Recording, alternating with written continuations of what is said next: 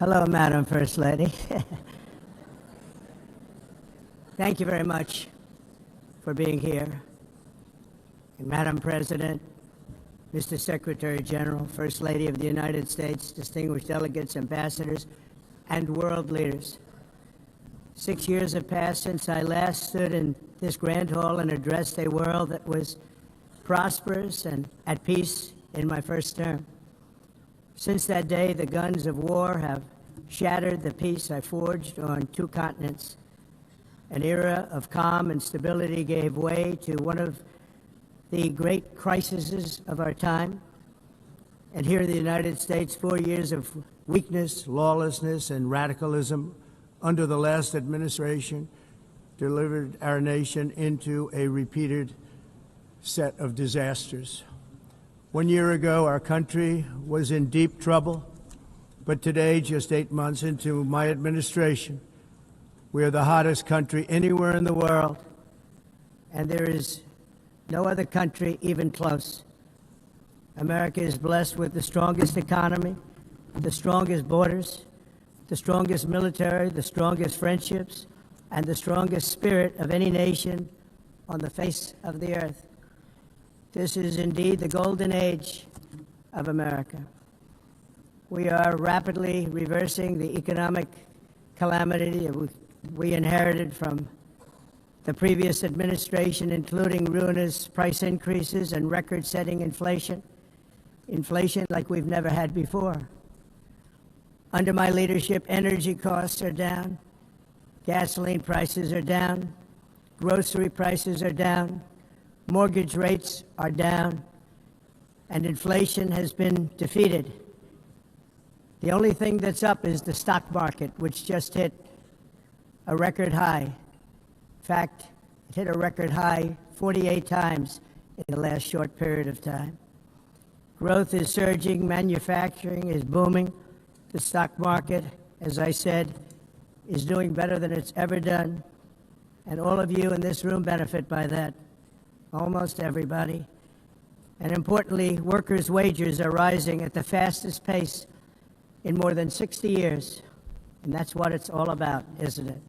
In 4 years of President Biden, we had less than $1 trillion of new investment into the United States.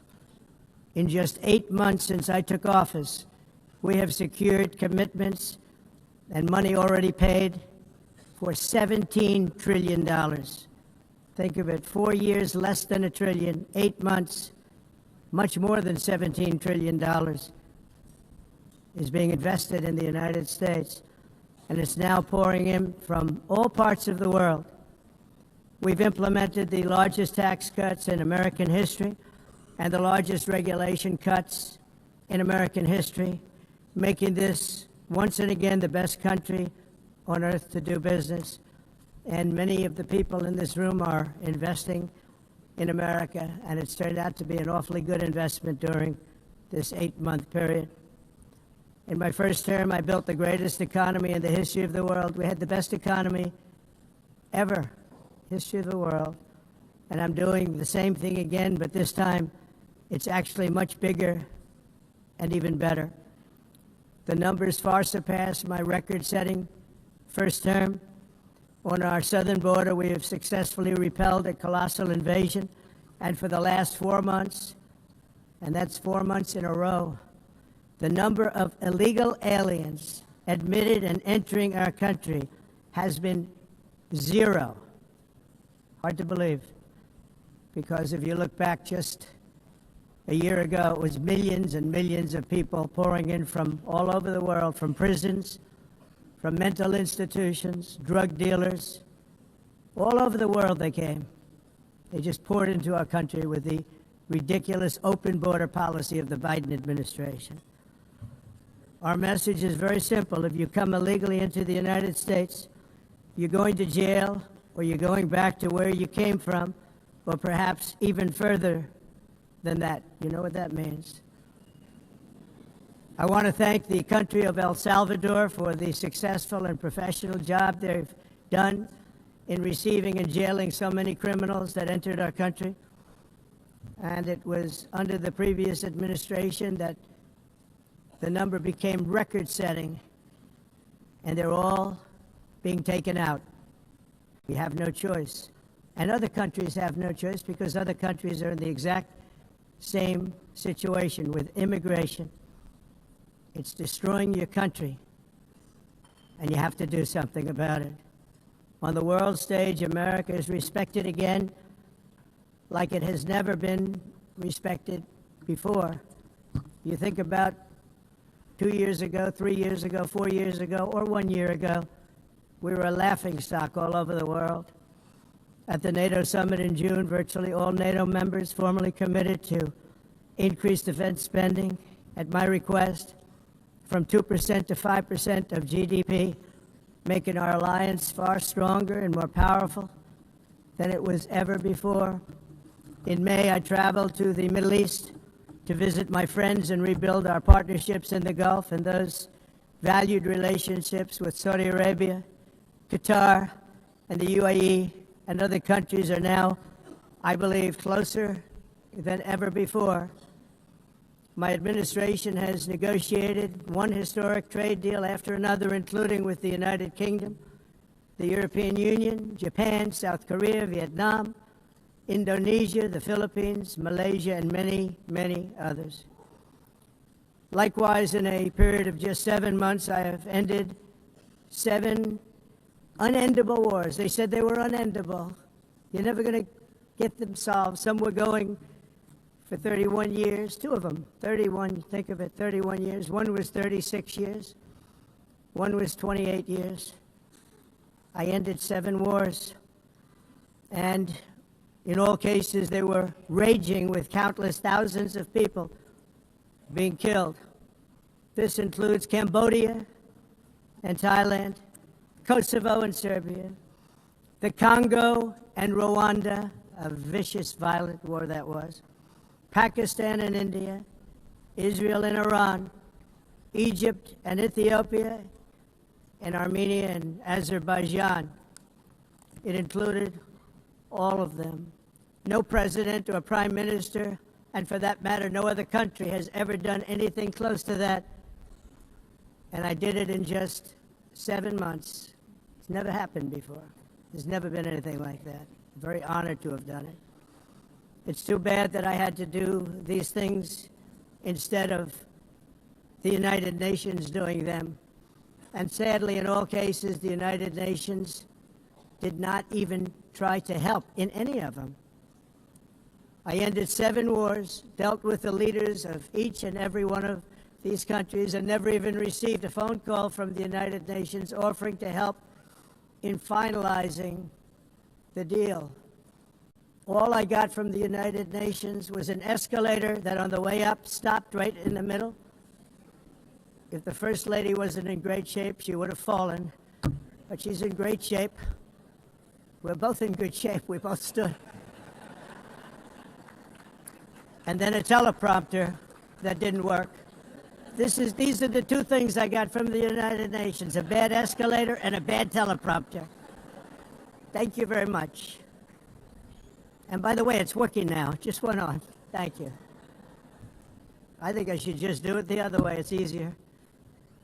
Thank you very much. I didn't think of it at the time because I was too busy working to save millions of lives. That is the saving and stopping of these wars. But later I realized that the United Nations wasn't there for us. They weren't there. I thought of it really after the fact, not during these negotiations, which were not easy. That being the case, what is the purpose of the United Nations? The UN has such tremendous potential. I've always said it. It has such tremendous, tremendous potential. But it's not even coming close to living up to that potential. For the most part, at least for now, all they seem to do is write a really strongly worded letter and then never follow that letter up. It's empty words, and empty words don't solve war. The only thing that solves war and wars is action. Now, after ending all of these wars and also earlier negotiating the Abraham Accords, which is a very big thing for which our country received no credit, never receives credit. Everyone says that I should get the Nobel Peace Prize for each one of these achievements. But for me, the real prize will be the sons and daughters who live to grow up with their mothers and fathers, because millions of people are no longer being killed in endless and unglorious wars. What I care about is not winning prizes, it's saving lives. We saved millions and millions of lives with the 7 wars. And we have others that we're working on, and you know that. Many years ago, a very successful real estate developer in New York, known as Donald J. Trump, I bid on the renovation and rebuilding of this very United Nations complex. I remember it so well. I said at the time that I would do it for $500 million, rebuilding everything. It would be beautiful. I used to talk about, I'm going to give you marble floors. They're going to give you terrazzo. I'm going to give you the best of everything. You're going to have mahogany walls. They're going to give you plastic. But they decided to go in another direction, which was much more expensive at the time, and which actually produced a far inferior product. And I realized that they did not know what they were doing when it came to construction, and that their building concepts were so wrong, and the product that they were proposing to build was so bad and so costly. It was going to cost them a fortune. And I said, and wait till you see the overruns. Well, I turned out to be right. They had massive cost overruns and spent between $2 and $4 billion on the building and did not even get the marble floors that I promised them. You walk on terrazzo. Do you notice that? As far as I'm concerned, frankly, looking at the building and getting stuck on the escalator, they still haven't finished the job. They still haven't finished. That was years ago. The project was so corrupt that Congress actually asked me to testify before them on the tremendous waste of money, because it turned out that they had no idea what it was, but they knew it was anywhere between $2 and $4 billion as opposed to $500 million with a guarantee. But they had no idea, and I said it cost much more than $5 billion. Unfortunately, many things in the United Nations are happening just like that, but on an even much bigger scale, much, much bigger. Very sad to see. Whether the UN can manage to play a productive role, I've come here today to offer the hand of American leadership and friendship to any nation in this assembly that is willing to join us in forging a safer, more prosperous world. And it's a world that we'll be much happier with. A dramatically better future is within our reach. But to get there, we must reject the failed approaches of the past and work together to confront some of the greatest threats in history. There is no more serious danger to our planet today than the most powerful and destructive weapons ever devised by man, of which the United States, as you know, has many. Just as I did in my first term, I've made containing these threats a top priority, starting with the nation of Iran. My position is very simple. The world's #1 sponsor of terror can never be allowed to possess the most dangerous weapon. That's why, shortly after taking office, I sent the so-called Supreme Leader a letter making a generous offer. I extended a pledge of full cooperation in exchange for a suspension of Iran's nuclear program.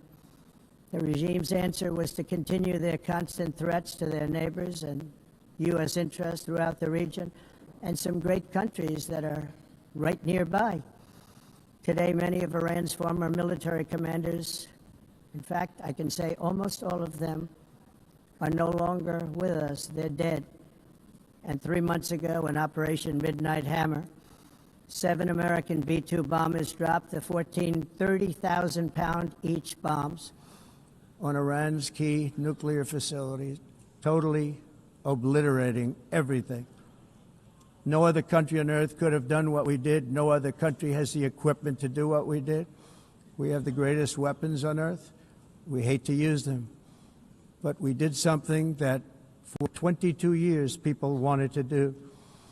With Iran's nuclear enrichment capacity demolished, I immediately brokered an end to the 12-day war, as it's called, between Israel and Iran, with both sides agreeing to fight no longer. As everyone knows, I have also been deeply engaged in seeking a ceasefire in Gaza. Have to get that done. Have to get it done. Unfortunately, Hamas has repeatedly rejected reasonable offers to make peace.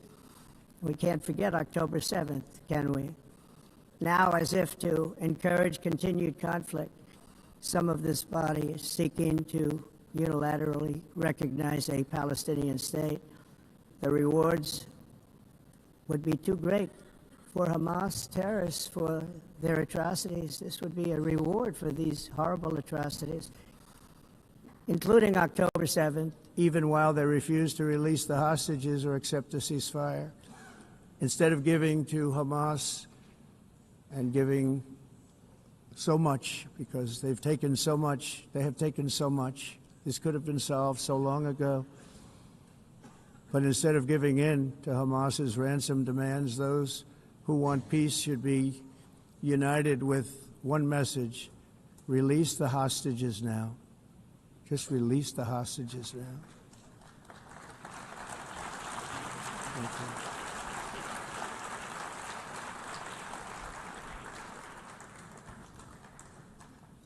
Thank you. As we have got to come together, and we will come together, got to get it done. We have to stop the war in Gaza immediately. We have to stop it. We have to get it done. We have to negotiate, immediately have to negotiate peace. We got to get the hostages back. We want all 20 back. We don't want 2 and 4. As you know, I got, along with Steve Witkoff and others that helped us, Marco Rubio, we got most of them back. We were involved in all of them. But I always said the last 20 are going to be the hardest, and that's exactly what happened. We have to get them back now. We don't want to get back 2, and then another 2, and then 1, and then 3, have this process. No, we want them all back, and we want the actually 38 dead bodies back, too. Those parents came to me, and they want them back, and they want them back very quickly and very badly, as though they were alive. They want them. They want them every bit as much as if their son or daughter were alive. I've also been working relentlessly, stopping the killing in Ukraine. I thought that would be, of the 7 wars that I stopped, I thought that would be the easiest because of my relationship with President Putin, which had always been a good one. I thought that was going to be the easiest one. But, you know, in war, you never know what's going to happen. There are always lots of surprises, both good and bad. Everyone thought Russia would win this war in 3 days, but it didn't work out that way. It was supposed to be just a quick little skirmish. It's not making Russia look good. It's making them look bad. No matter what happens from here on out, this was something that should have taken a matter of days, certainly less than a week, and they've been fighting for 3.5 years and killing anywhere from 5,000 to 7,000 young soldiers, mostly soldiers, on both sides, every single week, from 5,000 to 7,000 dead young people, and some in cities, much smaller numbers, where rockets are shot, where drones are dropped. This war would never have started if I were president. This was a war that should have never happened. It shows you what leadership is, what bad leadership can do to a country.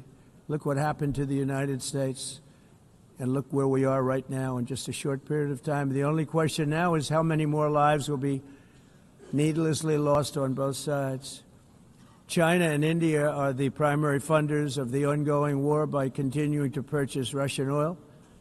But inexcusably, even NATO countries have not cut off much Russian energy and Russian energy products, which, as you know, I found out about 2 weeks ago, and I wasn't happy.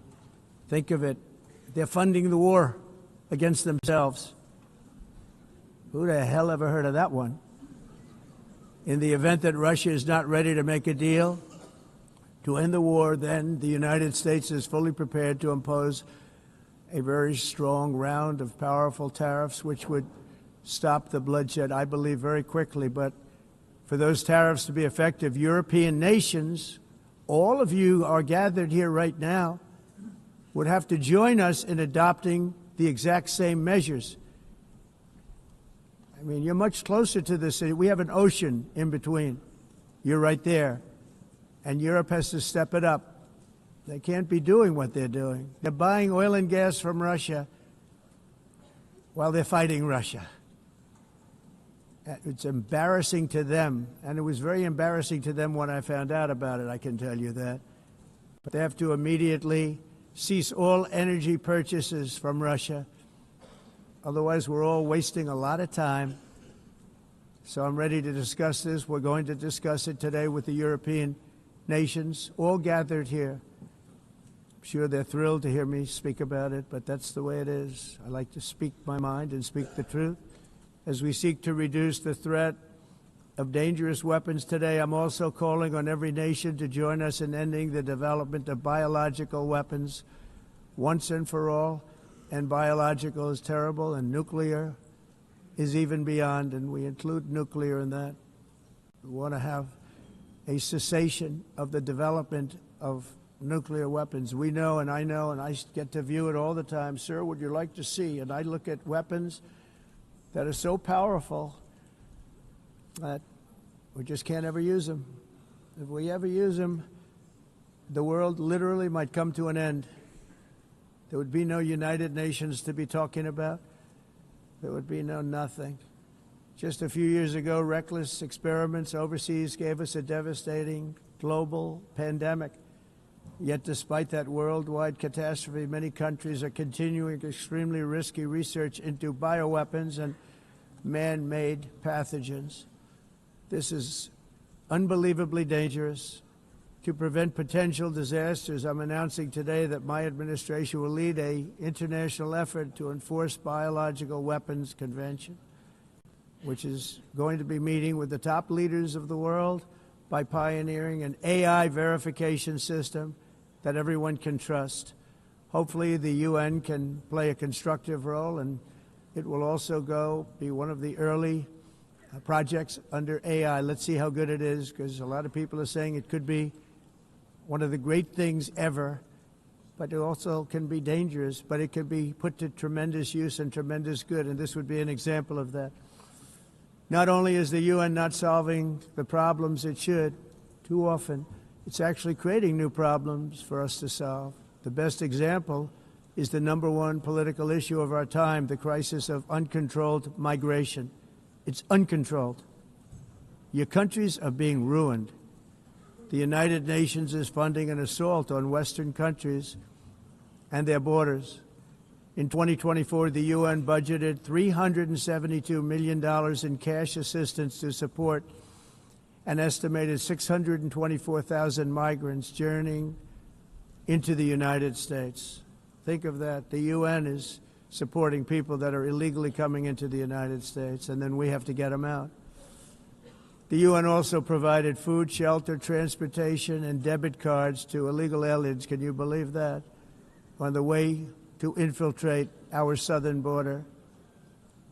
Millions of people came through that southern border. Just a year ago, millions and millions of people were pouring in, 25 million altogether over the 4 years of the incompetent Biden administration. And now we have it stopped, totally stopped. In fact, they're not even coming anymore because they know they can't get through. But what took place is totally unacceptable. The UN is supposed to stop invasions, not create them and not finance them.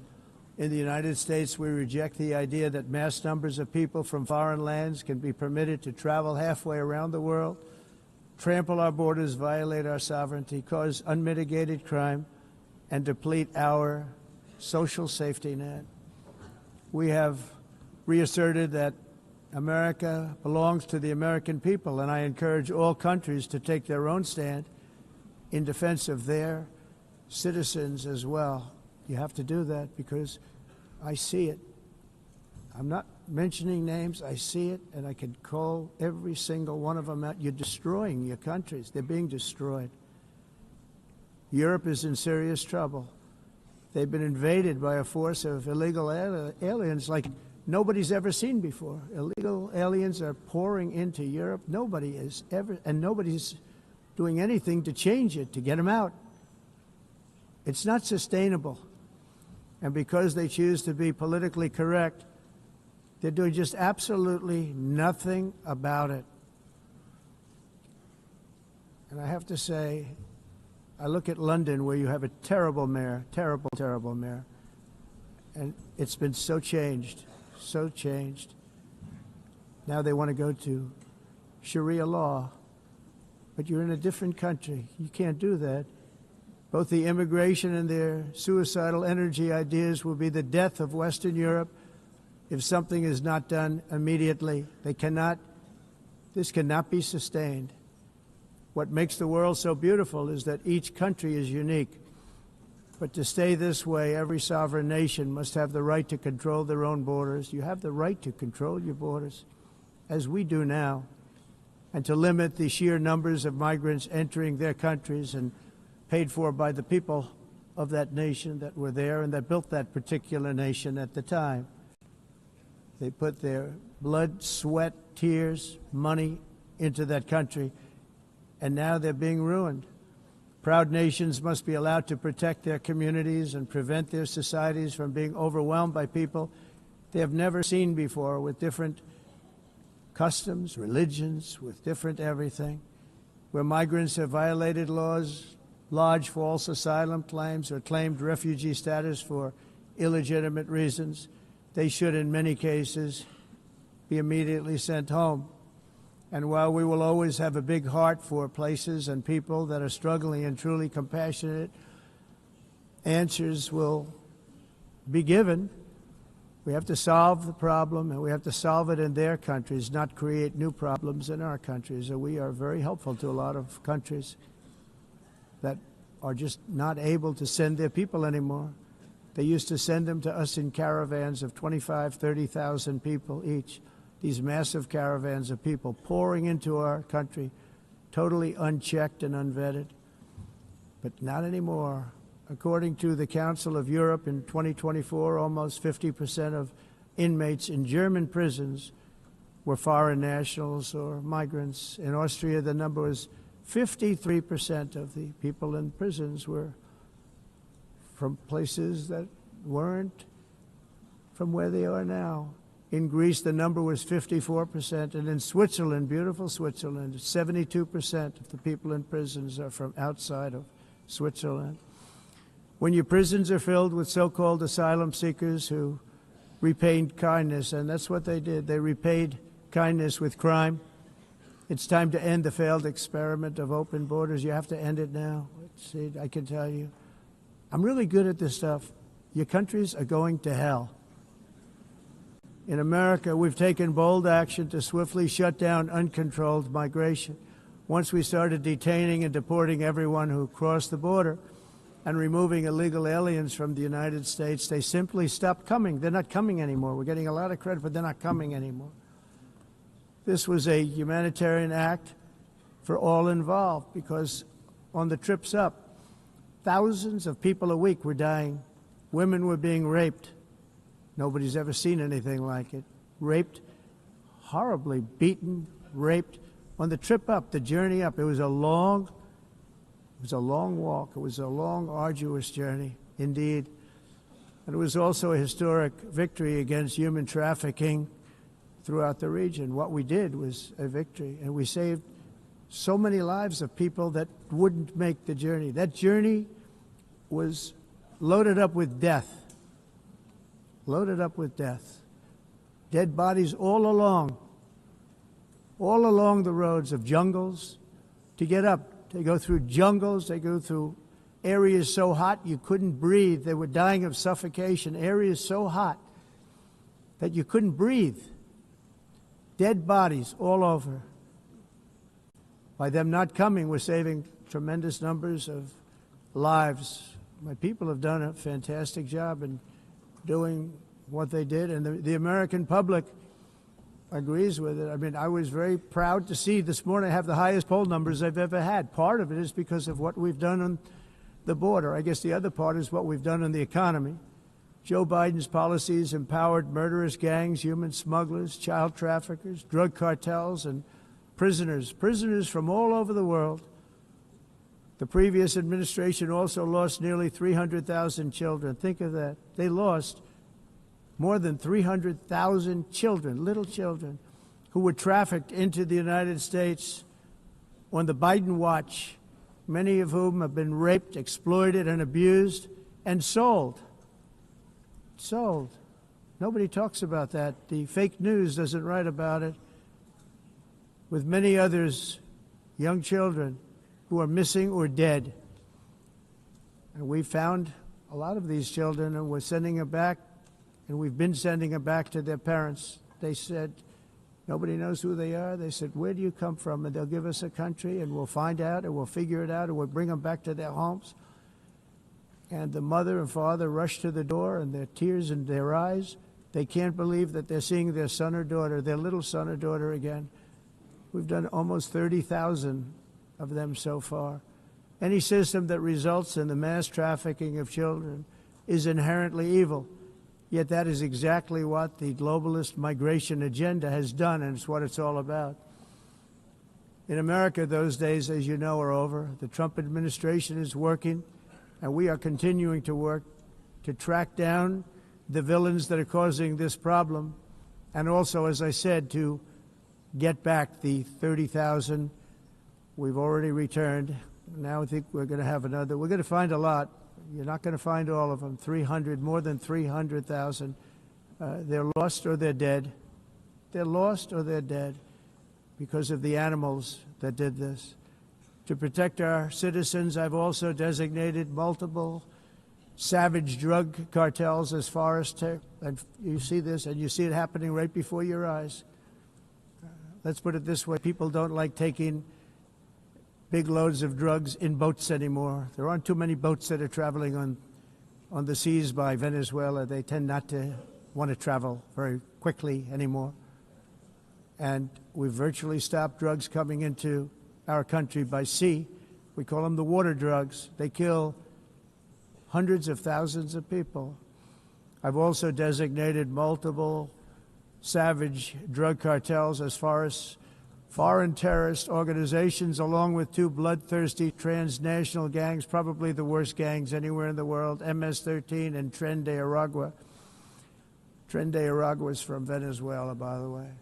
Such organizations torture, maim, mutilate, and murder with impunity. They're the enemies of all humanity. For this reason, we've recently begun using the supreme power of the United States military to destroy Venezuela terrorists and trafficking networks led by Nicolas Maduro. To every terrorist thug smuggling poisonous drugs into the United States of America, please be warned that we will blow you out of existence. That's what we're doing. We have no choice. Can't let it happen. They're destroying. I believe we lost 300,000 people last year to drugs, 300,000. Fentanyl and other drugs. Each boat that we sink carries drugs that would kill more than 25,000 Americans. We will not let that happen. Energy is another area where the United States is now thriving like never before. We're getting rid of the falsely named renewables. By the way, they're a joke. They don't work. They're too expensive. They're not strong enough to fire up the plants that you need to make your country great. The wind doesn't blow. Those big windmills are so pathetic and so bad, so expensive to operate. And they have to be rebuilt all the time, and they start to rust and rot. Most expensive energy ever conceived, and it's actually energy. You're supposed to make money with energy, not lose money. You lose money, the governments have to subsidize. You can't put them out without massive subsidies. And most of them are built in China, and I give China a lot of credit. They build them, but they have very few wind farms. So why is it that they build them and they send them all over the world, but they barely use them? You know what they use? Coal. They use gas. They use almost anything, but they don't like wind. But they sure as hell like selling the windmills. Europe, on the other hand, has a long way to go, with many countries being on the brink of destruction because of the green energy agenda, and I give a lot of credit to Germany. Germany was being led down a very sick path, both on immigration, by the way, and on energy. They were going green, and they were going bankrupt. And the new leadership came in, and they went back to where they were, with fossil fuel and with nuclear, which is good. It's now safe, and you can do it properly. But they went back to where they were, and they opened up a lot of different plants, energy-producing plants, and they're doing well. I give Germany a lot of credit for that. They've said this is a disaster, what's happening. They were going all green. All green is all bankrupt. That's what it represents. And it's not politically correct. I'll be very badly criticized for saying it, but I'm here to tell the truth. I don't care. It doesn't matter to me. I'm in New York City. I'm feeling a lot safer. Crime, we're getting crime down. And by the way, speaking of crime, Washington, D.C. Washington, D.C. was the crime capital of America. Now it's a totally, after 12 days, it's a totally safe city. Everyone's going out to dinner. They're going out to restaurants. Your wife can walk down the middle of the street with or without you. Nothing's going to happen. My people have done a fantastic job. And yes, I called in the National Guard, and the National Guard took care of business. And they weren't politically correct, but they took care of business. We got 1,700 career criminals out, brought them back to where they came from, the countries where they came from, or put them in jails.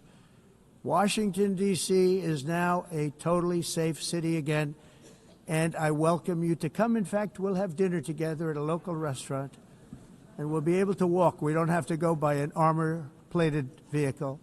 We'll walk right over there from the White House. They've given up their powerful edge, a lot of the countries that we're talking about, in oil and gas, such as essentially closing the great North Sea oil. Oh, the North Sea, I know it so well. Aberdeen was the oil capital of Europe, and there's tremendous oil that hasn't been found in the North Sea, tremendous oil. And I was with the Prime Minister I respect and like a lot, and I said, you're sitting with the greatest asset. They essentially closed it by making it so highly taxed that no developer, no oil company can go there. They have tremendous oil left, and more importantly, they have tremendous oil that hasn't even been found yet. And what a tremendous asset for the United Kingdom. And I hope the Prime Minister is listening, because I told it to him 3 days in a row. That's all he heard. North Sea oil, North Sea, because I want to see them do well. I want to stop seeing them ruining that beautiful Scottish and English countryside with windmills and massive solar panels that go 7 miles by 7 miles, taking away farmland. But we're not letting this happen in America. In 1982, the executive director of the United Nations Environmental Program predicted that by the year 2000, climate change would cause a global catastrophe. He said that it will be irreversible, as any nuclear holocaust would be. This is what they said at the United Nations. What happened? Here we are. Another UN official stated in 1989 that within a decade, entire nations could be wiped off the map by global warming. Not happening. You know, it used to be global cooling. If you look back years ago in the 1920s and the 1930s, they said, global cooling will kill the world. We have to do something. Then they said global warming will kill the world, but then it started getting cooler, so now they could just call it climate change, because that way they can't miss. It's climate change, because if it goes higher or lower, whatever the hell happens, there's climate change. It's the greatest con job ever perpetrated on the world, in my opinion. Climate change, no matter what happens, you're involved in that. No more global warming, no more global cooling. All of these predictions made by the United Nations and many others, often for bad reasons, were wrong. They were made by stupid people that have cost their countries fortunes and given those same countries no chance for success. If you don't get away from this green scam, your country is going to fail. And I'm really good at predicting things, you know. They actually said during the campaign they had a hat, the best-selling hat. Trump was right about everything. And I don't say that in a braggadocious way, but it's true. I've been right about everything.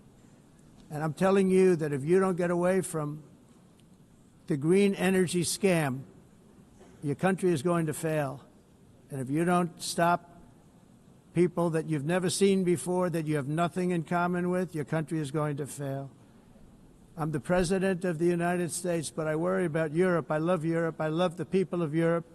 And I hate to see it being devastated by energy and immigration.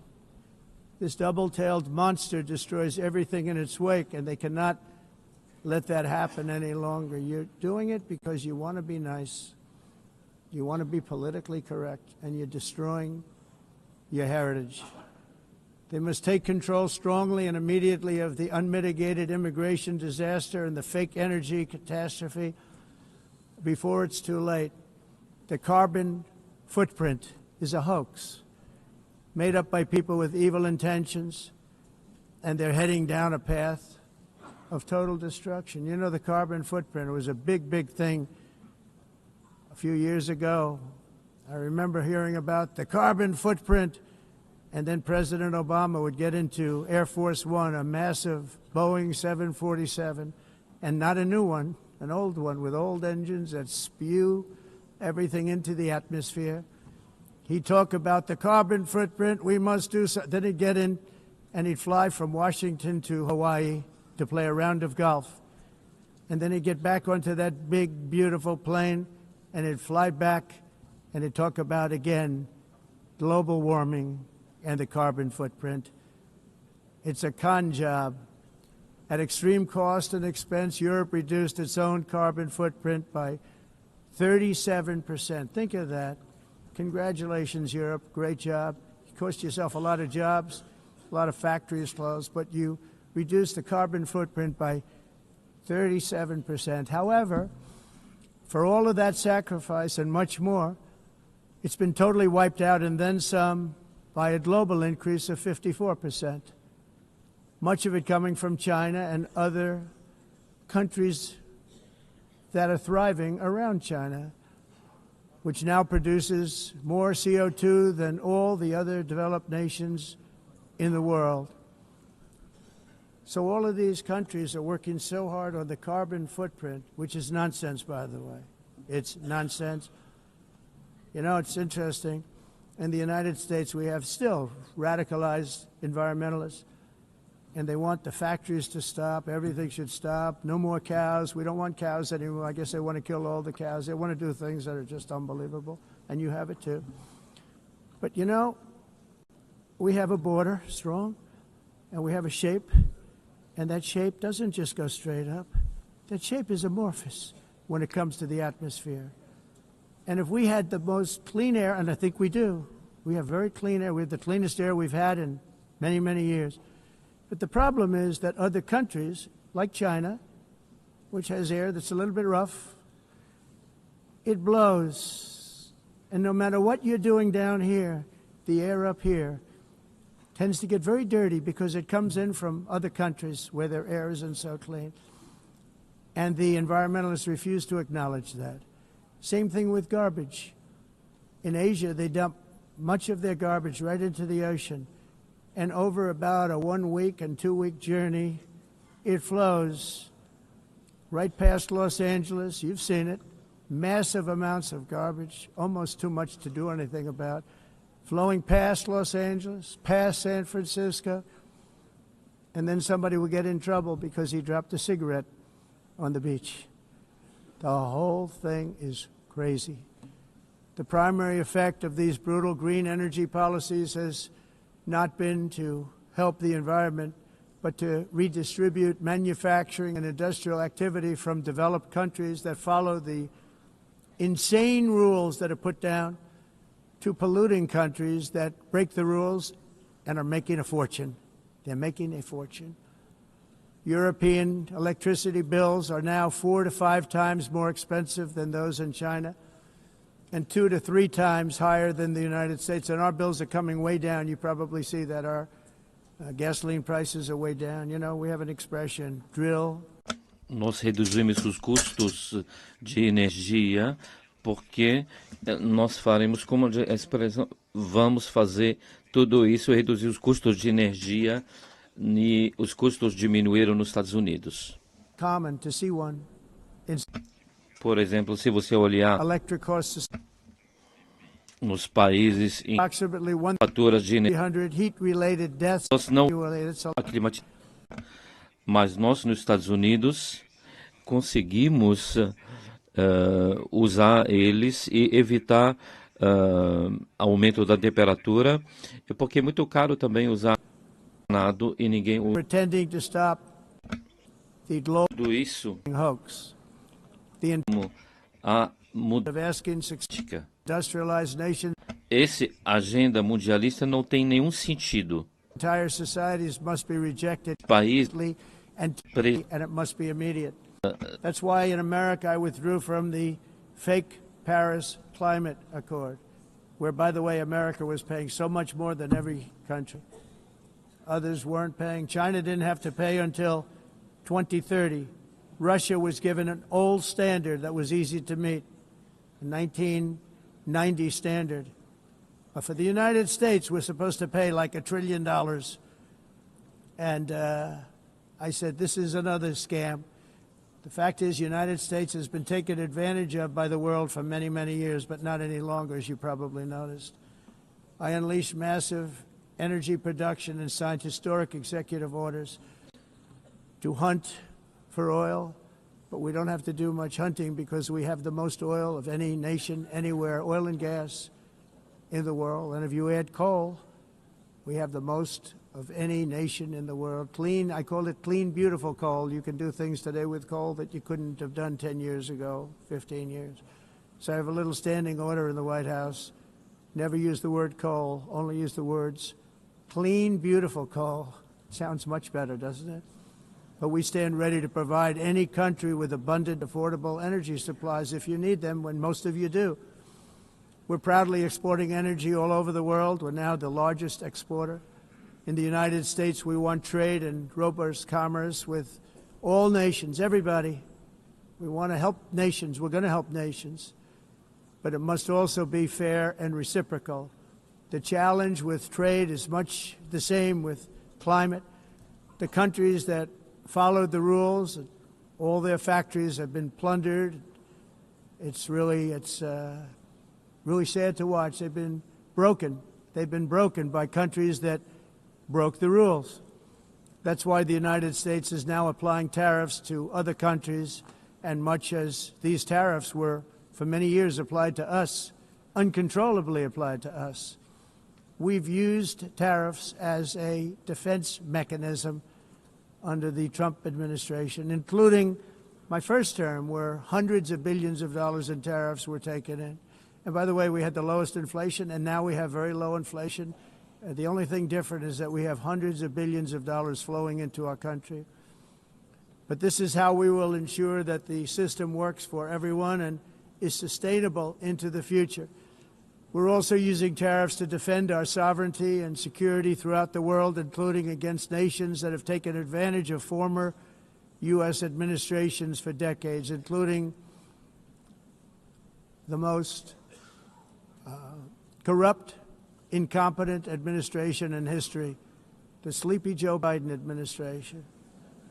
Brazil now faces major tariffs in response to its unprecedented efforts to interfere in the rights and freedoms of our American citizens and others, with censorship, repression, weaponization, judicial corruption, and targeting of political critics in the United States.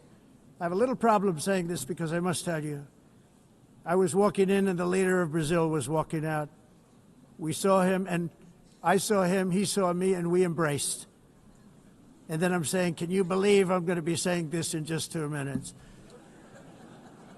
But we actually agreed that we would meet next week. We didn't have much time to talk, like about 20 seconds. They were in retrospect, I'm glad I waited because this thing didn't work out too well. But we did talk. We had a good talk, and we agreed to meet next week, if that's of interest. But he seemed like a very nice man, actually. He liked me, I liked him. But if you, and I only do business with people I like. I don't when I don't like them, I don't like them. But we had, at least for about 39 seconds, we had excellent chemistry. It's a good sign. But also in the past, Brazil, can you believe this, unfairly tariffed our nation, but now because of our tariffs, we are hitting them back, and we're hitting them back very hard. As president, I will always defend our national sovereignty and the rights of American citizens. So I'm very sorry to say this, that Brazil is doing poorly and will continue to do poorly. They can only do well when they're working with us. Without us, they will fail, just as others have failed. It's true. Next year, the United States will celebrate the 250th anniversary of our glorious independence, a testament to enduring power and American freedom and spirit. We will also be proudly hosting the 2026 FIFA World Cup, and shortly thereafter, the 2028 Olympics, which is going to be very exciting. I hope you all come. I hope that countless people from all over the globe will take part of these will be great celebrations of liberty and human achievement, and that together we all can rejoice in the miracles of history that began in July 4th, 1776, when we founded the light to all nations. And it's something really that an amazing thing came out of that date. It's called the United States of America. In honor of this momentous anniversary, I hope that all countries who find inspiration in our example will join us in renewing our commitment, values, and those values, really, that we hold so dear. Together, let us defend free speech and free expression. Let us protect religious liberty, including for the most persecuted religion on the planet today. It's called Christianity. And let us safeguard our sovereignty and cherish qualities that have made each of our nations so special, incredible, and extraordinary. In closing, I just want to repeat that immigration and the high cost of so-called green renewable energy is destroying a large part of the free world and a large part of our planet. Countries that cherish freedom are fading fast because of their policies on these two subjects. You need strong borders and traditional energy sources if you are going to be great again. Whether you have come from north or south, east or west, near or far, every leader in this beautiful hall today represents a rich culture, a noble history, and a proud heritage that makes each nation majestic and unique, unlike anything else in human history or any other place on the face of the earth. From London to Lima, from Rome to Athens, from Paris to Seoul, from Cairo to Tokyo and Amsterdam to right here in New York City, we stand on the shoulders of the leaders and legends, generals and giants, heroes and titans who won and built our beloved nations, all of our nations, with their own courage, strength, spirit, and skill. Our ancestors climbed mountains, conquered oceans, crossed deserts, and trekked over wide open plains. They charged into thunderous battles, plunged into grave dangers, and they were soldiers and farmers and workers and warriors and explorers and patriots. They built towns into cities, tribes into kingdoms, ideas into industries, and small islands into mighty empires. You're a part of all of that. They were champions for their people who never gave up and who never, ever gave in. Their values defined our national identities. Their visions forged our magnificent destiny. Everybody in this room is a part of it in your own way. Each of us inherits the deeds and the myths, the triumphs, the legacies of our own heroes and founders who so bravely showed us the way. Our ancestors gave everything for homelands that they defended with pride, with sweat, with blood, with life, and with death. Now the righteous task of protecting the nations that they built belongs to each and every one of us. So together let us uphold our sacred duty to our people and to our citizens. Let us protect their borders, ensure their safety, preserve their cultures, treasure, and traditions, and fight, fight, fight for their precious dreams and their cherished freedoms. and in friendship and really a beautiful vision. Let us all work together to build a bright, beautiful planet, a planet that we all share, a planet of peace and a world that is richer, better, and more beautiful than ever before. That can happen. It will happen. It will happen, and I hope it can happen and start right now, right at this moment. We'll turn it around. We're going to make our countries better, safer, more beautiful. We're going to take care of our people. Thank you very much. It's been an honor. God bless the nations of the world. Thank you very much. Bye.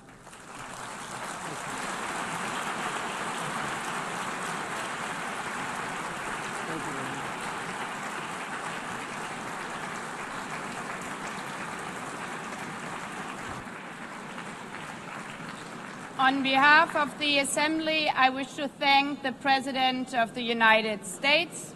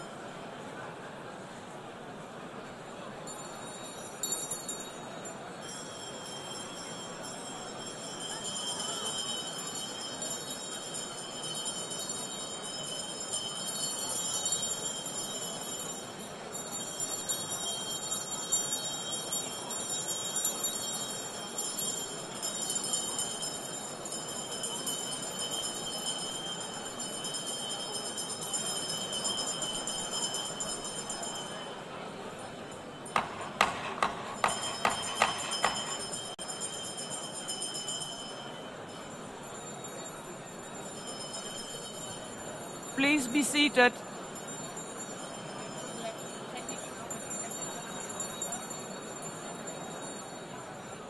Please be seated.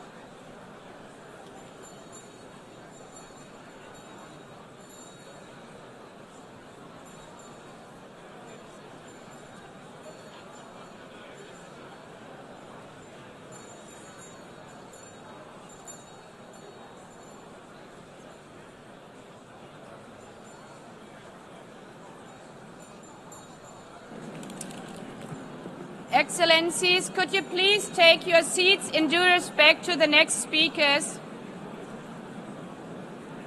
The second row, could you please take your seat right now?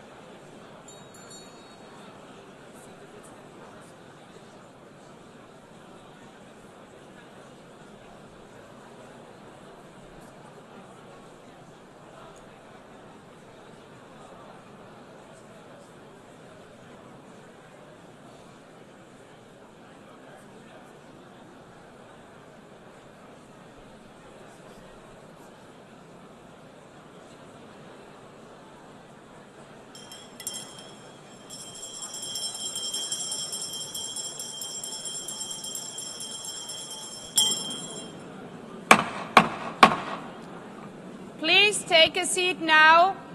With due respect to the next speakers, I would kindly ask you, gentlemen in the left row, please take your seats.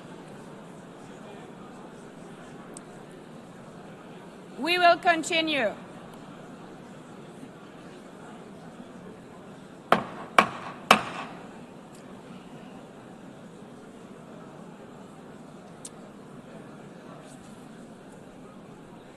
Excellencies, as we are receiving queries, I would like to assure you that don't worry, the UN teleprompters are working perfectly. And by this technical note, I would like to call on the next speaker. The Assembly will hear an address by His Excellency Prabowo Subianto, President of the Republic of Indonesia. I request protocol to escort His Excellency and invite him to address the Assembly.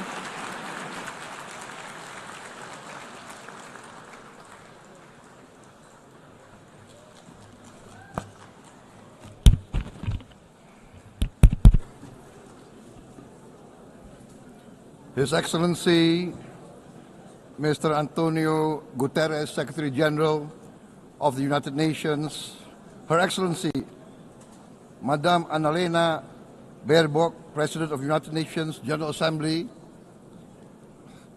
His Excellency, Mr. Moses Abelian, Under-Secretary General for General Assembly and Management, Excellencies, Heads of States, Heads of Governments, distinguished delegates, ladies and gentlemen. It is indeed a great honor for me to stand in this august General Assembly Hall among leaders and representatives who represent almost all of humanity.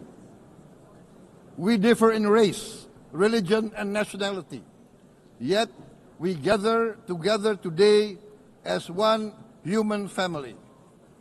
We are here first and foremost as fellow human beings, each created equal, endowed with unalienable rights to life, liberty, and the pursuit of happiness. The words of the United Nations Declaration of Independence have inspired democratic movements across continents, including the French Revolution, the Russian Revolution, the Mexican Revolution, the Chinese Revolution, and Indonesia's own struggle and journey to freedom. It also gave birth to the Universal Declaration of Human Rights, adopted by the United Nations in 1948. All men are created equal was the creed that opened the way to unprecedented global prosperity and dignity. And yet, in our own era of scientific and technological triumphs, an era capable of ending hunger, poverty, and environmental ruin, we also continue to face today grave dangers, challenges, and uncertainties. Human folly, fueled by fear, racism, hatred, oppression, and apartheid threatens our common future. My country knows this pain. For centuries, Indonesians lived under colonial domination, oppression, and slavery. We were treated less than dogs in our own homeland. We Indonesians know what it means to be denied justice and what it means to live in apartheid, to live in poverty, and to be denied equal opportunity. We also knew what solidarity can do in our struggle for independence, in our fight to overcome hunger, disease, and poverty. The United Nations stood with Indonesia and gave us vital assistance.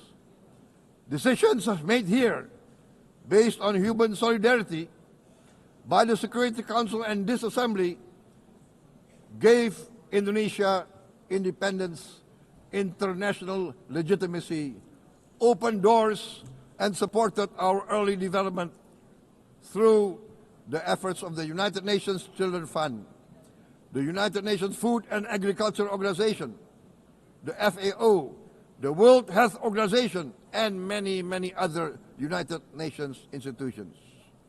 And because of that, Indonesia today stands on the cusp of shared prosperity and greater equality and dignity. Madam President, Excellencies, our world today is driven by conflict, injustice, and deepening uncertainty. Every day we witness suffering, genocide, and blatant disregard for international law and human decency. In the face of these challenges, we must not give up. As the United Nations Secretary General said, we cannot give up. We cannot surrender our hopes or our ideals. We must draw closer, not drift apart. Together we must strive to achieve our hopes, our dreams. The United Nations was born from the ashes of the Second World War that claimed scores of millions of lives. It was created to secure peace, security, justice, and freedom for all. We remain committed to internationalism, to multilateralism, and to every effort that strengthens this great institution. Today, Indonesia is nearer than ever before to meeting the sustainable development goals of ending extreme poverty and hunger. Because years ago, this very chamber chose to listen and uphold social and economic justice. We will never forget. And today, we must never be silent while Palestinians are denied that same justice and legitimacy in this very hall. Excellencies, Thucydides warned, the strong do what they can, the weak suffer what they must. We must reject this doctrine. The United Nations exist to reject this doctrine. We must stand for all, the strong and the weak. Might cannot be right. Right must be right. Indonesia today is one of the largest contributors to United Peacekeeping Forces. We believe in the United Nations. We will continue to serve where peace needs guardians, not with just words, but with boots on the ground. If and when the United Nations Security Council and this great assembly decide Indonesia is prepared to deploy 20,000 or even more of our sons and daughters to help secure peace in Gaza or elsewhere, in Ukraine, in Sudan, in Libya, everywhere when the peace needs to be enforced, peace needs to be guarded, we are ready. We will take our share of the burden, not only with our sons and daughters, we are also willing to contribute financially to support the great mission to achieve peace by the United Nations. Madam President, Excellencies, I propose to this Assembly a message of hope and optimism, grounded in action and execution. Today, we heard the speech of Madam President, the President of the United Nations General Assembly. Yes, it is true what she said. Without the International Civil Aviation Organization, will we be here today? Will we sit in this great hall? Without the United Nations, we cannot be safe. No country can feel secure. We need the United Nations, and Indonesia will continue to support the United Nations, even though we still struggle. But we know the world needs a strong United Nations. The world's population is growing. Our planet is under strain. Food, energy, and water insecurity haunt many nations. We choose to answer these challenges directly at home and to help abroad wherever we can. This year, Indonesia recorded the highest rice production and grain reserves in our history. We are now self-sufficient in rice, and we are starting now to export rice to other nations in need, including providing rice for Palestine. We are building resilient food supply chains, strengthening farmer productivity, investing in climate-smart agriculture to ensure food security for our children and for the children of the world. We are confident in a few years' time, Indonesia will be the granary of the world. As the world's largest island state, we testify before you that we are already experiencing the direct consequences of climate change, particularly the threat of rising sea levels. The sea level on the north coast of our capital city is increasing by 5 centimeters every year. Can you imagine in 10 years? Can you imagine in 20 years?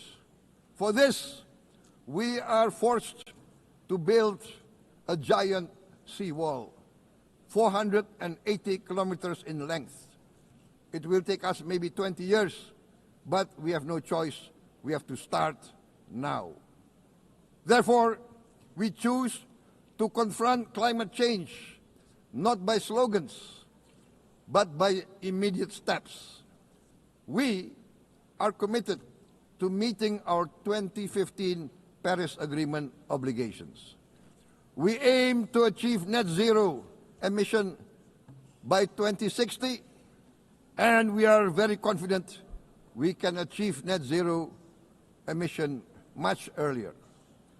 We aim to reforest more than 12 million hectares of degraded forest, to reduce forest degradation, to empower local communities with quality green jobs for the future. Indonesia is shifting decisively from fossil fuel-based development towards renewable-based development. From next year, most of our additional power generation capacity will come from renewables.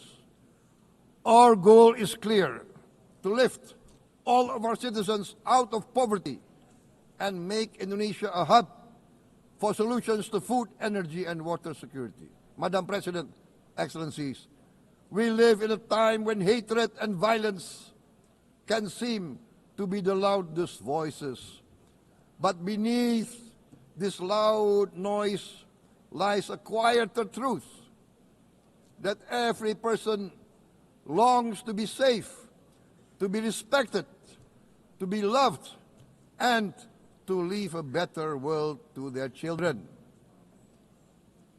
Our children are watching. They are learning leadership not from textbook, but from our choices. Today, still, a catastrophic situation in Gaza is unfolding before our eyes. At this very moment, the innocent are crying for help, are crying to be saved. Who will save them? Who will save the innocent? Who will save the old and women? Millions are facing danger at this very moment. As we sit here, they are facing trauma. They are facing irreparable damage to their bodies. They are dying of starvation. Can we remain silent? Will there be no answer to their screams? Will we teach them that the human family can rise to the challenge? Madam President, we must act now. Many speakers have said that. We must stand for a multilateral order where peace, prosperity, and progress are not the privilege of a few, but the right of all. With a strong United Nations, we can build a world where the weak do not suffer what they must, but live the justice that they deserve. Let us continue humanity's great journey of ideals, the selfless aspirations that created the United Nations. Let us use science to uplift, not use science to destroy. Let rising nations help others to lift themselves. I am convinced that the leaders of the great world civilizations of the West, of the East, of the North, of the South, leaders of America, Europe, of India, China, the Islamic world, the whole world, I am convinced they will rise to their role demanded by history. We are all hopeful that the leaders of the world will show great statesmanship, great wisdom, restraint, humility, overcome hate, overcome suspicion. Madam President, distinguished delegates, we are greatly heartened by the events of the last few days, where significant leading countries of the world have chosen to side with history, to choose the right side of history, the path of the moral high ground, the path of rectitude, the path of justice, the path of humanity, to shun hatred, to overcome suspicion, and to avoid the use of violence. The use of violence will beget violence. No one country can bully the whole community of the human family.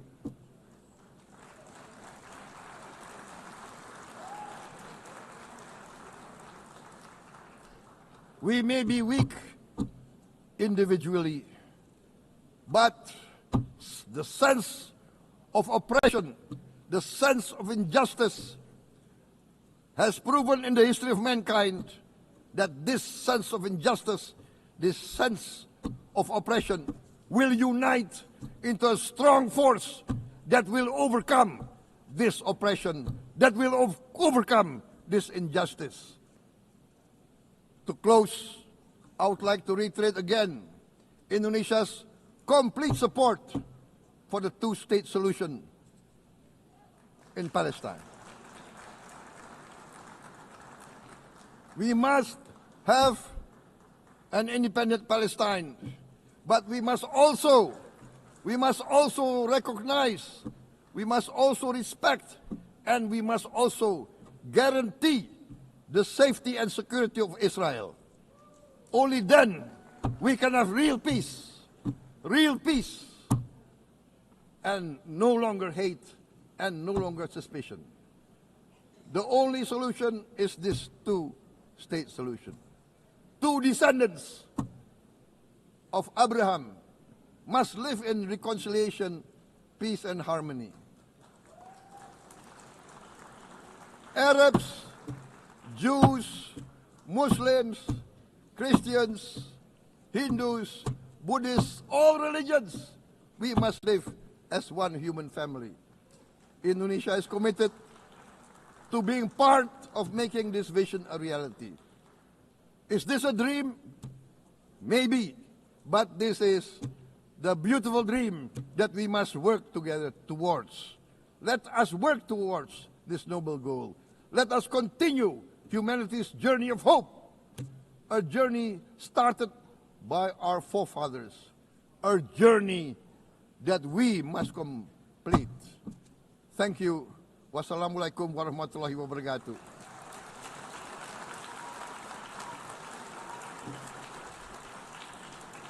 Shalom.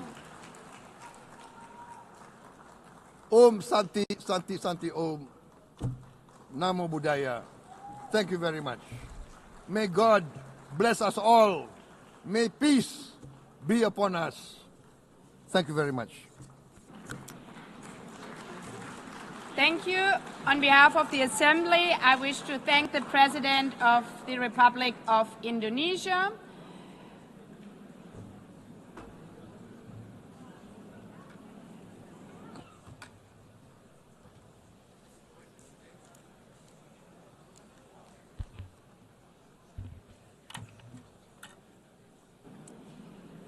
The Assembly will hear an address by His Excellency Recep Tayyip Erdogan, President of the Republic of Turkey. I request protocol to escort His Excellency and invite him to address the Assembly.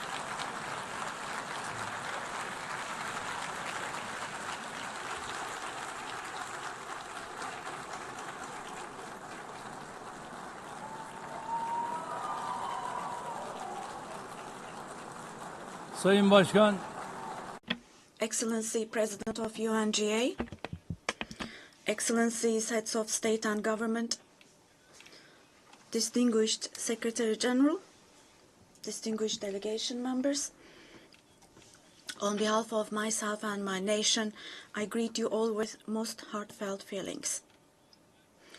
I wish for the 80th United Nations General Assembly to bring blessings to all humanity. I am deeply honored to address you once again from this podium, which represents the collective conscience of humanity. I congratulate Mr. Young, who has completed his term as President of the General Assembly, and I wish success to Ms. Baerbock, who has taken over this position. At the outset of my speech, I would like to first express my regret at the absence today of the President of the State of Palestine, Mahmoud Abbas, at a time when Palestine is being recognized by an increasing number of countries.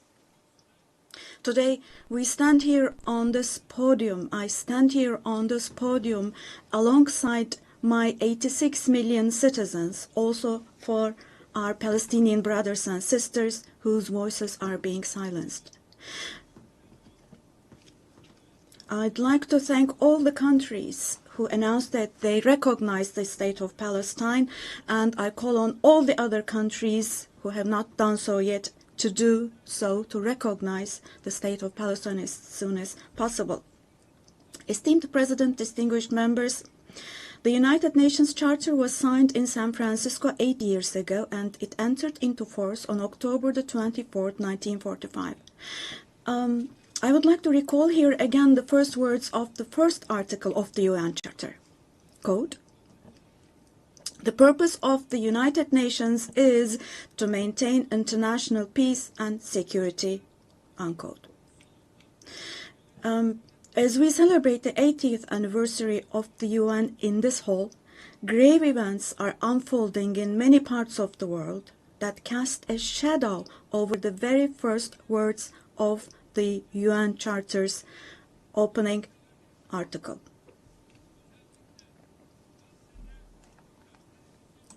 Particularly in Gaza, right before our very eyes, genocide has been going on for over 700 days now. Even as we gather here, as we speak now, Israel is currently massacring civilians in Gaza. The number of civilian casualties in Gaza has surpassed 65,000.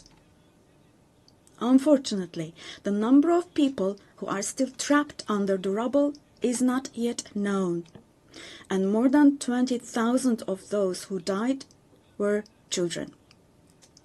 For the last 23 months, a child has been murdered by Israel in Gaza every hour. Yes, every hour. These are not just figures, dear friends. All of these, each one of these is a person, a human being, innocent people. People are now being killed not with weapons, but with the weapon of starvation. In the 21st century, under the gaze of the civilized world, 428 people died of starvation.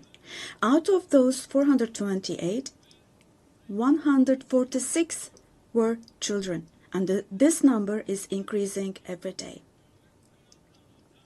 Now, I will show you a photo, which is a picture from daily life in Gaza. The first photo, as you see, these are people. These are women with these cups that they are holding in their hands, cups and buckets. Just feel your conscience and answer the following question. Can we possibly have a reasonable reason for this brutality in 2025? But this shameful picture in Gaza has been unfolding and is being repeated every day for 23 months now. And there are 2.5 million Gazans who live in 365 square kilometers. And every day what happens is they are being dragged from one place to another. The healthcare infrastructure of Gaza is completely collapsed. Doctors have been killed, or they have disappeared while under custody. Ambulances have been hit. Hospitals targeted and destroyed. Treatment is not possible. Surgery is not possible. It's not possible to find medications.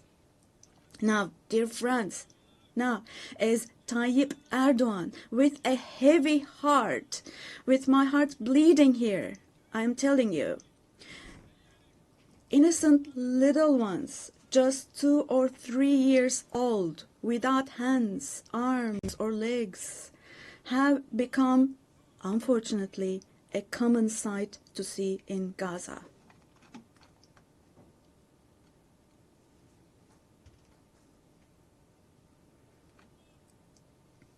This one, What kind of a human conscience can possibly bear this? Possibly. How can one stay silent vis-à-vis this? In a world where children are dying of starvation and lack of medication, can we possibly have calm and peace? We all are parents. We have children or grandchildren who we dearly cherish. Here, say in America or in Europe, anywhere in the world, when a small rose thorn hurts a child's hand, the hearts of parents break. But in Gaza, children's hands, arms, and legs are being amputated without anesthesia. Now, I'm extremely sorry to say, but this represents the lowest point of humanity. Human history has not witnessed such bloodshed within the last century. All of this is happening before our very eyes. The genocide in Gaza is being broadcast live every moment through the media and social media. So far, Israel has deliberately killed 250 journalists working in national and international media in Gaza.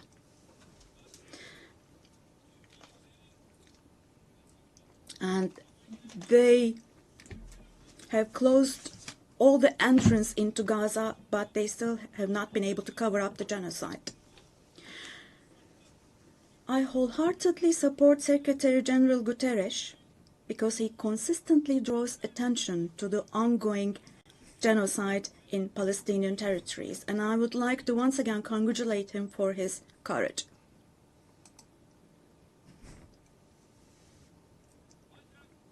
But the United Nations has not even been able to protect its own personnel in Gaza, unfortunately.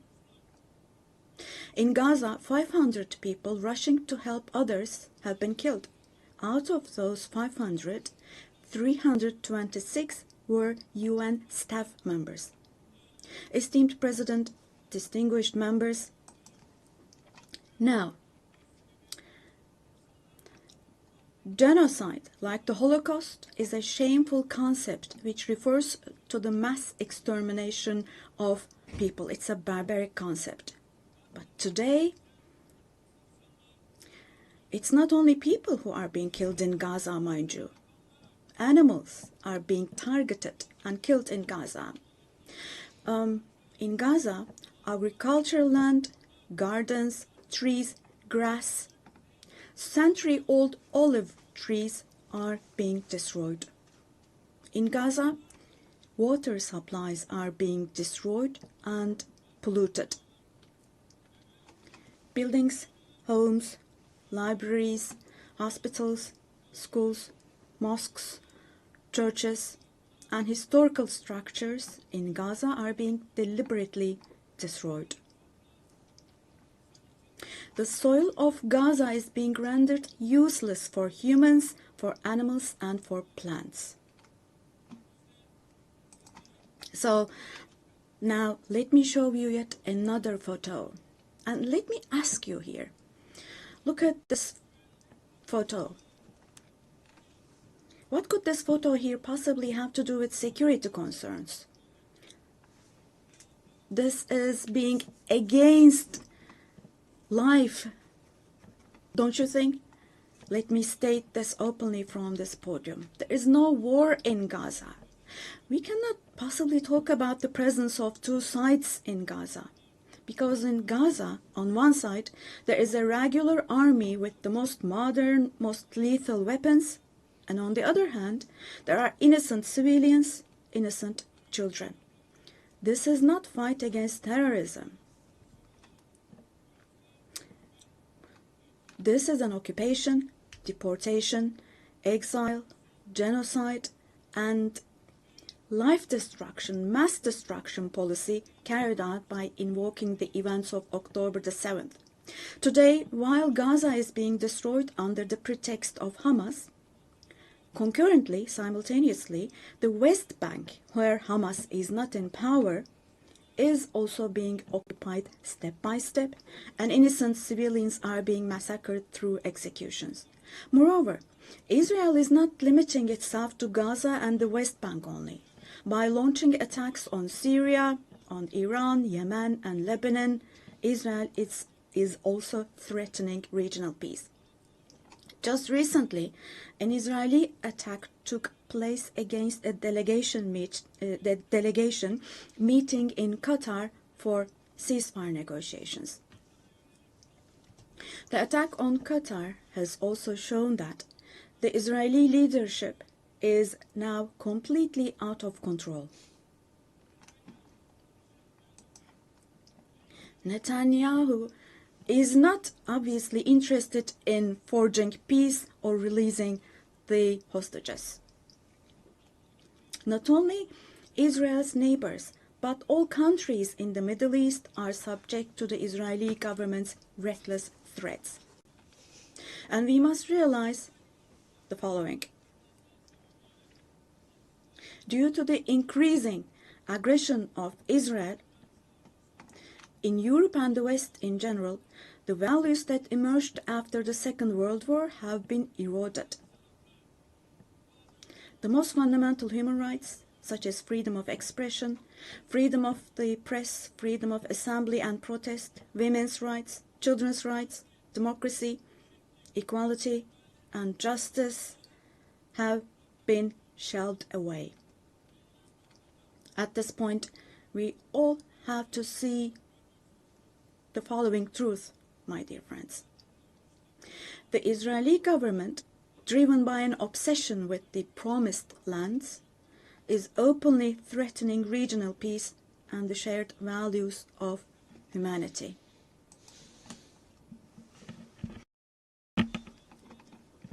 Three celestial religions. Jerusalem hosts all three celestial religions, and a common inherited holy place, Al-Quds, is holy for all three religions. This madness disturbs conscientious Jews. It fuels anti-Semitism around the world. We cannot continue with this madness anymore.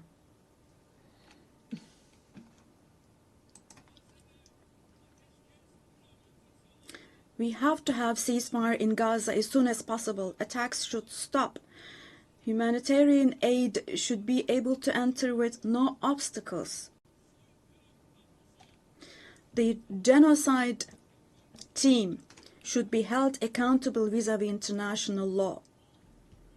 And God willing, this will definitely happen. Vis-à-vis the barbarity taking place in Gaza, everyone who is keeping silent is accomplice to this barbarity. From here, I would like to call on all the heads of state and government. Today is the day. Today is the day to stand firm alongside the oppressed Palestinians and alongside humanity. While your peoples back home are reacting to the barbarity in Gaza, do show the courage to take action here. Fulfill your humanitarian duty toward Gaza, where children are raising children. On this occasion, I would like to say the following. There are peoples all around the world who are taken to the streets. Unarmed activists and volunteers from different countries of the world, academicians, students, journalists, everyone, all the defenders of Palestine. I would like to say to them, thank you so much, and clear bows and favorable winds for their actions. Esteemed delegation members, for 13 years, I have spoken to you from this platform about the oppression and conflicts in our neighbor, Syria. Just as I raise my voice today for the oppressed people of Gaza, likely for 13 years, I have also drawn attention to the cries of the Syrians, and here I became their voice and breath as well.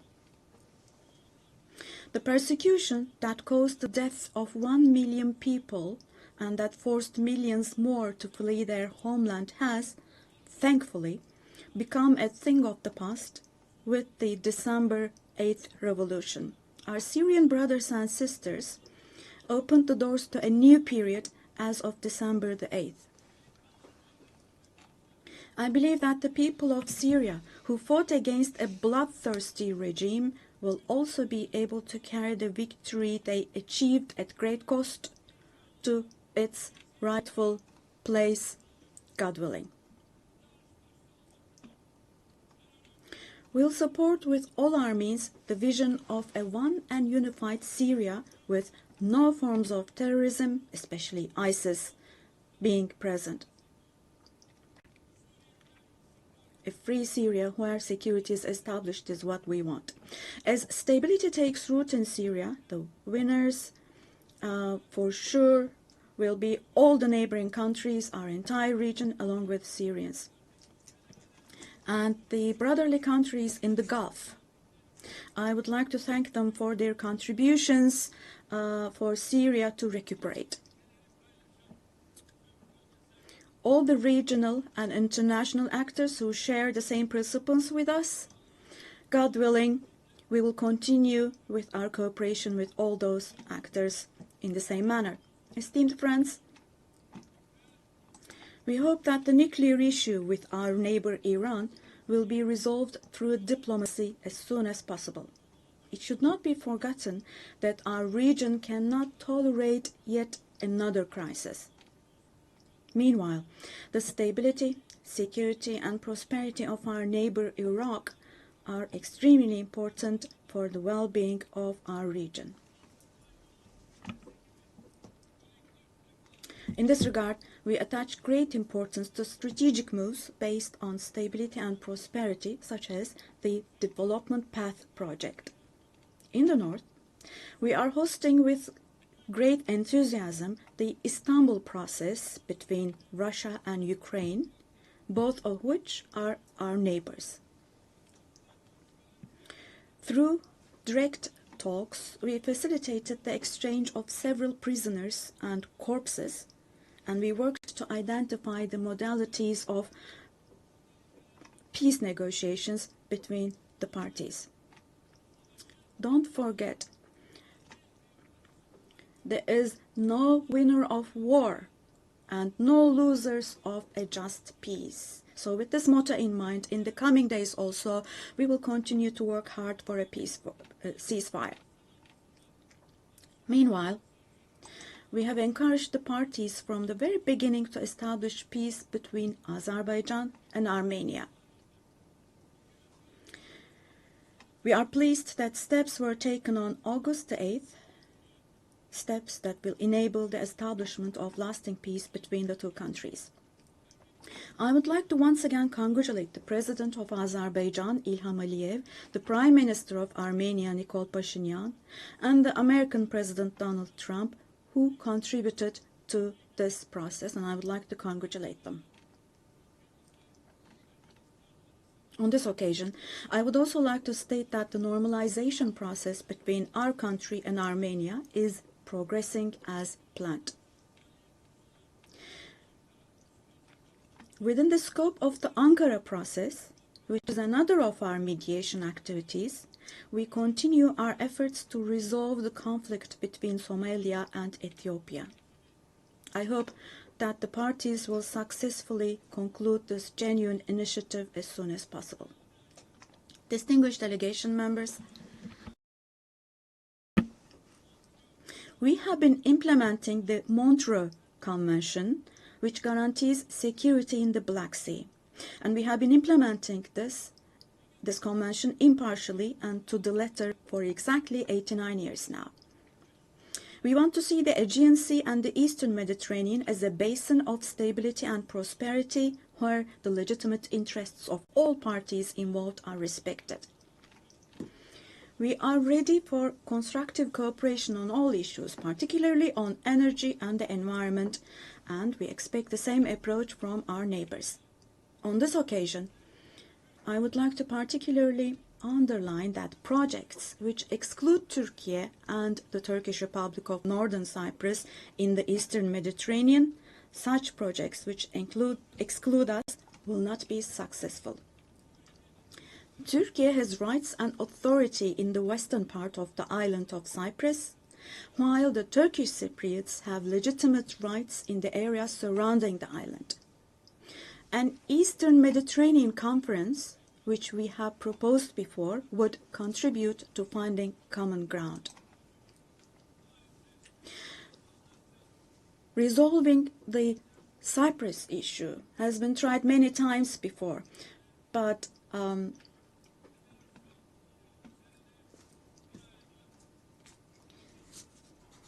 due to the rigid stance of the Greek Cypriot side, no resolution has been found. We cannot possibly have this as a foundation for a resolution of the issue. There are two separate states and two separate peoples on the island of Cyprus. Turkish Cypriots are equal owners of the island, and they will not accept being a minority. The international community must put an end to the unfair and inhumane isolation that the Turkish Cypriots have been subjected to for half a century now. I reiterate the call I made at the last 3 UN General Assemblies. Let me repeat. I call on the international community to recognize the Turkish Republic of Northern Cyprus and to establish diplomatic, political, and economic relations with it. Esteemed President, distinguished members, in the coming period, we desire a new beginning and vision in Turkey-European Union relations.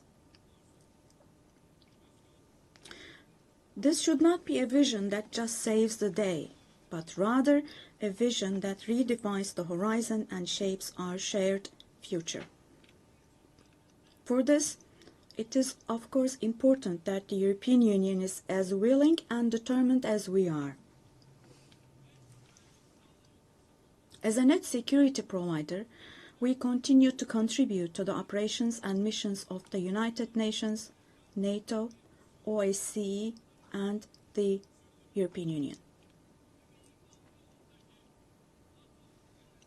The annual NATO summit next year will be held in Turkey, in Ankara. The USA, who is our NATO ally, our relations with them are continuing on trade, investments, energy, defense, industry, in addition to other many areas, and we're strengthening our relations with them. Meanwhile, we attach great importance to the peace, stability, and prosperity of our brotherly countries in Central Asia, which is our ancestral homeland. Our Organization of Turkic States is moving forward with confidence on the path to becoming a global actor, going beyond being merely a regional umbrella. We are making intensive efforts to ensure the continuation of peace and stability in the Balkans, where we have strong historical, cultural, and people ties. The Balkan Peace Platform, which we established in July, is the newest and most concrete manifestation of our efforts in this direction. And this October, we'll once again assume the command of KFOR forces. In Afghanistan, our fundamental desire is that the current administration demonstrates an approach that embraces the society and that takes human values into consideration. In this process, it is essential that the international community does not leave Afghan people alone, and as Turkey and as the Turkish nation will stand by the Afghan people at all times. Esteemed friends, in South Asia, we consider the preservation of peace and stability to be of utmost importance. We are pleased with the ceasefire achieved following the tensions last April between Pakistan and India, the tension which had escalated into a conflict. it is important to see a cooperation between the two countries when it comes to counterterrorism. The issue of Kashmir should be resolved on the basis of resolutions of the UN for the best for our brothers and sisters in Kashmir through dialogue, we hope. In the continent of Africa, from education to health, from infrastructure to in other areas, our relations are improving annually. And while providing all possible support to Somalia, we are also continuing our humanitarian aid activities. In Sudan, the conflict that has been going on for over 2 years saddens us deeply. Stopping the bloodshed in Sudan and establishing sustainable peace is the shared responsibility of the international community. And Turkey's efforts in this direction will continue. The Great Lakes region has suffered greatly from years of ongoing instability and conflict. Our hope is that these conflicts in the east of the Democratic Republic of the Congo will give way to lasting peace and stability. We wholeheartedly support the efforts being carried out under the mediation of the US and the facilitation of Qatar. The increasing terrorist activities in West Africa, particularly in the Sahel Basin, are also of great concern to us. We will continue our unwavering efforts to ensure peace, tranquility, and stability for the peoples of this region with whom we share historical ties. Drawing inspiration from the historical double-headed Turkish Selçuk eagle, I would like to emphasize that our relations with Asian countries in Turkish foreign policy are of great strategic importance. We pursue a 360-degree approach in this policy. Within the framework of our Return to Asia initiative, we are deepening our engagement with regional organizations such as ASEAN, the Indian Ocean Rim Association, for example. We will continue to develop new partnerships with Asian countries, and we attach great importance to developing our relations with Latin America and the Caribbean region in a spirit of partnership and a win-win approach. We are determined to further strengthen the friendly ties we have established with all the countries in the region. Esteemed delegation members, increasing protectionist trends in international trade and disruptions in supply chains are leading to fundamental changes in the global economy. To successfully address current challenges, we support the reform of rules-based international trade, including the World Trade Organization. I believe access to affordable, safe, and sustainable energy is essential, particularly for developing countries, to be able to achieve their development goals.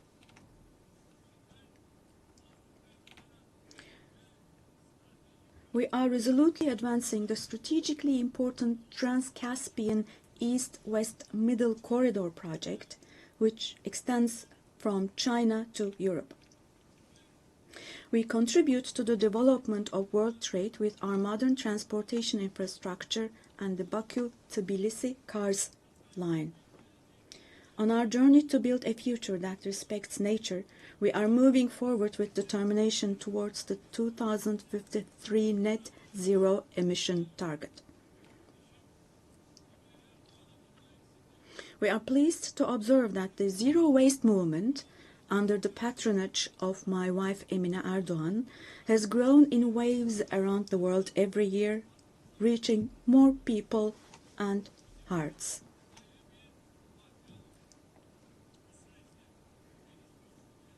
In this process, it is no longer a choice for developed countries to fulfill their responsibilities. It has now become an obligation for them. As one of the countries providing the most development aid in the world, we are striving to achieve the UN Sustainable Development Goals.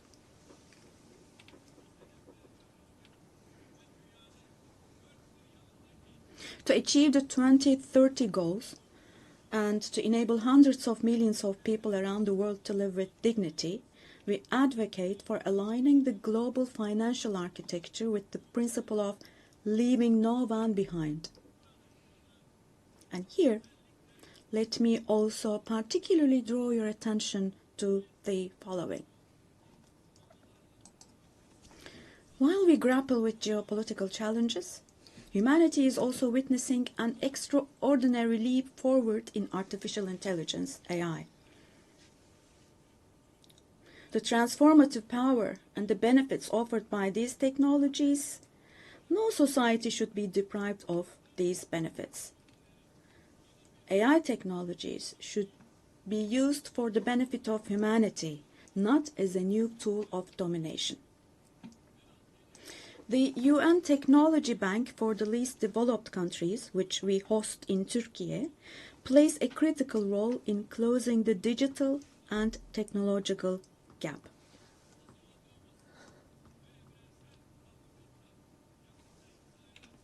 We have prepared a Children's Rights Convention in the digital world, and we will soon open this up for ratification. I'm sure this will create a lot of awareness in this area, and we expect your support for this.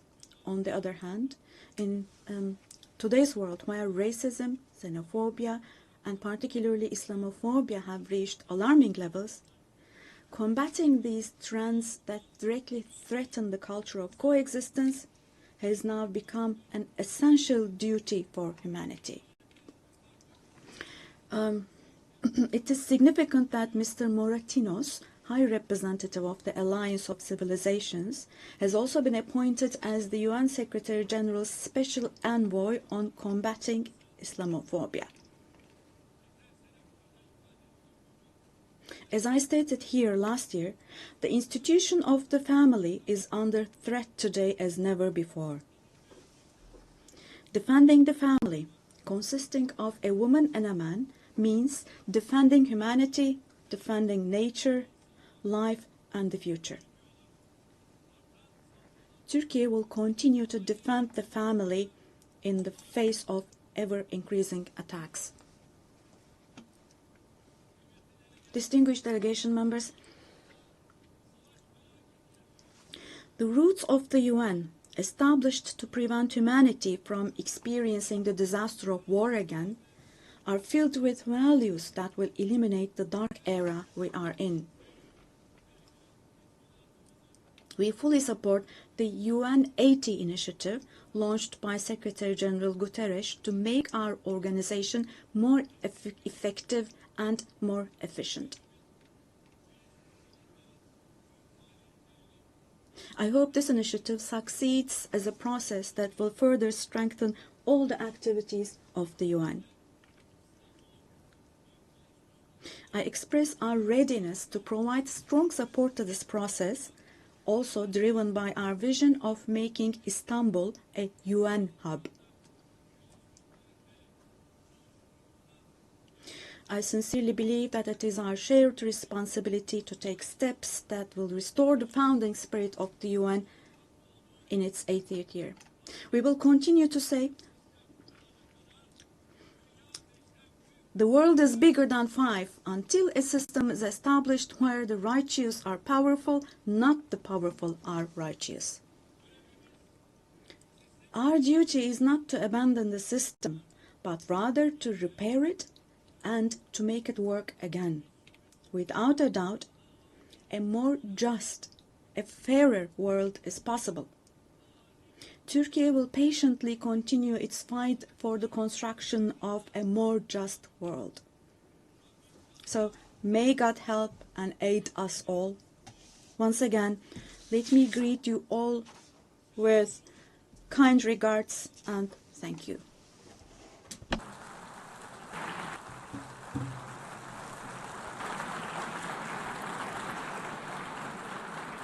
On behalf of the Assembly, I wish to thank the President of the Republic of Turkey,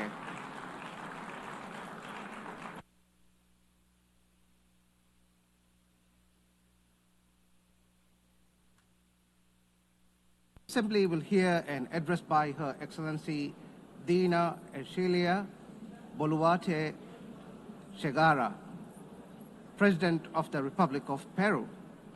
I request protocol to escort Her Excellency and invite her to address the Assembly.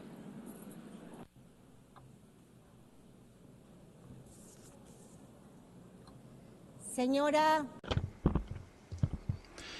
Madam President of the General Assembly, Annalena Baerbock. Secretary General of the United Nations, Antonio Guterres. Ladies and gentlemen, heads of state, ladies and gentlemen present here in this august forum. Peru is the center and cradle of great millennial civilizations, the last of which was the Inca Empire, which left us a legacy of greatness. We are also heirs of the Viceroyalty of Peru, which encompassed 2/3 of South America. We are a mestizo nation, a fundamental mix between Hispanic and Andean peoples, proud to be the heirs of the two greatest empires of Europe and America of the 16th century.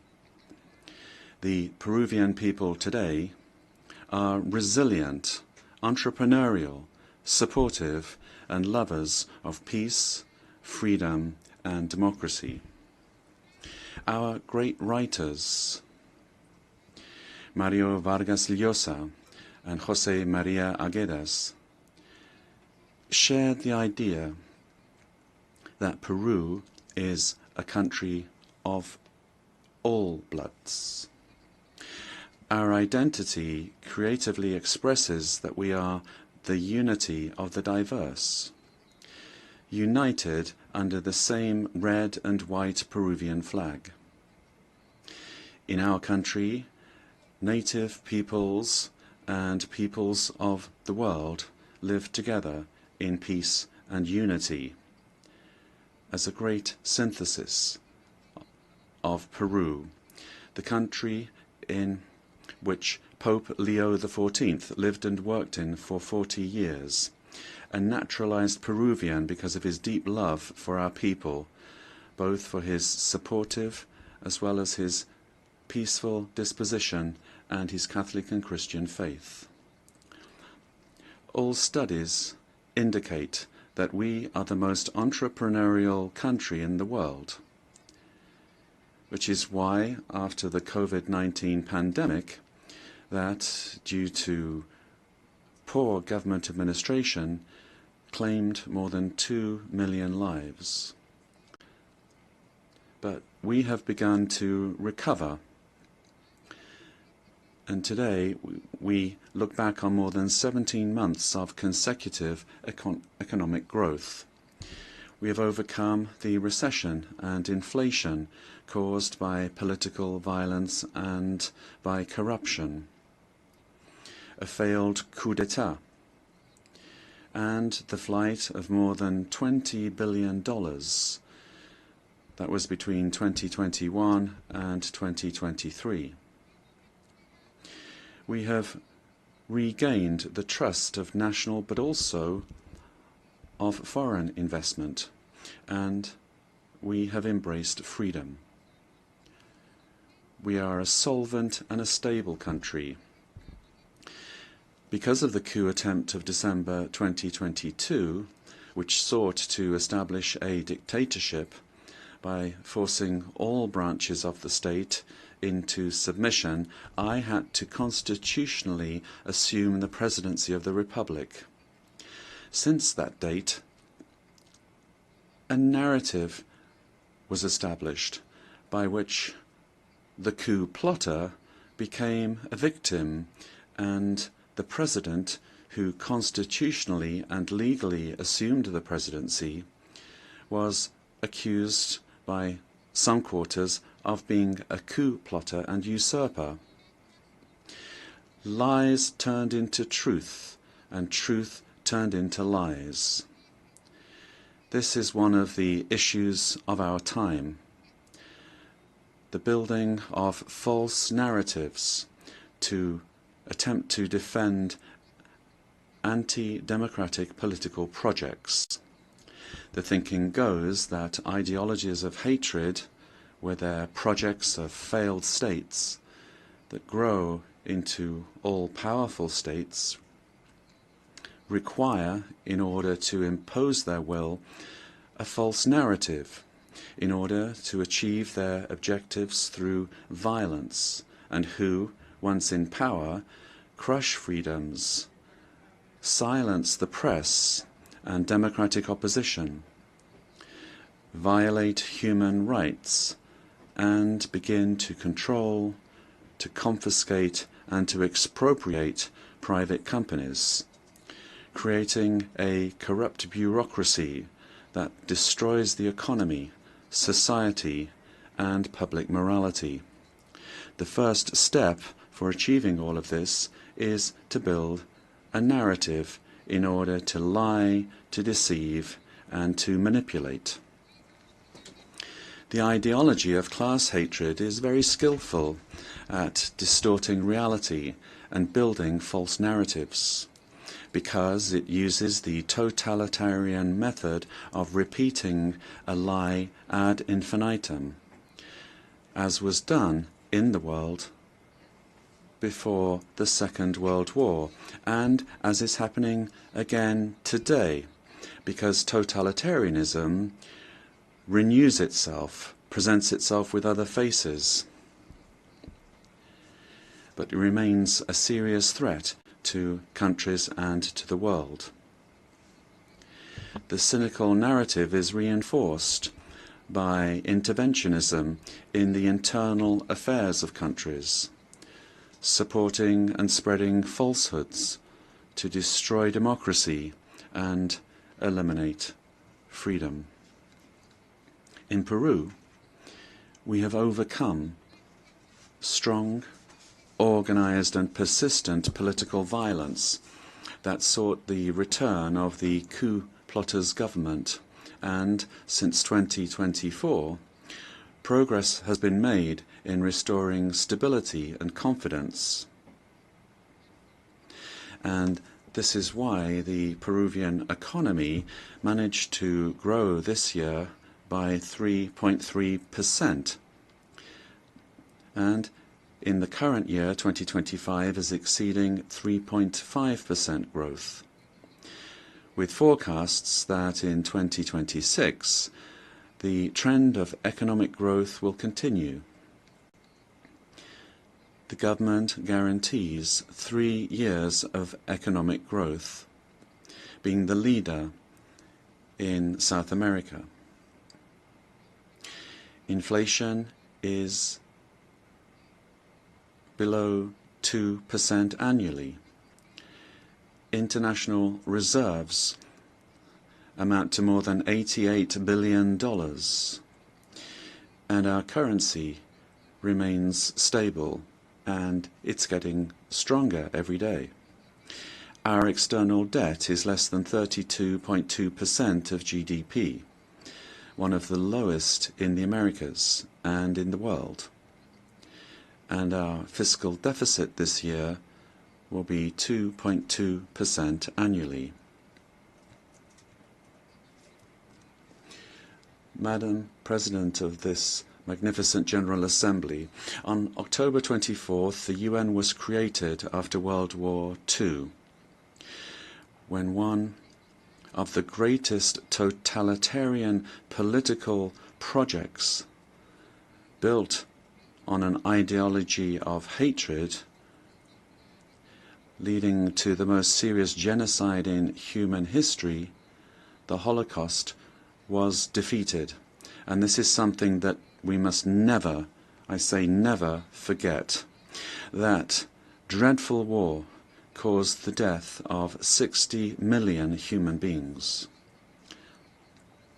All ideologies of hate, class hatred, and its elevation as a principle and driver of history, racial hatred, nationalist hatred, religious hatred, ethnic hatred, hatred against women, amongst others, are the causes for the worst crimes committed in human history.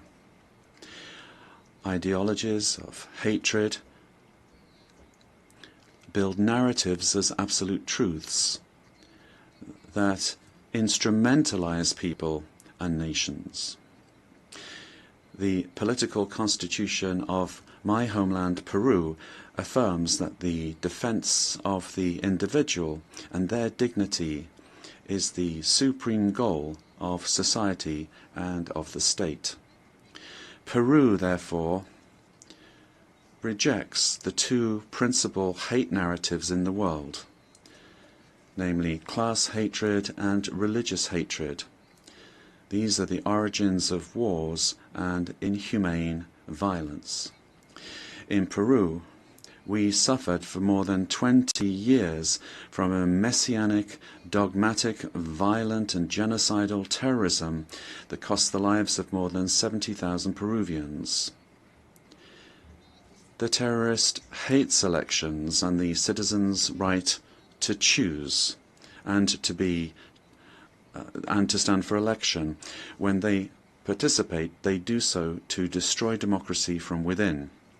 However, the narrative that they wanted to impose is a flagrant lie. The armed forces and the police, who defended the life and the freedom of Peruvians, are now accused of violating human rights. Thus, the heroes who defended life, democracy, and freedom are turned into victimizers, and the terrorists are turned into victims. In this way, the heroes who defended democracy are being persecuted in trials that drag on for decades, while the terrorists are compensated and considered victims. This is the world in reverse.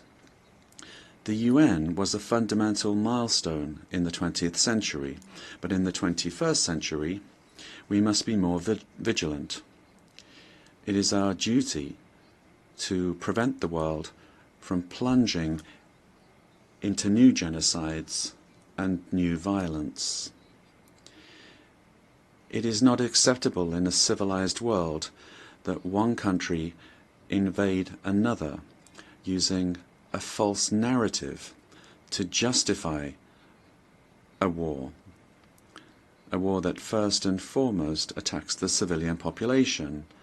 It is not acceptable to slaughter civilians, to capture hundreds of young people, women, and even children, and use them as hostages. We live under the threat of international organized crime. In Peru, international crime based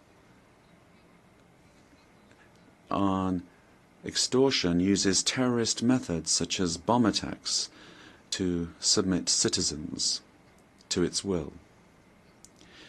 These criminal organizations that use weapons of war have created financial mechanisms to launder blood-stained money, sending large sums back to their countries of origin. They seek to normalize this violence, which requires, in order to be defeated, recognition by the UN as terrorist organizations and new national and international legislation to stop them being a threat to the democratic system and to the development of peoples. It is also imperative that we act against drug trafficking and illegal mining that destroys the environment, pollutes rivers, and condemns peoples and individuals to slavery. International crime has subjected thousands of women taken from their home countries through violence and deception and being exploited and deprived of their freedom. Ladies and gentlemen, we are living through times that recall the darkest chapters of our modern history, and Peru is convinced that the world does not need less UN, but more and a better UN, one that is in tune with the times. In times in which ideologies of hatred that caused and cause so much damage to humanity have taken refuge in lies, in misinformation, and which have penetrated democratic societies. Peru, as a founding member, is committed to an open multilateral system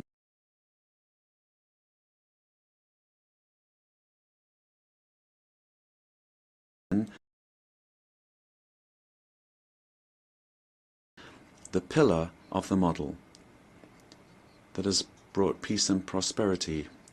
But we have to look at what's happening around us in the world. At this time, as we're meeting here, in other parts of the world, they are killing children, girls, boys, innocent people.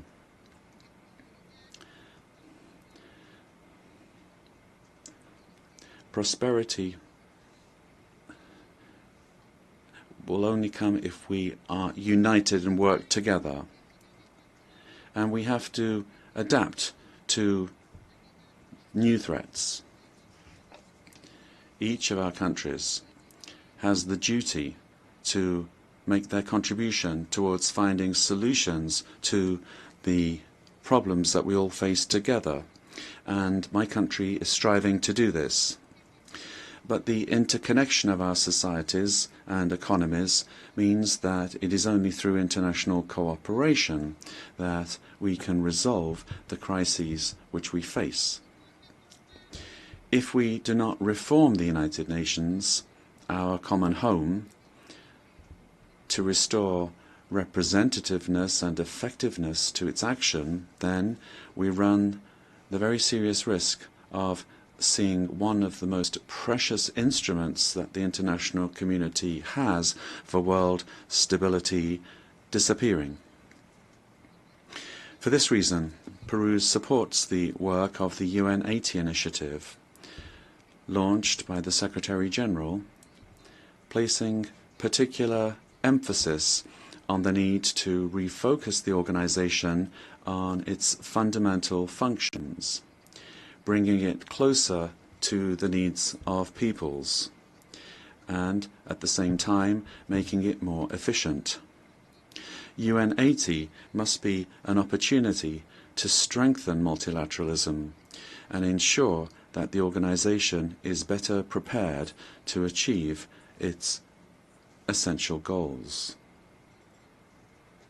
This reform can only truly become fully effective if it is complemented by a transformation in UN governance that prevents institutional stalemates when it comes to decision-making, while ensuring its suitability.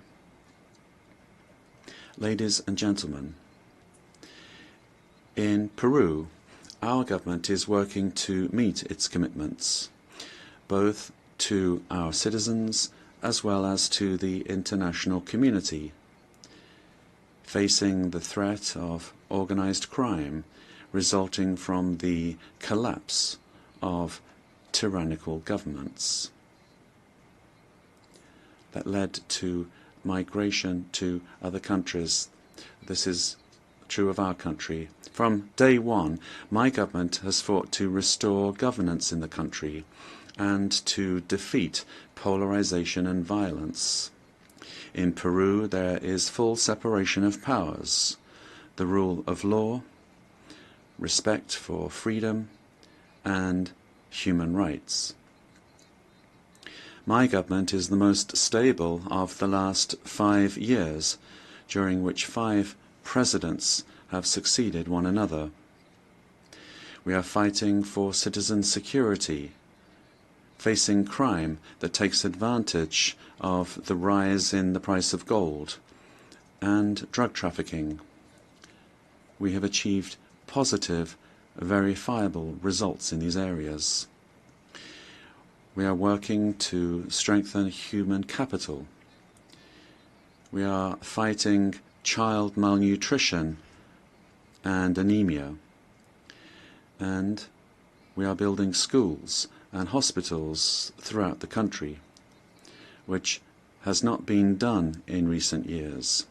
The priority is children, women, and the Peruvian family. We are modernizing the country's infrastructure, ports, airports, roads, bridges, designing an economy that is better connected to the world, as well as a firm policy for fighting corruption. Our goal is to guarantee free and impartial elections, defeating the attempt of a violent minority that seeks their failure.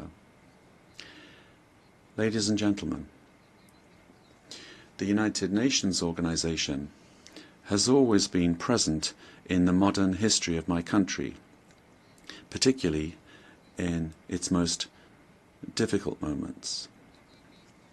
Similarly to what is happening elsewhere in the world, and despite our efforts, Peru today finds its democratic institutions and the rule of law under attack by the polarization of politics, the cause and consequence of the return of extremist violence. We suffer from the scourge of transnational organized terrorist crime, which causes deaths, attacks, insecurity, and drug trafficking that destroys the social fabric. We face the threat of climate change that is destroying our Amazon, causing the melting of our glaciers, and putting our biodiversity at risk. We promote inclusive and sustainable growth in a context of opposing powers. But none of these problems is merely national, but global. This is why we need the United Nations to once again be a forum for dialogue and cooperation. I wish to recall the legacy of Ambassador Javier Pérez de Cuellar, who managed to do relevant work in the organization despite the Cold War. With that example in mind, and in view of our region's adherence to the purposes of the Charter, and in order to ensure better representation, we believe it is time for the next Secretary General to come from Latin America. Ladies and gentlemen,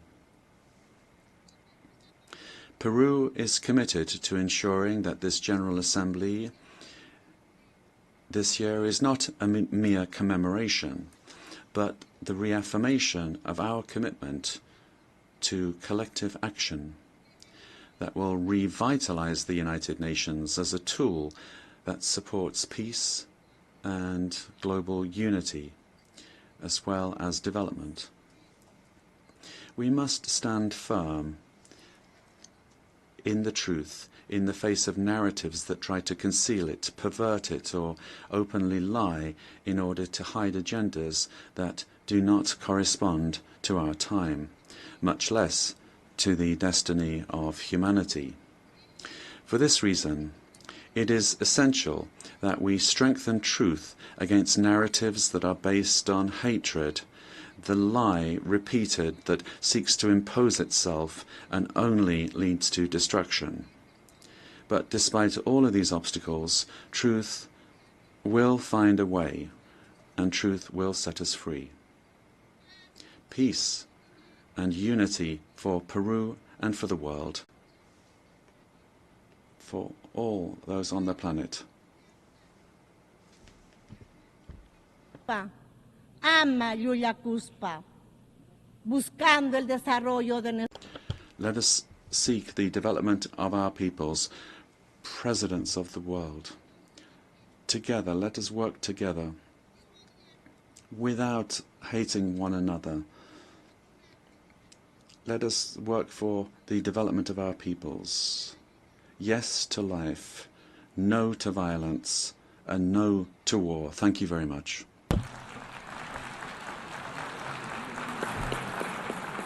On behalf of the General Assembly, I wish to thank the President of the Republic of Peru.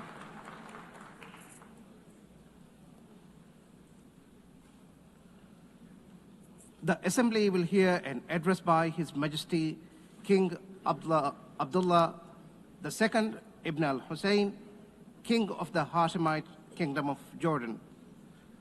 I request protocol to escort His Majesty and invite him to address the Assembly.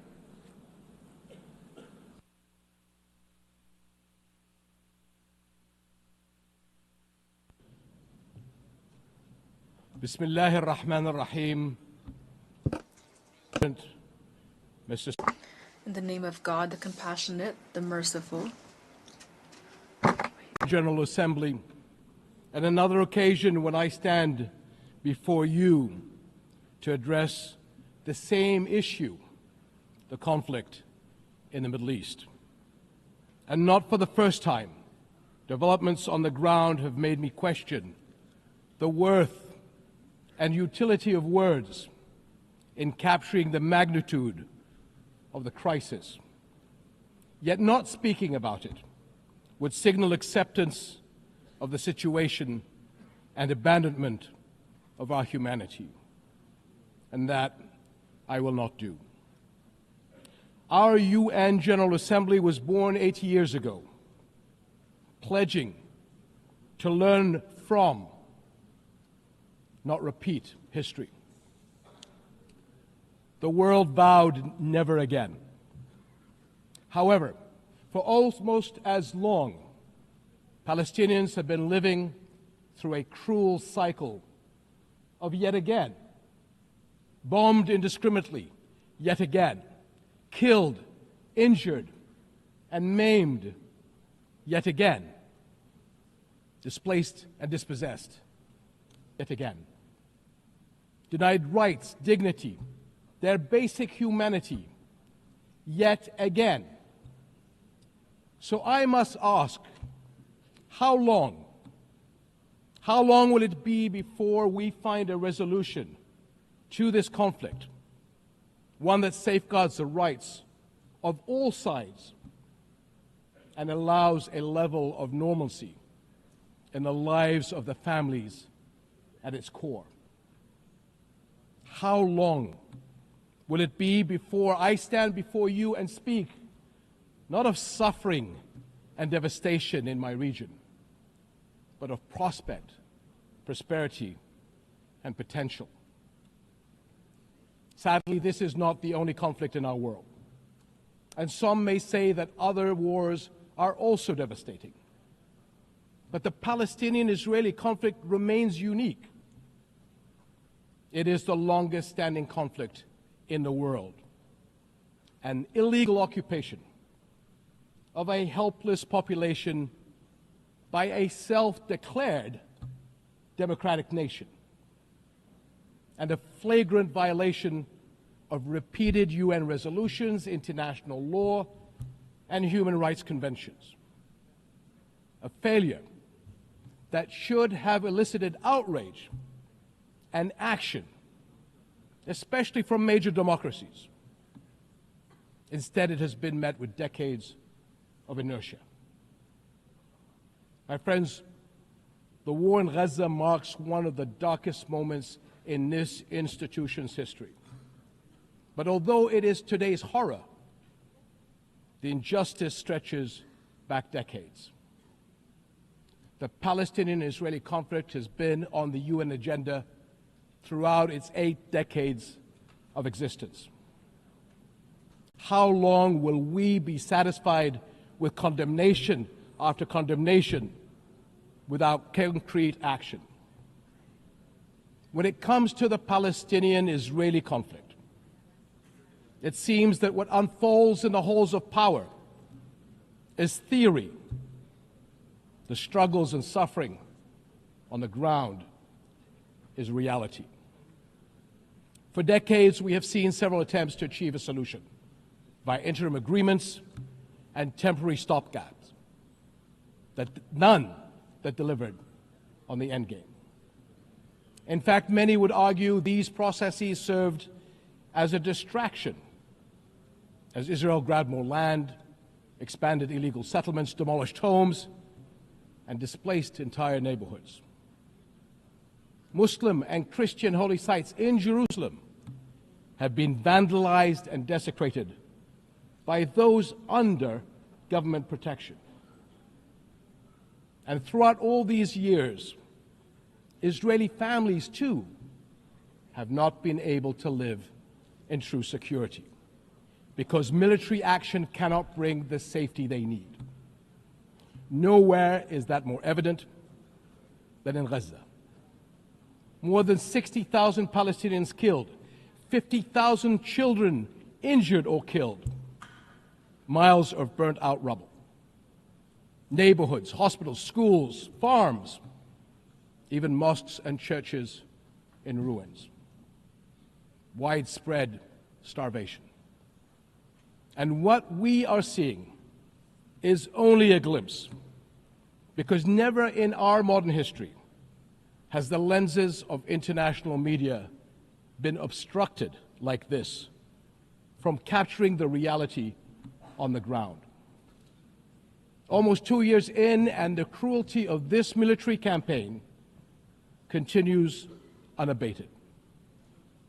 Furthermore, the current Israeli government's provocative calls for a so-called Greater Israel can only be realized through the blatant violation of the sovereignty and territorial integrity of its neighbors. And there is nothing great about that.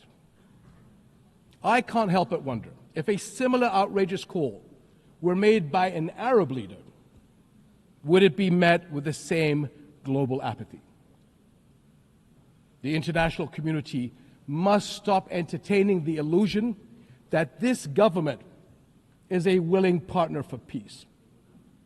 Far from it.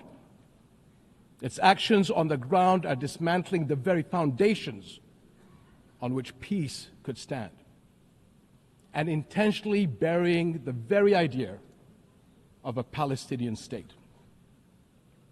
It has shown how little it respects the sovereignty of other countries, as we have seen in flagrant violations in Lebanon, Iran, Syria, Tunisia, and most recently, Qatar. And its hostile rhetoric calling for the targeting of Al-Aqsa Mosque will incite a religious war that would reach far beyond the region and lead to an all-out clash that no nation would be able to escape. How long before we hold all nations to the same standards? How long before we recognize the Palestinians as people who aspire to the same things you and I do, and we act on that recognition? How long before we recognize that statehood is not something Palestinians need to earn? It is not a reward. It is an indisputable right.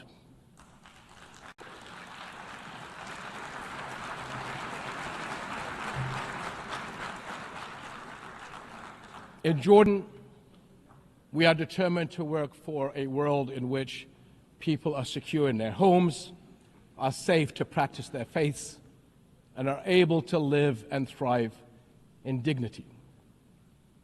As custodians of Muslim and Christian holy sites in Jerusalem, we safeguard these holy places against actions that violate the city's legal and historical status quo.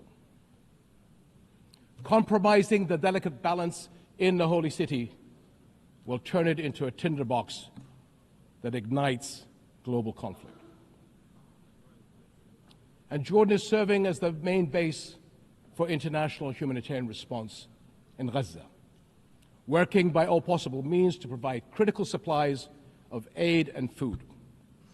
and we appreciate our regional and international partners. I'm also immensely proud of the many Jordanians, including men and women of Jordan Armed Forces, who are at the heart of this effort. Ground convoys, aircraft crews, doctors, nurses, and mobile medical staff who work even under fire to provide relief.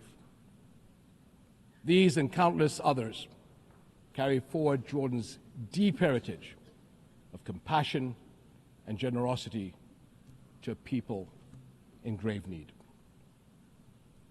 My friends, amid such darkness, there is a glimmer on the horizon.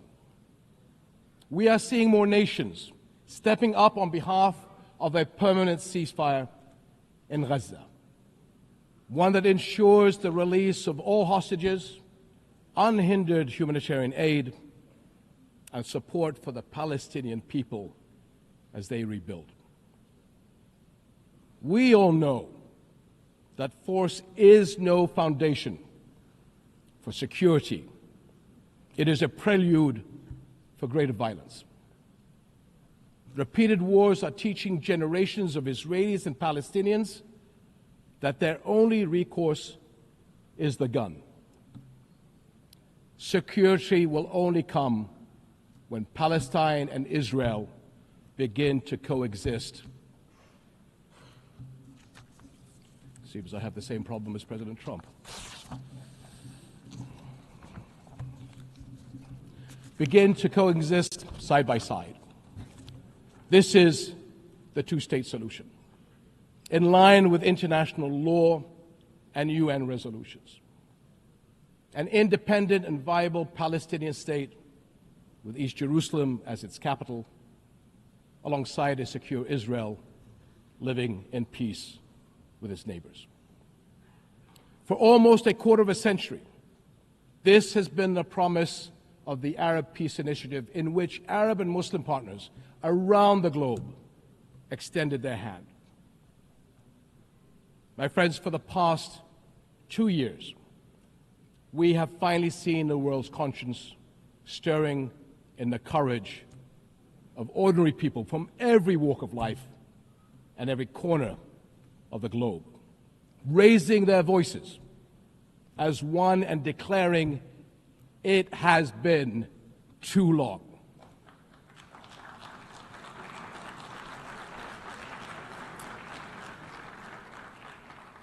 This United Nations must echo that call.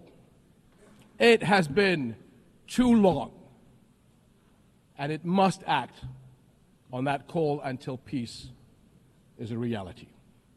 Thank you.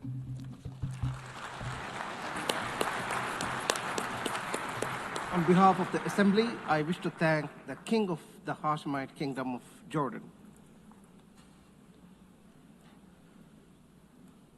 The Assembly will hear an address by His Excellency Lee Jae-myung, President of the Republic of Korea. I request protocol to escort His Excellency and invite him to address the Assembly.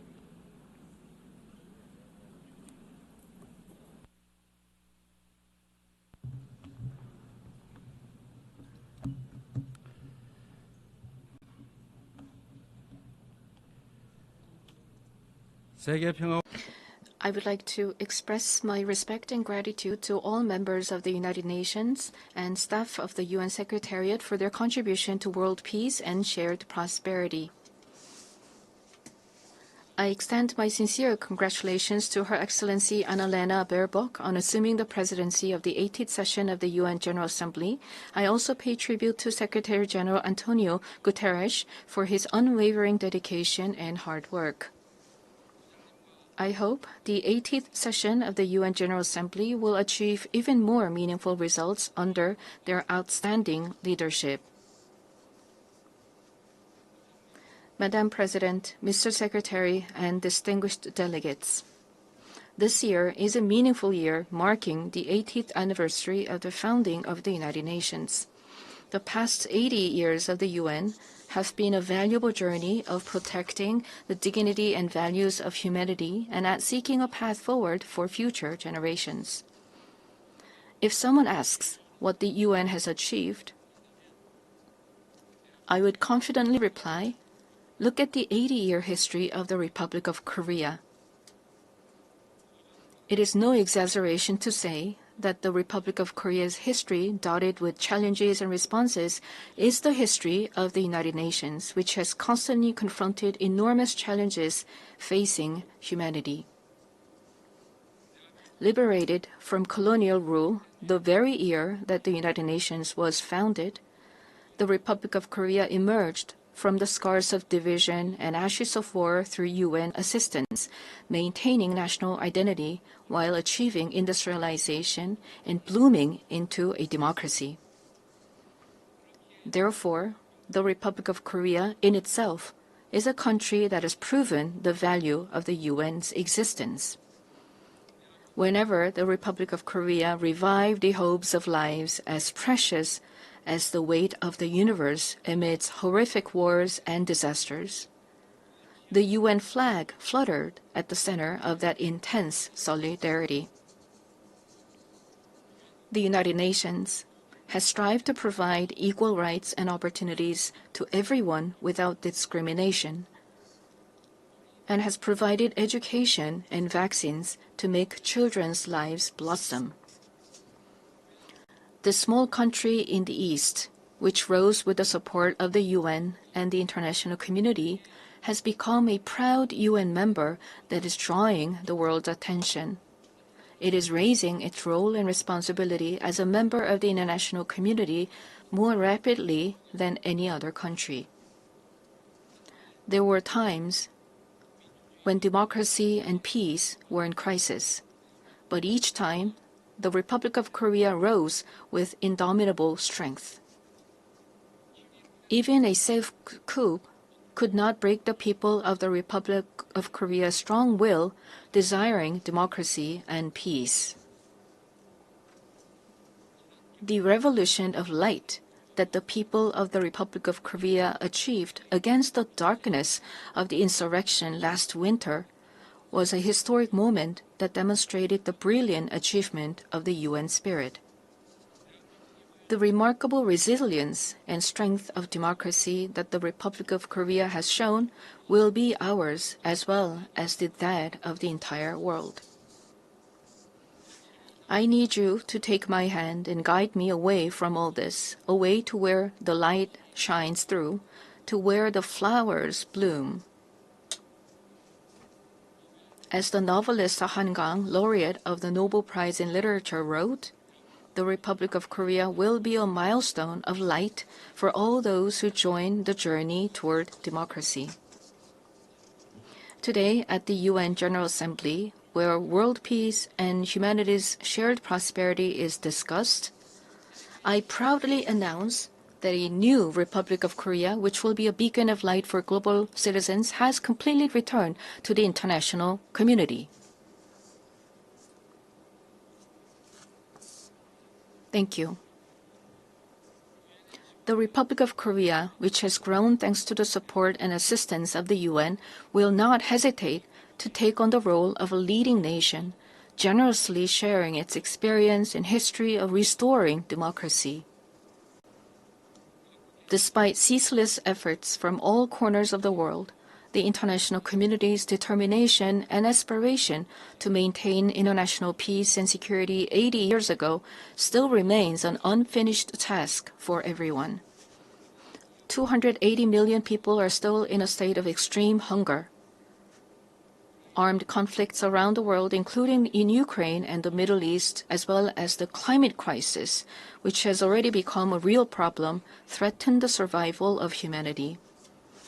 The answer lies in the wisdom of the pioneers who founded the United Nations, as well as the path that the people of the Republic of Korea demonstrated. There is only one way: more democracy.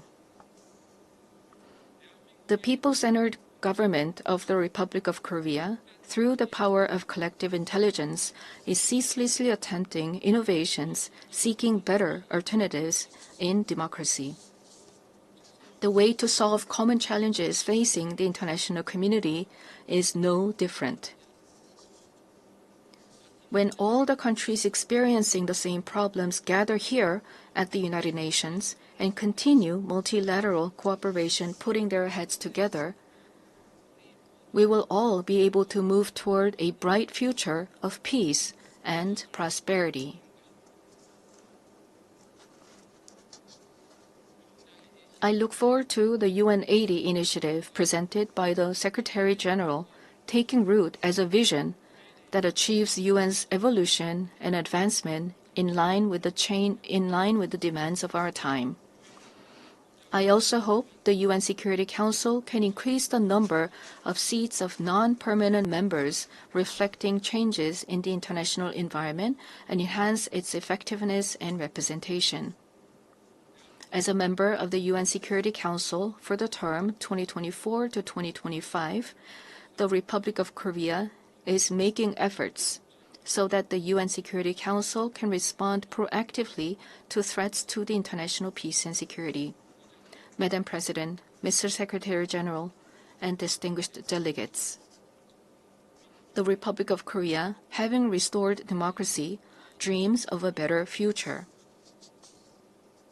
The Republic of Korea will fulfill its responsibility as a responsible global power that steadfastly upholds the values of freedom, human rights, inclusiveness, and solidarity championed by the United Nations. We will further develop our institutions and cultures so that everyone residing in the Republic of Korea, both nationals and foreigners, can be respected as an equal member of society in all fields of life.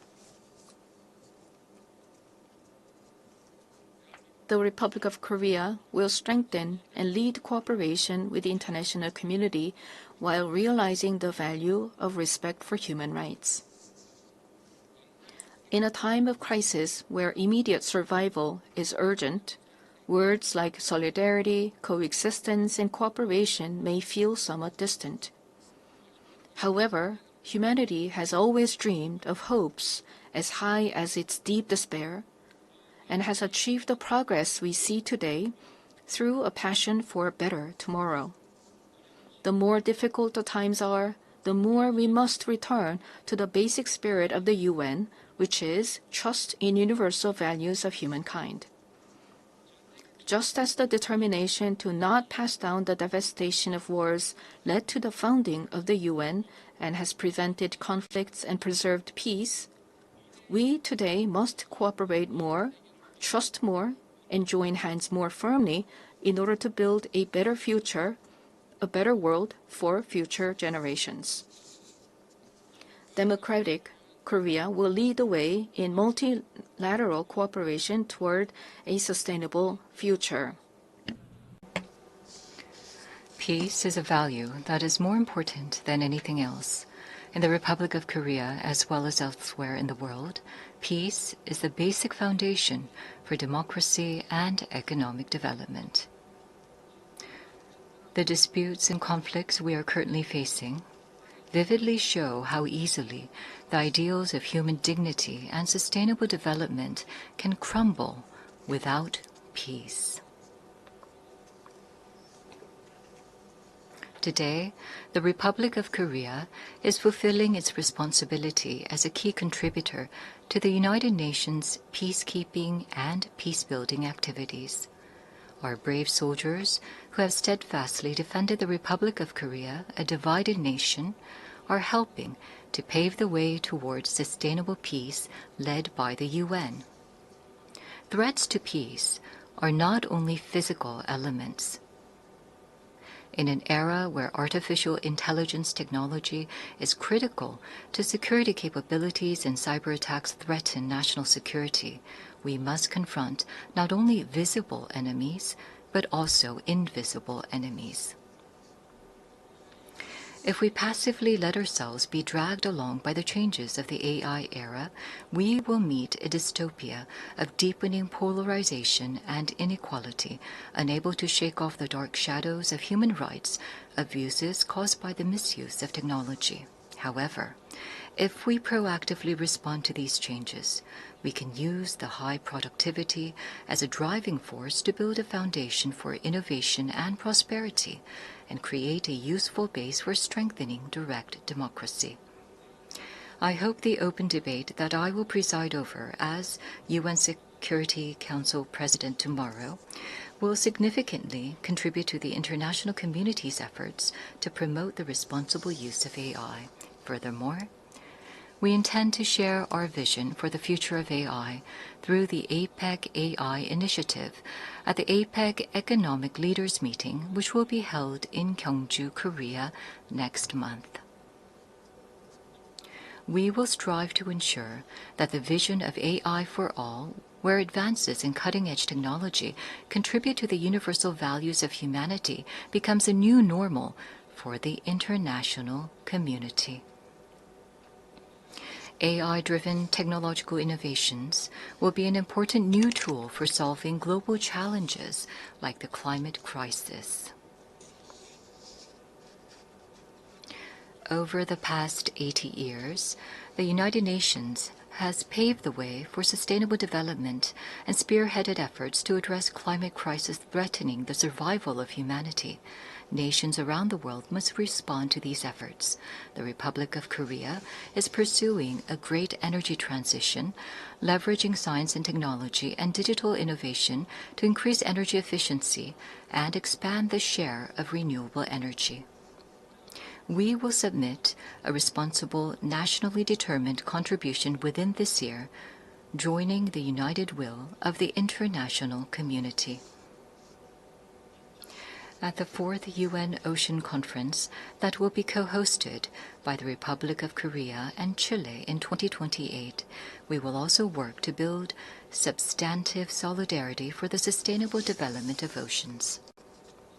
Such efforts by the Republic of Korea to actively address global challenges are based on a firm commitment to fulfilling humanity's shared promise of sustainable development. Since the United Nations established the Sustainable Development Goals 10 years ago, the international community has made much progress in eradicating poverty and reducing inequality. However, the demand for development financing is continuously increasing, and the most vulnerable are still suffering. Let us squarely face this grave reality and create new momentum for change. We must move toward structurally reforming global development governance while enhancing the quality of financial resources. I trust that we will pull together in order to bring about more cases like the Republic of Korea growing and developing from an aid recipient country to an aid donor country. This year marks the 80th anniversary of the founding of the United Nations, as well as the 80th anniversary of the division of the Korean Peninsula. New challenges, as well as unresolved tasks, await us. Democratic Korea will begin a new journey toward peaceful coexistence and shared growth on the Korean Peninsula. The first step will be to restore broken inter-Korean trust and shift to a stance of mutual respect. The government of the Republic of Korea clearly reaffirms that it respects the North's current system, that it will not pursue any form of unification by absorption, and that it has no intention of engaging in hostile acts.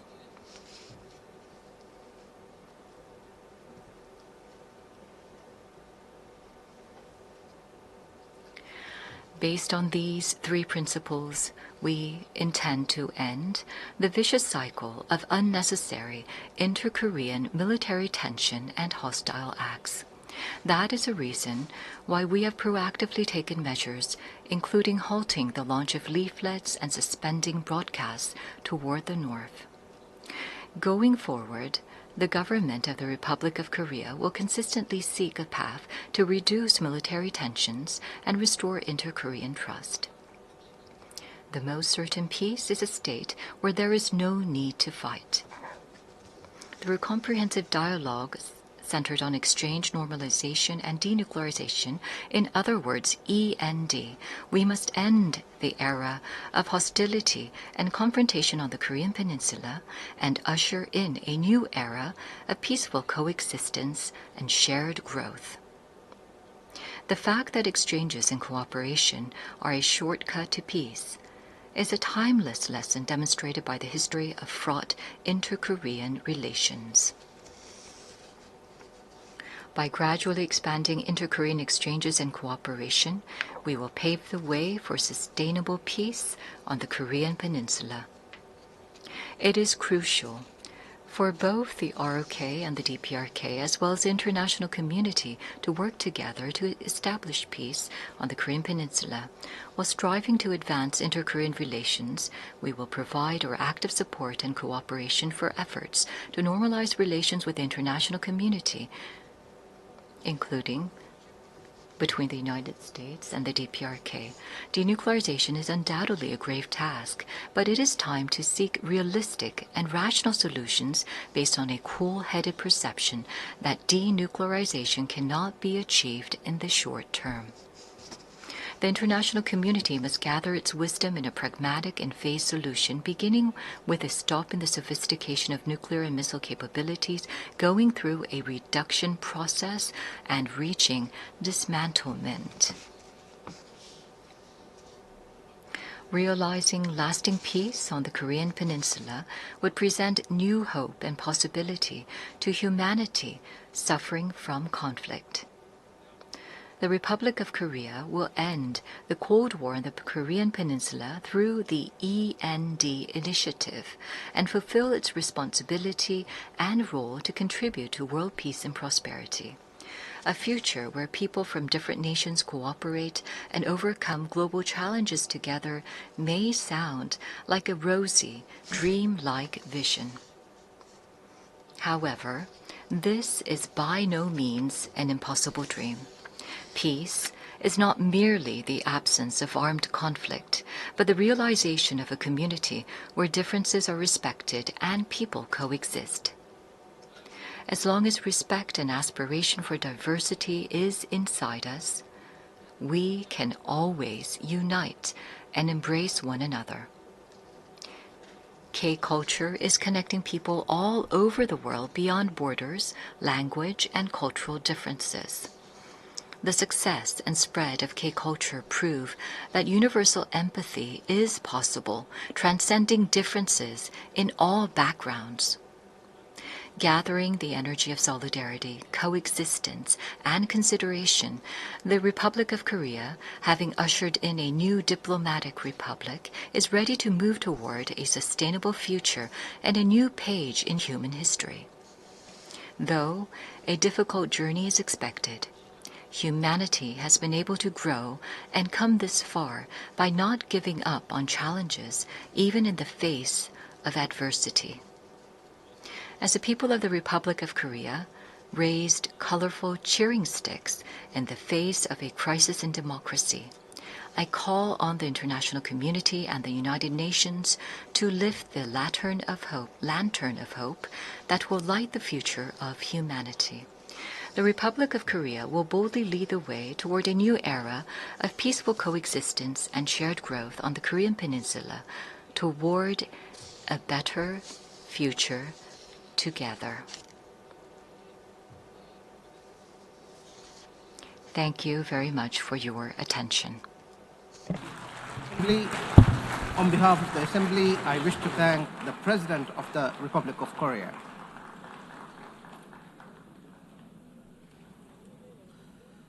The Assembly will hear an address by His Highness Sheikh Tamim bin Hamad Al Thani, Amir of the State of Qatar. I request protocol to escort His Highness and invite him to address the Assembly.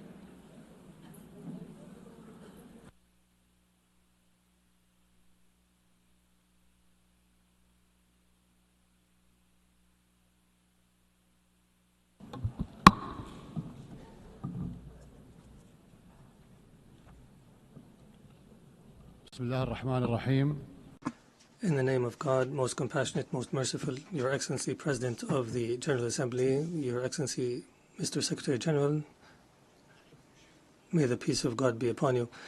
The United Nations has been established 8 decades ago on the basis of principles that humanity has reached after 2 world wars.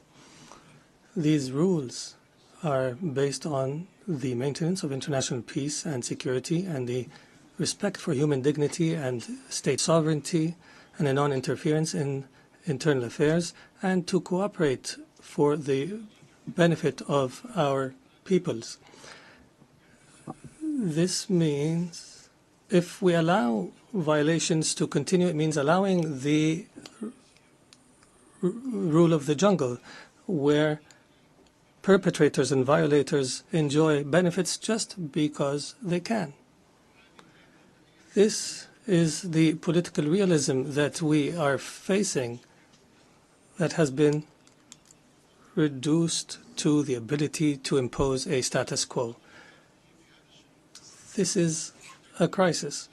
Such conduct finds that violators consider that tolerating them is a weakness. What must prioritize the discussion in the international community now is how to restore collective security as per the UN Charter, and how to restore the legitimacy of the international system. Your Excellencies, as you know, Doha on the 9th of September has suffered a treacherous attack that targeted the negotiating delegation of Hamas in a residential neighborhood that includes schools and diplomatic missions. As a result of this attack, 6 martyrs have fallen, including a Qatari national who serves in the internal security forces, and 18 people have been injured. This aggression was a violation against our sovereignty and a blatant violation that is unjustified of international law. But the whole world was shocked because of the circumstances of this heinous act, which we have classified as state terrorism. Unlike the claim of the Prime Minister of Israel, this attack is not a legitimate right to follow perpetrators of terrorism. It is an act of a diplomacy that is dedicated to political assassinations, and it undermines any diplomatic efforts aimed at ending the genocide against the people in Gaza. It is also an attempt to kill politicians who are members of a delegation that engages in negotiations with Israel while they were studying an American proposal. As you know, Qatar hosts, as a mediator during the negotiations, hosts delegations of Hamas and Israel. Qatari mediation has, in fact, achieved, in cooperation with Egypt and the USA, the release of hostages. And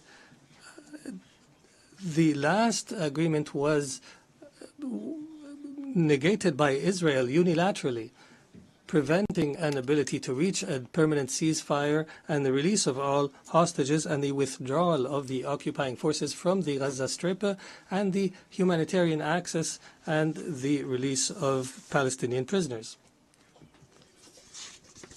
They visit our country and plot to attack it. They negotiate with delegations and plot to assassinate the members of the negotiation teams. It is difficult to cooperate with such a mentality that does not respect the most minimum standards of cooperation.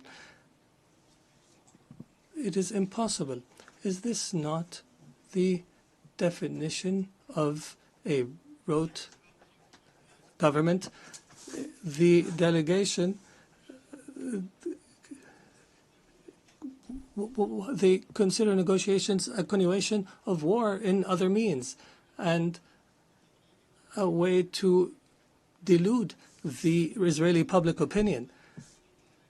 If the release of Israeli hostages is the end of war, the government of Israel is abandoning the notion of releasing the hostages. Their goal is to destroy Gaza so that it is unlivable and where no one can study or receive treatment.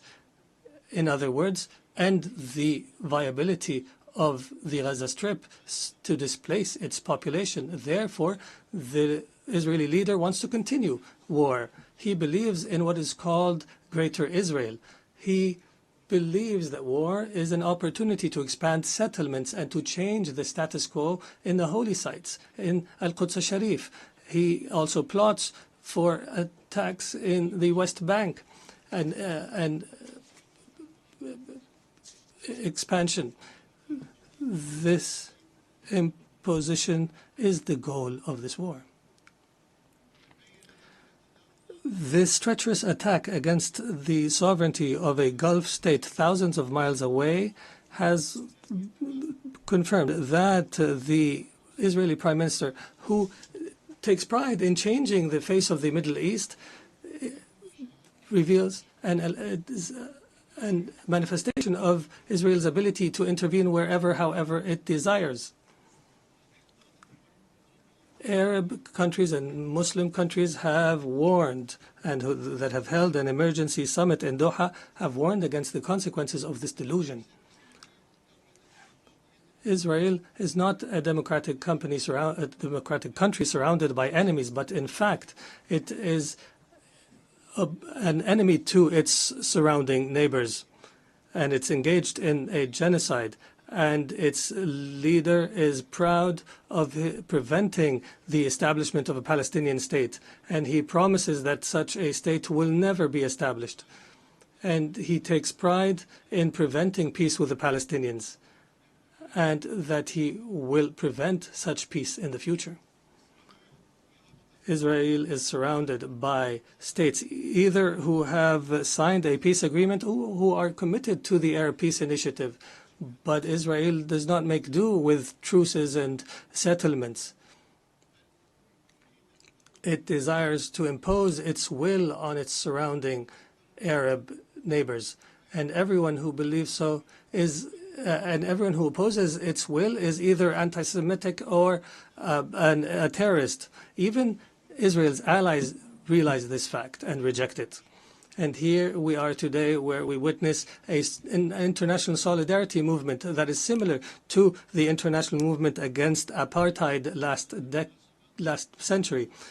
And I would be remiss not to express my appreciation with the solidarity we have received in Qatar after the attack, including the statement by the Security Council that has condemned the attack. Distinguished Excellencies, Qatar will remain true to its history and legacy, opposing the crimes that take place. We believe in the ability of reconciling interests with security. We will continue to speak truth, and we will engage in diplomacy when our enemies find it easier to use weapons. We have engaged to mediate an end to the war and allow for humanitarian access and release hostages, and we have faced disinformation campaigns. However, these campaigns will not deter us. We will continue our efforts in cooperation and partnership with Egypt and the United States of America. We are firmly convinced that peace can only be achieved in our region through a firm position from the Security Council, from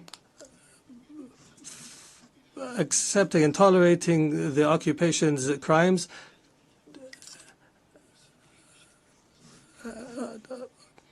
until allowing to the Palestinian people to enjoy their right to self-determination and establish their state with East Jerusalem as its capital on the borders of 1967 as per UN resolutions and the two-state solution that has been the consensus of the international community.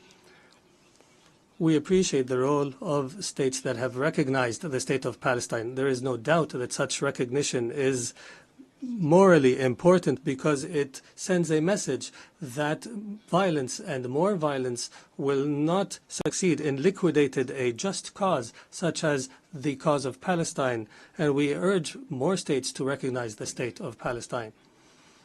We believe that instability knows no border and that humanity's destiny is intertwined. Therefore, Qatar has continued its diplomatic efforts to contribute to the settlement of other crises, such as in Ukraine and wars in Africa.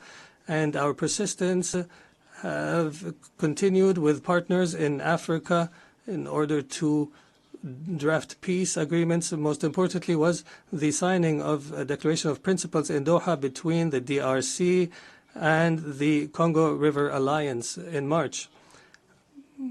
Our efforts support the leadership of the U.S. to achieve a peace agreement in the east of the country, and Qatar will continue to engage as an international partner in order to achieve the peaceful settlement of conflicts and to seize opportunities to establish global peace.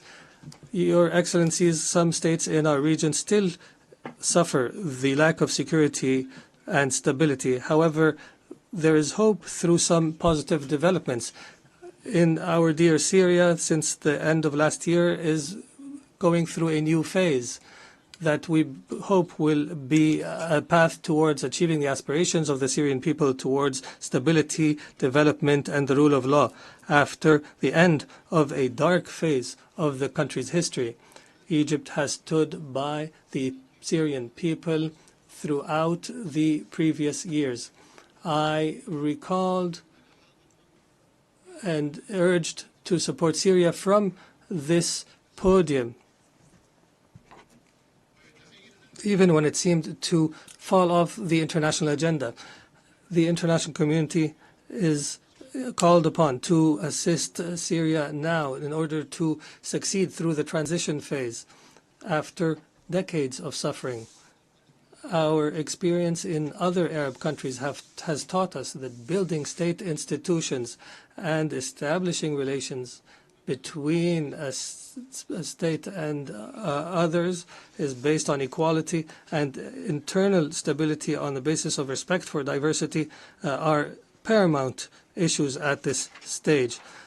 Qatar will not spare an effort to provide the necessary support to our brothers and sisters in Syria, and we have no doubt that the Syrians will be able to overcome this phase and to reject sectarianism in all its forms, and that they will reject external interference, especially the Israeli attempts to divide Syria and the conduct of Israel that is as though all areas south of Damascus are areas of Israeli influence. The Middle East has also witnessed positive developments through the election of President Imad Joseph Aoun in Lebanon and the appointment of Mr. Nawaf Salam as a prime minister, which is a step towards stability in the country. Qatar will continue to support Lebanon government and people and institutions, and will continue to support the Lebanese army. We emphasize the need to implement Security Council Resolution 1701 and the withdrawal of Israeli forces from the areas it occupied during the last war, and to end Israeli interference in internal Lebanese affairs. For Sudan, the people in Sudan continue to suffer an unprecedented humanitarian crisis because of the continued violence. We call once again on all parties to prioritize the national interest and to engage in a comprehensive dialogue that leads to a permanent peace and that preserves the unity of Sudan and its territorial integrity and independence, and that achieves development and stability. We declare our support for all international efforts that aim to achieve this goal.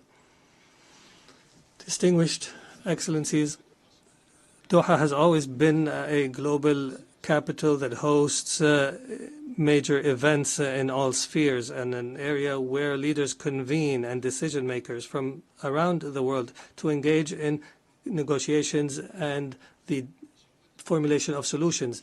Doha will host the Second World Summit for Social Development from the 4th to 6th November this year, and we look forward to welcoming you all during this conference. There is no doubt that the trust of the international community in Qatar is based on our successes in the past throughout the years. And accordingly, based on this legacy, we have submitted our application to host the Olympics, believing that sports is not just competition, but a bridge between cultures and a means to promote peace and understanding. And as such, we have also organized and hosted the FIFA World Cup, proving that we are able of hosting sporting events of this magnitude. In conclusion, the state of Qatar, realizing the seriousness of the challenges facing the international community, commits to our partnership in seeking truth, peace, and justice in international relations. Thank you, and may the peace of God be upon you.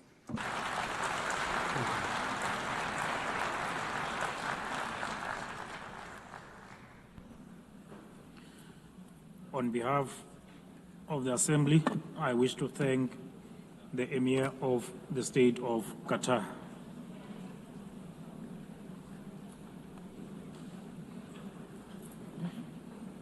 The Assembly will now hear an address by Her Excellency Jennifer Gillings-Simons, the President of the Republic of Suriname.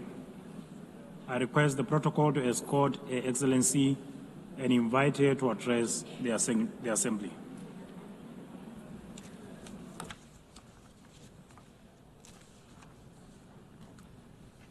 Good morning. Madam President, we are here to commemorate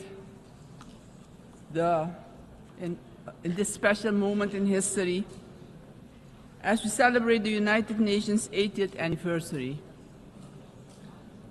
And this 80th anniversary of the General Assembly coincides with the 50th anniversary of the independence of the Republic of Suriname and our membership of this organization. On behalf of the government and the people of the Republic of Suriname, I express sincere congratulations to the international community on this occasion. It is clear that a journey that spans over 80 years cannot be and has not been without challenges.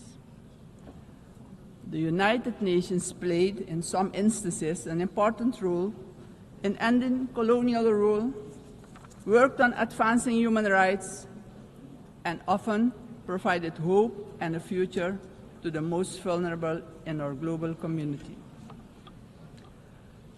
This is also the organization that provided a voice to the global community and worked to establish a balanced world order aimed at adopting a framework for sustainable development agenda and contribute significantly to advancing human rights, more specifically the rights of women and children. The organization promoted education for all and universal access to health care. In some instances, the peaceful resolution of conflicts was achieved, preventing misery and saving human lives. Madam President, on the other hand, we must admit that the UN, at other times, regrettably has been unsuccessful in avoiding conflicts, wars, and violations of human rights. As we look at the world today, we see that in Europe, war has returned. Elsewhere, wars are displacing millions, killing many, and threatening global security and peace. In other countries and regions, for instance in the Middle East, we have witnessed unspeakable terror at the hands of terrorist organizations. the UN was not able to prevent that. At this moment, there are increased occurrences of grave violations of human rights and more specifically, the rights of children. For example, in Gaza, it is unbearable to even think about their suffering. Also, within our own region, which is the Caribbean, we have not been spared of rising tensions. It is with heightened concern that we noted the Secretary General's recent briefing on the Security Council meeting on the situation in Haiti, mentioning that the Haitians are enduring a perfect storm of suffering.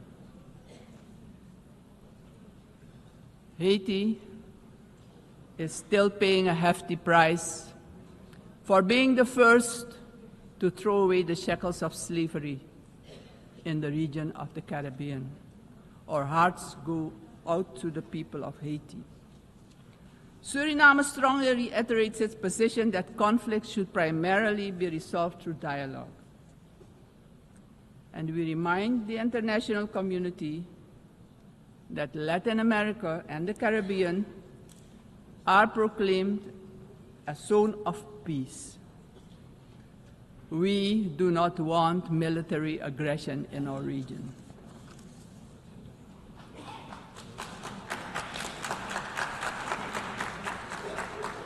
Madam President, this is the moment, on the 80th anniversary, we should reflect and ponder on the next 80 years. What do we have to change and what needs to be done differently? We all must underscore and repeat it ceaselessly today that the United Nations will only be successful if all nations, without exception, adhere to the resolutions we adopt.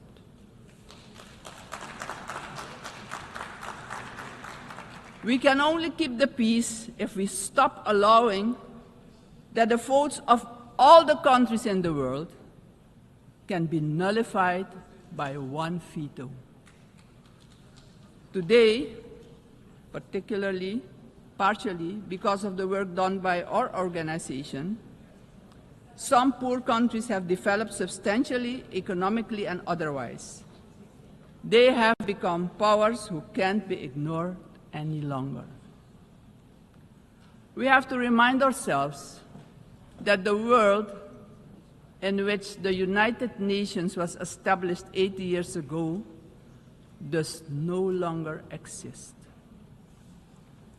The task ahead, therefore, is that we, in the first place, renew our vows, recommit to the principles and objectives of the Charter of our organization, and recognize all the voices in the world, because people from all regions should have opportunities for a dignified life. Furthermore, the UN should adjust to the world we currently live in. This means, for example, the Security Council should expand to include all nations who exert major influence in the world. Exclusion of these players will only increase the risk of conflict and obstruct the beneficial cooperation necessary for humanity to develop and prosper. It is of great importance that all economically and otherwise strong nations and countries maintain a healthy competition that promotes the scientific advancement we need for sustainable development. On the other hand, these countries need to work together to guarantee global peace, so crucial for the existence and growth of the developing states and for their own countries. In this context, Suriname endorses the inclusion of, amongst others, Brazil, India, and the representation of the African continent for equal membership of the Council. Equally, we support the CARI composition for a non-permanent rotating seat for the small island developing states and low-lying coastal countries. I would also like to remind the member states that my country, Suriname, has presented its candidacy as a non-permanent member of the Council for the period 2043 to 2044. Madam President, the United Nations must be a genuine unity of nations. If our organization moving forward wants to play a crucial role in creating a prosperous future for humanity, we have no choice than to genuinely unite, all of us. Suriname stands firmly for global peace, for the rule of law, and for the equal value of every human life. Considering this, Suriname once again calls for the lifting of the long-standing, unjust embargo against Cuba, bringing misery to its people. Madam President, Suriname is a country with people of indigenous, Maroon, Javanese, Hindustani, Creole, African, Chinese, and European descent. We all live together in a mosaic of cultures and faiths. The persons from Surinamese origin living abroad are part of this mosaic of our population and can contribute to the socio-economic development of the nation. We consider this diversity a great asset. Actually, Suriname does not have diversity. Suriname is diversity, and we keep working together to protect and grow our national unity for our own well-being and as an example of harmony in this often divided world. My country also carries immense natural wealth, and it is our vision to create an economy that is resilient, sustainable, and inclusive. Together we strive to build this more diverse economy by developing, among others, our tourism and agricultural sectors, strengthen our educational system, and work towards universal access to basic health care. Suriname has a vast tourism potential. With its green and lustrous hinterland, many waterfalls, rapids, and great rivers for relaxation, as well as for unforgettable adventures, if you're inclined to that. Rich biodiversity, cultural treasures, and the UNESCO-acknowledged historical city of Paramaribo. Through cooperation in the agriculture sector with our neighbors, we aim at improving food security within Suriname and the Caribbean community. My government views energy security as a strategic priority for national development, regional stability, and economic resilience. With an investment of more than $10 billion for the development of our offshore oil and gas, the country is getting a new beginning, a new start that will contribute significantly to our economic growth.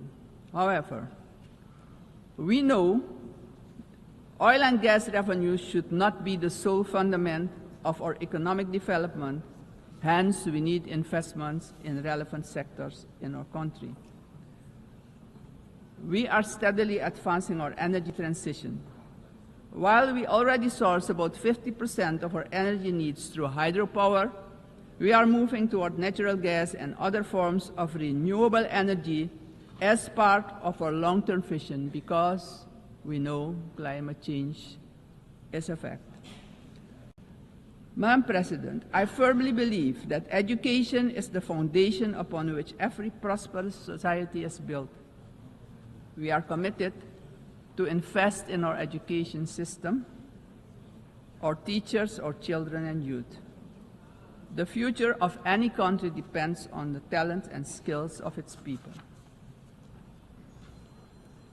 My country reaffirms strongly its commitment to upholding the rights of indigenous and tribal communities, ensuring that their livelihoods, tradition, knowledge systems are respected and preserved, and the acknowledgement of their collective land rights. Strengthening our institutions is high on our agenda.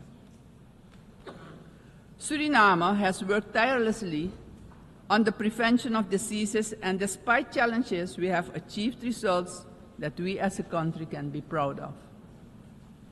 As of June 30, 2025, Suriname has officially been declared malaria-free by the World Health Organization after 30 years of continuous fight against this disease, the first in the Amazon region to receive such a recognition.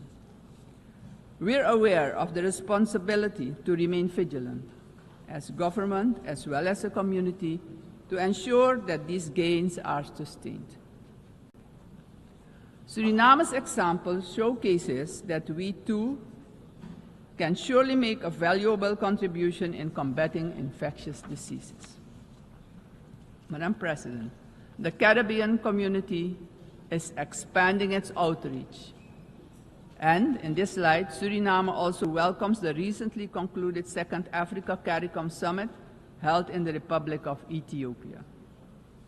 This, Madam President, honors the historic, cultural, and human bonds between the regions of the Caribbean and Africa.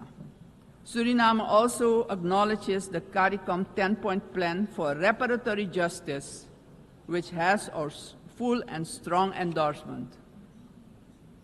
Slavery was a crime, is a crime against humanity, and we're talking about reparations, yes. We will furthermore continue to contribute with CARICOM, aiming at enhancing the organization's geopolitical influence. Despite our commitment as a country to the Paris Agreement 10 years ago, we see that the climate crisis is worsening. It's worse than we feared. Our countries have least contributed to climate change and carbon emissions, but are hit the hardest by its effects, directly impacting the livelihood and economic growth of our peoples.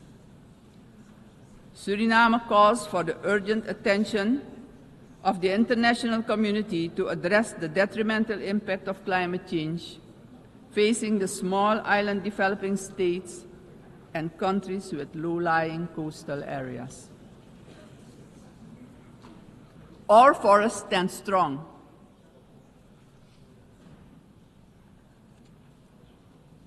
More than 90% of our land is covered by rainforest. And this makes us the most forested country in the world.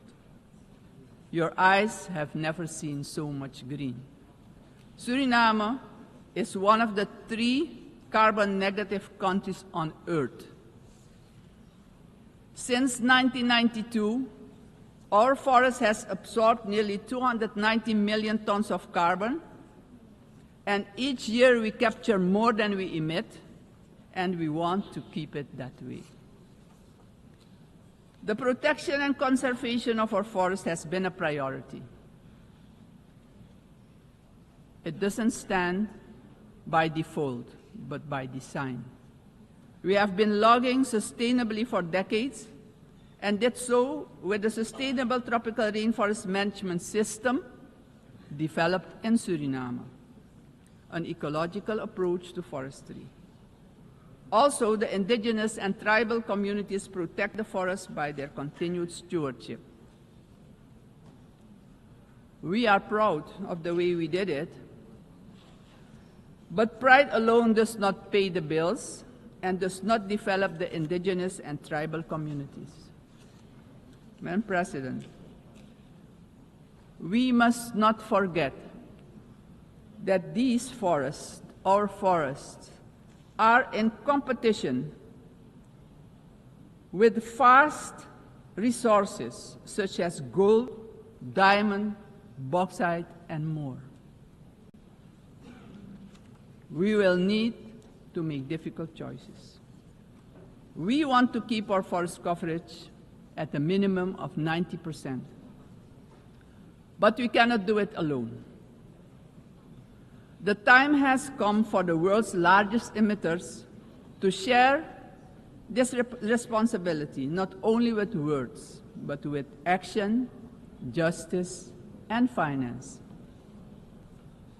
Suriname strongly calls for global action, predictable climate finance for high forested, low deforestation countries, fair recognition of real carbon removals, and direct support for the communities who live in and protect these forests.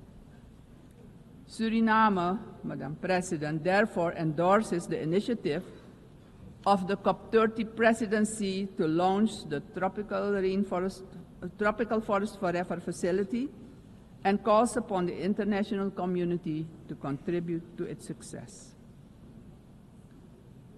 Suriname, as mentioned previously, takes pride in being an example of peaceful coexistence, having different cultures, religions, and the traditions to live together in respect and solidarity.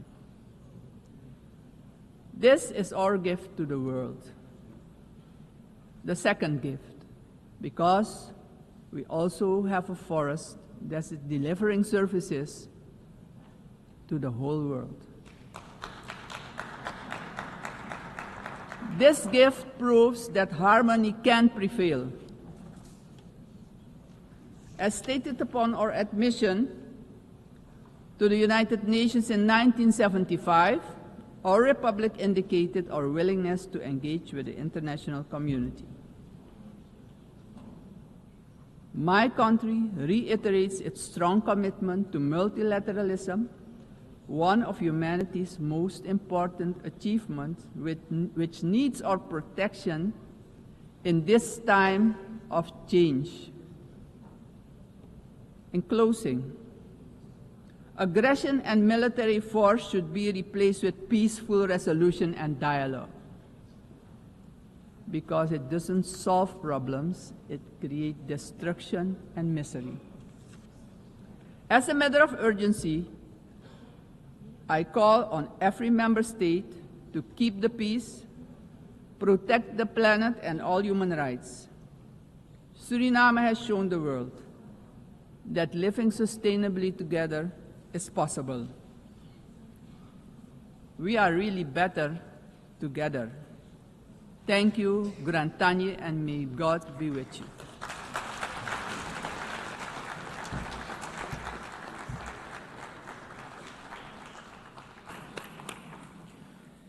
On behalf of the Assembly, I wish to thank the President of the Republic of Suriname. The Assembly will hear an address by His Excellency Katinas Nauseda, President of the Republic of Lithuania. I request protocol to escort His Excellency and invite him to address the Assembly.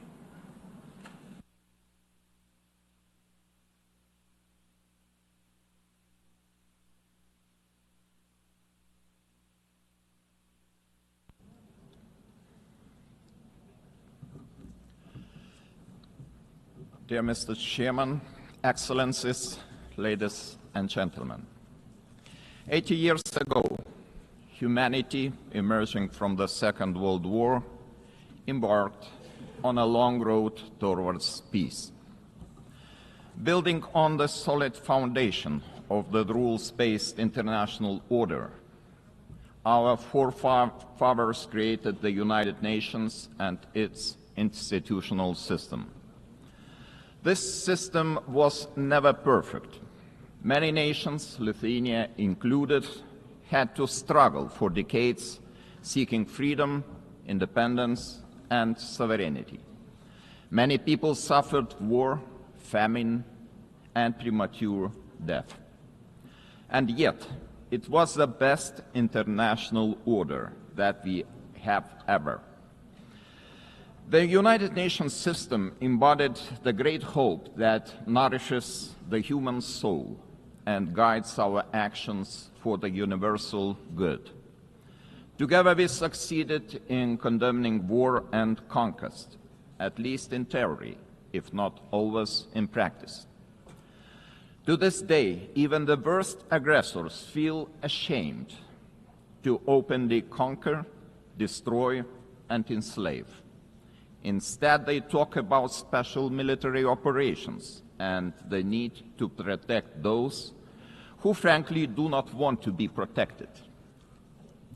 This shame is a significant achievement of our time. To the extent that current international norms limit the behavior of offenders, they help countless people to survive, escape torture, or even prosper. Thus, it is an ever-growing concern to witness these same norms being subjected to increasingly open and brutal attacks. Our international order is being slowly eroded by the irresponsible actions of those who should know better. The world is turning into a much more dangerous place. We have seen this before. We cannot ignore the striking parallels between the present day and the events of 1938, a time when the world chose appeasement over international law and diplomacy over deterrence, culminating in the infamous Munich Pact. That was a short-sighted attempt to satisfy a dangerous revisionist aggressor by giving away the territory of a sovereign nation. It proved to be a complete failure. The Munich Pact not only emboldened the Nazi regime, but also opened the door for Soviet expansion. Soon after, the secret protocols of the Molotov-Ribbentrop Pact carved Europe into spheres of influence and sealed the fate of many independent states. As Europe descended into another great war, Lithuania and the other Baltic states were illegally occupied, annexed, and brutalized. After regaining the independence 35 years ago, Lithuania feels a duty to guard the bitter memory of past mistakes. Never again will we place our hopes in appeasement. Never again will we stand aside. Never again shall Pandora's box be opened. In 1938, it was Czechoslovakia that was abandoned. Today, we cannot abandon Ukraine alone. The war in Ukraine is well into its 4th year. The international community has not done enough to stop aggressor. This is a quest that goes far beyond the usual lines that keep different nations apart. What matters is not the distinction between large and small, or between global North and global South nations, but the basic principles of the UN Charter, which guarantee peace and security across the globe. If one UN member is attacked with impunity year after year by a permanent member of the Security Council, what does that mean for the rest of us? When power replaces law and fear silences the truth, the foundations of the global order begin to crack. And then nobody can feel safe anymore. Ladies and gentlemen, the effects of Russia's war against Ukraine are being felt across the world. This war has sparked crises in energy, migration, and food security, while also deepening global poverty, hunger, environmental damage, and climate change. It all began with the illegal occupation of Crimea in 2014 and escalated into a full-scale invasion marked by systematic war crimes. The targeted destruction of civilian infrastructure, indiscriminate missile attacks, and the forced deportation of thousands of Ukrainian children are not isolated abuses. These are calculated efforts to erase Ukraine's identity and undermine its sovereignty and territorial integrity, all in open defiance of the United Nations Charter. Let me be clear. Lithuania will never recognize Russia's illegal occupation and annexation of Ukrainian lands. Ukraine's borders are not up for negotiation. Attempts to redraw them by force are unacceptable. The United Nations Charter is not a menu to pick from. It is a binding foundation of international order. Ukraine is also not the only target. Russia continues to occupy two Georgian regions, destabilizes Moldova, and uses proxies and mercenaries to spread instability across the Sahel, the Middle East, and beyond. These are not isolated episodes. They are part of a calculated policy to undermine international norms and export chaos for strategic gain. Russia is not acting alone. The countries enabling Russia's war against Ukraine also violate international law. They prolong the war and deepen unnecessary suffering. Their actions damage us all, every sovereign nation. Lithuania therefore calls on the international community to maintain strong political, military, humanitarian and economic support for Ukraine. Having already provided more than 1 billion euros in assistance, half of which for reconstruction and long-term recovery, we are setting an example to follow. It is equally vital that the international community stop buying Russia's energy resources. Without all that oil and gas money, Moscow's war machine would finally stop. If history is any indicator, Russia will never stop using energy for its geopolitical goals. Wherever Russian energy resources flow, corruption, blackmail, and sabotage will follow. Let me remind you, this is a country that understands only the language of force. Ukraine's ability to deter aggression will be the decisive factor in the future.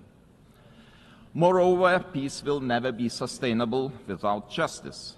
Russia's numerous war crimes, from mass killings and attacks on hospitals to the abduction, deportation, and indoctrination of children, demand accountability.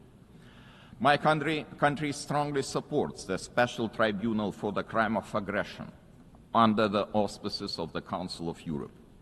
We call on all states to endorse this initiative. Accountability must have real consequences, legal, political, and financial. As a co-founder of Register of Damage for Ukraine, Lithuania calls on all eligible states to join this vital effort. Russia's frozen assets must eventually be used to help Ukraine defend itself and rebuild. I also cannot stress strongly enough that the return of all deported Ukrainian children and illegally detained civilians must be a global priority. We urge all states and institutions to strengthen international efforts and to ensure their safe homecoming. Ladies and gentlemen, as crucial as Russia's war of aggression against Ukraine is, it is only part of the broader global upheaval. Lithuania watches the current situation in the Middle East with deep concern. We join the international community in calling for the full and immediate implementation of the ceasefire in the Gaza Strip. To prevent starvation, humanitarian aid must be allowed to reach those in need without obstruction. At the same time, the unconditional release of all remaining Israeli hostages remains a crucial step towards ending hostilities. Lithuania is firmly committed to a just and lasting peace in the Middle East. We condemn all the actions that undermine this goal. The ongoing mediation efforts led by the United States, Qatar, and Egypt deserve our full support. There is no alternative but to revitalize a credible political process towards a two-state solution, ensuring that the state of Israel and an independent, democratic, contiguous, sovereign and viable state of Palestine can live side by side in peace, security and mutual recognition, with Jerusalem as the future capital of both states. Sadly, many states remain trapped in cycles of conflict, crisis, and long-term fragility. It is our shared responsibility to support those in need as destabilization spreads far and wide across international borders, regions, and continents. Our attention must also focus on the growing challenge of disinformation, which is increasingly being used to undermine democratic institutions and destabilize entire nations and societies. Lithuania calls on all members of the international community to defend truth as the supreme value and to fight attempts to rewrite history. Historical memory must be preserved. Ladies and gentlemen, as we face high global uncertainty, one choice remains entirely clear. Either we will repeat the mistakes of history, or we will find the resolve to defend the core principles of the United Nations. Today, Lithuania chooses to act. We call on the international community to respond to today's challenges with unity and determination. We call on the United Nations to return to its founding purpose, to prevent the scourge of war, to protect human dignity, and to uphold the rights of nations large and small. Together, we must ensure that no permanent seat on the Security Council grants any state permanent impunity. We must support those who defend the very principles of the UN Charter. In this spirit, I welcome the Secretary General's UNAT reform agenda, a timely blueprint for adapting this institution to the realities of today's world. His call for a more inclusive, effective, and accountable United Nations deserves our broad support. Lithuania stands firmly behind these efforts to reimagine multilateralism. We call on all states to strengthen our collective ability to act across all three pillars: peace and security, human rights, and development. Our message must be simple and straightforward. Aggression cannot win, and the principles of the UN Charter must prevail. Let us rise to the demands of this moment. Thank you very much.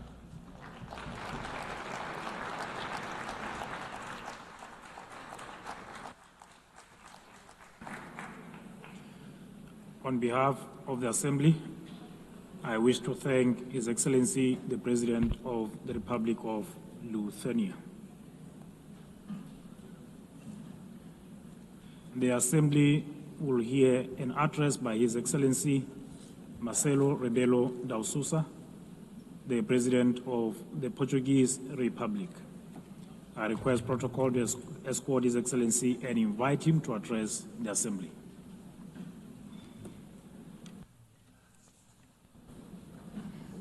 Mr. Chairman, Excellencies, symbolic moment this one for United Nations. The celebration of 80 years, and for us, Portuguese, 70 years of membership. The time of judgment, of compromise, of renewal, multilateral ambition. Portugal is today what always aspired to be. A noble country to the world, listening, dialoguing, building bridges, deeply multilateralist and guided by the Charter of United Nations. A world with more cooperation and respect for international law is safer, more predictable, stable, peaceful, prosperous, plural, representative, and able to respond collectively to global challenges. 70 years ago, we were living still in dictatorship. And we found in this community the space to rediscover the real values and contributing to global solutions. And even now, in a changed world, fragmented, polarized, unpredictable, this community is a key community to defend basic principles of a coexistence between nations, cultures, civilizations. And it is with this coherence and the sense of responsibility, with the conscience of the need of contributing, acting, and deciding, guided by values and principles, that will be candidates to the Security Council in 27-28, a decision we formalized in 2013. Excellencies, let me pay tribute to the former President of the General Assembly for his support to the adoption of the Pact for the Future. Let me congratulate the present President of this session, wishing the success in her term. But I would very specifically, and in Portuguese this time, say a word about the remarkable work of the Secretary-General António Guterres. O seu humanismo. His humanism, devotion to international law, the reforms he has championed, 2017, que inclui agora, now including UN 80 and the Pact for the Future, are testaments to his work and will be his legacy. É orgulho para mim, having a Portuguese as Secretary-General of the United Nations, ter português como Secretário-Geral das Nações Unidas. Someone that is projecting a Portuguese way of acting in international relations. Uma forma portuguesa de estar nas relações internacionais. He will always be supported by Portugal. Contará sempre com o apoio de Portugal. And I must congratulate him for his speech. Because he said, I will never give up. I know him ever since we were teenagers. He never gave up, ever. And he's right. It's true we live at a time of multiple crises and persistent crises. Division, polarization, violations of international law, cleavage between power exercise and responsibility, technology and ethics, urgency of crisis and capacity of response and action. United Nations faces an existential moment. Without change, without renewal, the United Nations will be marginalized, and we could be left to the law of force. No G1, no G2, no G3, no G1 plus 1, 1 plus 2, or 2 plus 1 will be an alternative. No absence of multilateralism will avoid the need of multilateralism. The world is multipolar, will be multipolar. Just think of the situation in Ukraine or the situation in Middle East. In Ukraine, for years, and now for months, for 8 months, one is waiting the mediation of the most powerful in the world. Do we have a ceasefire? No, we don't. In the case of Middle East, we waited and waited for the intervention of the most powerful in the world. Did we have a ceasefire? Without the multipolar, multilateral intervention of so many countries, here in New York, with the recognition of the existence of the state of Palestine, some Europeans, others non-Europeans, we won't change soon. This means we need United Nations, we need multilateralism, we need dialogue between countries. from every continent. And the same for international law. We need international law. We need international law for the reform of the United Nations. We need international law as a foundation of peace and justice. A world governed by rules is a safer and more predictable and equitable world. We need a Charter of the United Nations as a common compass. Of course, we must adjust the United Nations, but we must never forget the lesson of the League of Nations. When one forgets the principles, when one abandons the principles on account of pure realpolitik, I mean the power or the powers of the moment, one forgets that no power is eternal. No personality is eternal. Empires went up and went down. We know by experience it. Colonial empires inside Europe, all kinds of empires went up and went down. We believe that in the reform of United Nations, we have three pillars: prevention, partnership, and protection. Preemptive action before the conflict, not just afterwards. Mediation, preventive diplomacy, intervention of the Secretary General and of the PBC. Avoiding destruction and institution collapse. Building peace, fighting against the deep causes of violence, promoting resilient and peaceful societies. But development, peace building without development, preventive action without development doesn't work. We co-presided, together with an African partner, Burundi, the preparation of the fourth conference on financing of development. Ideas, dialogue, determination, results. Without sustainable development, no lasting peace is possible.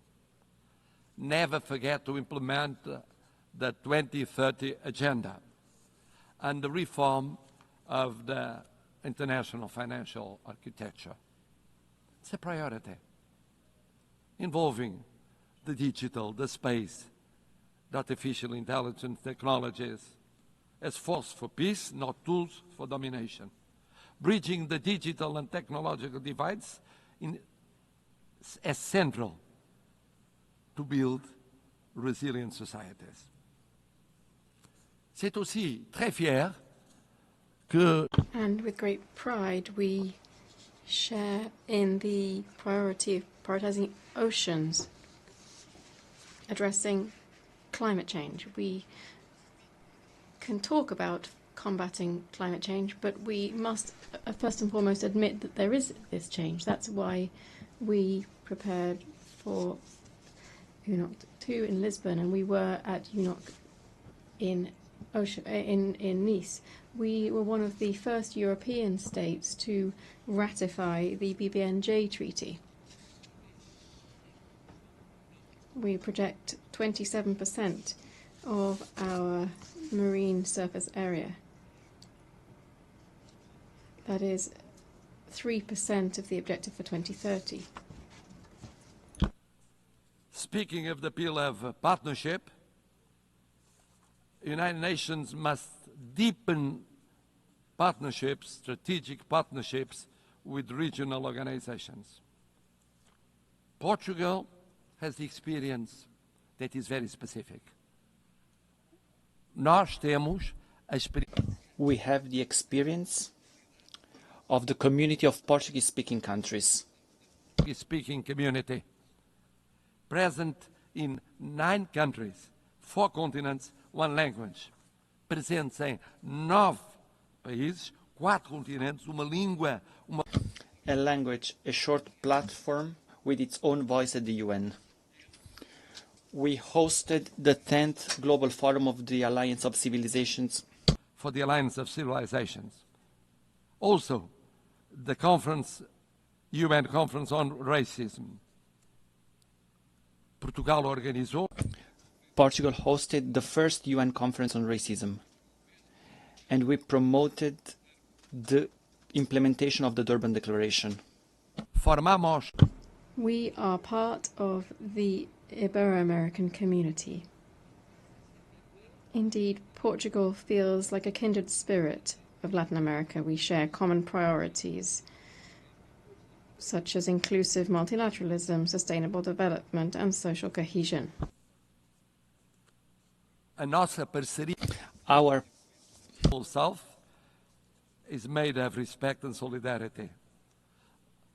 Lançamos as primeiras We launched the first EU-African Union summits. Initiative of the first and second summits between European Union and the African Union. We cooperate actively with the PMA, CITES, and LLDC.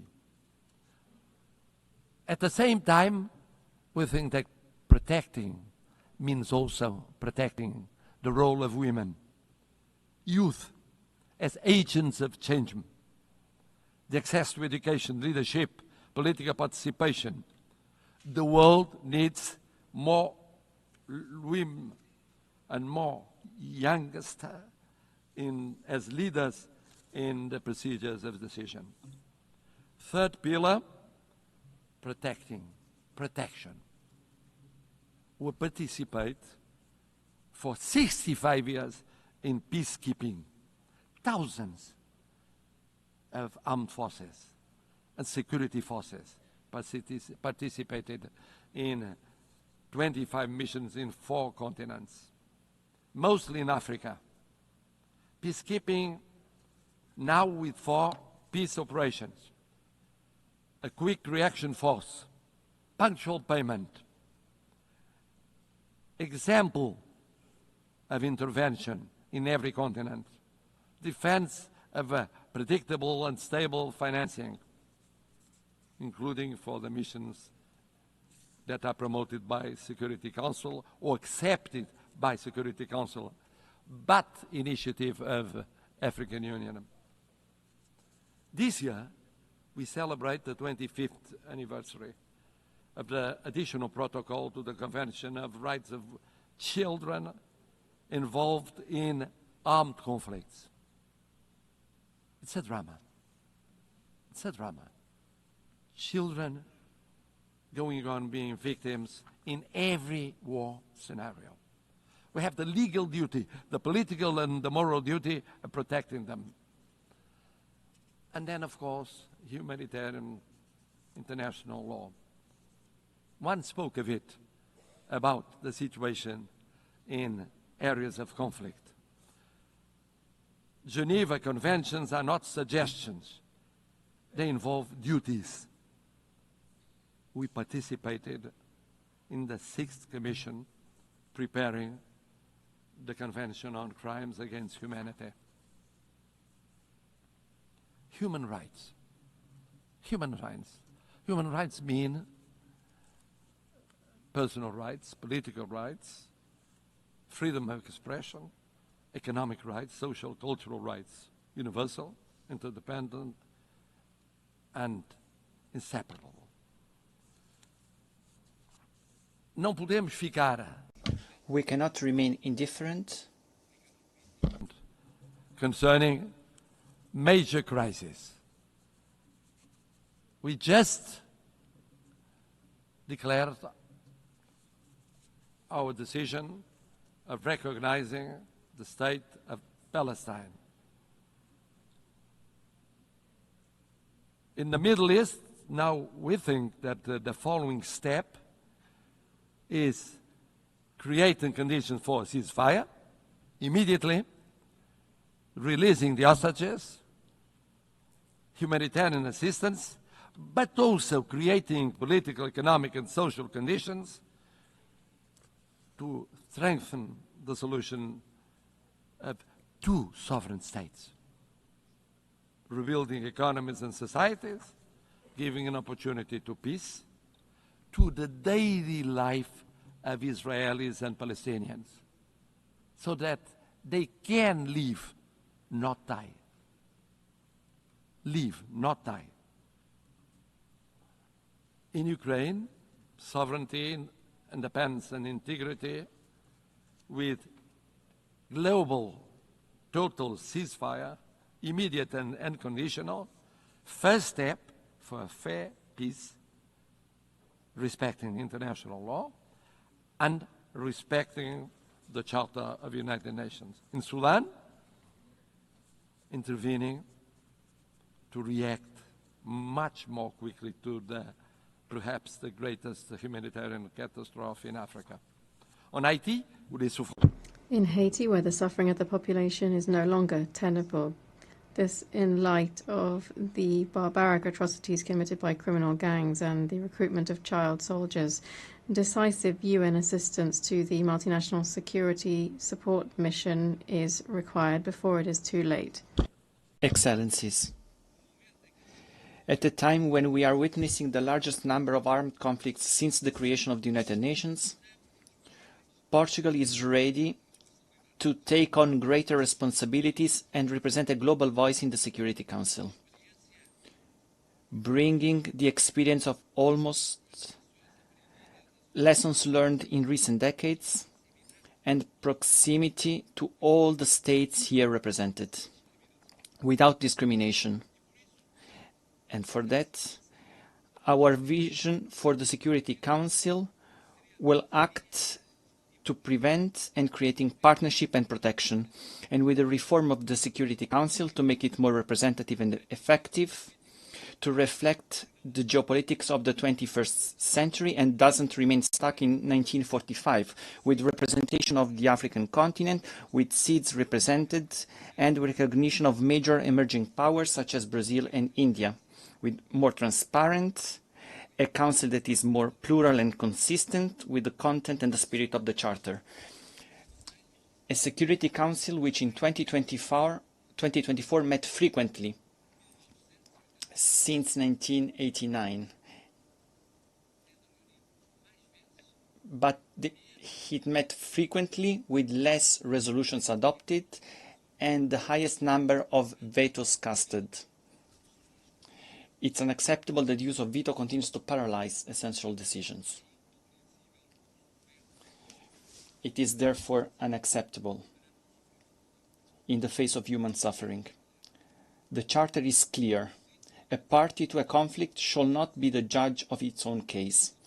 Portugal supports the ACT Group's code of conduct, measures to restrict the use of veto, and all initiatives that strengthen transparency and accountability within the Council. A last word. Portugal is presenting itself to the Security Council without hidden agendas, but rather with an agenda aligned with the values and objectives of the UN, with humility, but with confidence, contributing to a council that is more effective, representative, and close to those who expect protection from it. We are a predictable country, a bridge builder, a reliable partner, an uncompromising defender of the UN Charter. It is in this spirit that we want to serve, that we reaffirm our commitment to the United Nations today, and that we hope will earn your trust for the future of the United Nations, but mostly for the future of the world. More peaceful, more just, more respectful of dignity, human dignity, in so many conflicts that represent a shame for all of us. Thank you.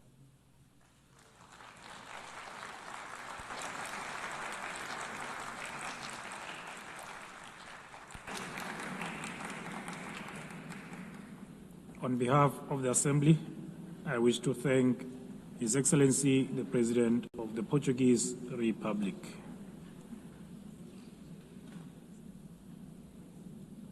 The Assembly will hear an address by His Excellency Yomandú Usí, President of the Eastern Republic of Uruguay. I request protocol to escort His Excellency and invite him to address the Assembly.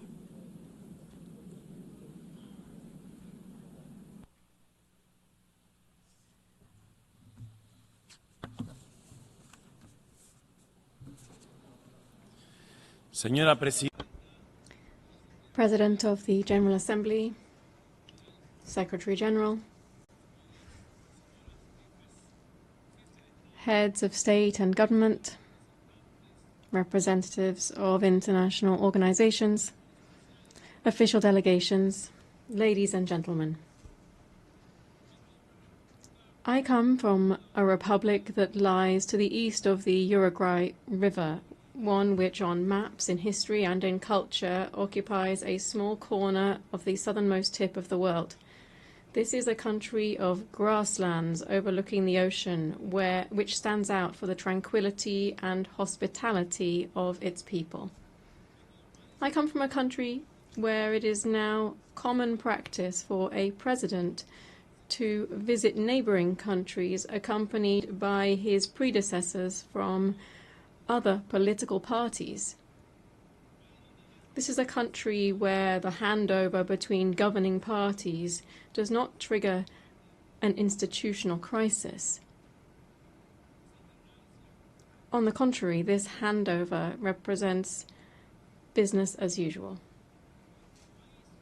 I come from a country whose president can walk among the people without security, can enjoy a football match standing in the stands like any other supporter. I come from a country whose political parties, almost all of them, more than half a century old, are always willing to agree on national solutions to national emergencies. Uruguayan solutions, as we call them. In saying this, I'm trying to express how Uruguay lives its profound vocation for peace and respect every day. I live in a country, of course, that does not stand on the threshold of paradise, since we are also facing fresh challenges in child poverty, public security, and social inequality. And on these issues also, there is, generally speaking, national consensus. Our historically robust institutions and political system have allowed Uruguay to continue to stand out in the region for its high level of human development and its income distribution policies. It has allowed us to be a country with stable rules, where contracts are honored, where international commitments are respected, and where macroeconomic stability is a state policy. But this impressive record can also be seen beyond our borders, because Uruguay is recognized worldwide for its commitment to peace, its tireless pursuit of the peaceful resolution of conflicts, its unfettered respect for international law as the greatest guarantee of the sovereignty of peoples, and for being a fraternal and hospitable land for migrants from all latitudes. From that small country which breeds tolerance, dialogue, and agreement as the historical key to coexistence, and which lies on a continent free of conflict and interstate wars, we come to this assembly to join efforts to contribute to stability and peace in an increasingly tumultuous and challenging world. The growing geopolitical tension and increase in conflicts, together with the underfunding of efforts for a peaceful and rules-based global order, are posing enormous challenges on a planetary scale. A few facts suffice to illustrate this. According to the 2025 Global Peace Index, in 2023 there were 59 interstate conflicts. This is the highest number since the end of the Second World War. In 2024, global military expenditure rose by almost 10% in real terms when compared to 2023. This represents the largest annual increase since the end of the Cold War. we're talking about military expenditure of $2.7 trillion. We're not only talking about increased conflict between nations, nor of rapidly growing military expenditures to sustain this, but we're also talking about new forms of cruelty and death that wars now bear. We are well aware that since the very birth of civilization, the absence of violence or war has perhaps been nothing more than a pipe dream. But in our time, technological progress has unleashed other, much more perverse means of waging war, such as the use of military practices aimed at sowing fear, terror, and death among the civilian population. Let it be very clear. We condemn all forms of terrorism, since it constitutes, among other things, a despicable act of cowardice. There is another perspective, a current perspective, one that leads us to believe that the main objective of current wars seems to be the systematic practice of extermination.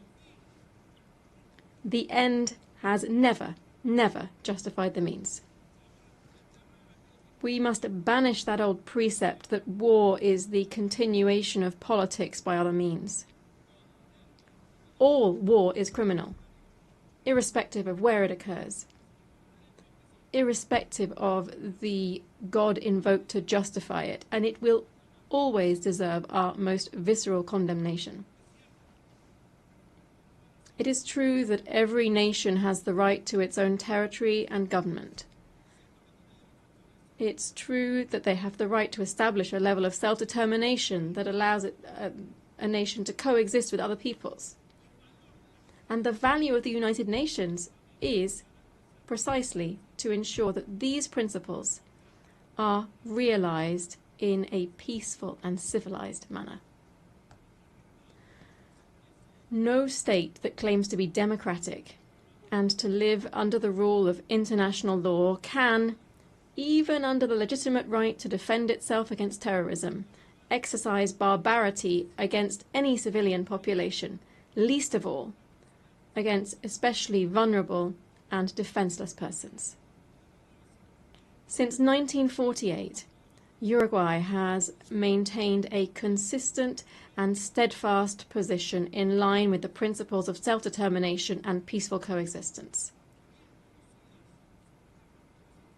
Our historic stances on the main global conflicts, especially that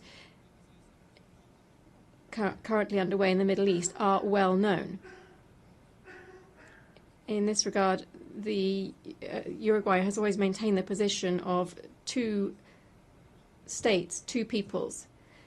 The Uruguayan government hence takes very seriously the reports produced by the international community concerning the Palestinian territories and urges the implementation of the recommendations made by the United Nations. At the same time, we urge the immediate suspension of military operations of death. We urge the suspension of death of innocent civilians. And we request the release of the hostages. In our world, at the same time, there are other persistent and worsening, more widespread and permanent tragedies, to such an extent that the Universal Declaration of Human Rights, adopted in this very assembly 77 years ago, stands as a revolutionary manifesto in the times that we're living through, beginning with its first article, which proclaims all human beings are born free and equal in dignity and rights, and, endowed as they are with reason and conscience, should act towards one another in a spirit of brotherhood. How far we are from our own principles and commitments when we see that the gap between those who have the most and those who suffer the most is ever greater. how far we are when we see that the principles of freedom and equality are increasingly estranged, and we hear much more talk of a supposedly free individual than of egalitarian societies in terms of income or the enjoyment of rights. How far we are from human sensibility when we forget that our main calling must be to stand with the majority, listening to every problem or anguish of our people and understanding even and fundamentally those who think differently. Madam President, I come from a country with a long, faithfully documented tradition in international politics. This tradition includes staunch support for multilateralism in all of its facets, political, economic, cultural, as the best and only way to face the challenges to which I have referred.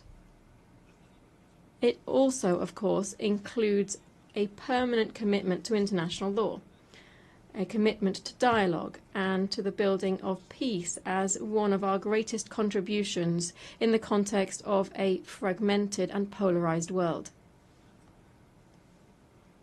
My country's entire political system is proud to contribute decisively to global tasks such as the maintenance of international peace and security, the consolidation and development of international law through participation in normative bodies and in international courts, through our support for disarmament, food security, global health, and commitment to addressing climate change. In this context, I wish to highlight my country's historic commitment to the multilateral peacekeeping system.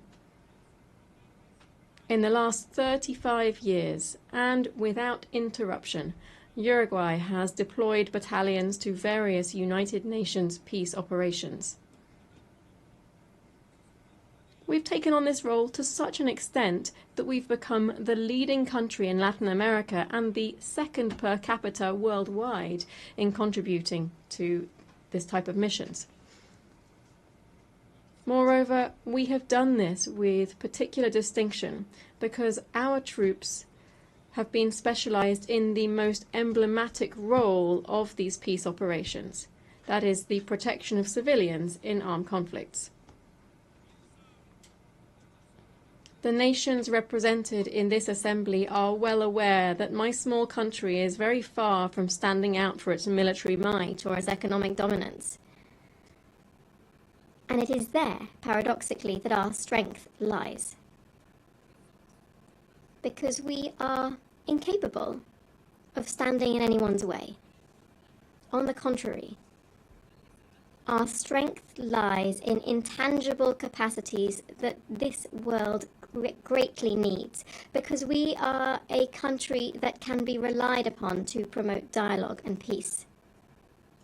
Firstly, because those principles define us as a republic and are evident in our respect for the separation of powers and the rule of law, the strength of our democratic system, and our respect and promotion of human rights and social equity, among other things.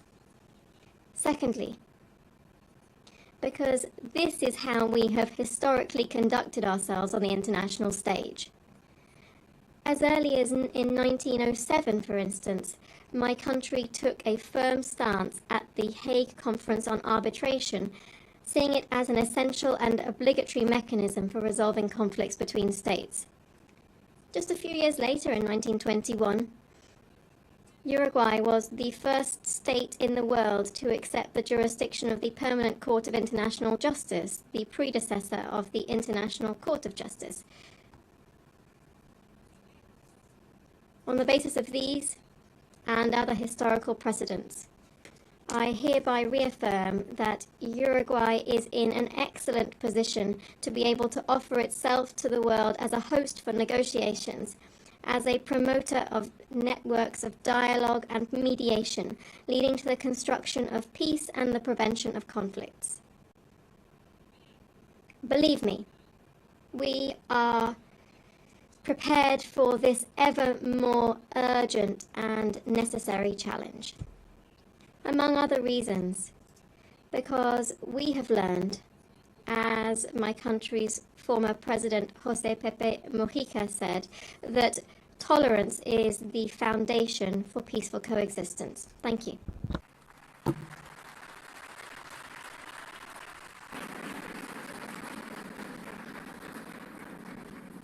On behalf of the Assembly, I wish to thank the President of the Eastern Republic of Uruguay.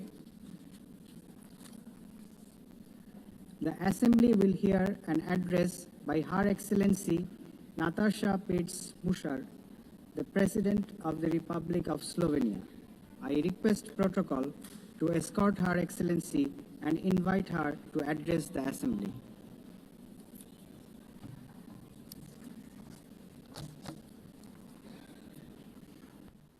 Madam President, please accept my warmest congratulations on your election at this historic 80th anniversary of the United Nations. Your election underscores the vital importance of including women in the decision-making process. Ladies and gentlemen, Excellencies, in 1945, the end of the Second World War was greeted with celebrations, and hopes were placed in a new era of peace and cooperation, embodied by the creation of the United Nations. However, those hopes were soon overshadowed by the onset of the Cold War. When it ended in 1991, we once again dared to believe that this would pave the way to the vision of lasting peace, security and cooperation as enshrined in the UN Charter. Sadly, that vision has not materialized. In fact, the situation has worsened, and here is why. Firstly, the Security Council, envisioned as the very pillar of collective security, is failing to meet the expectations of the world, if it ever has. The Permanent Five were supposed to be role models for the rest of the world working for peace. Some work in their own interests instead. Secondly, the promise of the Sustainable Development Goals is faltering. Progress is lagging, and with cuts in development assistance, millions of the world's poorest are pushed further away from the access to even the most basic services. Thirdly, international law appears to stand at the precipice of irrelevance. The independence of elected international judges, the integrity of human rights institutions, personal security of human rights defenders, and the authority of this organization are under siege. Fourthly, the Genocide Convention risks becoming a relic of the past. Some states have put the International Criminal Court to its greatest challenge ever. Its prosecutors, whose only duty is the pursuit of justice, and its judges, whose responsibility is to uphold the law, our international law, now face sanctions and intimidation. As if the states that sanction them would prefer to shield the alleged perpetrators of atrocities rather than confront the truth and help deliver justice. Fifthly, the landmark opinion of the International Court of Justice affirming that international law obliges states to prevent harming the climate already feels obsolete. And finally, states are withdrawing from the Paris Climate Agreement, from the Ottawa Treaty, and from the UN agencies, or simply cutting their finances. Each such act chips away at the support for multilateralism, a system designed not for the powerful few, but for the benefit of all of us. Madam President, how are we to explain these trends to our electorates, to our people, and above all, to our children? Shall we tell them that this is the new normal, that might makes right, that the strong may seize what they want because they can, that they can kill with impunity because they can, that they may pollute, wage wars, and trample on international law just because they can? Are we prepared to look our children in the eyes and say, "This is the world you will inherit and there is nothing we can do about it"? With the adoption of the Pact for the Future last year, we have charted a path toward a stronger, more forward-looking United Nations. But we must now create the conditions to fulfill our commitments. One way forward is to establish a permanent advocacy network to give the Pact unconditional, sustained political support. To this end, I propose the creation of a global forum for the future, an inclusive movement of states committed to multilateralism, mutual respect, and the defense of our shared vision. A movement determined to stand up for the Pact and drive its implementation at every level. As states consider how to implement the Pact for the Future, some solutions may be seen as inconvenient today, but in the long run, ladies and gentlemen, they are not optional. They are systemically necessary. The first example is the reform of the Security Council. We all recognize that it is the principal organ entrusted with the maintenance of international peace and security. But what it is not, and must never be, is a body that stands above international law to defend the interests of some at the expense of others. Jus Cogens norms must be safeguarded as a matter of principle. If the prohibitions against genocide and crimes against humanity are accepted as Jus Cogens norms, can any permanent member claim a legitimate veto right in such circumstances? Member states have attempted to address this question through many reform proposals, but with minimal progress. This is why we must dare to go further now. We, the General Assembly, must take a bold step and request an advisory opinion from the International Court of Justice on this very question. Second, we must confront the gap between our words and actions on gender equity. Progress has been made, but far too modestly. Over the past 80 years, 13% of leaders in multilateral organizations have been women. And no woman has ever served as Secretary General of the United Nations. And this, ladies and gentlemen, must change. So, Excellencies, ladies and gentlemen, let us make history. Today, the 80th session of the General Assembly is led by only the 5th woman to hold the presidency. By the end of this session, she would be joined by a Madam Secretary General-elect, a living proof to 4 billion women that even the most impossible job is not beyond their reach. But gender representation is not enough. What we must achieve is actual gender equity because it benefits not only women and girls, but entire societies. True equity requires systemic change, and so women's empowerment must remain at the heart of our global agenda. International organizations must weave a gender perspective into every strand of policy making. And that should be a result of effective participation of women and girls themselves. Electing a Madam Secretary General would be historic, but it must only be the beginning of a much deeper transformation. Madam President,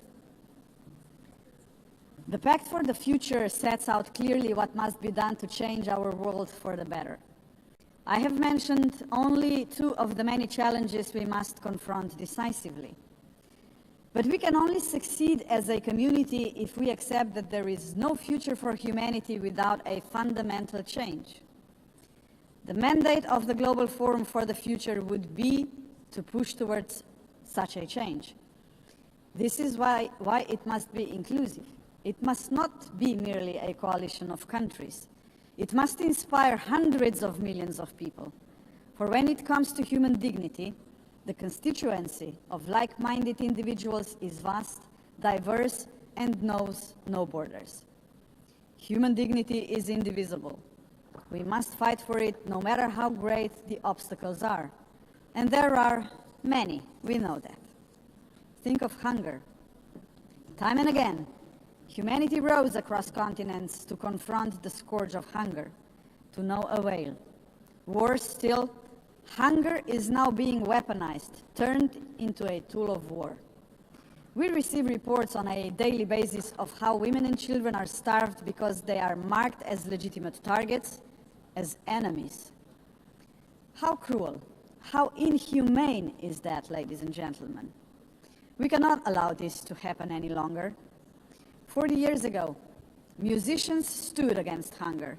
Instead of guns, they, the Band Aid, used music. The world heard them, but they were not loud enough, as hunger has not been eradicated. Today, we have science. We can address on a scale beyond imagination not only hunger, but every act of violence against human beings and all human fears. Granted, science, technology, and global connectivity are too often twisted by cynical leaders and warmongering regimes. But they can also be harnessed for the common good. Artists, influencers, and visionaries with audiences of millions can join forces with the governments of like-minded nations. Together, their voice in defense of humanity could become irresistible. Together, we can demand real action by all governments, all world and community leaders on the Pact for the Future, and hold to account those who betray human dignity to its very core, through wars of aggression, genocidal policies, and crimes against humanity. If we join forces and make ourselves heard, nobody can ignore us, not even the most arrogant governments and individual politicians. Of course, such initiatives cannot emerge out of thin air. They require leadership, strong, inclusive, and fearless leadership. We, the leaders of today, are only transient custodians of power. Some of us may not be here after the next election, but that is precisely why we must act now. Our responsibility and destiny will be judged by how we treat our planet and its people today. We simply cannot afford silence, ignorance, or passivity, not while we hold power and possess the power of the word. Hesitation is not an option, Madam President. For most of us, members of the UN, is not might that makes right. It is the opposite. We must not allow the powerful few to ignore us. We must not surrender to a world where power alone prevails. We, the majority of United Nations members, must be role models. We must work for a different world. The Global Forum for the Future can be a platform for the much-needed transformation in which partnerships with non-state actors and companies are indispensable. Profits must finally serve development for all. Innovation and sustainability must drive tolerance, mutual respect, and inclusive dialogue. Is that too much to ask? If we, the leaders of this planet, can offer nothing but terror, conflict, pollution, fear, inequalities, and war to 8 billion people, then we must confront the truth. We are complicit in crimes against our civilization and our planet. And not just us, heads of states, but leaders of international institutions, CEOs, and every individual with the power to make a difference share this responsibility. None of us can claim ignorance of what is at stake. If we believe in human dignity for all, we must deliver more. A world that fulfills lives, not threatens them. We must say yes to inclusive multilateralism and a resounding no to multipolarism. Let us show that this General Assembly can and will make a difference, as it has often done before. Let us demonstrate that we reject arrogance, hatred, and willful blindness to a lack of equality and justice, to wars of aggression, crimes against humanity, and genocide, because they tear us apart for generations. And let us proclaim in all seriousness and sincerity that we embrace personal and collective responsibility to uphold humanity, sustainable development, and international law, because this will keep us together as a civilization for generations. And Madam President, let me end on a personal note. For the sake of future generations, to fulfill our responsibility as human beings, to ensure that we are on the right side of the history, we should do the right thing. We did not stop the Holocaust. We did not stop the genocide in Rwanda. We did not stop the genocide in Srebrenica. We must stop the genocide in Gaza. There are no excuses anymore. None. Ladies and gentlemen, thank you very much. On behalf of the Assembly, I wish to thank the President of the Republic of Slovenia. The Assembly will hear an address by His Excellency Kassym-Jomart Tokayev, the President of the Republic of Kazakhstan. I request protocol to escort His Excellency and invite him to address the Assembly.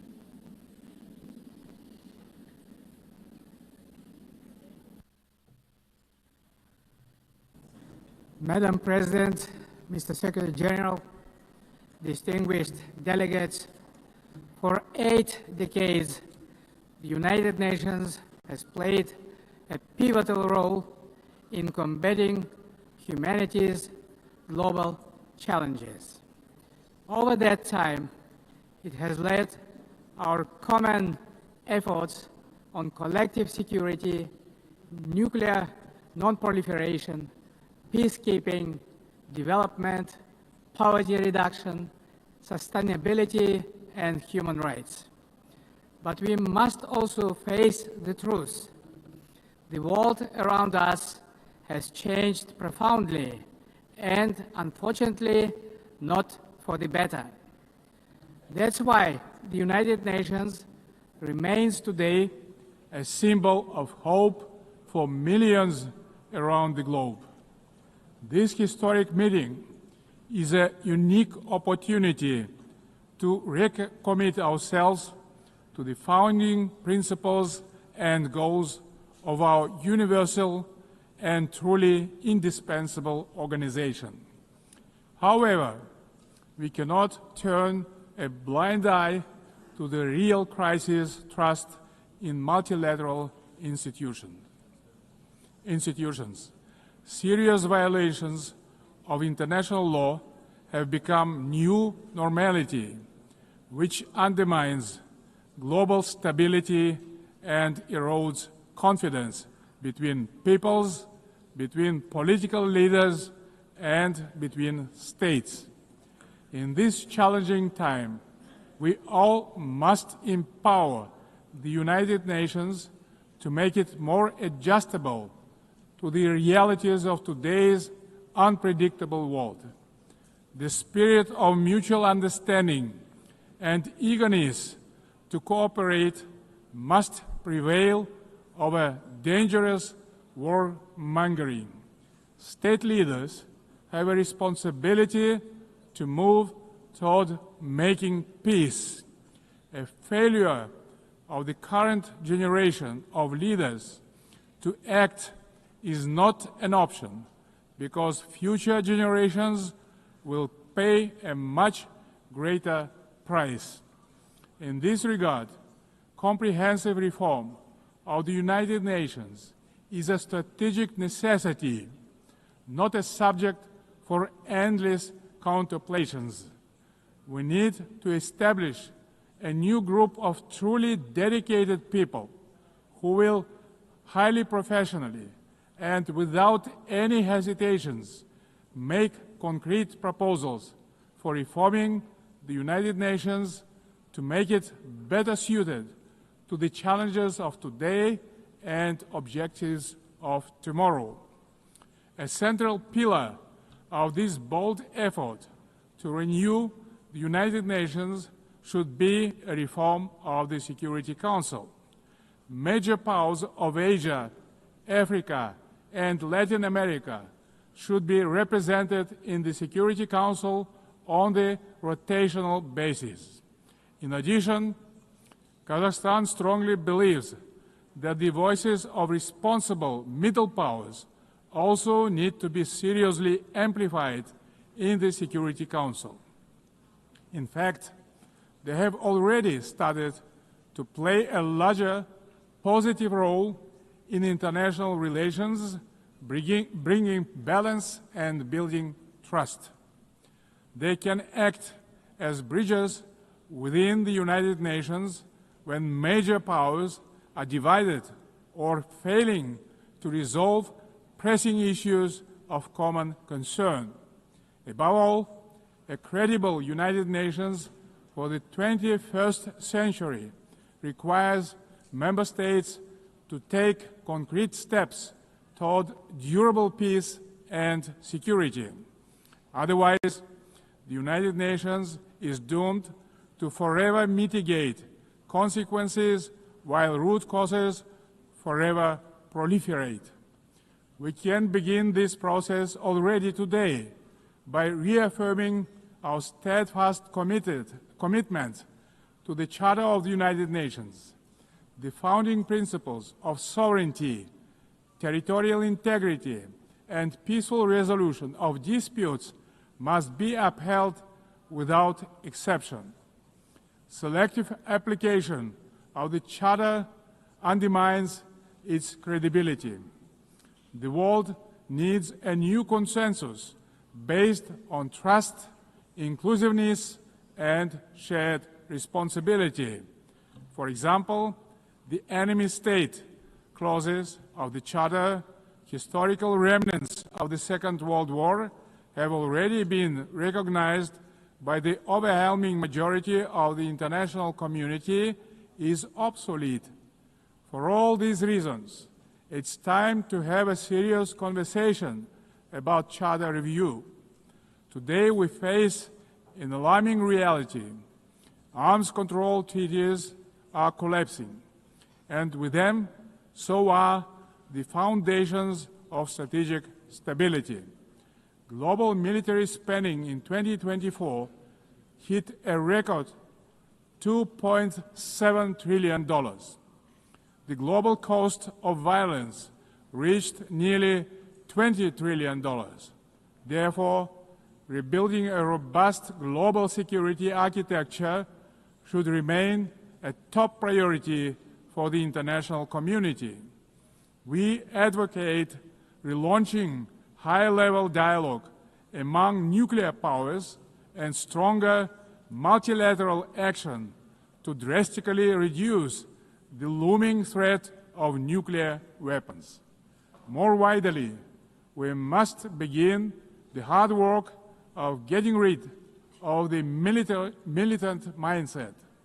We can do so by tracking closely how much our countries invest in peace. Kazakhstan is ready to host a new dialogue on nuclear disarmament and non-proliferation. We can focus on informal, inclusive exchanges that reinforce the NPT and support progress toward the CTBT.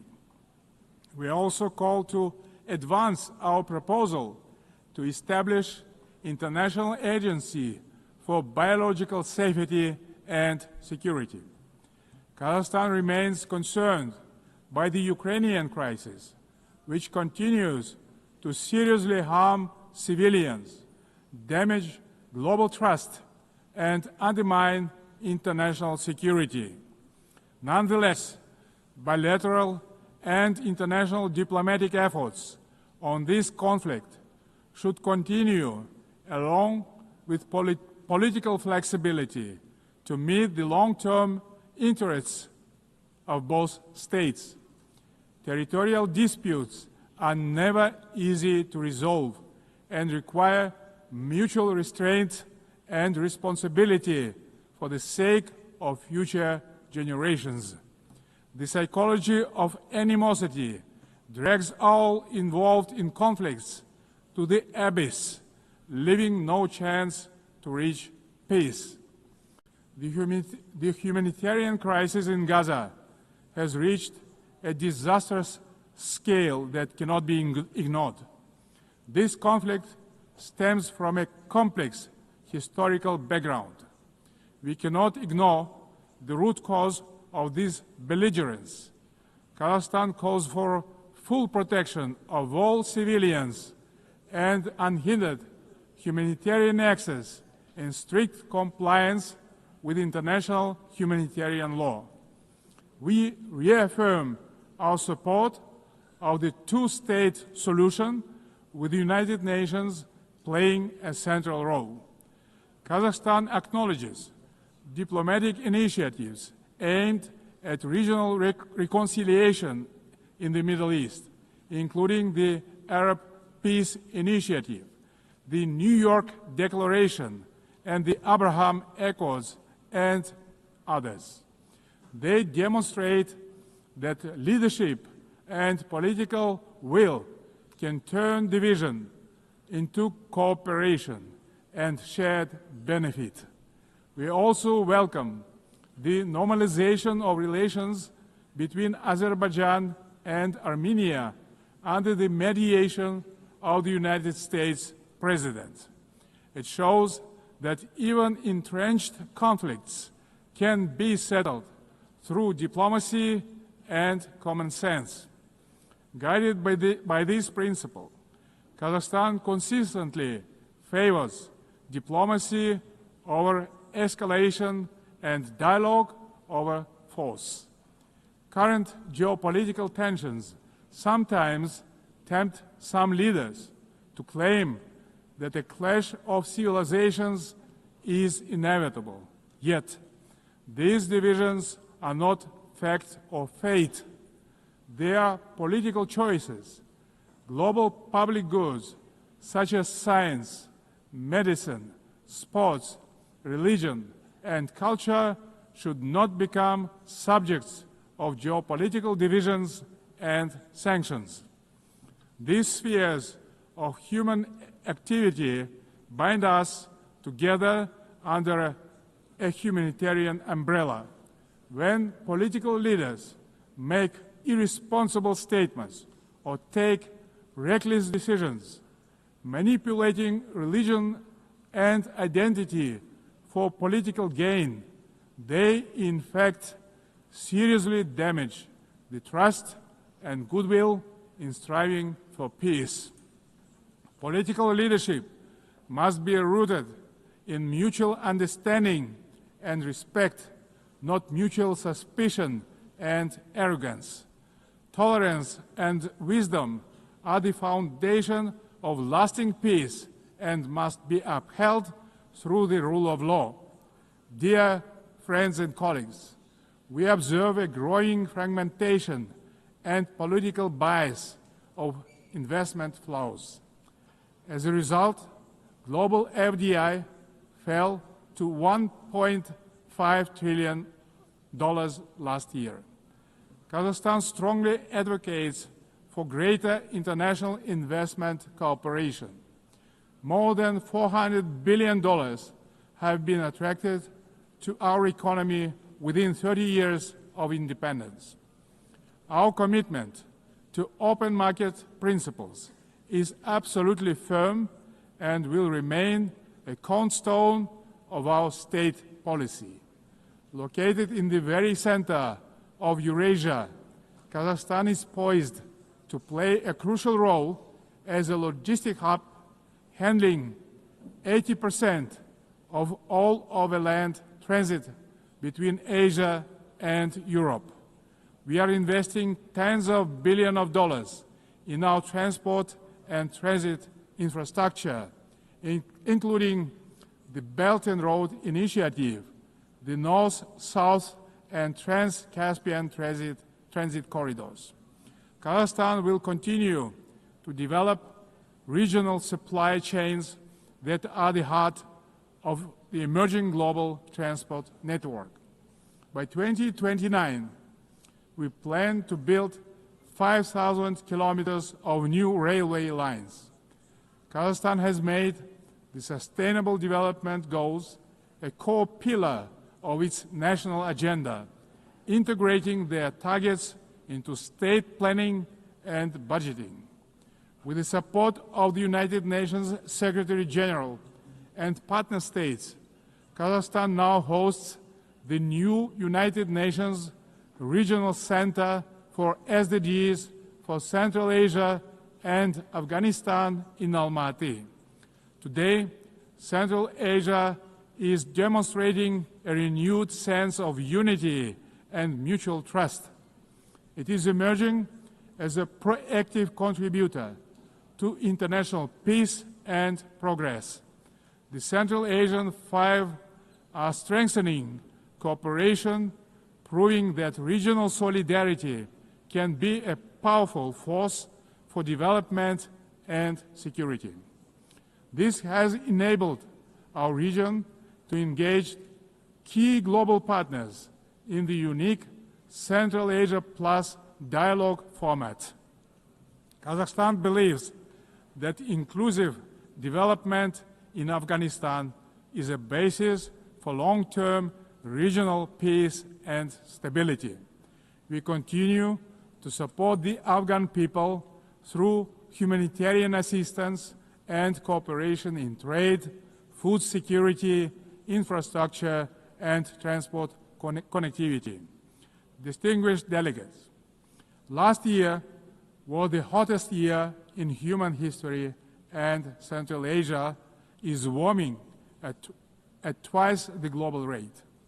The melting of glaciers in the Alatau Mountains is accelerating, multiplying threats to water and food security for millions. Kazakhstan has drawn profound lessons from the tragedy of the Aral Sea. Thanks to our consistent efforts, including at the international level, we succeeded in preserving the northern part of the sea. As the current chair of the International Fund for Saving the Aral Sea, Kazakhstan will continue to play a proactive role in this common priority. Meanwhile, the Caspian Sea is rapidly shrinking. It is no longer just a regional concern. It is a global warning signal. Therefore, we call for urgent steps to preserve the Caspian water resources with our partners across the region and the wider international community. Last year, Kazakhstan co-organized the One Water Summit with France, Saudi Arabia, and the World Bank. Looking forward, stronger coordination, investments, and sustainable solutions are urgently needed to prevent future water crises. To help advance this agenda, Kazakhstan will host a regional ecological summit in Astana in April next year, to be convened in partnership with the United Nations and other international organizations. As part of our broader environmental commitment, Kazakhstan is implementing a nationwide Clean Kazakhstan campaign. This national movement mobilizes millions of volunteers in cleanup actions, waste reduction, and eco-education. At this initiative of Kazakhstan, the United Nations declared 2026 the International Year of Volunteers for Sustainable Development. We invite all member states to collaborate on this important endeavor. In this spirit, I propose that the General Assembly adopt a resolution proclaiming April 22 as the International Day of Greening the Planet.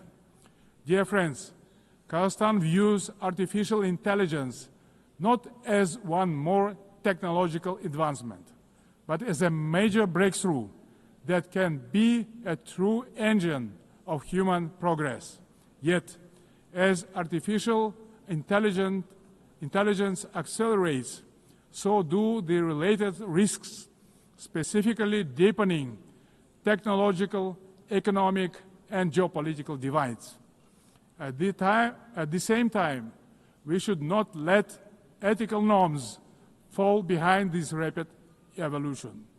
Pressing questions of fairness, accountability, and individual rights must be addressed with clarity and urgency. We must act collectively to ensure that every country can benefit from AI. Kazakhstan welcomes the establishment under UN auspices of the Global Dialogue on AI Governance. We stand ready to actively contribute to this platform to help ensure that AI remains safe, inclusive, and human-centered. In Kazakhstan, artificial intelligence will be integrated across all sectors of economy and public services. The basic infrastructure to deliver this plan is being built, and our bright young people are getting ready to turn this vision into reality. Our strategic goal is to transform Kazakhstan into a fully digital power within the next 3 years. Large-scale digitalization and widespread use of AI have become a national priority in Kazakhstan. E-government is an important pillar of our national development strategy. Around 90% of public services are already digitalized. Kazakhstan has recently launched its fastest national supercomputer ever. But AI and automation are expected to threaten jobs in many countries. That's why digital progress must go hand in hand with professional education. Therefore, Kazakhstan believes it is imperative not just to increase employment, but to valorize the technical professions. Ladies and gentlemen, amid global turbulence, Kazakhstan is pursuing a bold national renewal to build a truly just and fair state. Over the last 3 years, we have carried out large-scale political and economic reforms that are unprecedented in our part of the world. Through a national referendum, we introduced a single 7-year presidential term, thereby strengthening democratic accountability. We remain committed to the formula of strong president, influential parliament, and accountable government. Guided by strong wish to modernize Kazakhstan, I have proposed a single-chamber parliament for a national referendum to consider. Our objective is to continuously embrace the political system to make it more transparent, effective, and reflective of people's aspirations. At the heart of these reforms lies a clear principle: law and order must prevail. We believe that only governance rooted in common sense and the rule of law can ensure public order and protect the rights of all citizens. It creates good conditions for international investment, trade, cooperation, and more broadly, the dynamic development of our country. The interests of law-abiding people and decent citizens must always come first, maintained through justice, accountability, and mutual respect. Kazakhstan's economy is showing clear signs of sustainability and resilience. This year, economic growth is expected to exceed 6%, underscoring the sustainability of our economy as the largest in our part of the world. But we are not complacent. We will continue our efforts to ensure a long-term growth. Kazakhstan's energy strategy is based on 4 pillars: oil and gas, coal, uranium, and critical minerals. These precious assets are the basis of reliable energy partnerships. Climate change and the green agenda cannot be accepted by all countries that have huge deposits like coal, which nowadays can be cleaned up by advanced technologies. That's why we have committed to decarbonize our country in 35 years. Renewable energy is not the single solution to all energy problems. Agriculture is another driver of our development with huge potential for global markets. Kazakhstan's grain export capacity has amounted to 12 million tons, reaching a great number of international markets, creating new opportunities for trade expansion using enhanced transport connectivity. We will continue our cooperation with all major international partners and regional stakeholders to further diversify our external trade and economy, making it more inclusive and resilient. Excellencies, we will remain firmly on this path, deepening governance reforms at home while supporting global governance abroad. Kazakhstan will continue to serve as a bridge builder and peacemaker. It will also continue to choose balance over domination, cooperation over confrontation, and peace over war. We stand ready in cooperation with other players, stakeholders in the international community to renew the promise of the United Nations as a beacon of peace, justice, and cooperation. Thank you very much.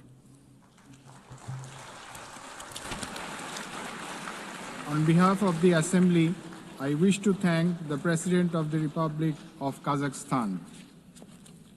The Assembly will hear an address by His Excellency Matamela Cyril Ramaphosa, President of the Republic of South Africa.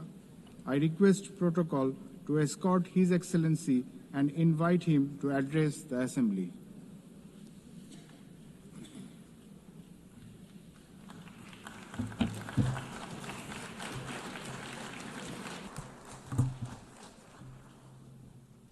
Thank you, President of the 80th session of the UN General Assembly, United Nations Secretary General, Excellencies, Heads of State and Government, and ladies and gentlemen. 80 years ago, the United Nations was established to save succeeding generations of humanity from the scourge of war and to build a peaceful, prosperous, and just world arising from the devastation brought about by global conflict. Through the UN Charter, the nations of the world pledge to uphold peace, development, and human rights, which would be underpinned by international law.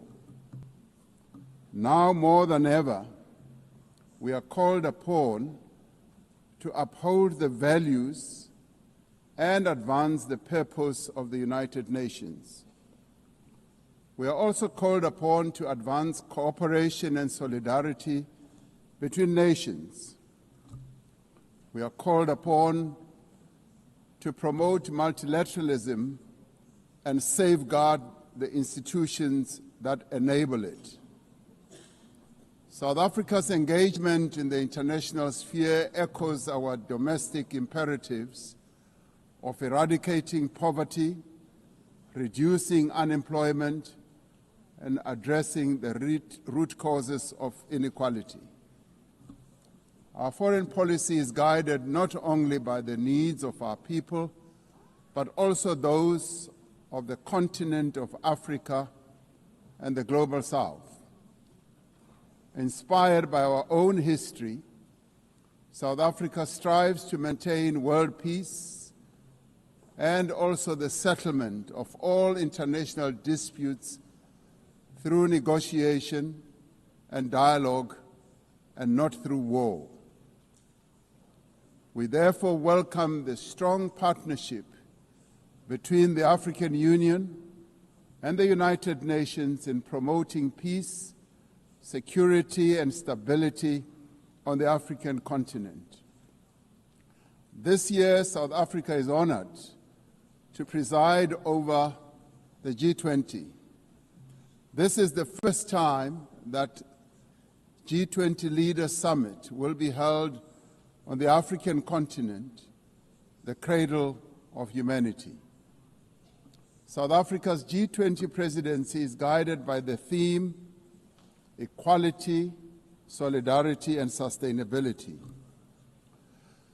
To give full meaning to our theme of equality, solidarity, and sustainability, we have invited the G20 countries to join us in prioritizing the following areas. Firstly, in discussion to strengthen disaster resilience and response by addressing the increasing frequency and impact of climate-induced natural disasters. Secondly, to ensure that we have debt sustainability for low-income countries by crafting innovative ways to support countries to have low levels of debt to maintain economic stability. Thirdly, to discuss how to mobilize finance for a just energy transition by encouraging investments in renewable energy and sustainable technologies, without foregoing what we would call base load energy sources. Fourthly, by harnessing critical minerals for inclusive growth and sustainable development through the value addition processes, that is, beneficiation of these minerals at the source where the minerals are extracted, to foster the development of communities where these minerals are found. These priorities reflect South Africa's commitment to addressing global challenges and promoting inclusive growth and sustainable development. Our country's G20 presidency is a significant opportunity for South Africa to advocate for Africa's development agenda and to amplify African voices in global economic governance for a continent that is irreversibly on the rise. As member states of the United Nations, we have all adopted the Sustainable Development Goals. However, many of these goals remain elusive. There are many reasons that hold many countries back from fulfilling and implementing these development goals. Some of these reasons are lack of sufficient financial resources that can finance the advance that these countries need to make to fulfill those goals. Many countries with developing economies, especially in Africa and the Global South, do not have adequate capital to finance their development goals. They are indebted and are paying much more on debt servicing than they do on health and education. In fact, these countries pay much more than countries in the North for their debt. Yet through global solidarity, by having fairer lending rules, especially for several of the Global South countries, we can achieve our shared commitment. Through the G20 process, we are working towards building consensus on how this problem can be tackled including the reform of international financial institutions, particularly multilateral development banks, to better tackle global challenges that many countries face. The multilateral trading system needs to be reformed as we reconfirm that the World Trade Organization remains the only multilateral body that is capable of managing differences and coordinating positions in global trade. Trade is one of the most important instruments to mobilize domestic resources for development. It is concerning that geopolitical shocks and unprecedented trade policy volatility are destabilizing the global economy and jeopardizing a critical source of development finance. In fact, trade is now being used as a weapon against a number of countries in the world. We must redouble our efforts to strengthen the link between trade and development. Unilateral trade practices and economic cohesion have a detrimental impact on many nations. This includes the economic embargo against Cuba, which has caused untold damage to the country's economy over the years. This unfair embargo must be lifted, and we want it lifted sooner rather than later.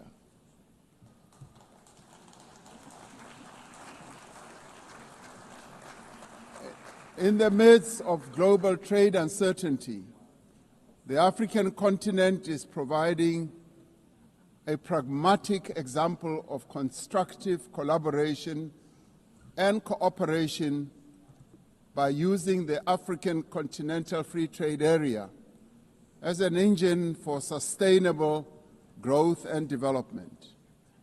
This will, with commitment, become the central pillar of economic cooperation and integration for our continent. As part of the effort to build more inclusive economies, South Africa's G20 presidency has launched an extraordinary committee of independent experts on global wealth inequality. This committee, chaired by Professor Joseph Stiglitz, a Nobel laureate, will deliver the first ever report on global inequality to G20 leaders when they meet in November in Johannesburg in South Africa.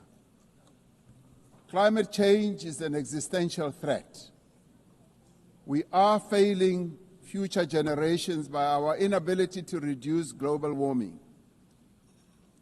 Climate change is reversing economic growth and development gains in many countries, especially in the global south. Although Africa carries the least responsibility for climate change, many countries on the continent of Africa experience much of its harshest effects. Extreme weather events like floods and droughts are driving food insecurity, displacing populations, causing damage to infrastructure, and leading to the unnecessary loss of livelihoods. Member states must honor their undertakings and commitments in line with the guiding principle of common but differentiated responsibilities and respective capabilities. The Secretary General recently reported that global military expenditure has reached historic highs, just as the world is falling behind on its core development promises. We are building weapons when we should be building social infrastructure that advance the lives of our people. We are fighting wars that cause death and destruction when we should be fighting poverty and developing the livelihoods of vulnerable people. we must act decisively to silence all the guns everywhere to realize the goal of sustainable development and global peace. And I do believe that this is an objective that is possible to reach.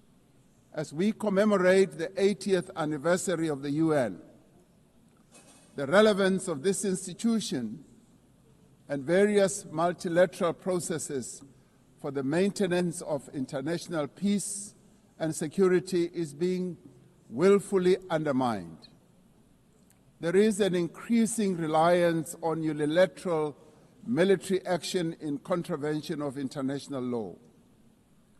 The United Nations Security Council has proven to be ineffective in its current form and composition in carrying out its charter mandate to maintain international peace and security. South Africa remains deeply concerned by the erosion of the credibility of the Security Council and its failures to ensure accountability and uphold international law. As the security and humanitarian situations in the Democratic Republic of the Congo, Sudan, Gaza, and elsewhere deteriorate, it is a matter of great concern that there are countries that continue to violate international law and also defy the United Nations resolutions and rulings, also from bodies like the International Court of Justice. The establishment of the Hague Group and the Madrid Group aim to reaffirm the primacy of international law, promoting accountability and ensuring support for a just peace. We cannot and should not accept that members of this organization continue willfully to violate without consequence the charter that we have all agreed to uphold. Therefore, as nations that have pledged to uphold the UN Charter, we have the ultimate responsibility to ensure and protect the rights of the Palestinian people to self-determination, consistent with the case that South Africa brought before the International Court of Justice. There is growing global consensus. There is growing global consensus that Israel is committing genocide in Gaza. Just last week, the United Nations Independent International Commission of Inquiry found that Israel is responsible for the commission of genocide in Gaza. As Palestinians continue to face genocide and famine, we have a duty to act. South Africa has acted in the interests of saving lives by insisting that the International Court of Justice should make a ruling that indeed genocide is being committed in Gaza and that it should stop. And we stand here to say it must stop.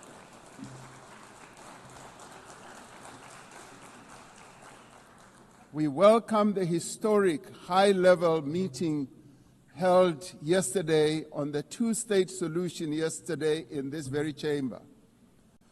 This reflects the determination of the global majority, a global majority that now stands at 142 and more countries, that Palestinians deserve a peaceful state alongside a peaceful Israel.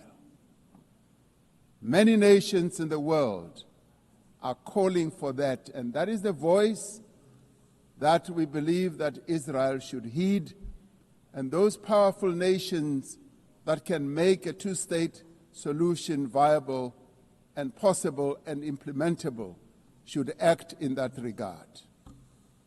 The long overdue announcement by increasing number of countries to recognize the state of Palestine is testament to this determination.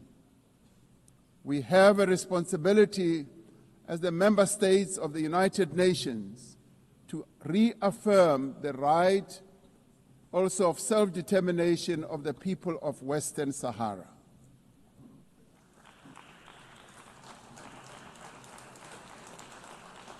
The very first resolution of the United Nations General Assembly in January of 1946 called for the elimination of atomic weapons. The resolution was passed shortly after the catastrophic use of atomic bombs on Hiroshima and Nagasaki that killed thousands of people. Decades later, we have not made significant progress in the fulfillment of the commitment to nuclear disarmament. In 2026, next year, South Africa will be presiding over the first review conference of the Treaty on the Prohibition of Nuclear Weapons. This treaty reaffirms that there is no greater assurance of non-proliferation than the complete prohibition of nuclear weapons. I was glad to hear that a number of leaders stood here to speak against nuclear weapons and the use thereof.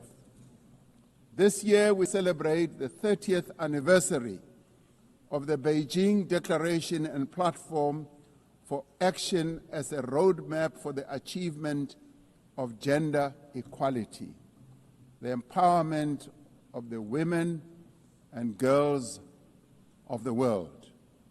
South Africa reaffirms its unwavering commitment to the empowerment of women and their full, equal, and meaningful participation in all spheres of life. Yes, we would support also the election of a female Secretary General of the United Nations. The Beijing Conference milestone reminds us of our shared responsibility to advance human rights, dignity, and justice for all. We are all equal, men and women, and there is no reason that we continue to hold the women of the world backwards.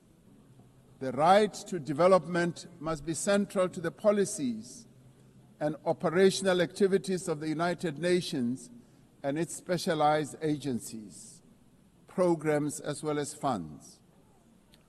It must be at the core of the policies and strategies of the international financial and multilateral trading systems. As we celebrate 80 years of the United Nations, we must seize the opportunity to build a better United Nations for the next 80 years. What is needed now is a stronger and more capable United Nations, a United Nations that is based on the renewed commitment to its founding principles. We must invigorate the negotiations on the Security Council reform at the intergovernmental negotiations in the General Assembly, including by initiating text-based negotiations. The Security Council must be accountable. It must also be representative. It must be democratic and effective in executing its mandate. We can no longer accept that a large portion of the world's population is not represented in the United Nations Security Council.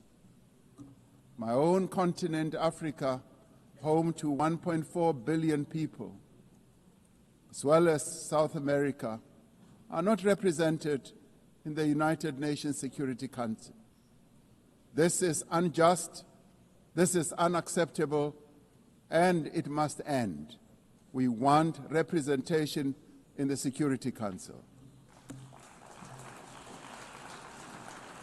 We look forward to working with the Secretary General on the UN 80 initiative to ensure that our organization works more effectively and efficiently. Mandates given by member states must be implemented, and the necessary structural changes and program realignment must be implemented across the UN system. In the face of the decrease in funding to the United Nations to fulfill its mandate, the UN 80 initiative is important to maintain the integrity of the multilateral system and to uphold international law. Lastly, I am reminded that our collective membership of the United Nations is our shared humanity in action. The United Nations at 80 compels us to reflect on our collective achievements and to chart a way forward, building an organization that is able to address our common challenges. We must rise to the occasion and do our utmost together to ensure the political, economic, and social freedom of all humanity. We must reaffirm that freedom is indivisible and that the denial of the rights of one person diminishes the freedom of all of us. We must reaffirm the equal dignity and worth of every person and must therefore leave no one behind and no country behind. I thank you. On behalf of the Assembly, I wish to thank the President of the Republic of South Africa. The Assembly will hear an address by His Excellency Shavkat Mirziyoyev, President of the Republic of Uzbekistan. I request protocol to escort His Excellency and invite him to address the Assembly.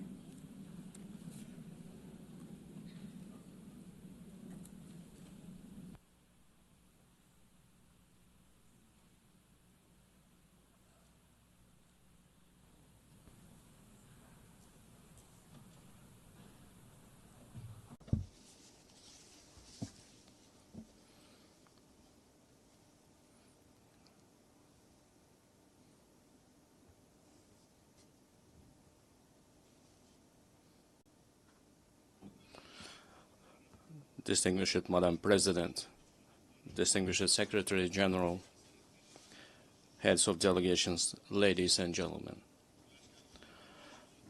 I am truly delighted to extend my congratulations to you with the 80th anniversary session of the United Nations General Assembly. Our meeting today is taking place in a complex, rapidly changing global situation that calls for new approaches to the work of our organization and its future. Today, across the world, the role and place of international institutions are weakening. Confrontations, conflicts, and wars are intensifying. Technological and social inequality is increasing. An economic and humanitarian crisis are deepening. All of this is creating an entirely new and unsettling geopolitical reality. We highly commend the efforts of His Excellency Secretary General Antonio Guterres aimed at maintaining our organization as a main platform for the peaceful resolution of the most difficult and pressing global issues. In this regard, we fully support the UN80 initiative and reaffirm our strong commitment to the Pact for the Future. We support the transformation of the United Nations Security Council and the expansion of its membership in order to effectively address current threats and challenges and protect the interests of the developing countries. Distinguished participants of the session, we are pursuing a policy to build a democratic, law-governed, social, and secular new Uzbekistan in full alignment with the Sustainable Development Goals. To this end, we are consistently continuing our irreversible reforms. Our top priority goal is to fundamentally transform the lives of each and every family and citizen in our country to enhance human dignity and well-being. In recent years, we have managed to reduce the poverty rate in Uzbekistan from 35% to 6.6%. We have achieved this result primarily through the transformation of the education and science sector, establishment of innovative industries and high-tech manufacturing enterprises, modernization of green energy and transport infrastructure, comprehensive development of small businesses, and as a result, the creation of millions of jobs. In our country, preschool education coverage has increased from 27% to 78%, while the higher education uptake among our youth has risen from 9% to 42%. Most importantly, we consider enhancing the prestige of the teaching profession as a key issue. In order to create a single international platform for the exchange of teachers' experience and knowledge, we propose to hold a World Summit on Professional Education in Uzbekistan. We are also creating an advanced healthcare system in our country. We invite all our foreign partners to participate in a high-level event dedicated to the fight against childhood cancer and other serious diseases, which will be held tomorrow at our initiative at the United Nations headquarters. Another important area is gender policy. We aim to further strengthen the role of women in social, political, and business life of our country. We advocate for holding the Asian Women's Forum in a regular basis in our region, turning it into a permanent platform. I would like to emphasize once again, we remain committed to our obligations in achieving the Sustainable Development Goals. By the year 2030, we intend to join the ranks of upper middle income countries. To this end, we will consistently continue our open and pragmatic policy. Ladies and gentlemen, 8 years ago, from this esteemed podium, we declared our firm determination to transform Central Asia into a region of peace, good neighborliness, and partnership. Today, we can confidently declare that we have achieved this strategic goal. The era of closed borders, unresolved disputes, and conflicts is in the past. In recent years, the volume of mutual trade, investments, and transportation of goods in our region has increased fivefold.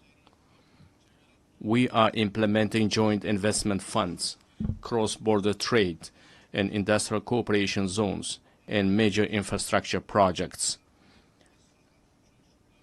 We also recognize as a common achievement that the consultative meeting of the heads of the state of Central Asia have become an effective mechanism for deepening regional integration. I can confidently affirm that as of now,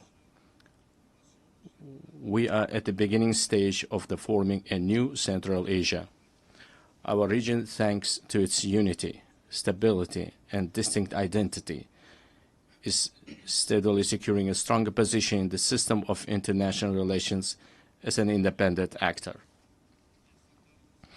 In order to achieve our goals, we intend to give top priority to expanding mutually beneficial ties with all our foreign partners. In this regard, together with UN structures, we propose to implement a number of new projects and programs in our region. In particular, we propose holding an international forum under the auspices of ECOSOC and UNCTAD, dedicated to the economic development of the Central Asian states, establishing a regional hub for green technologies in industry jointly with UNIDO, adopting program on the rational use of water resources, the creation of green spaces, and the achievement of demographic resilience in our region.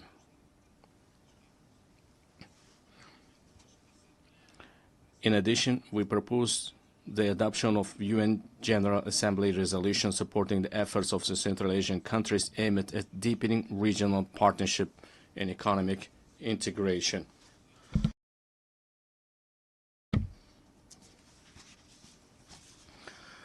Distinguished heads of delegations, speaking about global and regional security and sustainable development, it is impossible to overlook the issue of Afghanistan.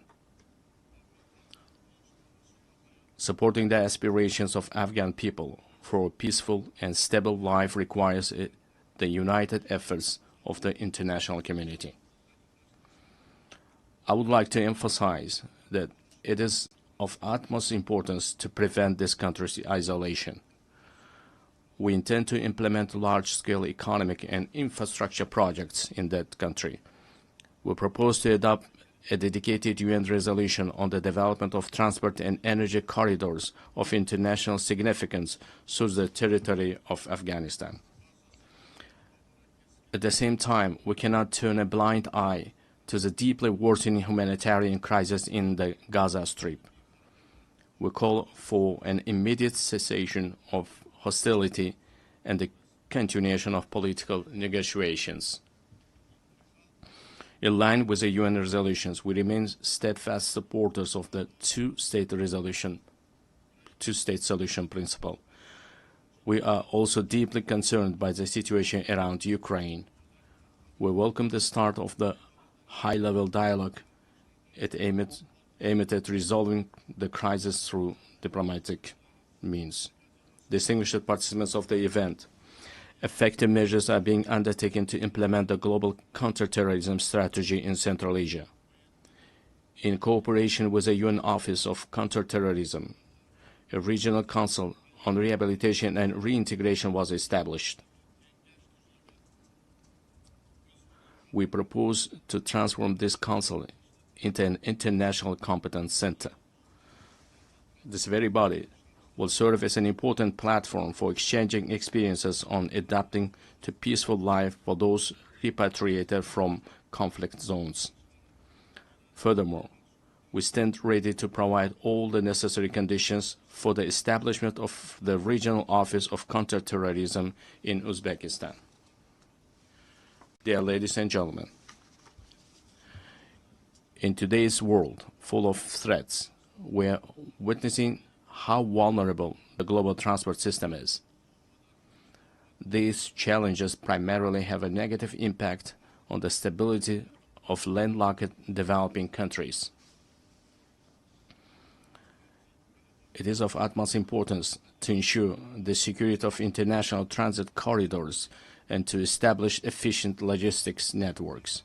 In this regard, we believe the time has come to introduce a global mechanism on strengthening transport connectivity to achieve sustainable development goals. I would also like to draw special attention to the increasingly acute challenges of climate change. For instance, the consequences of the RLC desiccation must remain at the constant focus of the international community. We are consistently continuing our work to restore the RLC ecosystem. In recent years, salt-tolerant desert plants have been planted on 2 million hectares of the dried seabed of RLC. By the year 2030, green cover will be created on 80% of this area. Another serious issue is the water scarcity. As of now, more than 2 billion people in the world do not have access to clean drinking water. We are planning to hold a World Forum on water saving in our country. The outcomes of this conference are expected to recognize the water crisis as a serious threat to sustainable development. We intend to adopt a special roadmap for the wide introduction of innovation technologies in a global level. Another adverse consequence of climate change is the intensifying trend of climate migration. Unfortunately, clear international mechanisms and the legal framework in this direction have not yet been created. We advocate for the adoption of the Global Pact for a broad international partnership and coordinated policy on this serious issue. Dear participants of the meeting,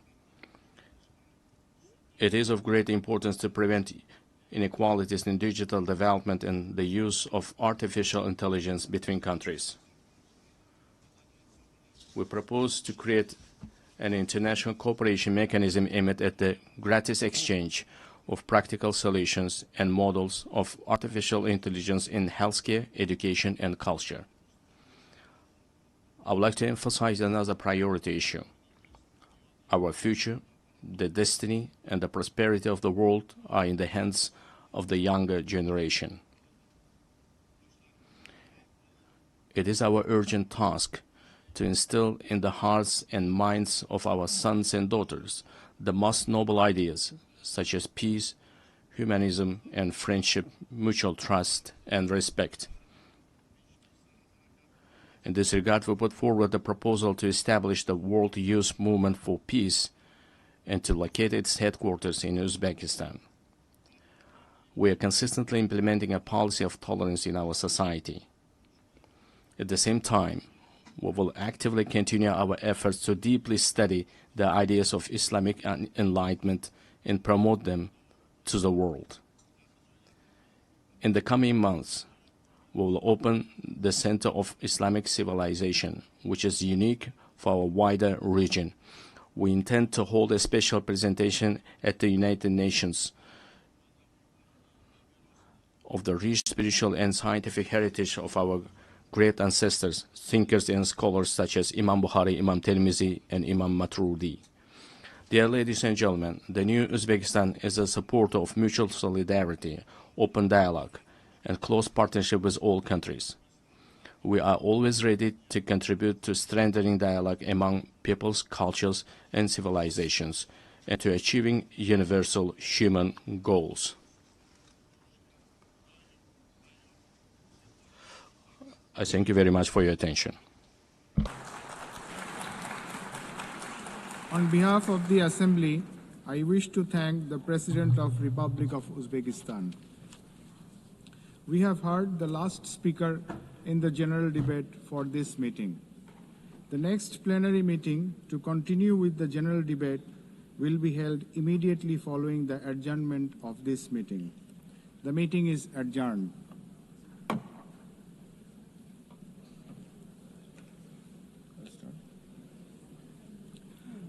The fifth plenary meeting of the General Assembly is called to order.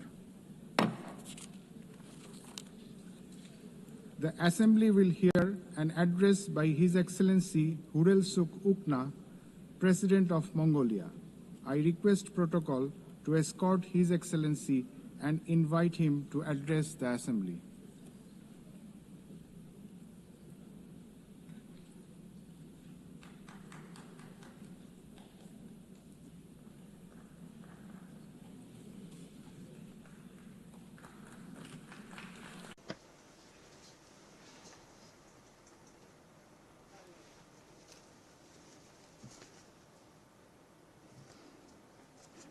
Madam President,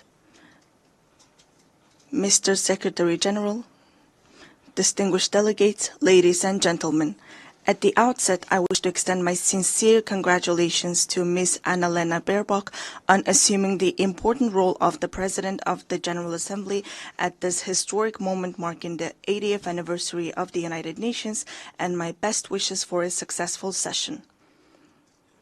8 centuries ago, the great Chinggis Khan established the Great Mongolian Empire, bringing together the West and the East under the rule of justice and principled statecraft.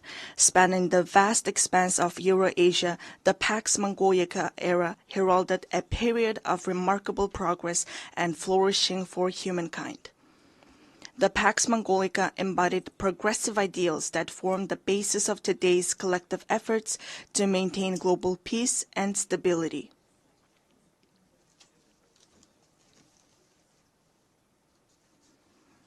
Then, 8 decades ago, when the dust and ashes of the World War had not cleared yet and humanity had not healed yet from fear and anxiety, the United Nations, a great family of nations, rose to prominence as a guarantor of world peace and security and a sanctuary of hope and trust. Since its establishment, the United Nations has illuminated humanity's path, serving as a steadfast beacon of hope and trust for nations to maintain peaceful coexistence and share a prosperous future. In today's volatile and challenging international environment, we welcome Better Together, 80 years and more for peace, development, and human rights as the theme for the 80th session of the General Assembly and the general debate.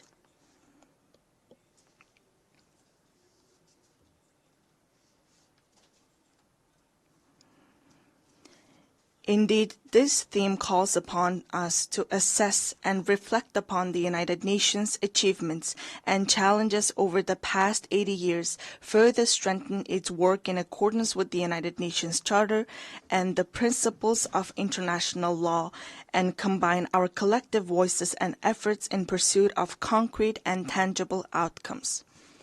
Distinguished delegates, Mongolia has consistently upheld the United Nations Charter and universally recognized principles and norms of international law, respecting the independence, sovereignty, and territorial integrity of all states, resolving disputes by peaceful means, respecting human rights and freedoms, and fostering equal and mutually beneficial cooperation.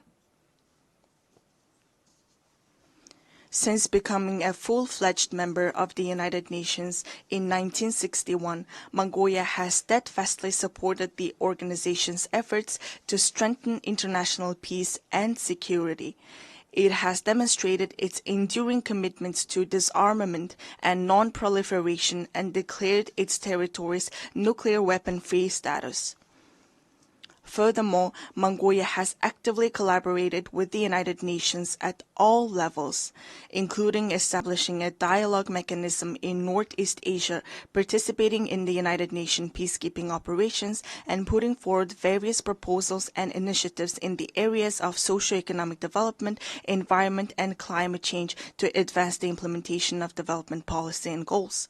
During his visit to Mongolia in 2022, United Nations Secretary-General Mr. Antonio Guterres described our nation as a symbol of peace in a troubled world.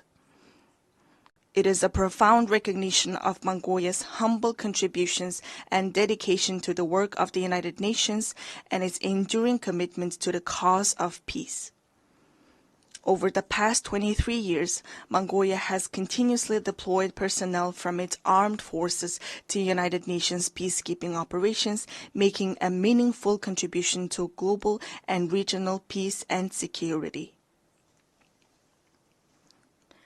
During this period, Mongolia has deployed more than 23,000 peacekeepers to 16 United Nations peacekeeping missions and consistently ranked among the top 20 troop and police contributing countries out of more than 120 member states. As we mark the 25th anniversary of UN Security Council Resolution 1325 on women, peace, and security, it is a pleasure to announce that through the steady increase in the deployment of female military personnel, the proportion of women peacekeepers from Mongolia has reached 14% in 2025. Mongolia will continue to extend its unwavering support to the United Nations in its efforts to maintain international peace and security, and it remains committed to contributing to peacekeeping operations. Distinguished delegates, at this critical juncture, with only 5 years remaining until the 2030 agenda deadline, global progress toward achieving the Sustainable Development Goals stands at the mere 17%. According to the Sustainable Development Report 2025, Mongolia's implementation of the SDGs has reached 66.7%, ranking it 14th in the United Nations Multilateralism Index. This is a testament to our decades-long efforts and a worthy achievement.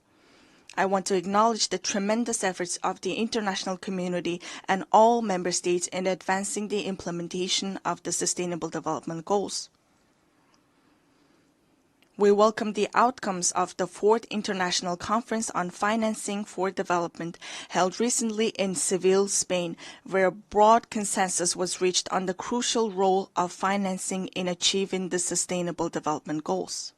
We also appreciate that the conference agreed to increase the engagement of developing countries and take comprehensive actions aimed at reforming the current international financial architecture. Within the framework of implementing the Seville commitment adopted at the conference, it is essential to direct international development cooperation towards supporting the most vulnerable groups and addressing their challenges.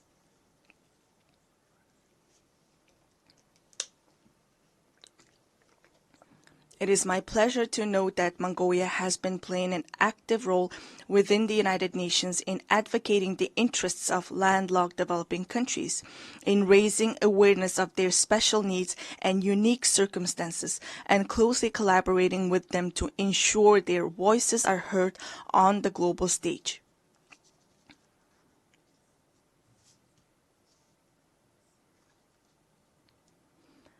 The 3rd United Nations Conference on Landlocked Developing Countries convened in August in Turkmenistan and adopted the Avaza Program of Action for 2024 and 2034.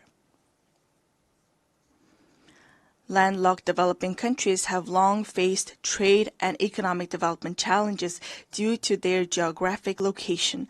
Member states have committed to implementing the program to advance the development of landlocked developing countries over the next decade and bring positive improvements to the livelihoods of more than 600 million people living in these countries. To ensure the effective implementation of the Avaza Program of Action, it is crucial for landlocked developing countries to align their national development plans with the program while mobilizing all available resources to strengthen regional integration and cooperation.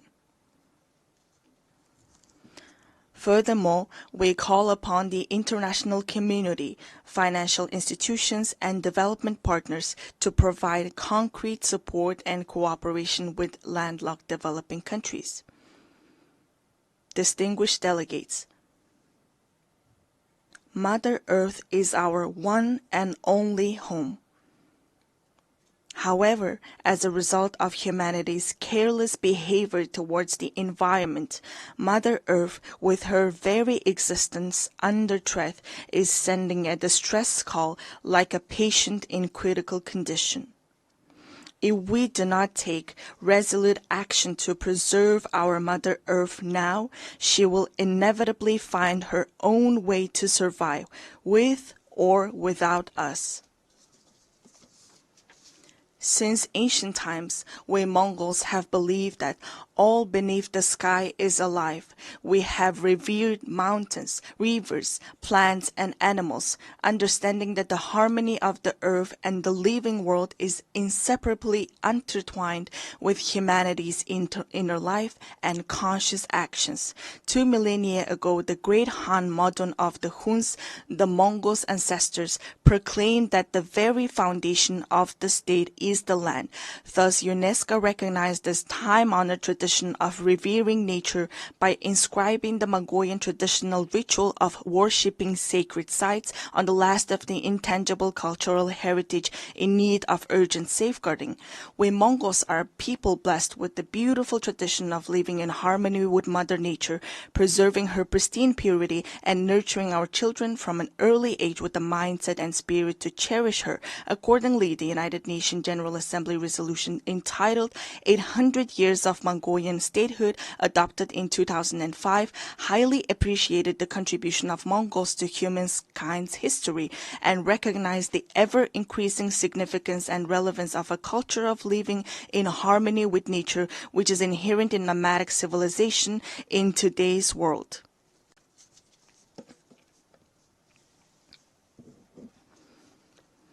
Today, we are committed to sharing our cultural heritage and traditional knowledge, rooted in a profound respect for living in harmony with nature, with the international community as a valuable contribution to building resilience and enhancing adaptation to climate change. In 2026, Mongolia will host the 17th session of the Conference of the Parties to the United Nations Convention to Combat Desertification and observe the International Year of Rangelands and Pastoralists. In this spirit, our country, in partnership with the United Nations, spearheads the International 10-Year Rangeland Flagship Initiative. We warmly invite you to join us in supporting and collaborating on this important endeavor. Mongolian people say, the source of life is water, and the source of water is tree. Access to safe drinking water is declining worldwide, with 3.6 billion people currently affected by water scarcity. Therefore, it is imperative for countries to implement integrated management of land and water resources in a coordinated manner and to place special emphasis on preventing water scarcity. I cordially invite you all to participate at the highest level with broad participation in the 17th session of the Conference of the Party to the United Nations Convention to Combat Desertification, scheduled from August 17 to 28, 2026 in Ulaanbaatar. This conference seeks comprehensive solutions to adapt to climate change, protect and enhance water resources, and combat desertification and land degradation. Distinguished delegates, from the moment of birth, we Mongols have grown up on horseback, carrying our glory across the world on noble steeds and contributing to the writing of humanity's proud and enduring history. We Mongols are a nation steeped in a unique cultural heritage. We honor our noble horse in our state emblem, craft our state flag with the mane and tail hair of our swift steeds, and the souls of people around the world are spellbound by the haunting melody of horse fiddle known as the Moring Hor. Since ancient times, horses have been integral to human livelihoods, culture, and civilization. With the goal of preserving and safeguarding cultural heritage and traditions associated with horses and highlighting their enduring role in humankind's livelihoods, Mongolia proposed a resolution to designate July 11th as World Horse Day. This resolution was adopted during the plenary meeting of the 79th session of the United Nations General Assembly on June 3, 2025. On this occasion, I would like to extend my deepest gratitude on behalf of the horse-loving people of Mongolia to all UN member states for their support in adopting this resolution to designate and observe World Horse Day on the day of Mongolia's National Naadam Festival, which is also inscribed on UNESCO's representative list of the intangible cultural heritage of humanity. Distinguished delegates, this year, countries around the world are assessing the progress made over the past 30 years since the adoption of the Copenhagen Declaration on Social Development and the Beijing Declaration and Platform for Action. Mongolia has undertaken a broad range of policies and activities to advance the social development goals outlined in these milestone documents, related legal frameworks, and the 2030 Agenda for Sustainable Development. These efforts have focused on poverty reduction, promoting social equality and inclusion, supporting families, children, and youth, and protecting the rights of the elderly and persons with disabilities. Among these efforts, the state policy on gender equality aims to ensure equal rights, opportunities, and treatment for both men and women while actively preventing and eliminating gender-based discrimination. Notably, Mongolia has greatly prioritized advancing gender equality and increasing women's participation in decision-making, with women now making up 25% of our parliament. We are pleased to underscore that, according to the Global Gender Gap Report 2025 by the World Economic Forum, Mongolia ranked 65th globally, improving by 20 places from the previous year and securing 5th place in the Asia-Pacific region. In recent years, Mongolia has regularly hosted international events dedicated to women and gender equality, including the International Conference on Strengthening the Role of Women in Peacekeeping in 2022, the Female Foreign Ministers Meeting in 2023, and the World Women's Forum in 2024 in cooperation with the United Nations. Last month, we successfully hosted the World Women Entrepreneurs Forum under the theme Inspire, Impact, Invest in Ulaanbaatar. I wish to extend my heartfelt gratitude to all countries that supported and participated in the forum. Mongolia will continue to serve as a strong bridge of partnership, cooperation, and solidarity in advancing women's leadership and participation at all levels of social and political life.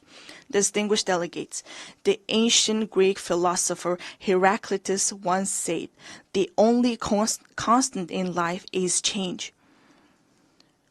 Supported by its member states, successive UN leadership have consistently pursued reforms to refine the organization's structure and operations across all aspects. In this context, Mongolia welcomes and supports the UN80 initiative that the United Nations Secretary-General Antonio Guterres presented. We are confident that ensuring gender equality in senior leadership positions within the United Nations will undoubtedly have a positive impact on fostering more transparent, balanced, and inclusive decision-making processes.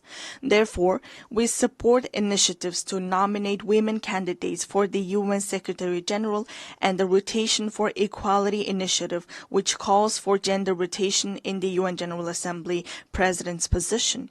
Furthermore, Mongolia upholds and implements the principles of the UN Charter and universally recognized norms of international law, actively contributing to strengthening the UN-centered multilateral system. Mongolia reaffirms its commitment to the UN reform, particularly of the Security Council, to ensure it reflects current realities and embodies equitable and fair representation, inclusivity, transparency, effectiveness, democracy, and accountability. In an era defined by escalating conflicts, rising walls of distrust, and deepening divisions, it is more vital than ever to foster international relations grounded not merely in multipolarity, but on multi-pillar principles that honor each nation's history, culture, civilization, national interests, and unique development paths.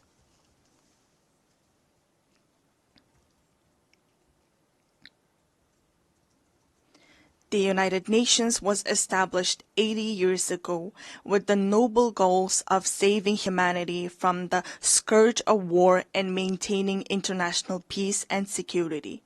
The United Nations, the cornerstone for the peaceful and harmonious coexistence among nations, must be reinforced and empowered through strong multipolar principles that ensure equal rights and balanced influence. Therefore, let us reflect solemnly on whether the mission entrusted to the United Nations 8 decades ago has been fully realized, and let all member states join hands in a shared commitment to revitalize the organization into a powerful institution strong enough to usher in Pax Globalica, a lasting world peace, by embodying the ideals of the Pax Mongolica, which laid the foundation for peaceful coexistence among nations and human progress 8 centuries ago.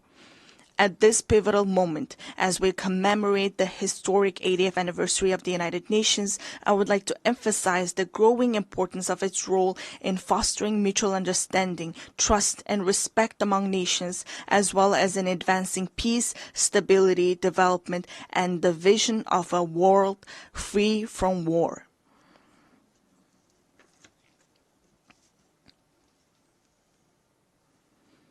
Mongolia has consistently pursued a peace-loving and multi-pillar foreign policy, made tangible contributions to international peace and sustainable development, and remains committed to fulfilling this responsibility with honor. I extend my heartfelt congratulations to you all on the momentous occasion of the 80th anniversary of the United Nations. May the eternal blue sky bless us with peace throughout the world. Thank you for your attention.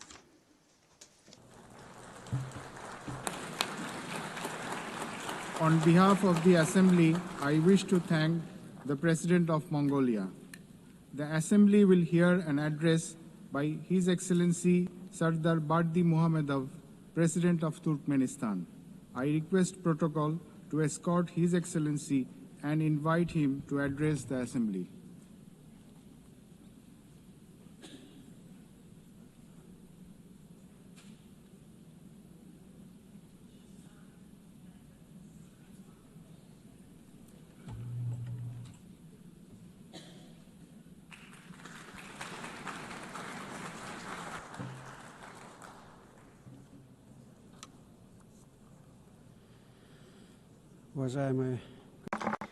Distinguished Mr. President, distinguished heads and members of delegations, ladies and gentlemen, first of all, allow me to congratulate you on the opening of the 80th session of the United Nations General Assembly and to wish you a productive session. I would like to congratulate Ms. Annalena Baerbock on her election as President of the General Assembly and wish her every success. I would also like to express my sincere appreciation to Ambassador Philemon Yang for his skillful and effective leadership of the General Assembly during the previous session. Distinguished participants, the current state of global affairs, as well as the nature and trends of political, economic, and social processes, objectively require a decisive shift towards coordinated interaction among states and international organizations in order to achieve our shared overarching goal, the maintenance of peace and security, the creation of conditions for further progressive development, and the preservation of the legal foundations underpinning the modern world order. It is precisely from this standpoint that Turkmenistan views the main objectives of the 80th session of the General Assembly, placing great hopes in its role in shaping a robust, balanced, and secure global architecture. A key area of Turkmenistan's cooperation with the United Nations is ensuring international peace and security. Recognizing its responsibility as a permanently neutral state, Turkmenistan stands ready to take further practical steps to foster an atmosphere of cooperation, mutual understanding, and respectful dialogue. These are the principal defining conditions for ensuring stability and sustainable development at the global and regional levels. We are convinced that one of the most effective mechanisms for advancing and achieving these goals today is the practical application of the principle of neutrality. In this regard, Turkmenistan has initiated the inclusion of a separate item on the agenda of the 80th session of the United Nations General Assembly, entitled Neutrality for Peace and Security. We deem this important in light of the growing recognition by the international community of the significance of neutrality, as well as the awareness of its potential and utility in the context of the UN's peace-building strategy. In line with this, during this session, Turkmenistan will propose a draft resolution entitled The Role and Importance of the Policy of Neutrality in Maintaining and Strengthening International Peace, Security, and the Process of Sustainable Development. As you are well aware, this year has been proclaimed by the General Assembly the International Year of Peace and Trust on the initiative of Turkmenistan. This landmark event coincides with the anniversary of the establishment of the United Nations.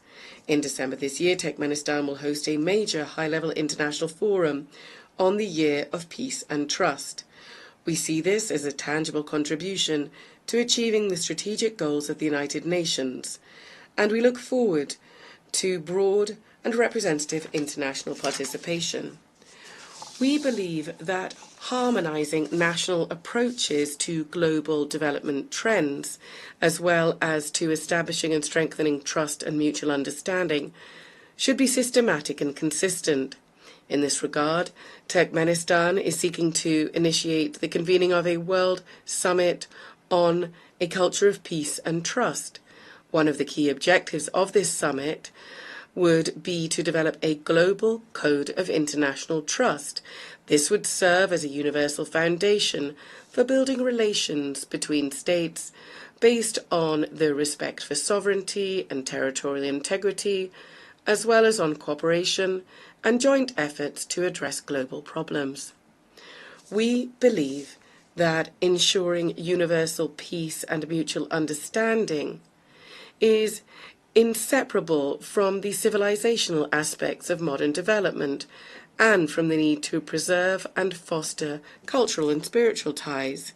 In this context, Central Asia, which for centuries has played a clear role as a bridge spanning the civilizations of East and West, is now called upon to revive its historic mission to become a space for dialogue, cooperation, and the convergence of values and worldviews.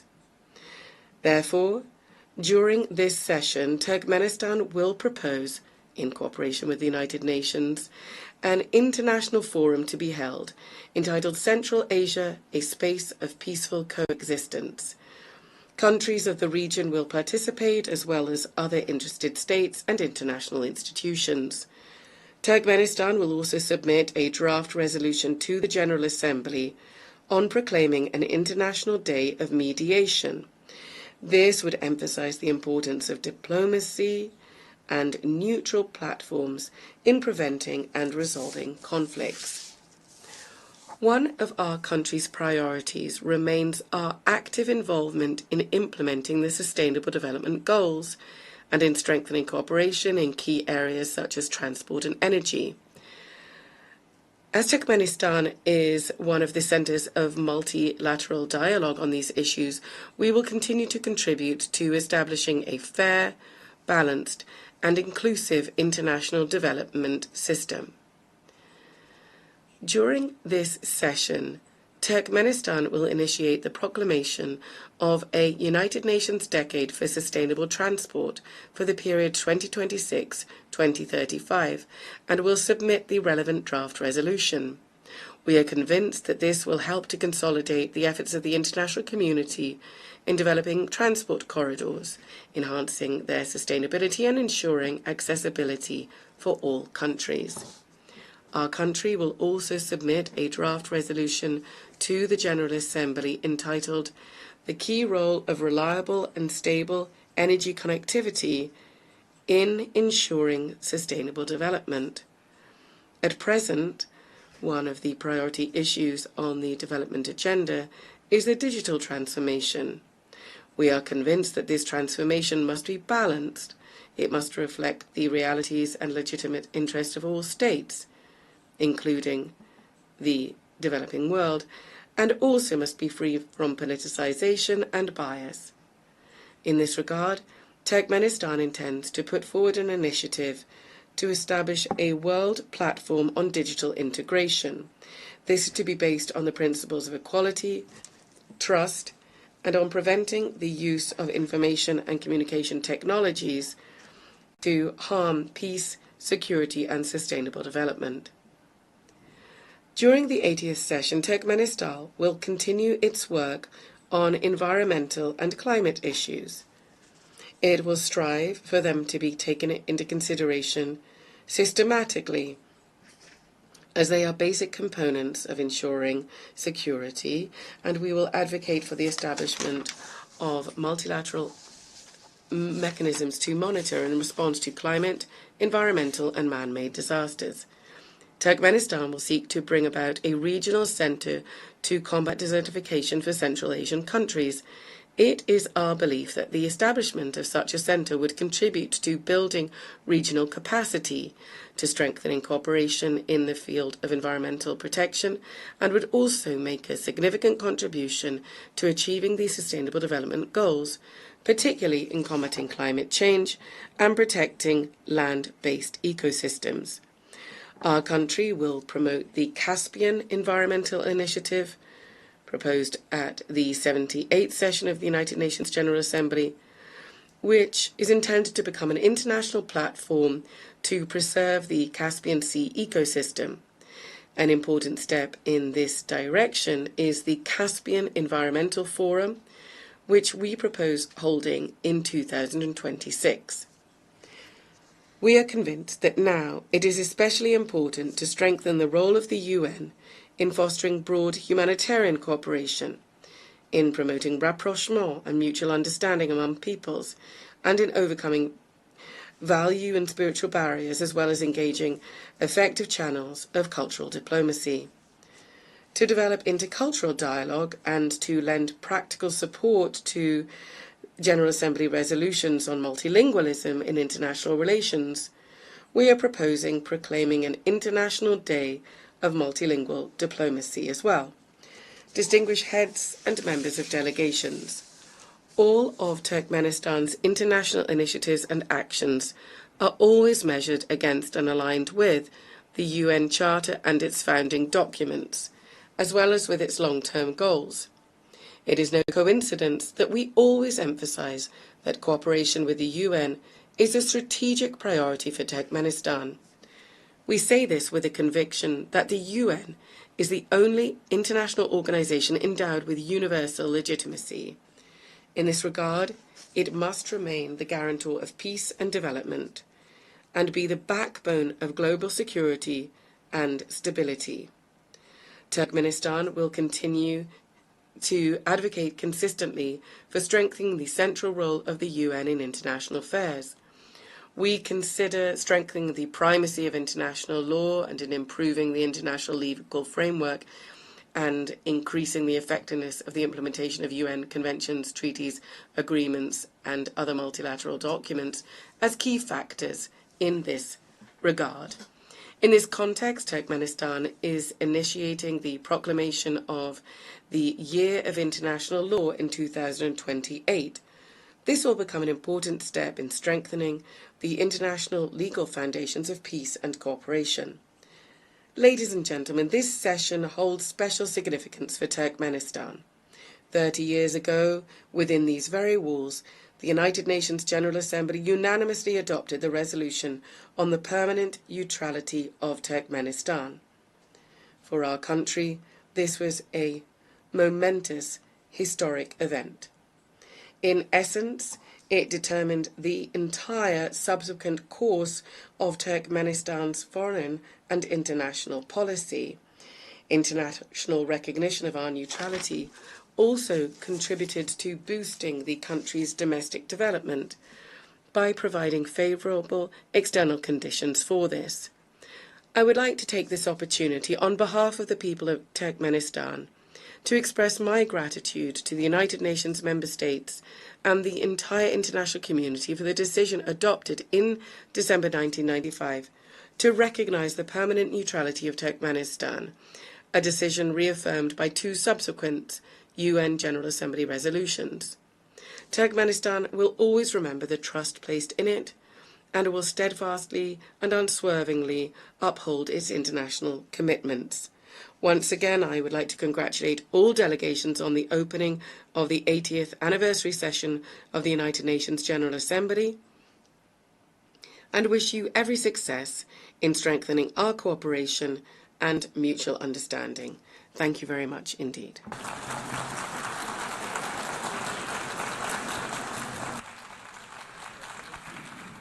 On behalf of the Assembly, I wish to thank the President of Turkmenistan.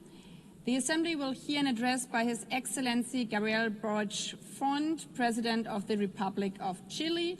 I request protocol to escort His Excellency and invite him to address the Assembly.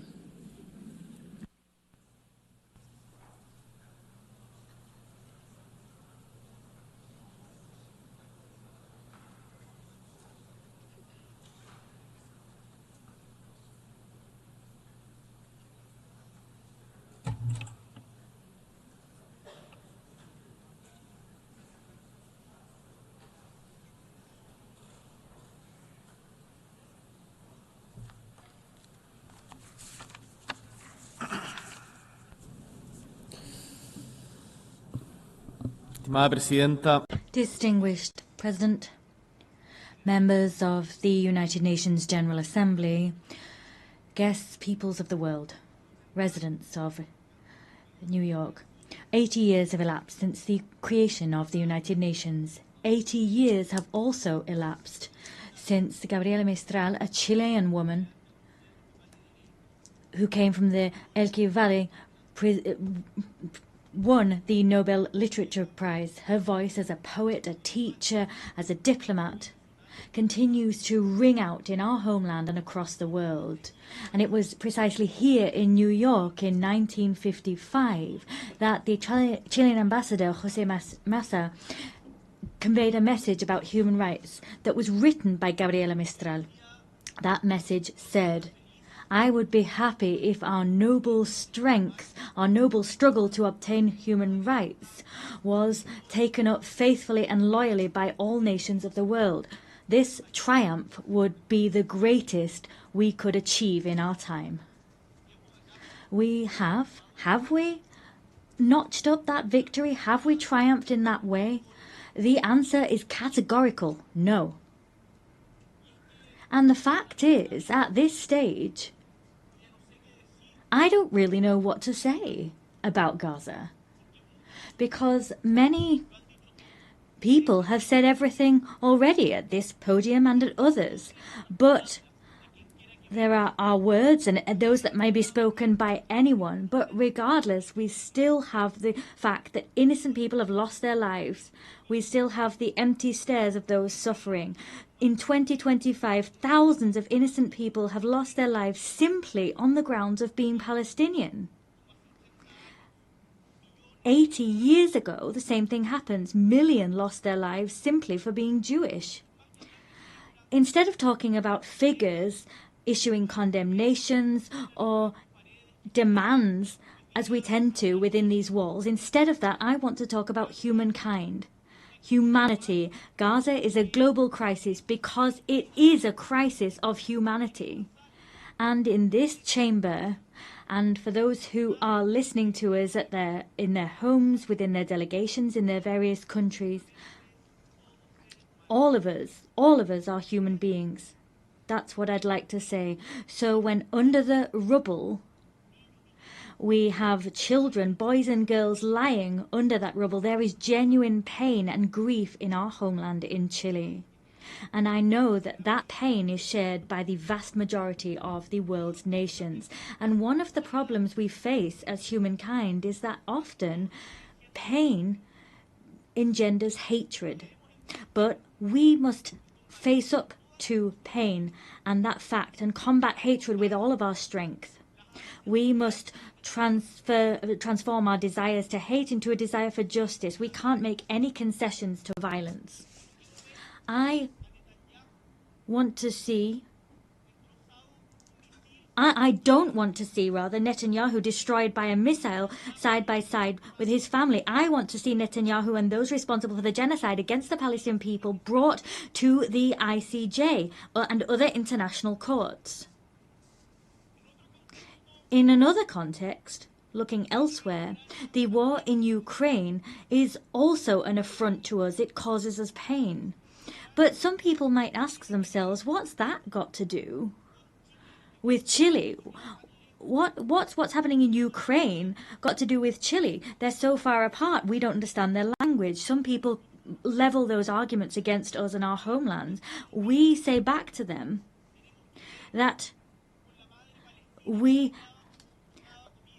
have to see ourselves in the people in Palestine that are searching for food. We have to identify and stand in the shoes of the kidnapped children that have been taken away by Russia. We're all human beings, and one of the reasons we come here and meet today together is that we perhaps continue to have faith in humankind. That's principally what brings us here. Our hearts cannot cease to be moved by pain, and we cannot cease to be moved by the needs of others like ourselves. It's for that reason that we have set down rules which are steps forward for civilizations, and they come from the lessons we've learned from the major challenges we've affronted as humankind. And these rules, we should say this loud and clear from this rostrum and take action here. These principles, these values are not being respected. Let's say that loud and clear.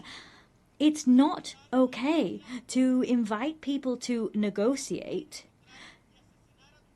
to invite a neutral country to negotiate and then assassinate someone that's helping negotiations. That's what happens with Qatar. We can't bomb the nuclear facilities of another country. We can't invade countries like Iraq, saying that there are weapons of mass destruction that don't exist. That's not okay. It's not okay to invade a sovereign country like Ukraine and then impose negotiations on those people. And we all seem to resign ourselves to the fact that that's going on, as was recalled by the French writer Albert Camus when he talked about the experience of the Second World War. If we don't believe in anything, if nothing makes sense, and we can't invoke any values, well, in that case, everything is allowed. There's no good, no evil, and nothing is important. So, if we were to accept that reasoning, we'd have to admit that reason stands on the side of the successful party and no one else. And the rule which we use to assess humankind, the yardstick, would simply be effectiveness. So, in other words, the law of might is right. I want to say to you that ultimately this way of reasoning is the justification of killing. In a world where that occurs, the life of a woman, a man, or their children will always depend on fate or some whims of good or evil, arbitrary decisions. In a world like that, all of those that live without condemning hatred with all of their might are as guilty of homicide as the person dropping a bomb or pulling a trigger, particularly if you have the voice and the power to say enough, as we do, as all the leaders that we are in this room, we have, with that in mind, greater responsibility. We refuse to rule in favor of those who have might or money, and we say that we're labeled as utopian, nursing pipe dreams. But what is history if not a continued utopian voyage? There will be people who simply want to do things that produce short-term results. But in general terms, shortcuts lead us to the edge of precipices, to the abyss. And the fact is, we don't need to be successful in the way we understand success today in the Western world to continue fighting for a fairer world, because we know that this what we have together has allowed us to change the world, to make it more just, have more loyalty, more solidarity, more inclusion. We've done that. So, distinguished delegates, when we are invited to submit, to bow down, when it is said that intelligence is somehow irrelevant, when people want to show us that you can lie to get an advantage, to get ahead, we want to say no. We're not giving way to cunning trickery, violence or passivity. Let us say no to all of that. I can and I must respect the person who likes blue more than red, someone who is of a faith that's not my own, the person who thinks it's better to increase or reduce taxes according to the circumstances. Ultimately, I can and I must respect diversity of opinion. But at the same time as I respect different opinions, the opinions of those who think different to me, I face the outrage, the fact that people lie. And what's all the more outrageous is that they're aware that they're lying. Perhaps, for example, it's been said at this very rostrum today that there's no such thing as global warming. This is not an opinion. It's a lie. And lies must be fought against. Of course, we can discuss the best way of tackling global warming, or we can talk about who are more responsible than others, but we can't deny global warming. We can argue, we can discuss how the Nazis managed to govern such vast swathes of Europe, but we can't deny the Holocaust. We can study the secondary effects of a vaccine, but we cannot state with no evidence whatsoever that vaccines cause autism. The world needs a true, genuine dialogue between those of us who think differently, between people who have different visions of the world. It's for that reason that we created the United Nations, for that precise reason, to have dialogue and to decide that brutality is not acceptable, to decide that human rights must be protected regardless of ideologies or who's the victim or who's the torturer. That international law is the guarantee that reason will prevail over might always. Opposed against this dialogue, the other direction is lies and silence, and both will bring us to the edge of an abyss, into deepest suffering. So what is the task before us today? We have to chart the course that we want as humankind and work with the United Nations, who are paving this path. Chile is rallying behind this shared vision, this shared respect for democracy, human rights, social justice, equity, unfettered respect for the freedom of expression, climate action, all of these things that stand as pillars of hope and action to address the difficult changes and weather these current storms. Today we need to say loud and clear that we defend a commitment to democracy always in an nuanced fashion with no excuses whatsoever. For that reason, this week, together with Brazil, Spain and Uruguay and Colombia, we convened the second meeting for the defense of democracy. That was a collected effort that began here in the United Nations a year ago.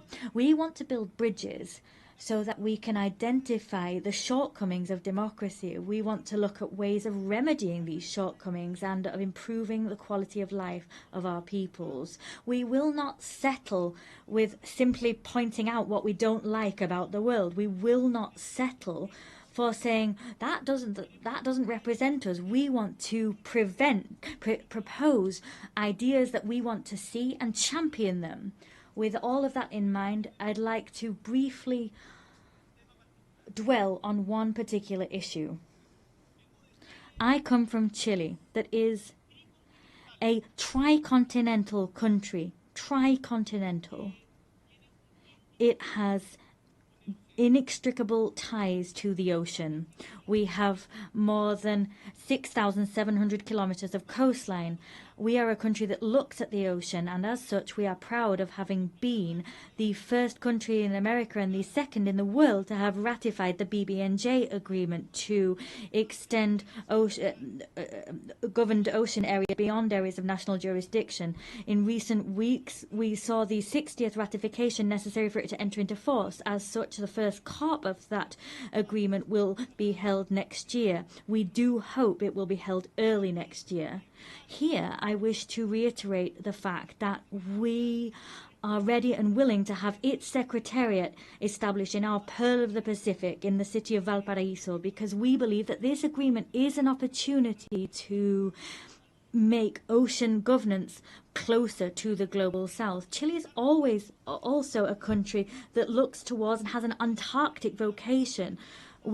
Our leadership in scientific research is clear. We provide logistical support for research, and we have campaigns for the protection of this area. When you've gone to Antarctica, you will have done so through Chile. In 2 weeks, we'll have another meeting of the Commission for the Preservation of Marine Antarctic Resources. So I call upon states parties now to approve the proposal of the Marine Protected Area for Dominion 1. That was the proposal established by Chile and Argentina. We cannot simply exploit resources if we don't adopt appropriate preservation measures, because ultimately we'll see the destruction of marine life, which we also depend on. Let us not forget that we are part of one single ecosystem. Maintaining biodiversity and sustaining life on Earth is something we must urgently grapple with, and we need to do so with a sense of responsibility towards our ancestors, towards those we share the planet with today, and with a sense of responsibility to future generations. Distinguished delegates, as we have a situation of climate crises, protracted conflicts and humanitarian crisis, against that backdrop, the selection and appointment process for the next Secretary General of the United Nations takes on particular significance. I come to this assembly convinced of the fact that always, even in the most difficult circumstances, there is room to take clear-sighted action as a collective body, action which is transformative and imbued with humanity. Human tragedy is never a foregone conclusion. We will not give up on the hope that there will be good in the world and that the United Nations we need can be built, because that conclusion depends on what we do. I want to say to you that regional balance must be respected in the Secretary General appointment process. It's time for Latin America and the Caribbean to have their moment. We are a war-free region with a rich diplomatic tradition. We forge consensus. We are unwaveringly committed to the UN Charter and have been since its very inception. Tackling the historic gender imbalance within the United Nations is important. We've never had a woman Secretary General, and that is something we must remedy. 80 years of history without a woman having been appointed Secretary General. The UN must reflect the progress made by the world and recognise that a woman at the helm is not just a symbol of equity, but also represents and reflects the fact that women are half of the population, and appointing a woman as Secretary General will send out the clear signal that women can occupy all parts of the world and nothing's closed off to them. Chile wants to actively contribute to that collective effort, and for that reason it is for me a great honour to announce from this rostrum that Chile will nominate our former President, Michelle Bachelet Jeria, as candidate to the post of Secretary General of the United Nations. Que además nos está acompañando. She is here with us at this session. Michelle Bachelet is not only someone known to all of you on the global stage, she is a woman whose own trajectory is fully in line with the values that inspired this organization. She was head of state of Chile twice. Incidentally, she was also the first female head of state. She was also the Minister for Health and Defense. She was the Executive Director of UN Women and also High Commissioner for Human Rights at the United Nations. Michelle Bachelet has governed, has negotiated, has solved problems, and has listened. Her trajectory, what she's done throughout her life, combines empathy with strength and resolve, experience with openness, and she combines all of these with a proven ability to make decisions and to take action in times of mistrust and fragmentation. I firmly believe, and I know that this conviction is shared by my nation, that Michelle Bachelet is someone able to build bridges between the North and the South, between the East and the West, between urgent needs to find solutions and the urgent need to defend principles. With her leadership, the United Nations will be able to restore credibility, effectiveness, and a sense of purpose in the face of current challenges. She will build on the legacy of Antonio Guterres that I can say has given the best of himself from the good of humankind within this institution. With humility and a sense of conviction, Chile presents this candidacy with the conviction, the certainty that Michelle Bachelet will be able to make a decisive contribution to making the United Nations once more a place for meetings, place for solutions, and active hope for the world as a whole. Distinguished delegates, 80 years. Let us look back at those decades and let us take stock of these strides forward seen in international governance. In spite of the challenges we're facing, we can also say that we have made progress. But we are eaten away at by the feeling that that progress is under threat. Who will draw the maps of the future? We want to believe that those cartographers will not be those waging assaults on multilateral institutions and eroding their credibility. We don't want them to be those who humiliate the weak. We want all peoples together to draw the maps of the future. Together we represent all of those people, and together we will trace out clear maps so that we have not only a possible and viable future, but one that is full of dignity for everyone and respects them. And to achieve that goal, this organization, let us remember the organization that was built on the ashes of the Second World War after the failure of the League of Nations, this organization is crucial. And renewing it, changing it, reforming it is an urgent need. So, as a renewed organization, but one with the same purpose, it will be an organization that everyone works together in. The words of Victor Jara, that great Chilean singer, great Chilean artist, he talked about this great love of earth which has helped us to live. He loved peace, to enjoy life, love and freedom for everybody. He talked about those things so that his children could exist, his city could exist, and his people could exist. Let us, distinguished colleagues, move together, free and equal, similar and different. Let us walk along this shared path of seeking truth, justice, happiness, and justice. I thank you.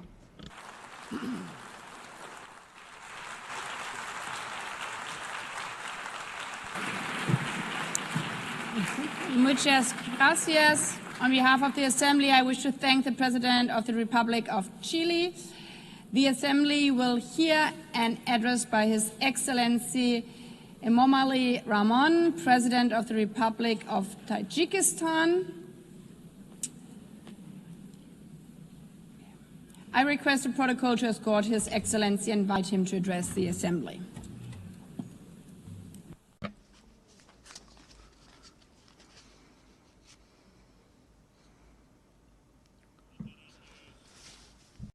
Your Excellency, Madam President, Excellency, ladies and gentlemen. Today, as we commemorate the 80th anniversary of the adoption of the United Nations Charter, I extend to all member states my heartfelt congratulations and best wishes on this occasion. The contemporary world is undeniably experiencing a period of instability, turbulence, unpredictability, and escalating complexity. Geopolitical tensions, efforts to reshape a framework of international relations, conflicts and confrontations in different parts of the world, along with series of security threats and challenges, have posed significant risks to lasting peace and safety. At the same time, the consequences of climate change and growing social inequality impose restrictions on the process of sustainable development and sustainable global development. In such a complex and turbulent circumstances, the role of the United Nations as a platform for inclusive dialogue, cooperation and the promotion of peace and security worldwide becomes more important than ever. In this regard, our countries should make joint and consistent efforts in international practice to protect this principle, return to full compliance with international law. In this process, strengthening equal cooperation among small and large states is also considered to be an important and timely step. Madam President, Tajikistan's National Development Strategy 2030 is fully aligned with the Sustainable Development Goals, and we support a full and timely implementation of this item of global agenda. Unfortunately, developing countries, particularly those mountainous and landlocked, face multiple challenges and difficulties in achieving these goals. Particularly vulnerable countries feel the need to take serious measures to ensure sustainable development, financing, and improve access to financial resources. Despite significant attempts in this field, the amount of funding for sustainable development offered by the international community continues to be insufficient to address their current need. This situation necessitates timely response, the allocation of additional funds, and a review of approach to the international financial architecture and system. Tajikistan advocates for effective and fair reforms of international financial instruments. At present, we are observing varying degrees of economic progress among nations, and the influence of developed nations and international financial organizations could play a significant role in tackling this issue. Many developing and less developed countries remain vulnerable to the impacts of economic and financial crisis, poverty, infectious diseases, including COVID, natural disasters, and food insecurity. They need to implement effective financial support measures, including debt relief. In our view, now is the high time to seriously consider this important item. Ladies and gentlemen, today climate change-related issues in various countries around the world, including Tajikistan, pose serious obstacles towards achieving the Sustainable Development Goals. Our country, with 93% of its land covered by mountains, is deeply concerned of an adverse effect of this situation. Changes in the hydrological cycle, a series of floods and droughts, and severe dust storms over the past decades have had a direct impact on Tajikistan's water and energy resources and food security.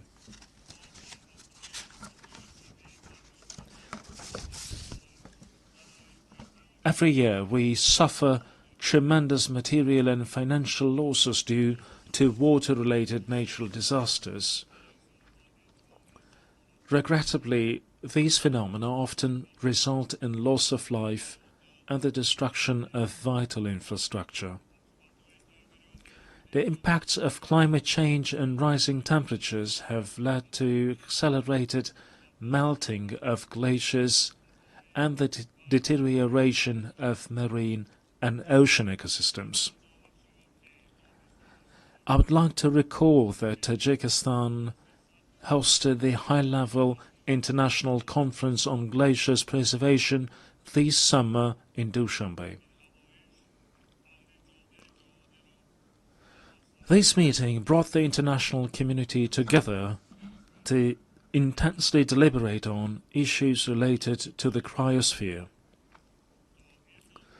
It is worth noting that of Tajikistan's 14,000 glaciers, which are one of the region's main sources of drinking water, more than 1,300 have completely melted, and the rate of melting of these ices is accelerating. This is even though Tajikistan's glaciers and other water sources account for up to 60% of Central Asia's water resources. We must not remain indifferent to the matter of addressing issues related to the source of human life, water. Distinguished delegates, ladies and gentlemen, Tajikistan plays a proactive role in water diplomacy. Our country is taking practical steps in cooperation with its international partners as a part of its latest initiative, the International Decade for Action Water for Sustainable Development 2018-2028.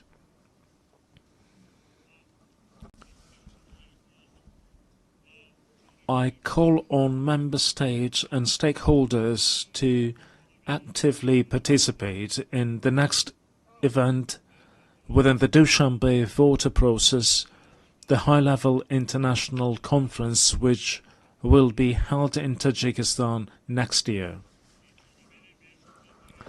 This event will undoubtedly give a new impetus to our continued joint efforts within the framework of the Water Action Agenda. We are confident that it will also serve as a solid foundation for preparations for the 2028 United Nations Water Conference in Dushanbe. Madam President, strong institutions and legal literacy are the ground of a just and stable society.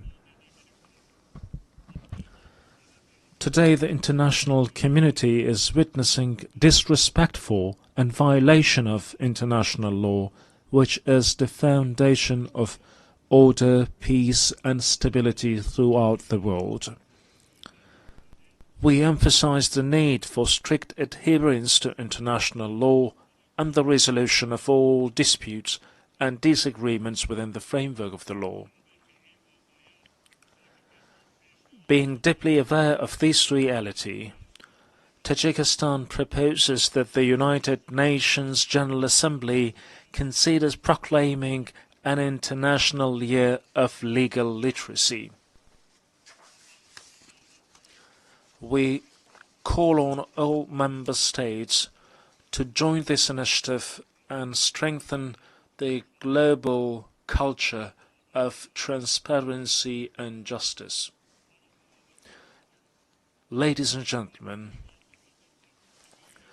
The rapid adoption of digital technologies and the effective use of artificial intelligence can noticeably contribute to the achievement of the Sustainable Development Goals. I would like to extend my profound gratitude to all member states for their unwavering support of Tajikistan's proposal to adopt a special resolution entitled "The Role of Artificial Intelligence in Creating New Opportunities for Sustainable Development in Central Asia." I'm confident that the resolution adopted by the General Assembly on July 25th of this year will serve as a key instrument for the safe and equitable use of artificial intelligence in our region. We, in this context, consider the establishment of a regional Center for Artificial Intelligence in Dushanbe to be favorable. This center would undoubtedly facilitate an implementation of joint initiatives and projects among Central Asian countries in the field of artificial intelligence. It is worth noting that, along with the improvement of digital technologies, the number of new security threats, particularly cybercrime, is also growing. We therefore emphasize that cybersecurity must be an important component of collective security. It is evident that, along with cybercrime, terrorism, extremism, illegal weapons smuggling, drug trafficking, and other forms of transnational organized crime continue to pose a serious threat to the global security. Tajikistan supports the further expansion of international cooperation on global security within the framework of the Dushanbe counter-terrorism process.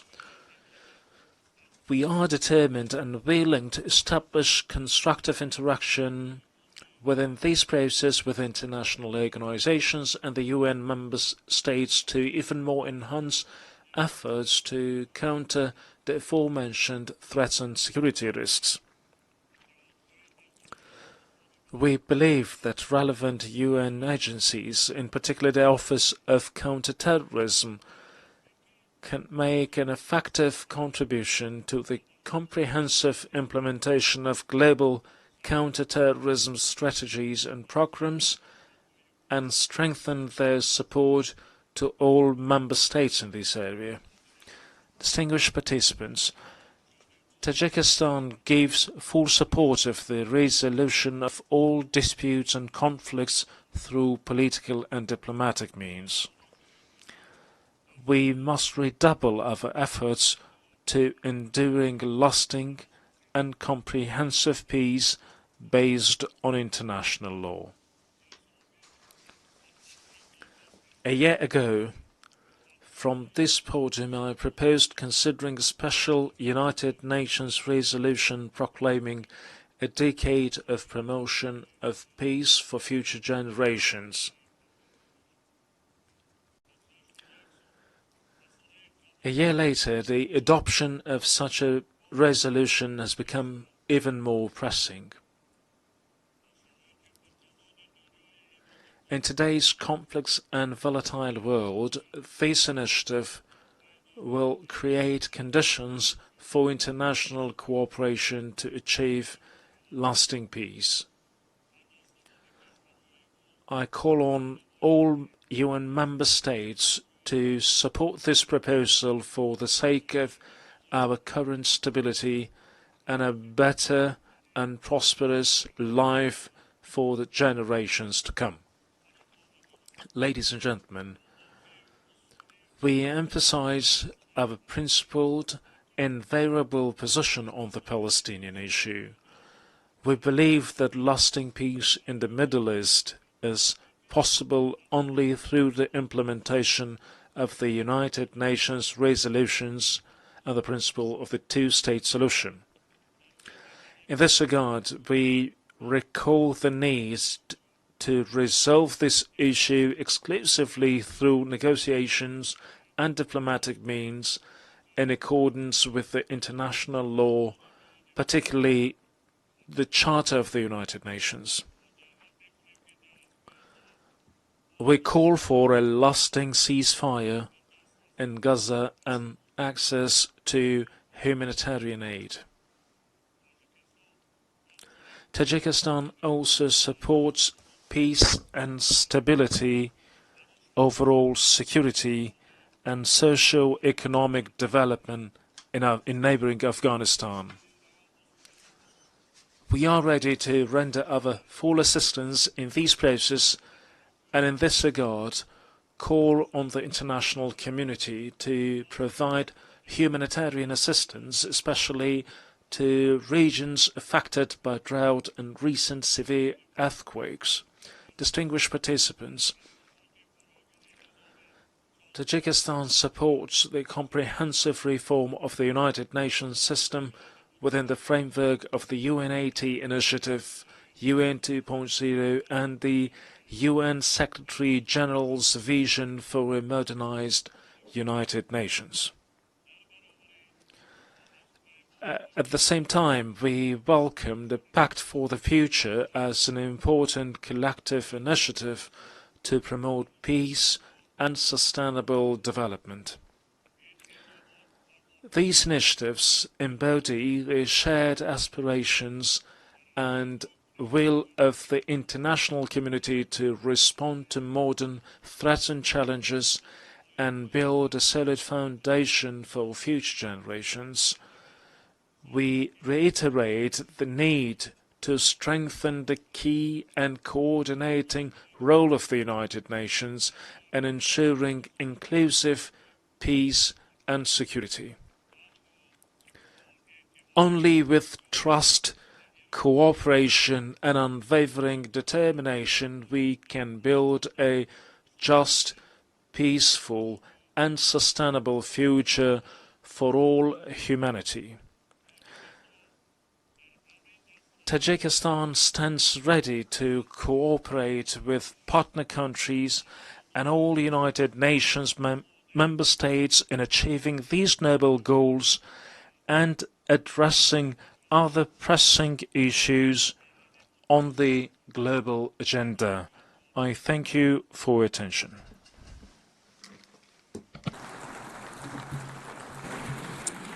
On behalf of the Assembly, I wish to thank the President of the Republic of Tajikistan. The Assembly will hear an address by His Excellency Joseph Aoun, President of the Lebanese Republic.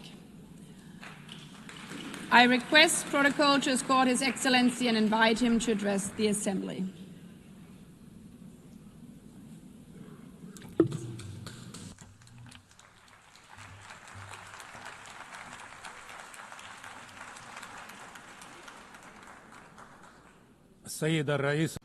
Madam President, Mr. Secretary General, fellow colleagues, heads of state and delegation, I stand before you today to talk about peace, development, and human rights. At a time when some of my fellow citizens are facing death, parts of my country are under occupation, and while my homeland and my people live in uncertainty. This situation takes me back some 77 years ago to the drafting committee of the Universal Declaration of Human Rights in 1948. During one of the debates, the late, great Eleanor Roosevelt stepped in to support one member's opinion so that he is not left alone, as she said to those in attendance. The dissenting member respectfully responded, "Honorable lady, my concern is not to side with the majority or the minority, but to align with the truth." The author of these words was no other than Charles Malik, the Lebanese philosopher who worked alongside other great minds of the time to give humanity this eternal declaration. He was also granted the honor of presiding over this august assembly from 1958 to 1959 to represent my country, Lebanon. Madam President, Mr. Secretary General, colleagues, ladies and gentlemen, I recall this incident today, first, to express my profound sense of pride and my heightened sense of responsibility as I stand before you today for the first time in my capacity as President of Lebanon on the 80th anniversary of this great organization. Second, because our session focuses on examining the inherent relationship between three human virtues: peace, development, and human rights, and between these three virtues and my country, Lebanon. The Lebanese experience, alongside lessons from our region and the world, have shown that there can be no development without peace, for growth cannot take place within chaos, and prosperity cannot be achieved amid conflicts and wars. Peace is the only foundation for development. Experience has taught us that just as there is no development without peace, there can be no peace without justice, and no justice without human rights, particularly the right to live in dignity. Without dignity, peace becomes an illusion, and the only growth will be in poverty, underdevelopment, violence, and bloodshed. Since the establishment of this great organization, its charter stipulated the need to save succeeding generations from the scourge of war, to live together in peace with one another as good neighbors, and to employ international machinery for the promotion of the economic and social advancement of all peoples. These noble principles remained on paper for 80 years, as the blood of our people was spilled on the ground. The reasons might be numerous. One can attribute them to the authoritarian nature of man, the nature of relations between countries based on power struggle, hegemony, and the race for absolute dominance in all fields. However, another reason has stirred this tragedy. At least 30 years ago, since talk began in this very chamber about a new world order. The reason is related to the issue of identity and plurality within any society or within societies and countries, especially in the era of globalization. On the one hand, people need one another. On the other hand, they fear for their identity. This led to an emerging issue that drove humanity back to the path of conflict. Let us acknowledge here that religion remains a primary factor in defining the identities of human groups.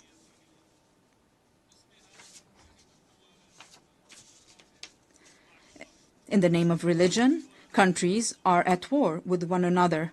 In the name of religion, many countries have imploded from within. Furthermore, religion continues to shape the world in profound ways. While Islamophobia and xenophobia grow in the West, the East is still haunted by the memory of colonialism and the remnants of old religious wars. Despite remarkable scientific progress, the world finds itself trapped in a bygone era. Madam President, Mr. Secretary General, colleagues, at the heart of this dilemma, Lebanon plays a unique role. This is its raison d'être. This is the significance of Lebanon and its message to the world. Amid the global clash over religious identities, Lebanon stands out as a nation where Christians and Muslims coexist as equals under a constitution that guarantees equitable representation to both communities in the Parliament and the Council of Ministers, with full citizenship for all individuals. This model is open for progress. This model was criticized by some.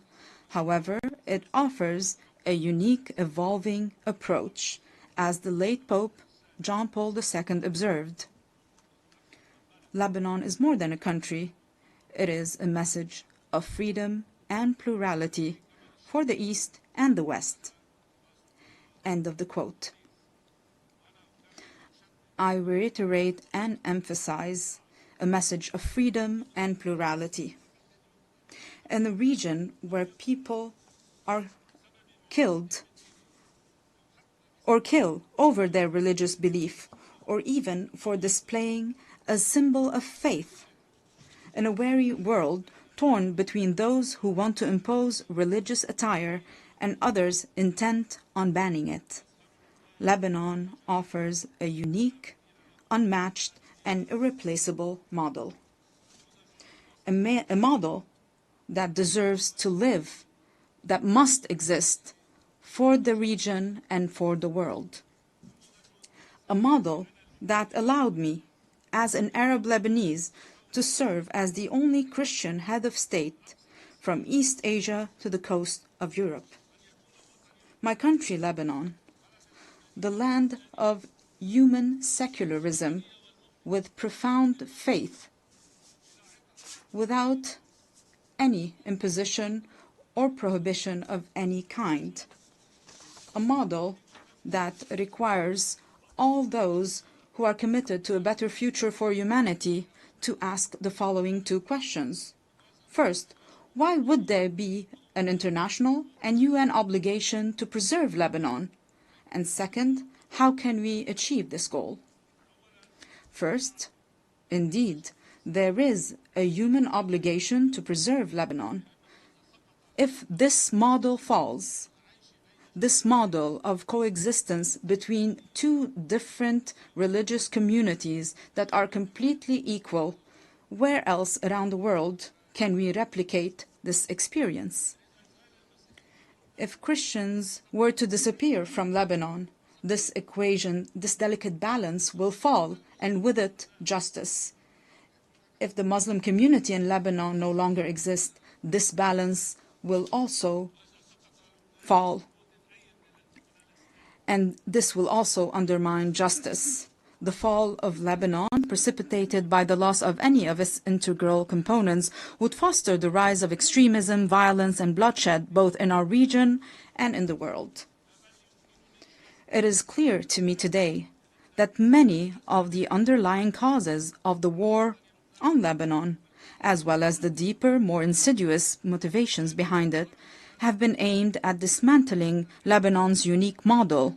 These actions serve to justify an Orient fractured by conflicting identities and perpetual ethnic rivalries, destined to remain in a state of ongoing conflict. While certain may benefit from this situation, however, it is ultimately in the interest of the world and humanity to strive for international peace. Hence, the success of the Lebanese experience will set a benchmark for any country. This model today is a vibrant, steadfast, and energetic country determined to live, resolutely refusing to succumb to adversity. What it takes to save it? Simply a clear and firm stand, in words and action, aimed at liberating all the Lebanese territory and securing the exclusive sovereignty of the Lebanese state, enforced solely by its legitimate and legal armed forces over its land. This is the unanimous will of the Lebanese people since the declaration of November 27, 2024, which was adopted with the support of the United States and France and this very organization as a mechanism to enforce UN Security Council Resolution 1701. I reaffirmed this commitment in my inaugural address following my election as president in January 2024, and it was also approved by the government in its ministerial statement of February 2024.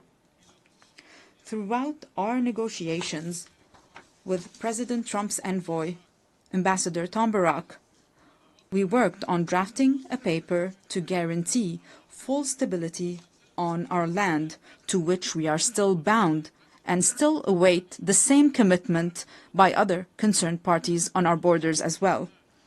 This is what Lebanon seeks. Let me be more frank. Allow me to feel some pride for my country and my people, for they do deserve it. Ladies and gentlemen, we are truly an exceptional country by all measures.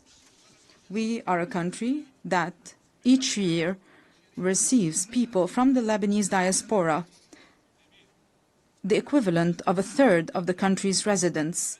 This underlines the unwavering connection between the Lebanese people and their homeland. There is hardly a major project in our region that does not bear the signature of a Lebanese person, nor a cultural or artistic event that lacks a Lebanese imprint. In fact, it is almost certain that Lebanese contributions can be found in every significant endeavor. Among the member states of this distinguished organization, one could scarcely find a nation that does not have within its borders a member of the Lebanese diaspora who is engaged, productive, and creative. These individuals integrate harmoniously with their host societies.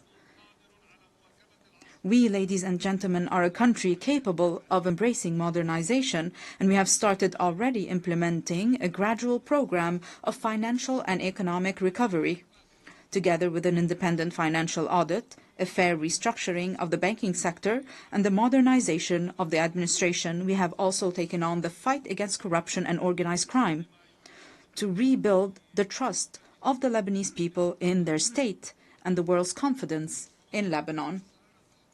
Simultaneously, we have launched legislative and institutional reforms consecrating the independence of the regulatory bodies of the state's productive sectors and enhanced the independence of the judiciary, aligned with international standards in the fight against money laundering and the financing of terrorism. Our government has also recently joined the United Nations Convention on Biological Diversity, in line with our history of commitment to the principles of international legitimacy. We are also set on advancing public freedom, combating hate speech, and empowering young men and women in the decision-making process. We can only be prosperous if our citizens, all our citizens, live in dignity. Ladies and gentlemen, our country is dedicated to investing in quality education, and we are expanding today this investment to encompass a knowledge economy. Lebanon is also an essential crossroad for global trade corridors.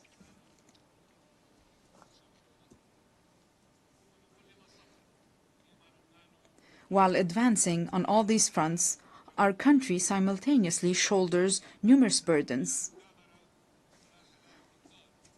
And we shoulder these burdens with responsibility and seriousness. Most pressing among them are the persistent instabilities along our southern border.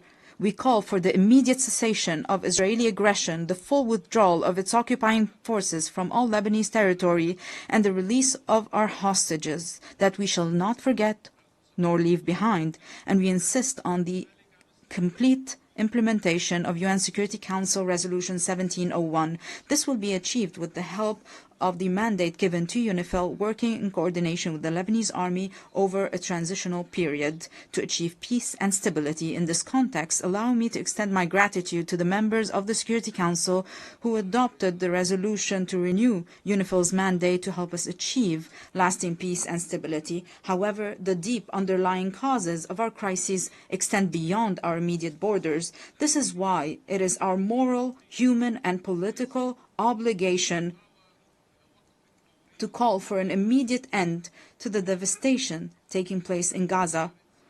We urge the revival of a new political track aimed at finding a just and permanent solution to the Palestinian question based on the resolutions of international legitimacy the principle of the two-state solution, ensuring the right of both states to a secure and dignified existence, as ratified by your General Assembly with a majority of 142 states out of 164 states in the New York Declaration.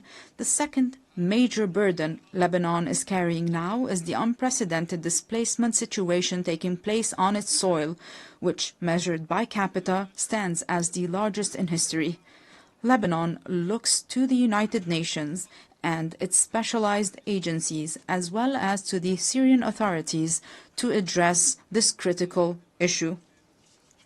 Through direct negotiations and with the support of the Kingdom of Saudi Arabia, we aim to reach comprehensive understandings and agreements across different aspects of our bilateral relations, the goal being the dignified and safe return of the displaced Syrian citizens, as well as the restoration of the special relations between Lebanon and Syria in good neighborliness and close cooperation in various fields, overcoming the misunderstandings of the past.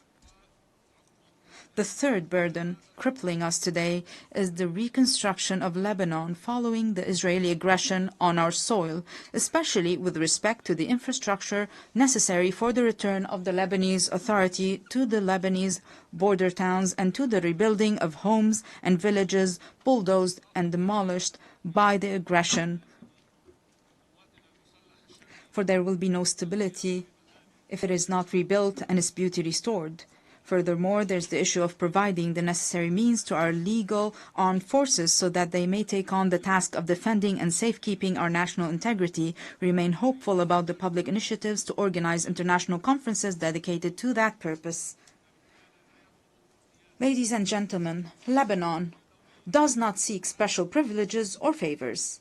Indeed, it calls upon the international community to act with responsibility, fairness, and equality, thereby enabling Lebanon to reclaim its role as a land of freedom and plurality. This very spirit underpinned the Distinguished Assembly's resolution on August 16, 2019, to grant Lebanon's request to establish the Human Academy for Dialogue and Conversions within its borders, a resolution that was for a time overshadowed by the many crises Lebanon has faced in recent years. Today, Lebanon is intent on reviving this vital initiative. Our intention is both to reassure ourselves and to send a message to the world. Lebanon is returning to its rightful place, both within the international community and among the nations gathered at the United Nations, a true platform for human values and the advancement of humanity. In closing, I reiterate the opening theme of my message. While I stand here today advocating for peace, my countrymen are being killed. The conflict is still very fierce between Lebanon being a land of life and joy and a platform that spreads both values to the region and the world, and Lebanon being a place of sorrow and wars, spreading both woes to the region and the world. We in Lebanon have made our choice. We choose to be a land of life and joy, and we shall abide by it. I call upon you all, for the sake of peace in our region, for the good of humanity, stand with us. Do not abandon Lebanon. I thank you.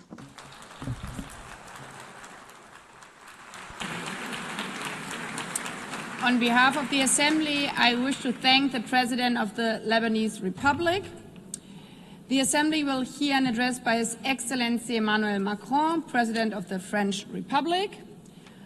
I request protocol to escort His Excellency and invite him to address the Assembly.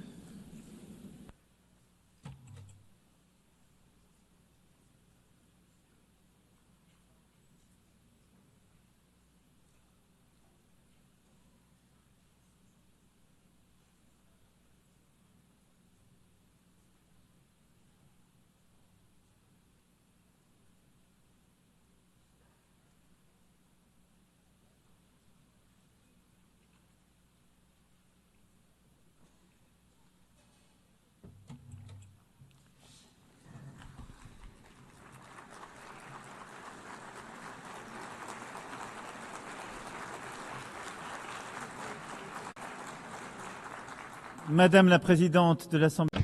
President of the General Assembly, Secretary General, Deputy Secretary General, ladies and gentlemen, heads of state and government, ministers, ambassadors and delegates. I am delighted to once again stand before you to issue an address at the 80th session of the United Nations General Assembly.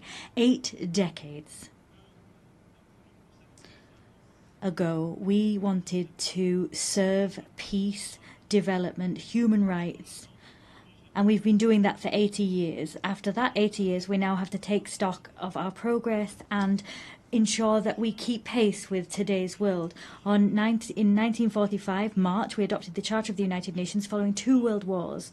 At that time, war was still raging in Asia. Decolonization had scarcely begun. The Soviet Union was extending its empire, and we counted deaths in the millions, and we unveiled the horror of the Shoah.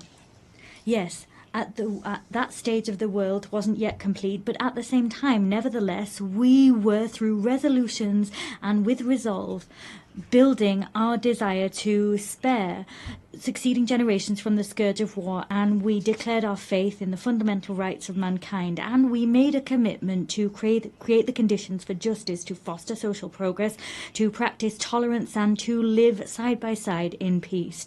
We were not dreaming, and we invoked our past to help us. And after 80 years, I want to say before you that we were right to dream. We had the right to dream. Our world today deserves the same resolve we had then in terms of working together. 51 of us were at San Francisco, and now 193 of us are gathered here in the General Assembly. The text that created this organization enshrined the principle of collective action and enshrined common values. It defined robust processes. And I know, nevertheless, how great frustration is. We see that states are unequally represented, particularly on the Security Council, and that fuels frustration. And that's why I unequivocally support its expansion, the reform of the Security Council, particularly its expansion for the African continent. I also know the extent to which political and social balances and states of place have changed, and different actors have taken on more responsibilities. Many people are asking about whether the United Nations promises have been upheld, whether it's in sync with reality, and whether it brings with it any benefits. Let us not kid ourselves. This 80th anniversary is not a fact that we can just accept. Conflicts, international, national, state conflicts are proliferating. The criminal and terrorist activity is proliferating, and people are deliberately trampling on the Geneva Conventions as if war was just about terror, revenge and victory. Haiti, Burma, Ukraine, the Democratic Republic of the Congo. The list is as long as it is unconscionable. There are more and more cases of violence being weathered by people whose nations are at war. Major transformation is also underway for us all across the globe. Climate change is not under control. Biodiversity is collapsing. Efforts that the majority of us are ready to make are coming up against the obstacles of the cynicism of a few that can make a difference but refuse to do just that still. And we see the technology picking up pace. They pave the way to horizons of opportunity, but they also pave the way for dangerous forces because they're not regulated. Global trade is weathering tariff wars, and that's another form of imbalance, globally speaking. Alarm bells are ringing out loud, but that doesn't extinguish hope. Our divisions do not mean a lack of hope did not mean Syria wasn't able to free itself from war. Ukraine is staying the course, and peace is possible in the Great Lake regions. We've also adopted treaties, ambitious agreements that some people thought were impossible. A treaty on pandemics, a treaty to protect the high seas, another to finance development. The world's complexity is not a reason to throw in the towel on our principles and our ambitions. To a certain extent, ours is a moment of paradox. We need, more than ever before, to restore the spirit of cooperation that prevailed 80 years ago.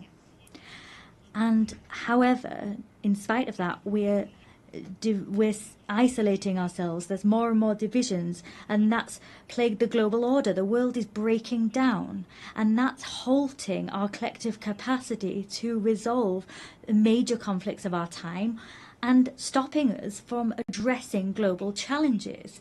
France is proud to be among the people of the United Nations and pay tribute to all the people that serve them, soldiers wearing blue helmets that maintain peace where no one else wants to go, humanitarian personnel and healthcare workers that come to the aid of the most vulnerable, legal specialists, observers, rapporteurs that bear witness to the reality, ensure that the rule of law can prevail, that arbitrary whims do not rule the day. I'm talking, of course, about our NGOs, our nurses, our journalists, and many other people who bear witness to the fact that this organisation cannot be replaced. It is for this reason that those that are its harshest critics are also those that want to change the rule of the game, because they want to exert domination. And these are people that do not want the common good to prevail. They want to serve their interests, and that is the major risk of our time. The risk of seeing the facts as they are just become the ongoing state of play. We don't want to see might is right prevail, but that's the risk. We don't want to see the selfishness of some people win the day. That's the risk. The risk is that some people, an elite, will decide the course that the world will run, and that they will forget that there's an international community. There needs to be respectful relations between peers. There needs to be cooperation between peers. That alone makes peace possible. That alone makes it possible to address climate change, to have a successful digital transformation, or to fight against military proliferation. It is for this reason that 80 years later, our priority is to really find the crux of effective multilateralism, to get back to that gem, collective effectiveness. We need to be clear here. The anti-game of some people makes it almost impossible for our organisation to be collectively effective. They're playing against us. We need to work together to get back to that collective multilateralism. There's no point here in dividing the North from the South to think that there can be a united West in the face of a global South. That's a pipe dream. That's a vestige of an era where we wanted to isolate ourselves in blocks, pitting ourselves against each other. Here at this forum, there are only men and women that don't share the same religion. They have different visions. Their civilizations sometimes differ, but they have decided one fine day that building peace, rising up to challenges, particularly the challenge of inequality or the major transitions of the world, they forgot their differences to cooperate together. It is for that reason we need to consolidate existing rules and the institutions that guarantee our collective authority and our collective effectiveness. Human rights remain the very fundamental pillar of the United Nations House, and they give coherence to all of the action we undertake. And at a time when conflicts spread and increase in number, we also have mass human rights crises that we're facing at the same time. Our duty is to ensure that there is a respect for international humanitarian law. We proposed ensuring that as part of the global initiative that we champion alongside a number of counterparts: South Africa, Brazil, China, Jordan, Kazakhstan, and the ICRC. Let us support the ICC in its fight against impunity. Let us allow the orders of the ICJ to be implemented, their rulings be upheld. The authority, the force of law is our best chance in stopping the rule of might is right from prevailing. Upholding our values is the only way of throwing out a double standards principle. We've always called out that principle since we came together as a global parliament. Peace and security are everything. For that reason, it's so important for Ukraine to resist Russia and have peace. They need to get their territory, their children, their wealth, and their future back. The Russian aggression is not a problem of Europe, but rather a problem which plagues us all. It's our problem. It poses the eternal question of the force of law against might is right, freedom against imperialism. Ukraine didn't want war. Ukraine wants peace. France too wants peace. The Europeans want peace. The United States of America want peace. As such, Ukraine has a fundamental right, that is to live in security and to no longer fear that Russia will attack once more. It is for this reason France, with the United Kingdom, built a coalition of the willing, bringing together 35 nations to give Ukraine crucial security guarantees for the long term. As such, we're creating the conditions for a robust, just peace which will allow the Ukrainian people to really be masters of their own fate. And what happened in recent weeks in Poland's airspace, Mr. President, Romania, the provocations that we saw in Estonia and elsewhere are the proof that all European people are also challenged by threats of Russian destabilization. And unity can thwart those. Ukraine has often said it's ready for a ceasefire and can agree to negotiations. It accepts them. It's now up to Russia to prove that it can choose peace, even at a time it's stepping up attacks against Ukrainian civilians and the provocations to which I've just referred. France is ready as we wait to stand shoulder to shoulder with Ukraine alongside our European partners and all those that understand that we need to hold Russia back to preserve the global order. And I welcome the proposal we saw a few hours ago from the President of the United States, recalling the gradual weakening of the Russian economy. I welcome what he said, the on-the-ground failures of Russia. In more than 1,000 days, Russia's hardly gained 1% of Ukrainian territory. There have been so much loss, so many civilian victims, and few territorial gains. I welcome the fact that the President of the USA believes in Ukraine's ability not only to hold the course, but to uphold and ensure its rights prevail with us. It's because there is this refusal of double standards that France will stand side by side with Ukraine as we do for peace in the Middle East. Yesterday, we adopted a credible plan to put an end to the war in Gaza, to preserve a two-state solution, Israel and Palestine, to allow the release of all hostages and to save so many lives. We've charted a course towards peace, which requires first and foremost that hostages still in Hamas's hands are released, that strikes on Gaza cease. And I am delighted that Saudi Arabia and France have convinced a large number of the members of this assembly to sign the New York Declaration. 142 members of this assembly have signed that declaration. We've held out our hands to forge the path towards peace, immediate peace, release of hostages, ceasefire, stabilization of Gaza, the demilitarization and the dismantling of Hamas, and a reciprocal recognition of two states and a Palestinian state which is demilitarized, which recognizes Israel, an Israeli state which recognizes the state of Palestine, and all the states of the region that have not yet done so, we hope will recognize the state of Israel. Through this mutual recognition, that is in fact a path towards peace. It's also the stability of the region as a whole that we seek to build. There cannot be any security or stability for Israel if we have a permanent war being waged with its neighbors, peace with Palestine, in the West Bank and in Gaza, and throughout Jerusalem, peace in Lebanon.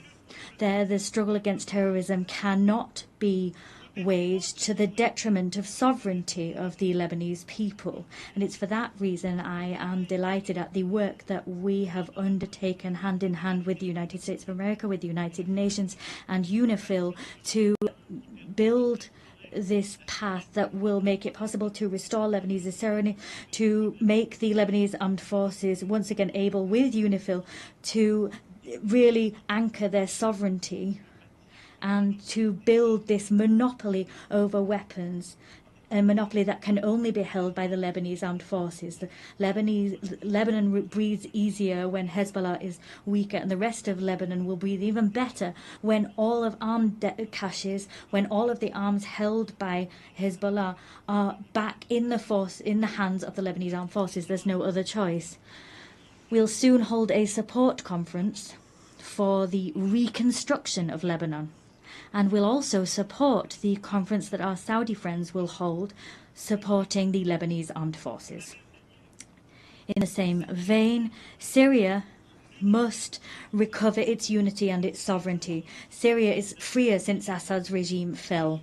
I received the transitional president in Paris. I welcomed him there. I'll see him again tomorrow. And with several states of the region, we are striving so that Syria can respect all components of its civil society, because that's where its strength lies. At the same time, it's in finding that unity once more, they will be able to also fully recover their sovereignty. The region can only be in peace if the Iranian nuclear program that has been partially destroyed is once again fully under control. It is for this reason France, Germany, the United Kingdom triggered by way of a collective agreement a process leading to the restoration of all international sanctions previously imposed upon Iran. Iran alone is responsible for being in breach of its obligations, but they have decided to open the doors to the IAEA and allow them to inspect HEU stocks and to conduct inspections. The next steps to come will be decisive. Either Iran makes a gesture and goes back to the path of peace and accountability that make it possible to get back on course and for the IAEA to do its work and for stockpiles to be transferred, or sanctions will have to be imposed. I'll have an occasion to meet with the President, if needs be, tomorrow. On each of these crucial issues, France puts forward concrete proposals, solutions. The plan for the war to stop in Ukraine exists. The plan to make peace in the Middle East is on the table. A plan to put the Iranian nuclear program back under proper control exists. The plan to restore the full sovereignty of Lebanon in the south exists. We always want to be the partner of all of those who share this demand that everyone take effective action. However, there is a risk that we will stop taking action and look away from too much suffering. The humanitarian tragedy currently in Sudan is undoubtedly the biggest of those facing us today. It's up to us collectively to rally, to mobilize, as we did in Paris in 2024. Let us coordinate our efforts to act together so that the warmongers accept negotiations and put power back in civilian hands. In the same way, in the Great Lakes region, the sovereignty and territorial integrity of the Democratic Republic of the Congo must be upheld. We need to return hope to the people of Kivu and to the hundreds of thousands of people that have been displaced. And it is also for that reason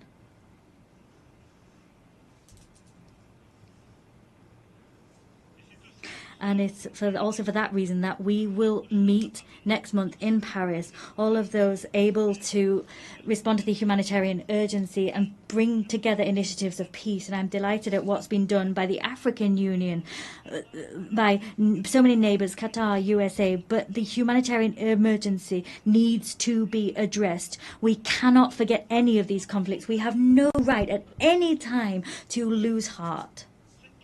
This capacity to take a leap of action is our source of strength. That's what brought us together 80 years ago. We have no right to get tired, to show fatigue. Well, there are so many crises, one after the other. I'm quite clear-sighted alongside you when I look at today's world. Everywhere we see the risks of proliferation once again return and new threats emerge. There is an urgent need to rebuild a credible framework, a verifiable framework to combat any nuclear proliferation, to rebuild a credible framework to once again contain these threats, ballistic proliferation. I'm not forgetting bacteriological, chemical threats or the new risks that posed by AI, cyber technology, space technology, quantum technology. We have common frameworks, but they've been weakened in all of these domains in recent years, sometimes because some people sort of said they were outdated, and sometimes because the rules for verification weren't properly observed, sometimes because the pace of technological development meant that these frameworks, their capacity to innovate, was not enough. Technological change was going too quick. However, we've got no right to give up. We have to build that crucial framework for peace. The same demand for effectiveness, effective multilateralism is one that we need to uphold for our global challenges. The Secretary General attaches great importance to our organization, and he has ambition for it, and that's shown through his initiative UN 80, and I share his concerns about our organization. Yes, we need, at this time of disarray that I talked about as a result of these major issues of war and conflict, we can't forget there are so many global challenges that mean that we must all come together. Let us stare straight in the face global imbalances, all economies affected. all economies, and I'm speaking as one of the richest among them, but also middle-income countries, developing countries, and of course the poorest nations among us. All of us, if we can't have organized international debate on major global imbalances, if our response is a fragmented one and we don't work together, we exacerbate these problems. Today, our challenge is to look at how we can help China to develop the internal demand that it really needs. How can we ensure that productive capacities that China's been able to develop in recent years, these technological capacity, sometimes there's technological transfer and that's good, but they need to be conducted hand in hand with harmonious development and respectfully the environment. How can we correct US trade imbalances? How can we do that through corrective measures, not through tariffs that takes the rug out from under international trade? There's Europe that needs to respond to collective needs for collective investment, and we need to shoulder that responsibility. These challenges mean that we need to cooperate. There needs to be cooperation between major economies, but we can't pit the G7 against the BRICS, and that's the very rationale behind our agenda for the French G7 of 2026. Of course, we'll work with the Canadian presidency of G7 and the coming presidents of G20. We need to return to that spirit of cooperation that is vital, because that's what will allow us also to have a common agenda to finance our global challenges. Let's take a look at things today. Everywhere we're reducing, eroding our common ambitions to finance major global challenges. Collective financing for healthcare is plummeting, as is financing for food security, as is financing for education. These challenges are, however, our challenges, even more than they were before the pandemic, the COVID-19 pandemic. And so it is absolutely pivotal that together we prove ourselves able to develop concrete solutions and find new financing to address our challenges. The European Union decided to mobilize. The Commission's President's speech was great in this connection. We are mobilizing financing as Europeans to meet these challenges, but we must do so within a renewed framework. That's what we tried to do together during the pandemic itself with our African partners, during the financing summit which we held in 2021. The work we did there was work we continued at the 4P summit, where we developed this pact for the prosperity of peoples and the planet. Ultimately, the agendas were the same. Together, we need to work together better to address global economic imbalances. We must develop an agenda of growth everywhere, but we must do that to also help countries to finance education, healthcare, stabilization and food security, and help them to address challenges of biodiversity and the climate. Let us come off the horns of a dilemma. We don't need to choose between growth, climate change and biodiversity. We can do everything if we mobilize private and public financing within a framework that brings together, reconciles east, west, north and south. That's the framework we've built. And now what we need to do is expedite the transition that's already underway. And I thank you all. The heads of the World Bank, the IMF, have commented on these efforts, but we need to go faster. The frameworks we developed have already become obsolete. We need to mobilize more private financing to accompany transitions in middle-income countries, developing countries and the poorest nations.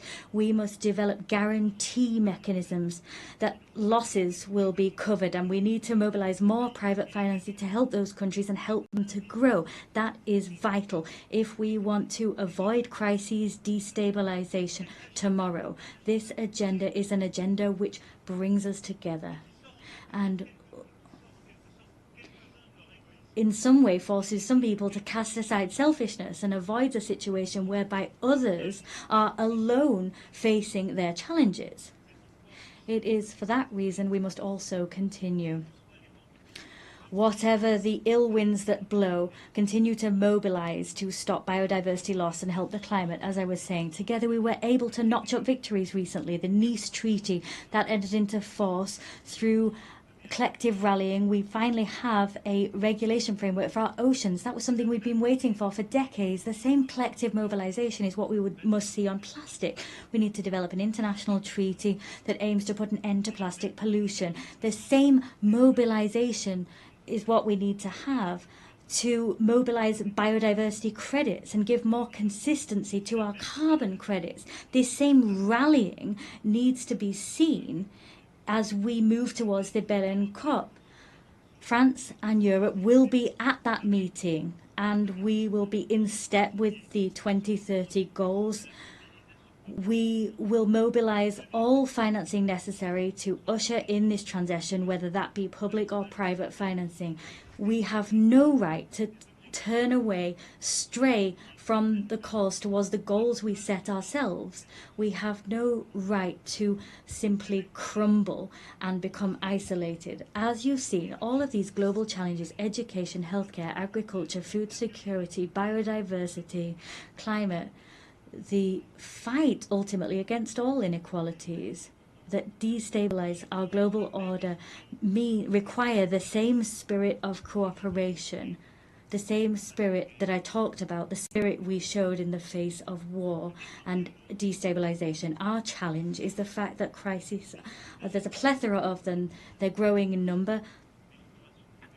My speech was long and quite comprehensive, but I do reassure you I'm coming to an end. But I forcefully say to you once more, in spite of all that, in spite of the long list that sometimes gives the impression that we might be overwhelmed, our duty is to remain on our feet and to continue to act together.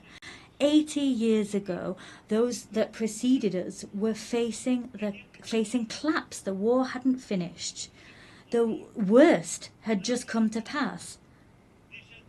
A world already divided was kind of stuttering, and it was up to them to build the treasure that is the United Nations. We could overwhelm our assembly, level criticism against it, reproach it for everything. Not all reproaches are fair, some are. This assembly is us. If it's ineffective, it's because some people are blocking it. Sometimes it's the most powerful. If it's not going fast enough, it's because people don't have enough resolve to make things move forward. The United Nations is all of us. There's one thing. It's that we don't have a right to be cynical. We don't have the right to get fatigued. We can't have this defeated heart, because our world is here before us, and our risk, the risk that we face, is that of fragmentation, that the law might is right will prevail, the status quo prevailing, cynicism, and to some extent that we will lose control. Yes, the loss of control. That's what all of our peoples are experiencing. Fear in the face of a future they no longer control. The fear in the face of migrations that they're weathering, a climate that we can no longer control, fear of inequalities that we can't bring under control, a fear in the face of a war we can't stop. This fear has one friend, the strongest friend, the mightiest person that was able to prevail, the cynic that was allowed to prevail. We have one responsibility, that is to act together, build this multilateralism once again with the same faith, with the same resolve as the founding fathers of this assembly. We need to do that with even more effectiveness, but with the same will. We cannot give ground to injustice. We can give nothing to fatality or the sense of the inevitable. We need to act, act, and act. So it's up to us to do just that together. I thank you.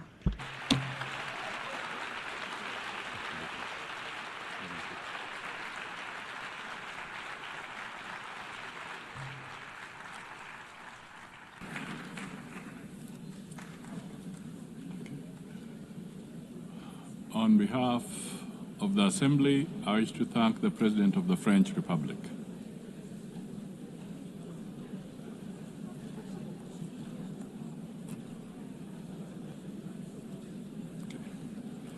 The Assembly will now hear an address by His Excellency Sadr Shadia Zaparov, President of the Kyrgyz Republic.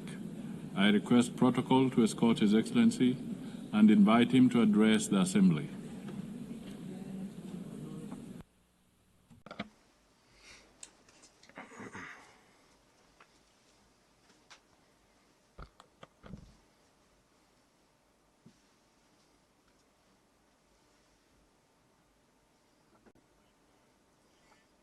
Madam President, Mr. Secretary General, distinguished heads of delegations, ladies and gentlemen, allow me to sincerely congratulate Ms. Annalena Baerbock on her election as the President of the 80th session of the United Nations General Assembly and to wish her every success in her work. This year, we mark the 80th anniversary of the UN, a unique institution that has stood guard over peace, security, and development for nearly a century. Over these 80 years, despite numerous conflicts, the world has fortunately been spared the outbreak of a third world war. The United Nations has undoubtedly played a key role in this achievement. The organization has become not only an international platform for dialogue, but also played a special role in preventing global conflicts. Today, the trend of regionalism in world politics is strengthening. We are witnessing continued price hikes, a shortage of liquidity, and a war of sanctions in the global economy. The threat of terrorism and extremism has spread across all countries. Despite criticism, the UN remains the only truly universal organization endowed with both moral authority and institutional capacity. Today, Kyrgyzstan takes pride in the political stability it has achieved and in the ongoing social and economic transformation.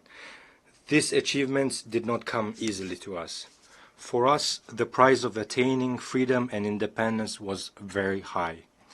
But I can state one thing with confidence.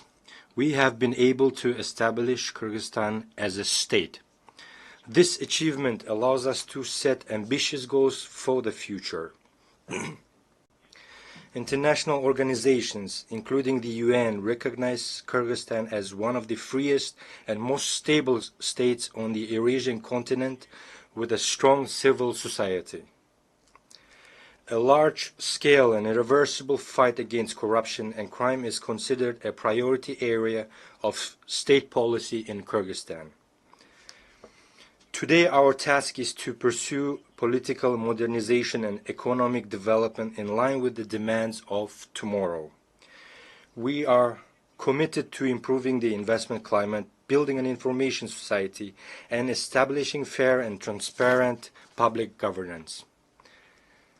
Ladies and gentlemen, every year in New York, leaders of all world's nations gather to once again remind themselves and each other of the great mission for which UN was created.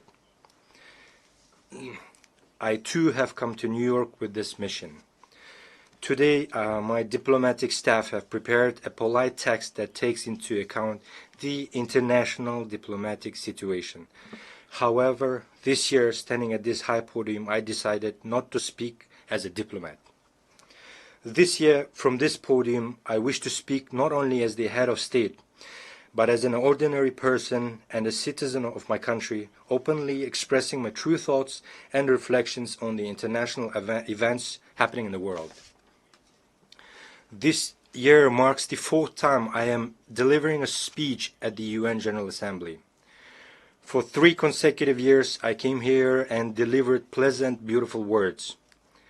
But today, I have decided to speak openly and directly about the problems that trouble the hearts of millions of people. In different parts of the world, in Europe, the Middle East, Africa, and Asia, new armed conflicts and wars are erupting. Millions of people losing their homes are forced to abandon their native lands, and millions become victims. Who suffers the most? First and foremost, ordinary people. We cannot turn a blind eye to the suffering of many peoples. Palestine, Ukraine, Sudan, Syria, and others were where hostilities continue, civilians are dying and human rights are being violated. The world community, applying double standards, prioritizes these conflicts as more or less important, depending on its own geopolitical interests.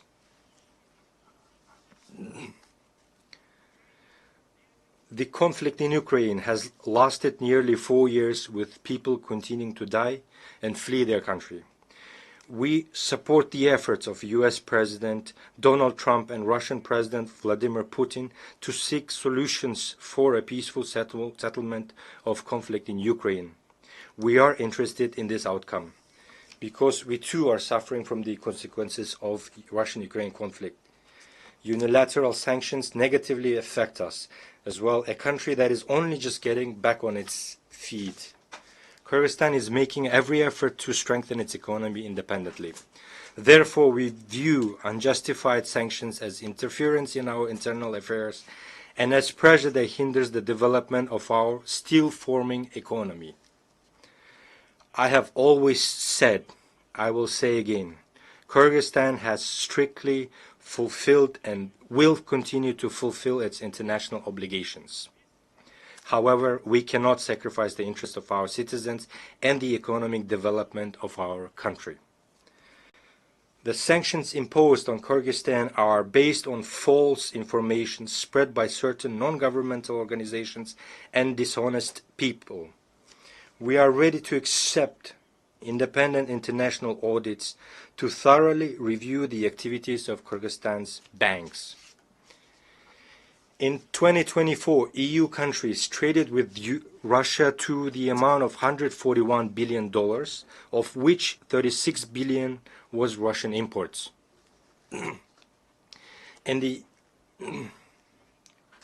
and the UK, which imposed sanctions on 2 of our banks, the same year traded with Russia for $2.2 billion. Frankly speaking, some keep the option of cooperating with Russia in defense of their own interest, but forbid others from doing the same. How should this phenomenon be called? Before demanding something from others, be an example to yourself. You demand from us not to cooperate with Russia, yet you yourselves are cooperating extensively. We, in fact, have far deeper economic relations with Russia than you do.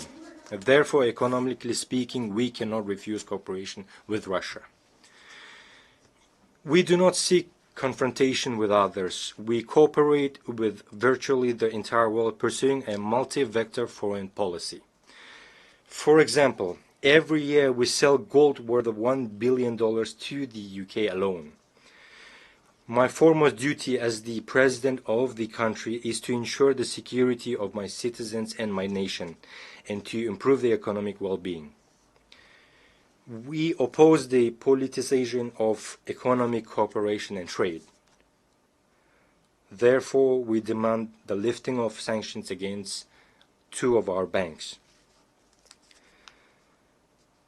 Distinguished ladies and gentlemen, the UN Secretary General has already described the Gaza Strip as a graveyard of thousands of children. One more is needed to stop the war and the horrific events in Gaza. We must empathize with Palestinian people who have suffered enormous losses as a result of inhuman conflict in the Gaza Strip. We must not remain indifferent to the human tragedy unfolding before the whole world. We demand an end to genocide against the Palestinians and the commencement of international judicial investigation by the UN International Court of Justice. My country has always firmly condemned violence and terrorism in all their forms, including the terrorist attacks on Israel on the 7th of October, 2023. Such terrorists must be punished harshly. However, the fight against terrorism and the methods used to eliminate terrorists have their own rules and procedures.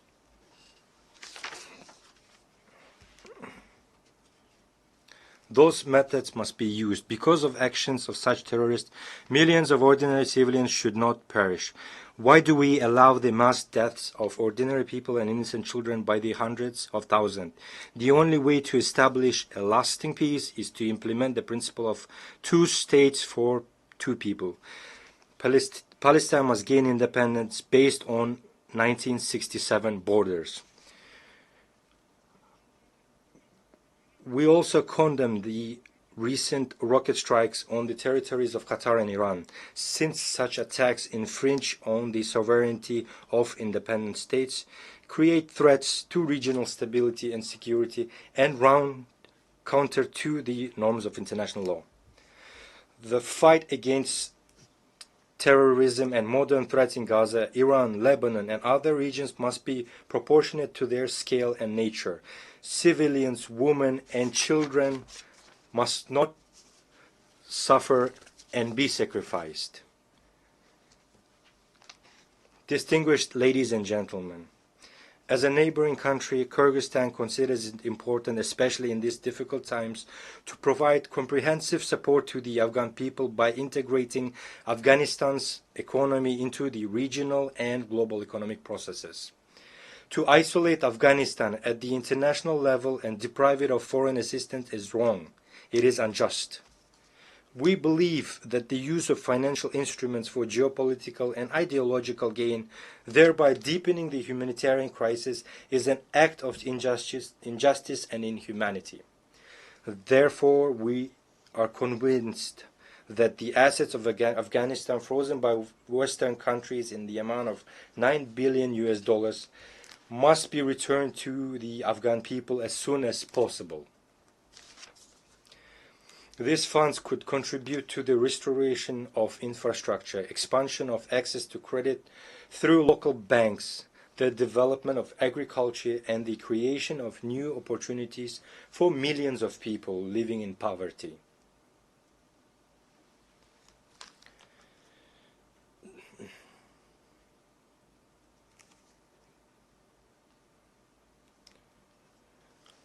According to the UN data, in 2025, 15 million people in Afghanistan faced hunger and 24 million required humanitarian assistance.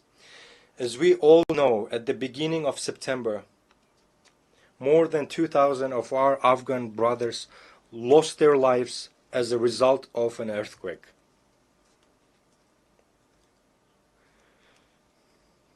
Tragically, due to lack of financial resources and weak infrastructure, timely assistance could not be provided to those affected. We call upon the leaders of Western countries to immediately return these assets for the sake of future of the Afghan people. If you truly want the Afghan people to overcome poverty, hunger, as soon as possible, return them without delay. Only then will your words about human rights and interstate obligations correspond to your actions. Distinguished participants, today's challenges in African countries, from conflicts to food insecurity, require not sympathy in words, but solidarity in action. Africa is 54 countries with a population of more than 1.5 billion people. It is the second largest continent after Eurasia. Africa possesses enormous reserves of resources, and we are confident that in the near future, Africa's role in the global economy and international politics will multiply several times. Therefore, the continent's colossal natural wealth must serve the accelerated development of Africa itself and the fulfillment of its own interests. The peacekeeping work of the UN must be strengthened. My country began sending its peacekeepers on UN missions at the dawn of its independence in the early 1990s. This once again proves that we are sincerely wish to contribute to the cause of strengthening peace and security in the world. The contribution of a state should not be determined by its size, but by the depth of its commitment and sincere desire for peace and solidarity. We support the strengthening of international treaties, including the Treaty on Non-Proliferation of Nuclear Weapons. It is important to educate the younger generation to perceive a world without nuclear weapons. It is essential to raise awareness among young people about the devastating consequences of weapons of mass destruction. The International Day for Disarmament and Non-Proliferation Awareness, initiated by Kyrgyzstan and supported by the UN member states, is an excellent platform for implementing this concept. Kyrgyzstan is one of the initiators and the depository of Treaty on Nuclear Weapon-Free Zones in Central Asia. We have acceded to all fundamental international instruments on disarmament and non-proliferation, including the Treaty on Non-Proliferation of Nuclear Weapons and the Comprehensive Nuclear Test Ban Treaty. In line with the principles of consistency, this year the Kyrgyz Republic made the political decision to sign the Treaty on Prohibition of Nuclear Weapons. We firmly believe that our planet must exist without nuclear weapons. This human invention must be used solely for peaceful purposes. Ladies and gentlemen, for sustainable development and regional integration, the countries of Central Asia require equal dialogue and active cooperation. Despite complex historical and geographic factors, Kyrgyzstan has peacefully resolved its border issues with neighboring countries, in particular Tajikistan and Uzbekistan. This process involved lengthy negotiations and at high political levels, expert levels, and was resolved with due respect for the interests of all sides. I can state with confidence that today the borders between Kyrgyzstan, Tajikistan, and Uzbekistan are borders of friendship, trade, and cooperation. This experience confirms that peace is possible where there is political will, respect, and dialogue, which enabled us to resolve existing contradictions and embark on a path of creation and development. Kyrgyzstan is ready to share this experience of resolving complex issues with the international community. Let us use the more than $3 trillion that are spent annually on armaments worldwide to improve people's lives, eradicate hunger, protect our environment, and clean the air. After all, there are no borders when it comes to breathing air. We all breathe the same air. Therefore, I call on us to live not in a race for who has the most powerful weapons, but in a competition for whose country has the cleanest nature and air. Dear friends, climate change is a reality we are witnessing today. We face threats of drought, melting glaciers, changes in ecosystems, and loss of biodiversity. Kyrgyzstan, as a mountainous country, is particularly vulnerable to these changes. We are already experiencing the threat of declining water resources and risks to agriculture and biodiversity. Although Kyrgyzstan is landlocked, it actively participates in international environmental initiatives and can play a significant role in supporting agreements aimed at protecting global ecosystems. The Kyrgyz Republic consistently advocates for recognition of the interconnection of natural systems from mountains to oceans, which are two poles of a single system. The future of the oceans begin on the mountaintops. In this context, we ratified the agreement on conservation and sustainable use of marine biological diversity and became among the first 60+ countries to join the agreement. Rivers that sustain marine and coastal ecosystems originate in mountains. Thus, the protection of mountain ecosystems and the sustainable management of the oceans are interconnected. At present, the country is preparing the second Bishkek Plus 25 summit, scheduled for 2027, as a central platform for states, international organizations, and experts on sustainable development of mountain regions. We invite all of you to take an active part in this event. Dear friends, as former UN General Secretary Dag Hammarskjöld once aptly said, the UN was not created to lead humanity to heaven, but to save humanity from hell. Today these words are more relevant than ever. The organization was born from the horrors of war, but lives and on thanks to faith in cooperation, dialogue and respect. Now more than ever, it is important to preserve and strengthen the system of multilateralism as a shield against anarchy and unilateral decisions. There is an urgent need to develop fundamentally new international mechanisms that adequately respond to contemporary challenges and threats. Our organization needs to change. This is no longer a choice, but a requirement of time and today's realities. In this context, we support the effort of the Secretary General to reform the UN under the initiative UN80. It is also time to improve the reform work of the UN Security Council.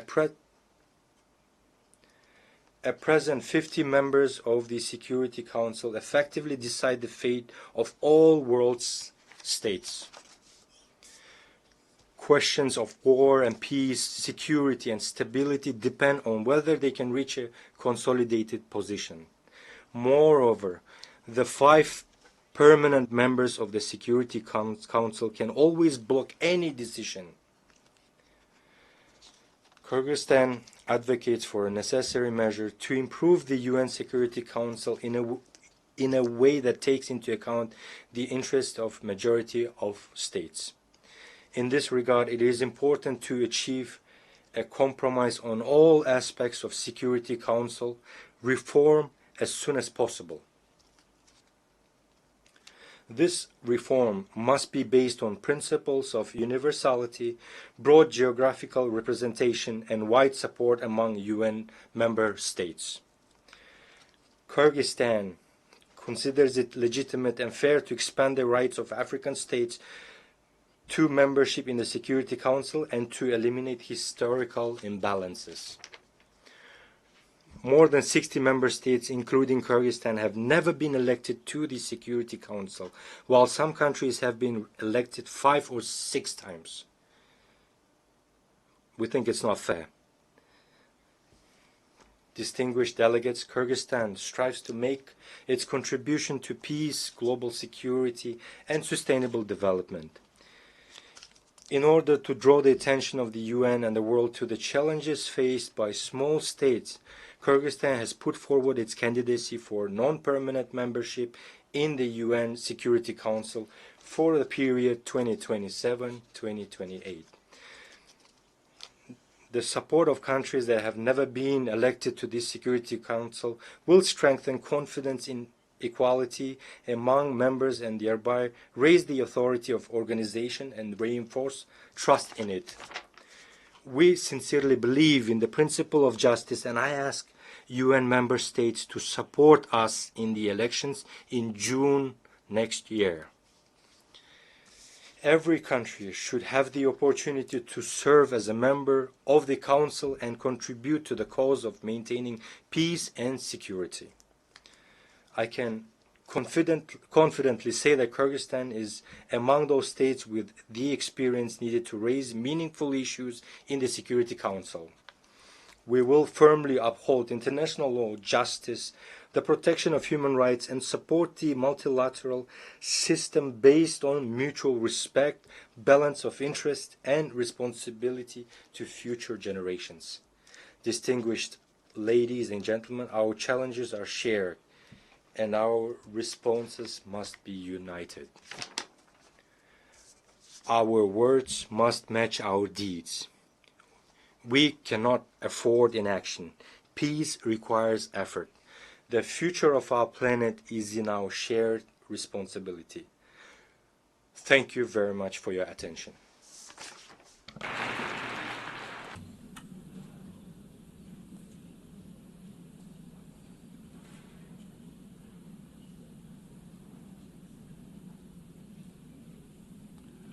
The Assembly will hear an address by His Excellency Gustavo Petro Urrego, President of the Republic of Colombia. I request protocol to escort His Excellency and invite him to address the Assembly.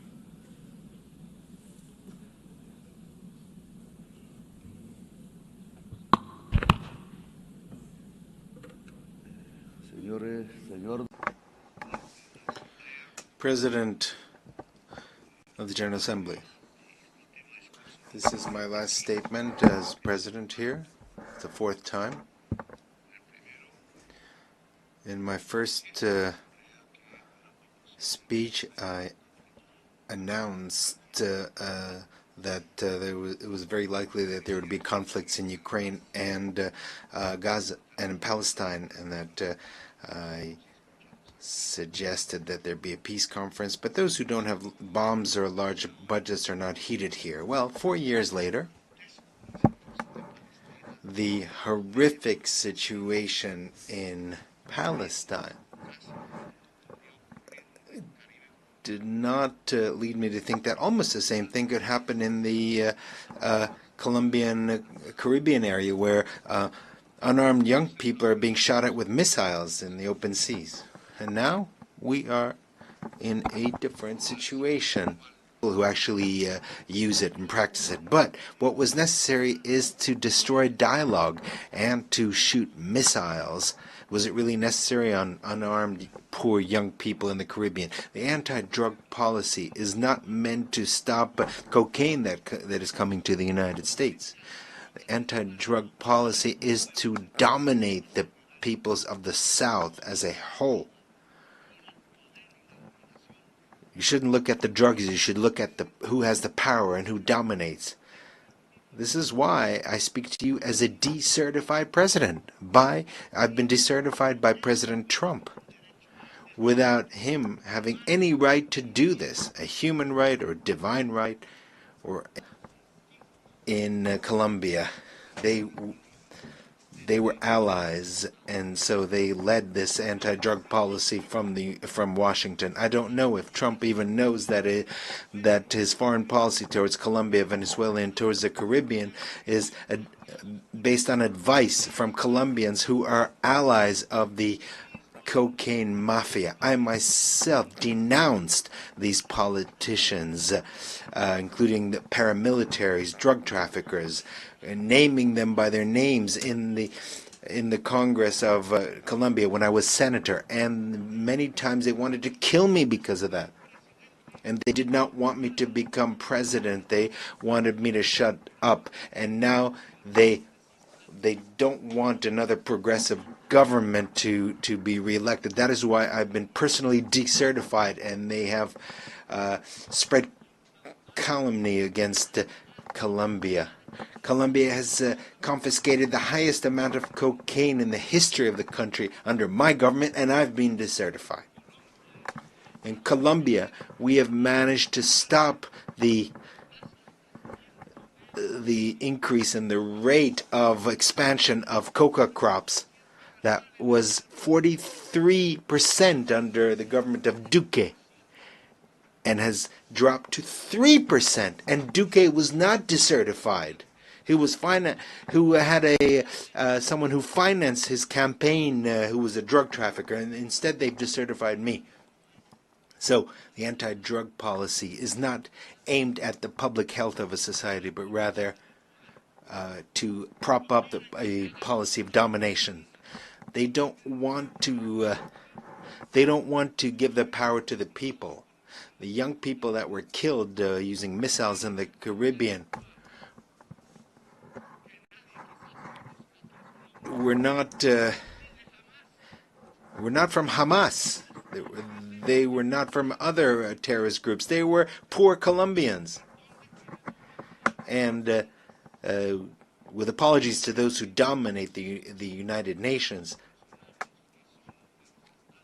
there should be criminal cases against those officials of the United States for doing this, including the utmost official, President Trump, that allowed the shooting of missiles against these young people who were simply trying to escape poverty. youths who in a speedboat who might have had a certain amount of drugs were not drug traffickers. They were simply poor youth. But the real drug traffickers live somewhere else, not in America, not in Latin America. So it's easy to shoot missiles against the speedboats with migrants and accusing them of terrorism and drug trafficking when they don't have a single weapon to defend themselves. When the real drug traffickers live in New York, here, just a few blocks from here, in Miami. And they reach agreements with the DEA. And they're allowed to traffic in Africa, in Russia, in China, but not in the United States. A country that has to reduce the consumption of cocaine simply because their addicts switched to another type of drug, fentanyl, which is much deadlier. This fentanyl is produced in the industrial heartland of the United States, here, not far from here. And the consumers are here as well. It's produced and consumed in the United States. That is the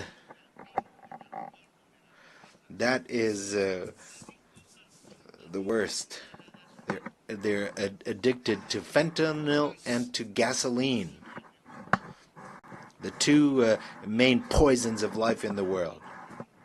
And gasoline is even worse than fentanyl.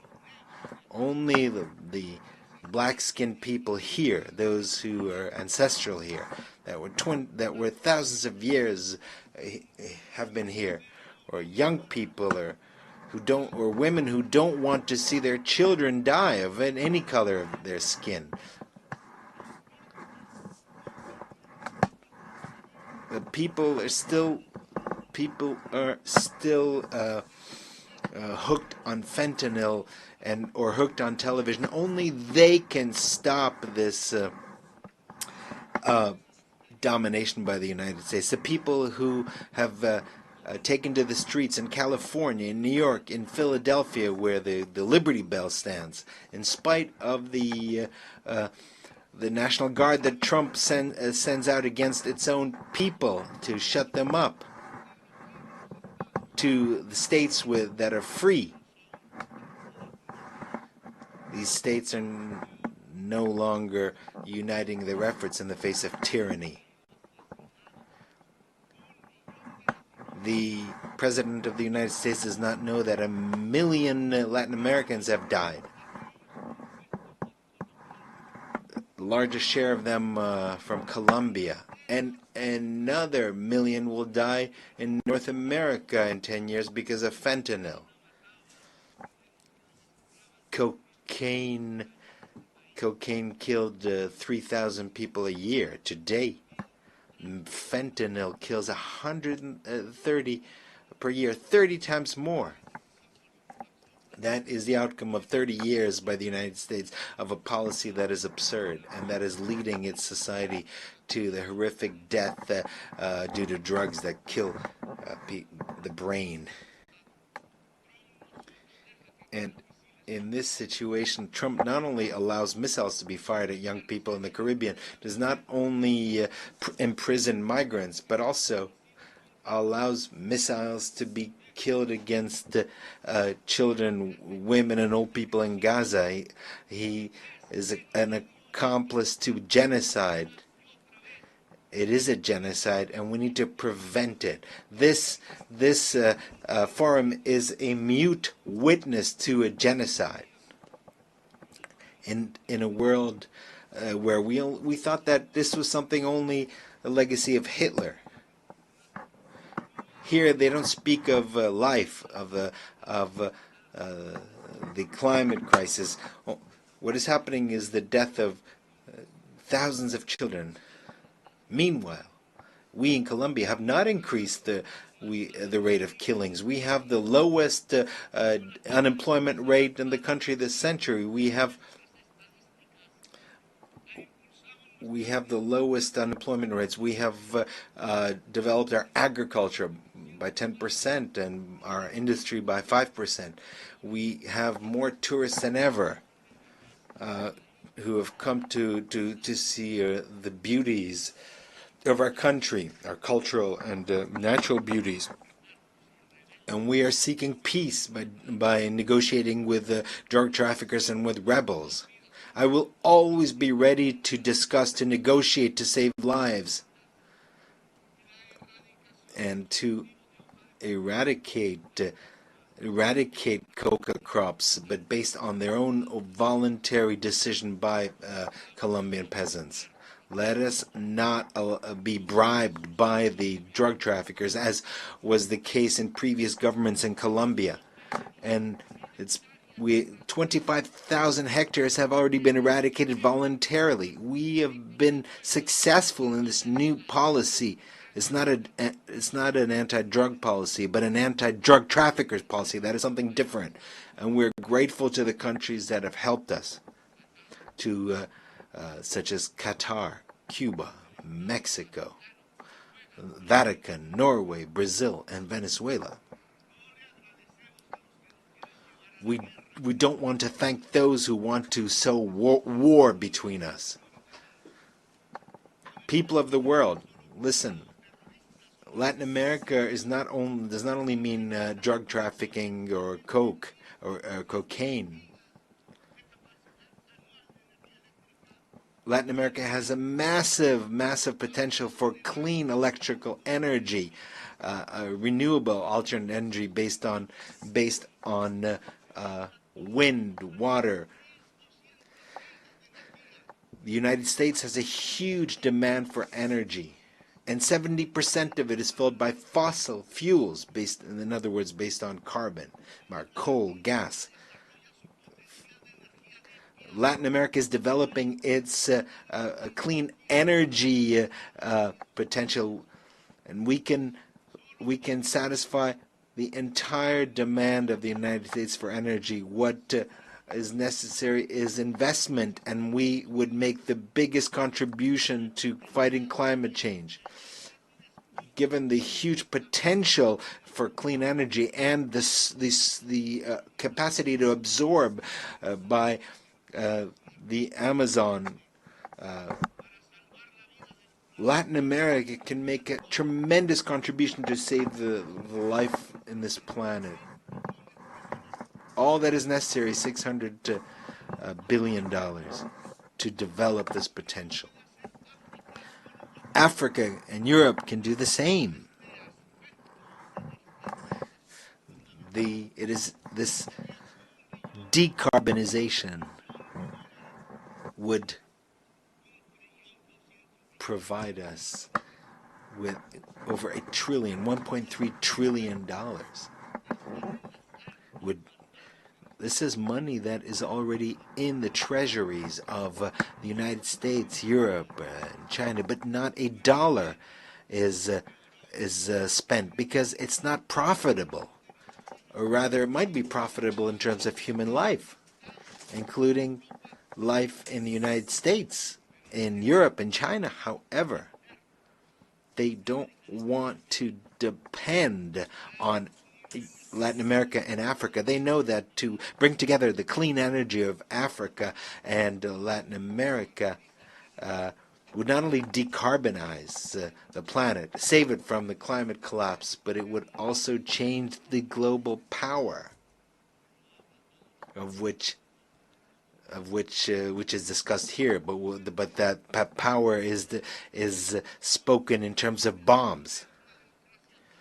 But this would truly create a global democracy and change the means of production, because life and humanity would become the priorities, and they would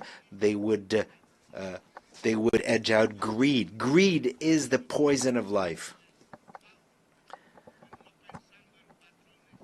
And Mao spoke of this, Chairman Mao. According to science, we have 10 more years until we reach a point of no return in terms of the climate. And once we reach that point, we won't be able to do anything. We will simply observe the disasters, and we'll feel them in our own families and cities. Because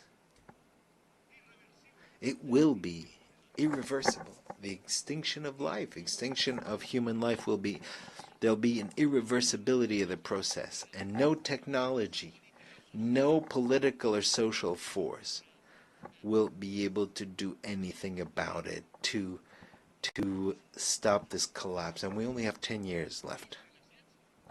That is what science tells us. But here people don't believe in science. The most powerful man in the world does not believe in science. That is the irrationality. And Germany, the country of great philosophers, of Kant, Feuerbach, and others, became prey of irrationalism in 1933, and today it's this country that is becoming irrational. The solution is to stop consuming fossil fuels and to quickly switch to water, wind, hydrogen. But the word decarbonization sounds subversive at the conferences of the most powerful countries, the G7 or G20 or Davos, among the rich. Just as 5 centuries ago, the word democracy sounded subversive here, or in Bogota, and in Paris, and in Madrid. These dollars that I mentioned here, 600 billion or 1.3 trillion. This is significant. This is just a little more than what the rich countries pledged at the COP in Paris, and they have not fulfilled their pledges because they are not interested in decarbonization. And what has come is basically loans from multilateral banks, which are just small amounts compared to what is needed. The climate crisis means that in all public budgets, investment in decarbonization and adaptation should be the priority. A global financial policy is necessary that is different. The debt risk premium should be abolished. Which countries are the riskiest? They are the countries that have the highest greenhouse gas emissions, such as this one. These are the riskiest countries. Whereas the countries that absorb CO2, and we have jungles and a lot of water in the south, we absorb the CO2 of the north. But the market does not agree with that. So the debt of the poorest countries must be forgiven. There should be debt swaps for adaptation and mitigation and investment in the climate crisis. So people from the United States and those from Wall Street, from London, you want to collect the interest payments from the debt of our countries. What you will find eventually is cemeteries, because we'll all be dead. The money will be useless in the midst of all the cemeteries. Another subversive word is to plan. A global plan. The word plan has been forgotten because it was not necessary to plan. Because to plan is anathema.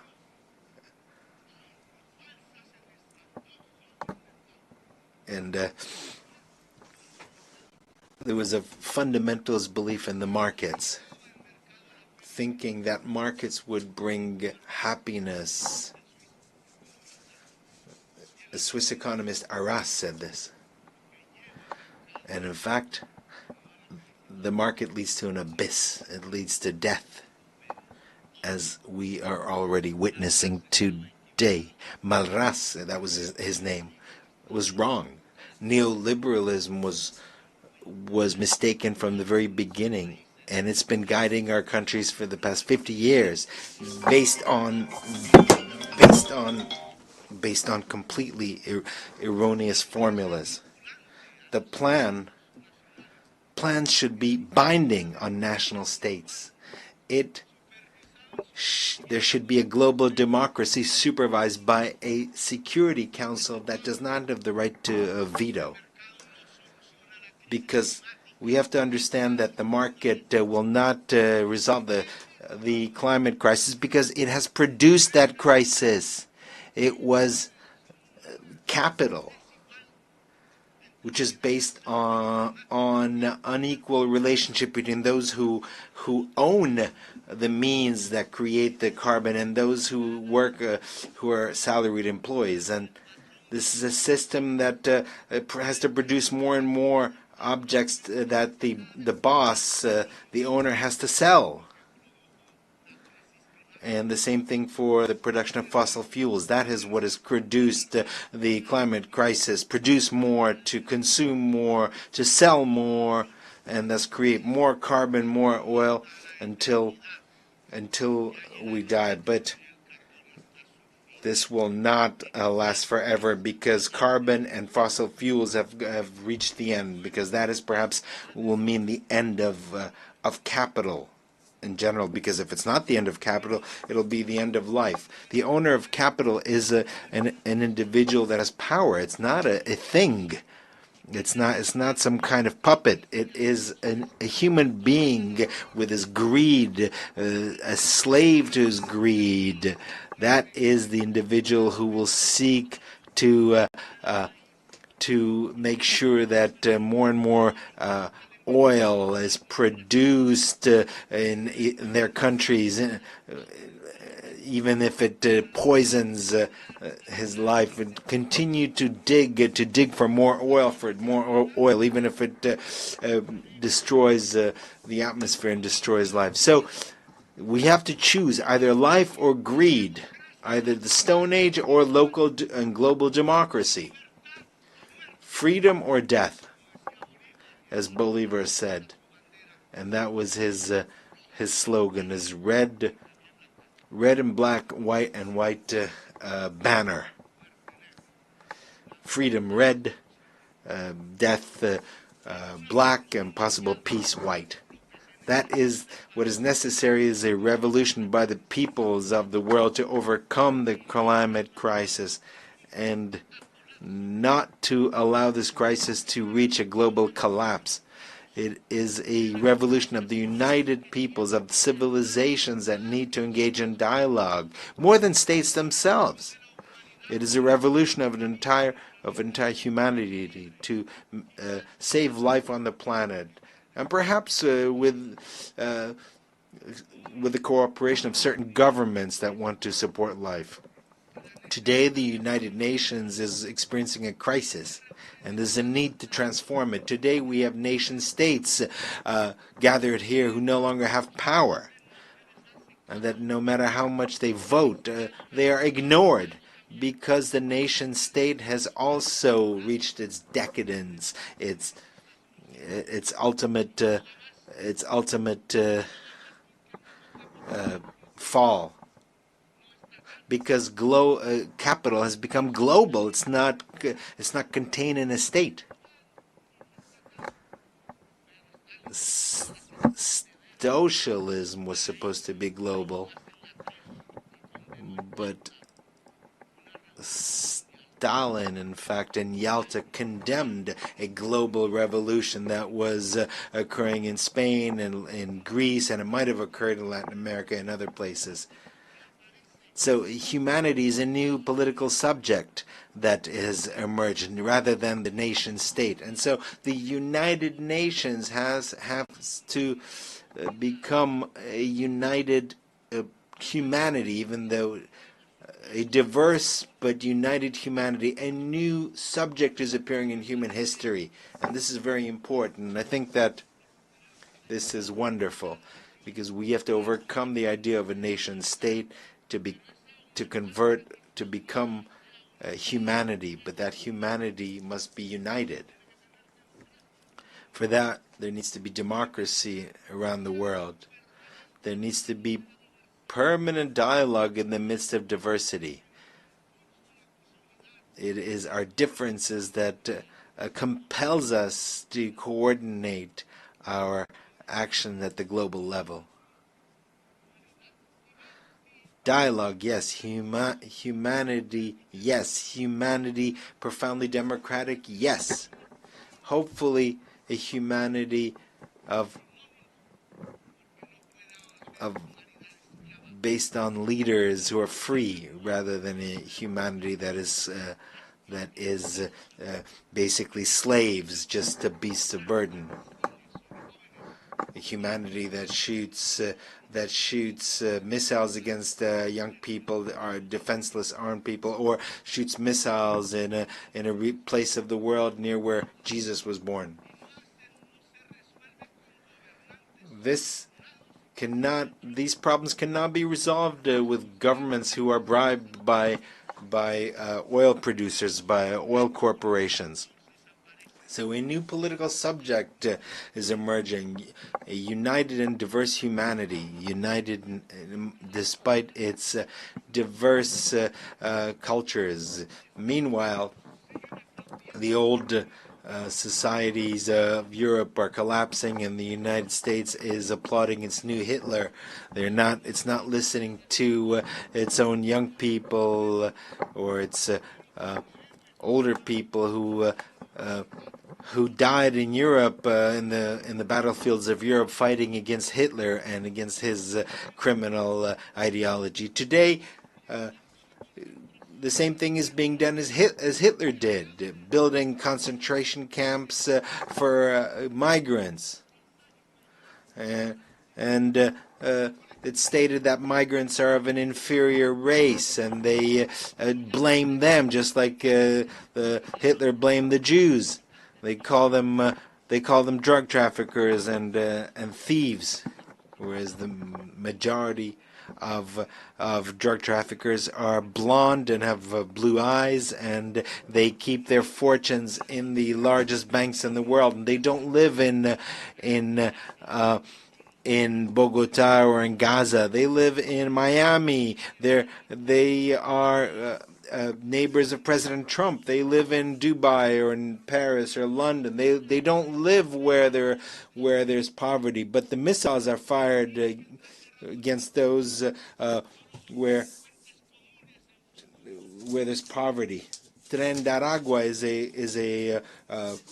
is a group that is considered a terrorist group, but that is not true. Migrants are not criminals. They should not be put in concentration camps, expelled and chained up. Immigration is not. Immigration is due to a blockade against countries like Iraq or Cuba. Immigration is a result of the impoverishment of many countries because of their indebtedness, because of wars unleashed by the United States and Europe to grab their oil. Immigration is a consequence of a climate crisis that leaves the tropics without water and destroys the environment. The solution to migration is very different from missiles or prisons or camps. There is no higher race. There's no supreme race.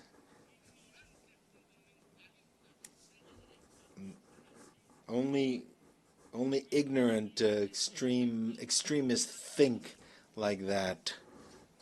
All of humanity is made in God's image.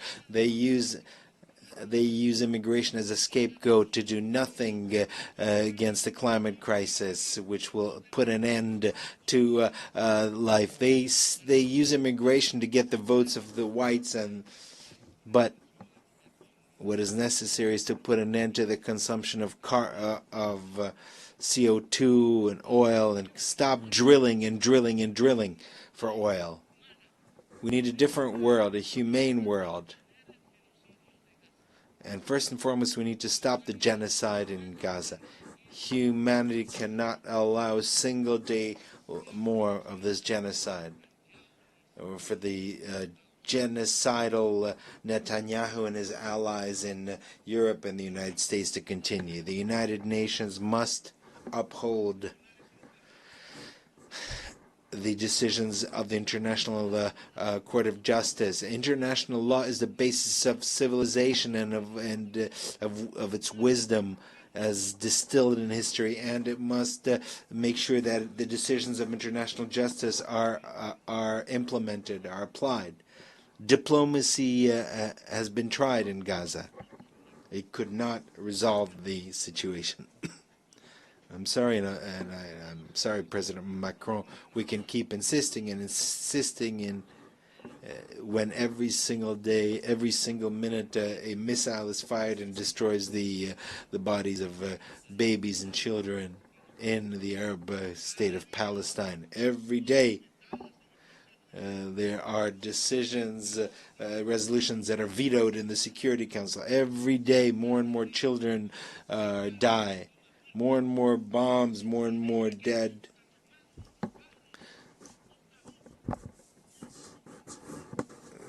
Perhaps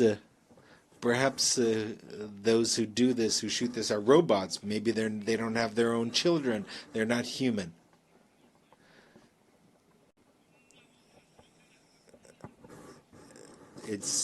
Can we stop the genocide with a vote, the General Assembly? Yes, that's what we should do rather than a vote in the Security Council, because that is vetoed.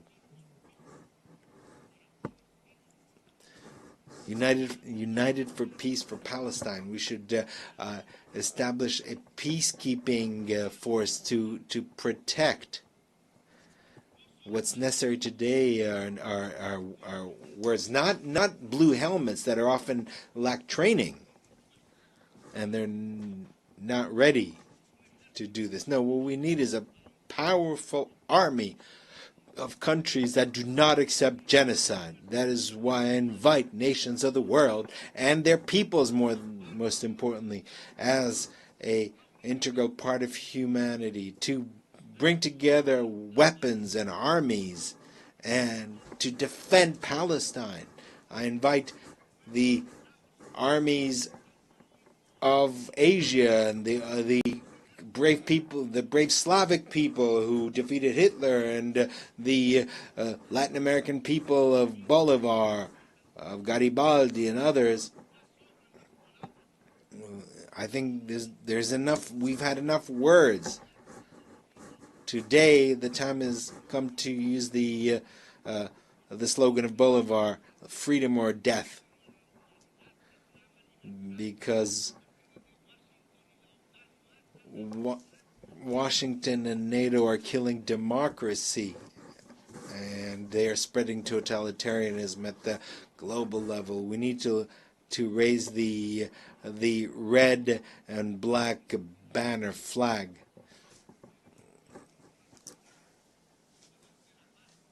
Without forgetting the white color, which was the color of peace and the color of hope in the heart of humanity. The United States no longer teach democracy, but rather kill democracy, especially among its immigrants, filled with greed. The UN should begin its change by stopping the genocide in Gaza with a army of liberation and salvation, and there should be a decision here taken in the General Assembly without any veto. After Gaza, we can start working on decarbonization so that we can found a truly global democracy and a new Security Council can be established without any vetoes, and where its decisions would be binding, and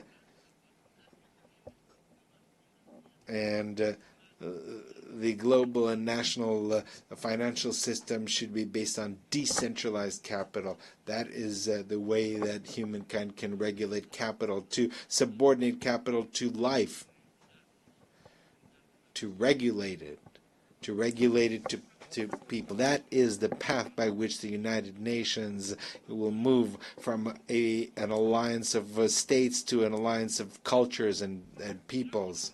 If we overcome the climate crisis and if we unite as humanity, we will manage to make the United Nations an assembly of peoples which seeks to make sure that every individual is free, making sure that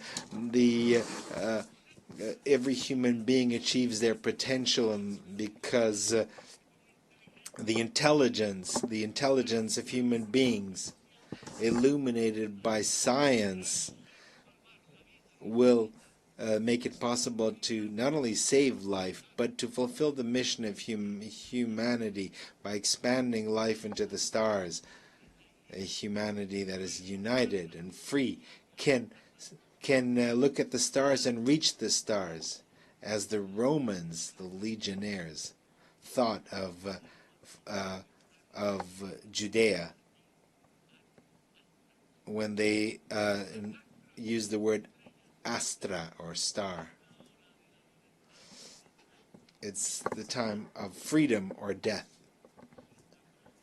A real death from missiles, but freedom is also real in the heart of human beings and its capacity to rebel and to resist. Thank you very much.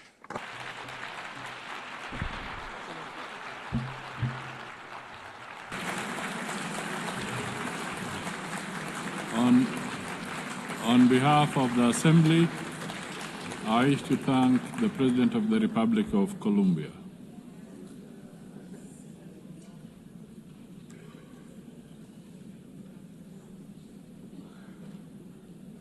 The Assembly will now hear an address by His Excellency Karol Nawrocki, President of the Republic of Poland. I request protocol to escort His Excellency and invite him to address the Assembly.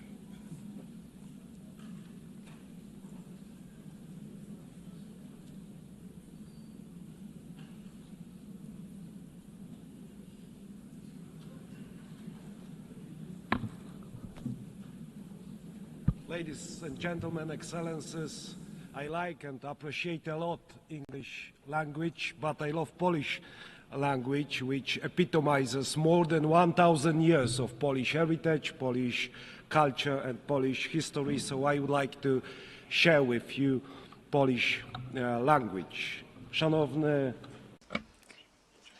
Distinguished Mr. President, Your Excellencies, esteemed delegates, I am standing here for the first time as President of the Republic of Poland.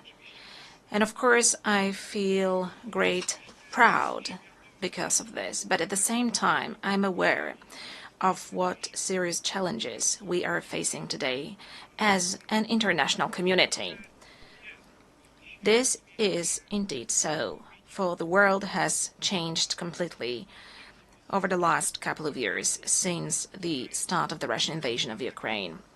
On February the 24th, 2022, we were brutally, all of us, awakened from our blissful dream of a world at the end of history.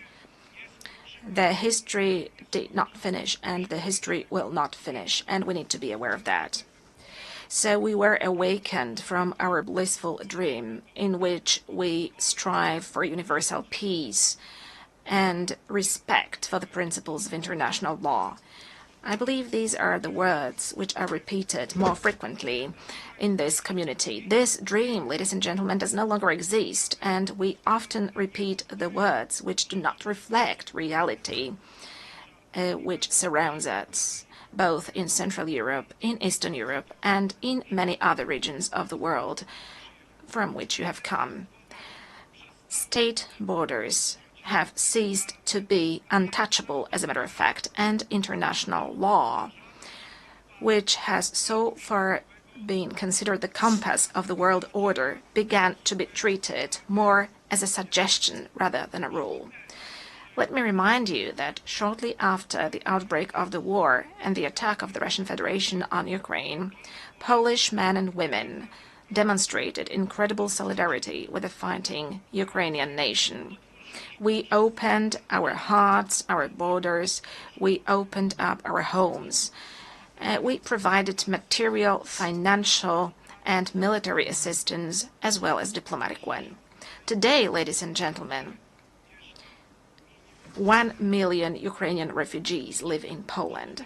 Ladies and gentlemen, the Russian invasion of Ukraine is not only the most serious conflict in Europe since World War II, but it is also a turning point. The existing international order is crumbling before our eyes. The world has entered a new and dangerous era of rivalry between great powers, breaking rules and testing how far one can go before someone says a clear enough stop. The principle of sovereignty, you can ask this question. It is increasingly trampled upon, the prohibition of aggression reduced to a dead letter. Instead of law, an attempt to use naked and brutal force.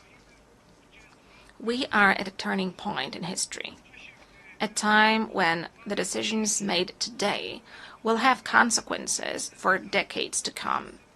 And all of us need to be aware of this, and all of us are taking responsibility for this. That is why now, as a community of democratic states, or those aspiring to be democratic states, we must view the current situation as a battlefield for principles whose observance may determine the future of our civilization.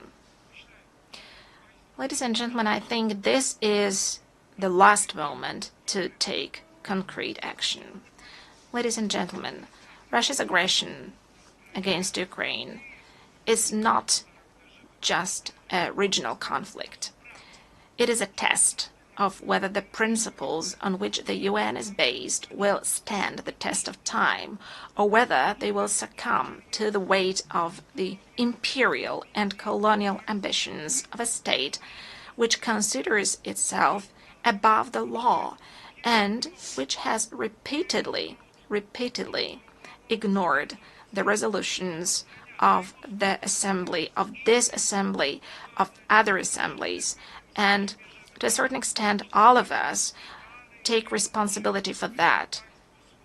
Further repeating the words about peace and security, which have to be spoken out loud, but which should be followed by concrete action. Moscow speaks of the need to address, and I quote, the root causes of the conflict. I share this view, but I believe that the root causes of Russian aggression are primarily ideological. Russia refers to an imperial vision that treats entire nations as a colonial property. It denies them subjectivity on a regular basis, claiming that they are artificial constructs, and it justifies the invasion as a historical correction. And ladies and gentlemen, in Poland, in Central Europe, in Eastern Europe, we know all of that. We have known it for at least 86 years. It is the same set of notions which appears also in the 21st century during our discussions, plenary sessions, and assemblies. To us in Central Europe and in Eastern Europe, this set of notions is nothing new.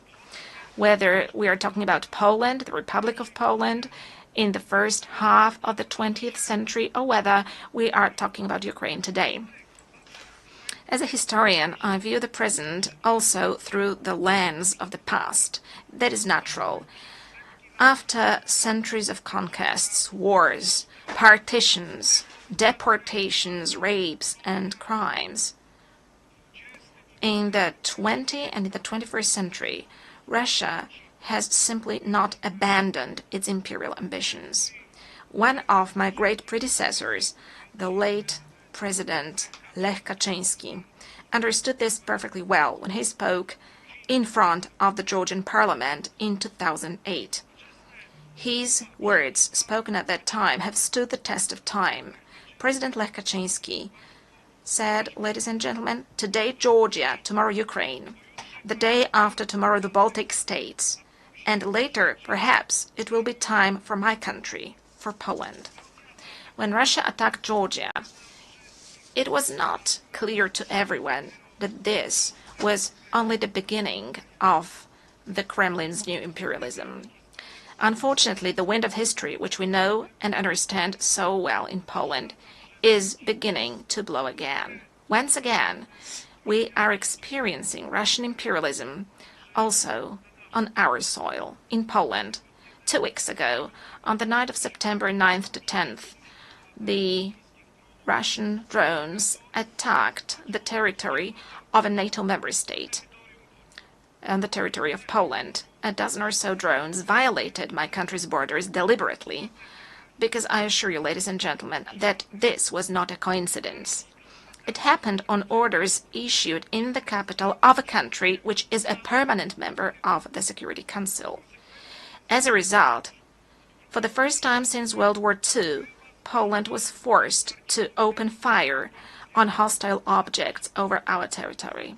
And rest assured, ladies and gentlemen, as Commander-in-Chief of the Armed Forces and as President of Poland, that Poland will always react adequately and it stands ready to defend its territory. Poles, ladies and gentlemen, were not scared of the Soviets in 1920, and they defended the European civilization. They defended the Soviets in 1920.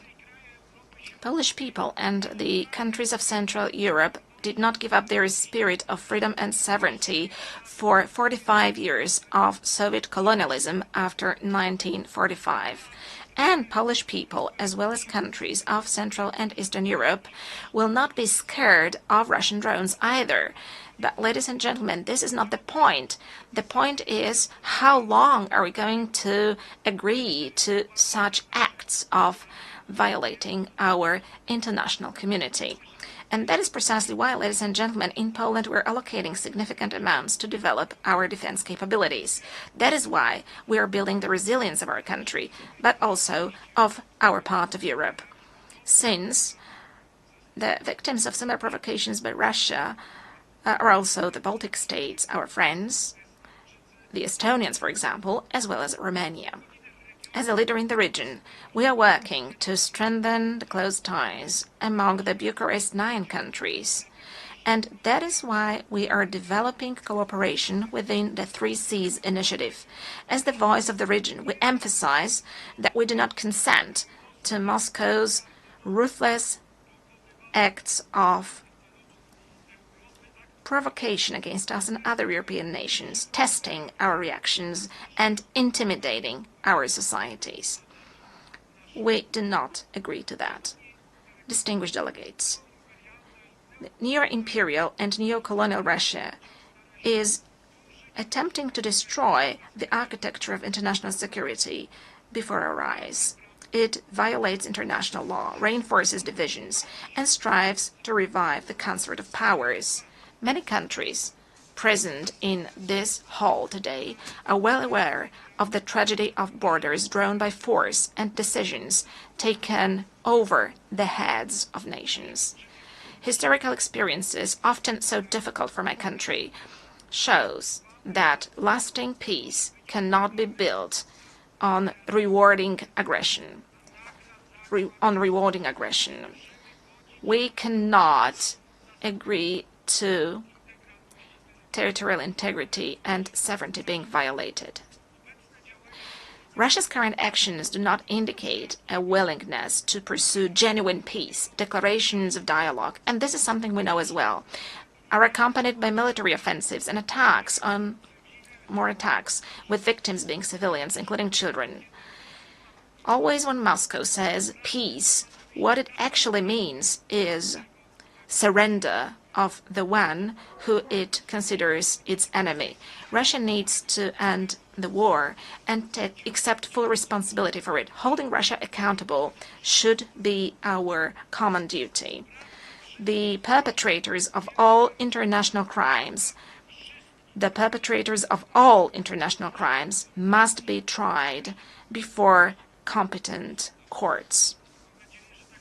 And I hope this is going to be the case soon, and that we are going to meet in the coming years, also during my presidency, and discuss things which should be obvious for all of us.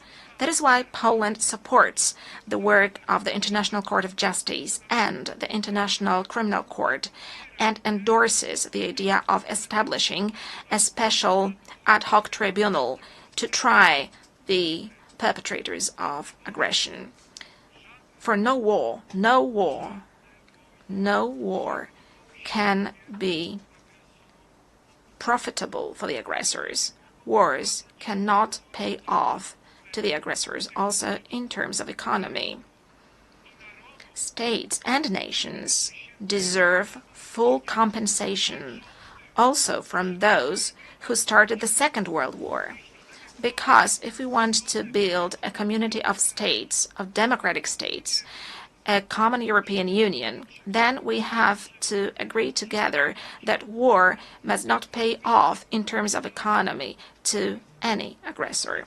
Ladies and gentlemen, as I mentioned, we are currently facing a whole range of global and local challenges. The eyes of the world, and ours too, are currently looking at the Middle East. Poland, like many other countries in the world, is following with concern the situation in this region, in the Middle East, where, as a result, Francisco Chapo, President of the Republic of Mozambique, I request His Excellency and invite him to address the Assembly.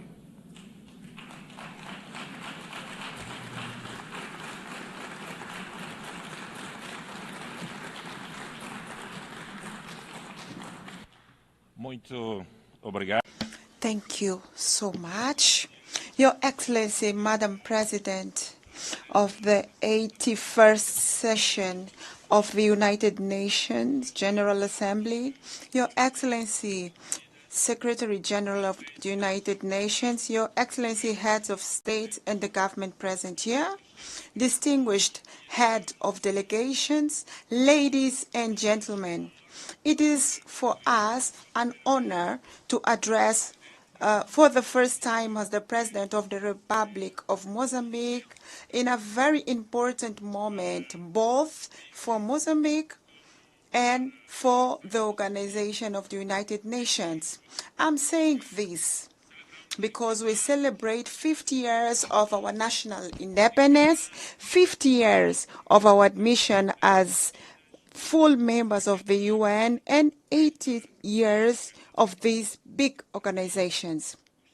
Therefore, we would like to congratulate the President, Her Excellency Madam Annalena Baerbock, for her presidency of the 80th session, as well as commend the work of the outgoing President, His Excellency Philemon Yang, that did a wonderful work. We cannot fail to pay tribute to the Secretary General of the United Nations, Engineer Antonio Guterres, for his tireless advocacy in the defense of multilateralism, for the attention to Africa's priorities, and for his vision in launching the UN 80 initiative.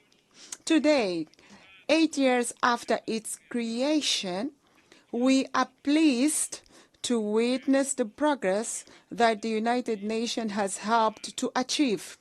The independence of the Republic of Mozambique, as well as the many African countries and other continents of this planet, this is one of just one of the evidence of this legacy of the UN.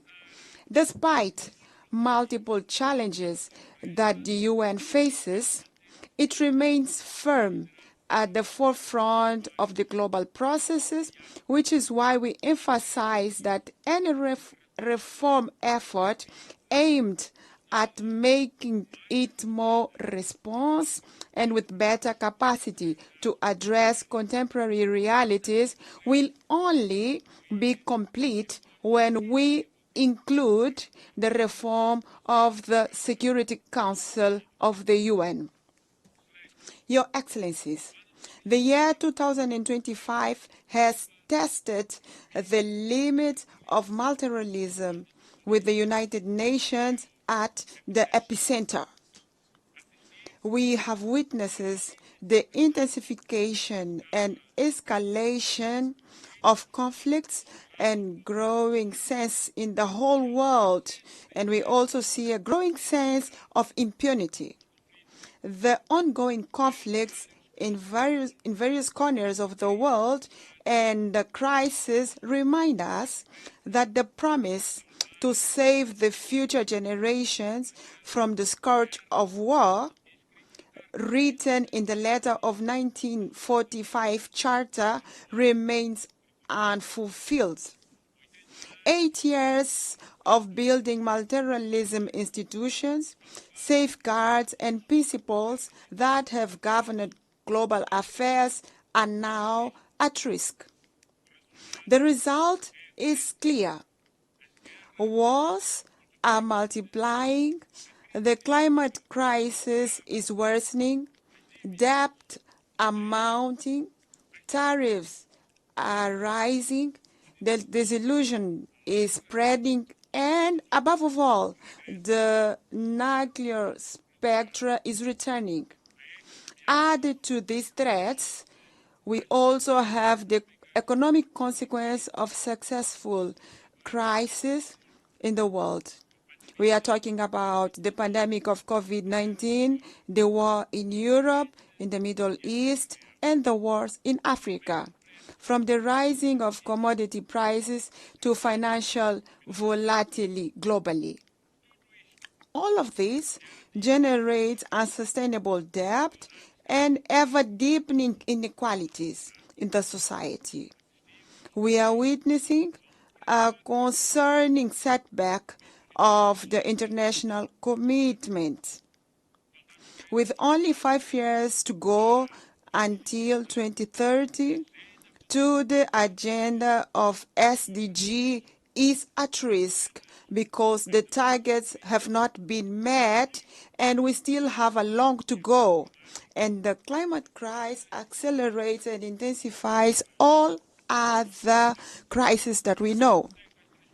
Droughts are turning up the population with famine, cyclones into humanitarian disasters, displaces into despair, which is exploited by unscrupulous stakeholders.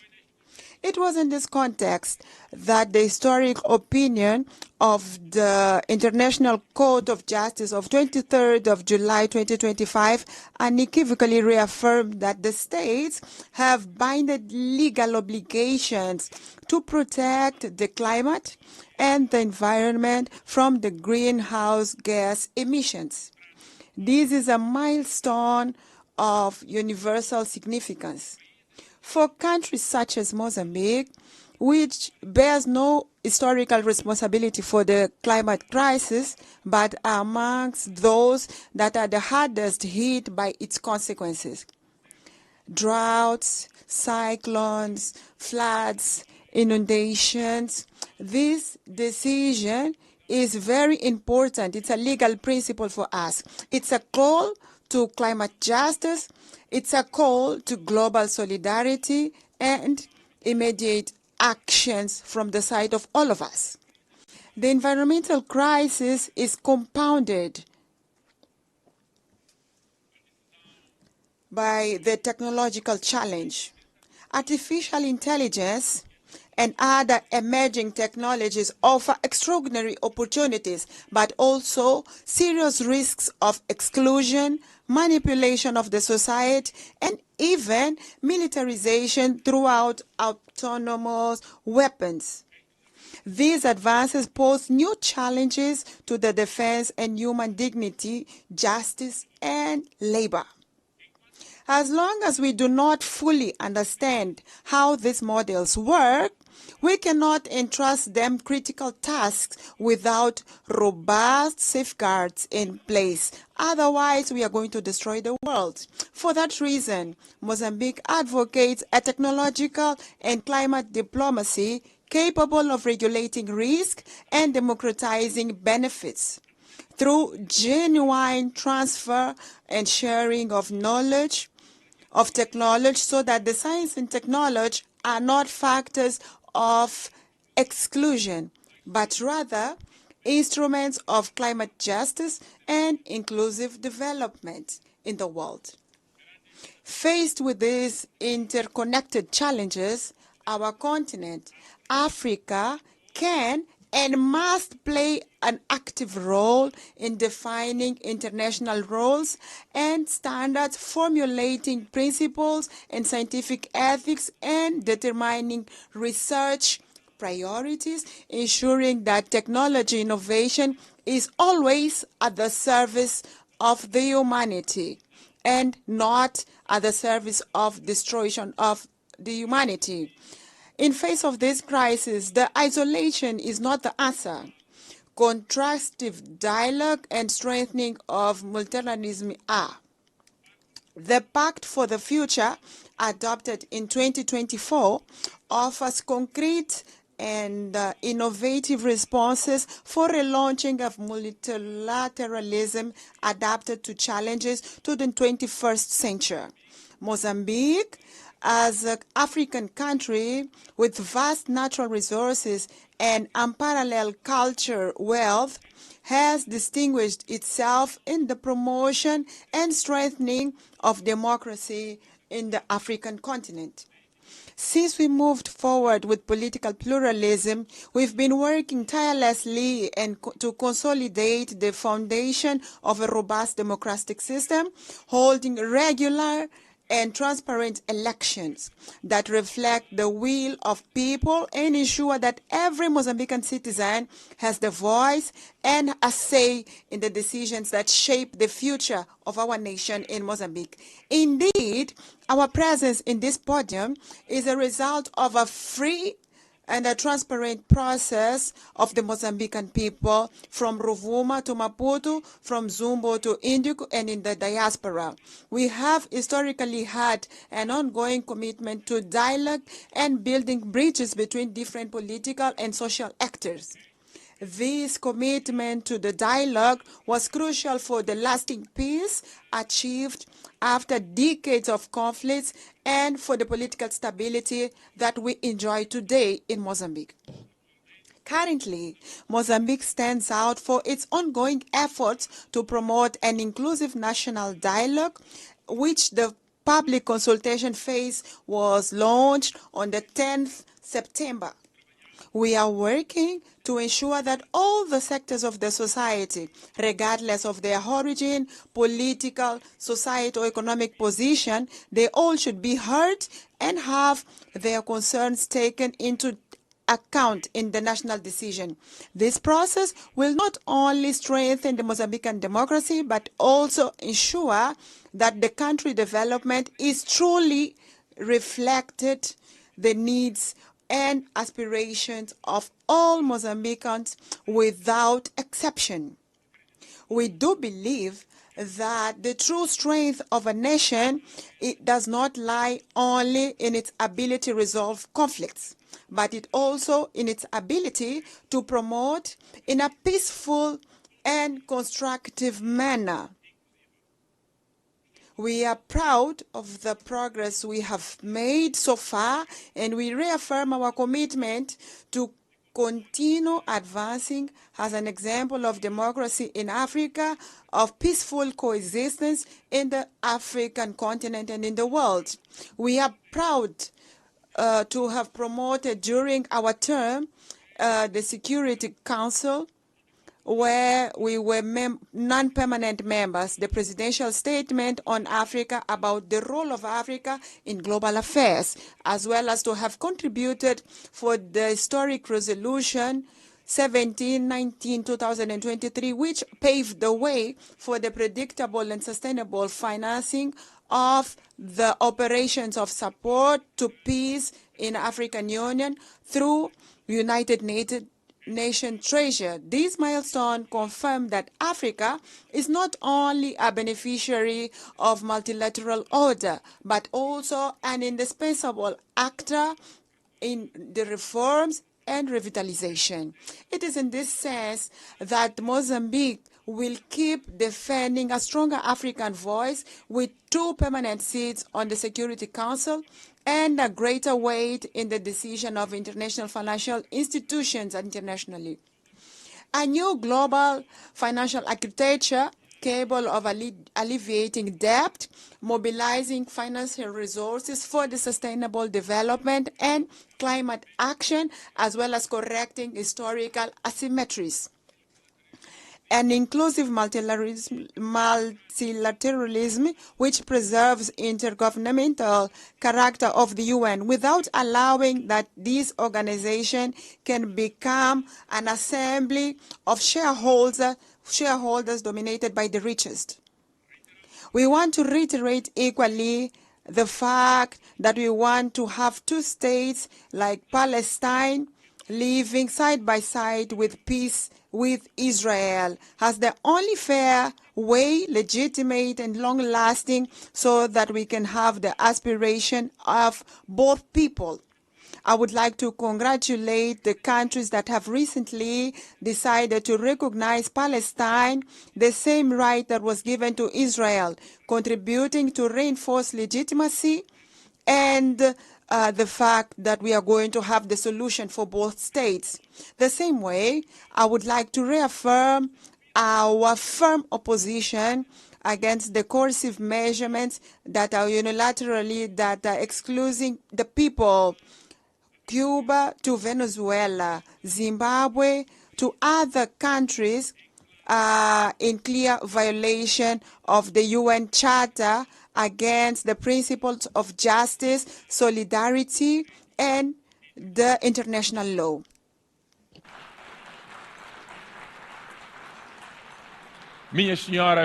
Ladies and gentlemen, the topic chosen for this session is like, it's better to be together. 8 years and counting for peace, development of human rights could not be more timely. It is intrinsically linked to the events of this week where we are having this high level in the UN, the celebration of Beijing Conference on Women, the Climate Summit, the first biennial summit for sustainable and inclusive and resilient global economy mandated by the Pact for the Future, the celebration of youth, the elimination of nuclear weapons, and the meeting on global health and well-being.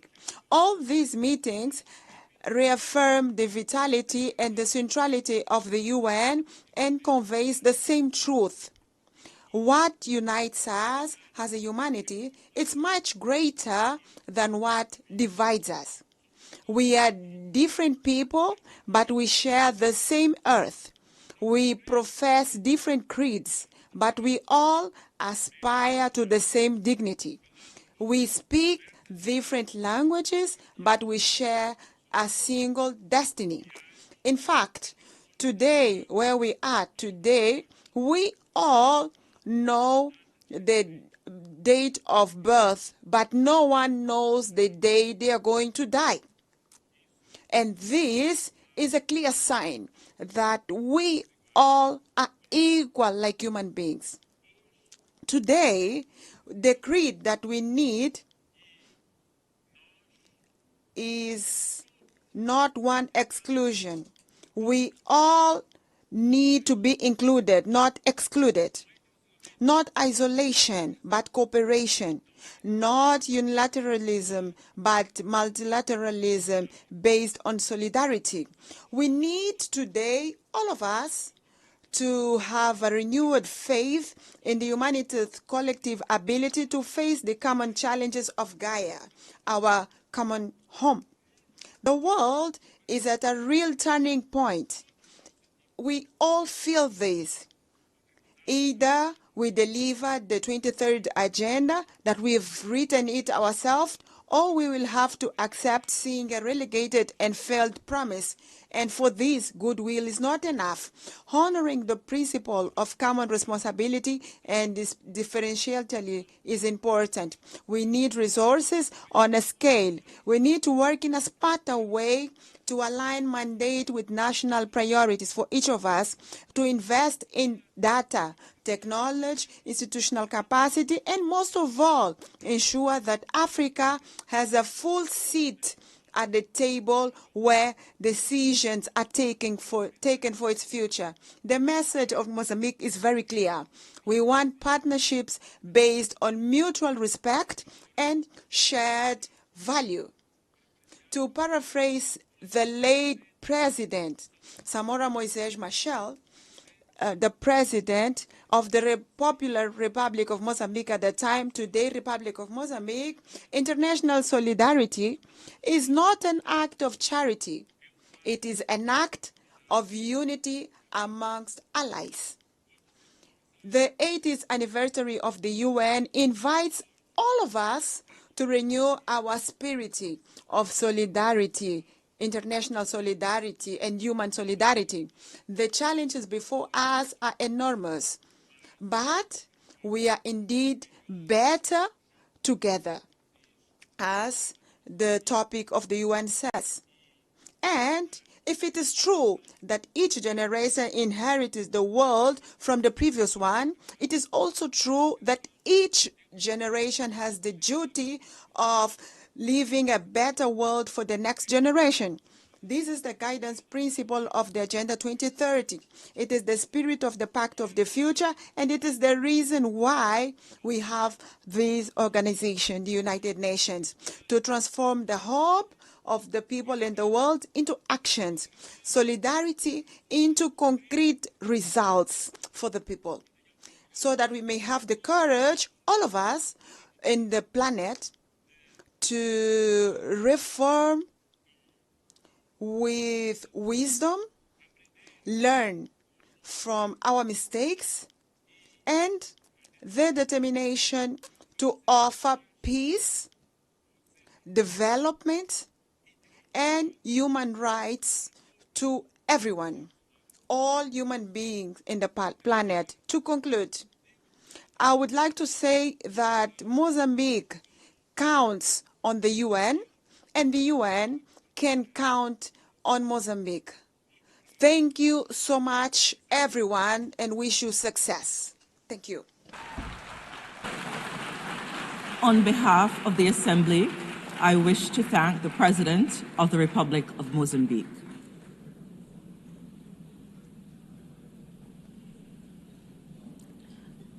The Assembly will hear an address by His Excellency Luan Khong, State President of the Socialist Republic of Vietnam.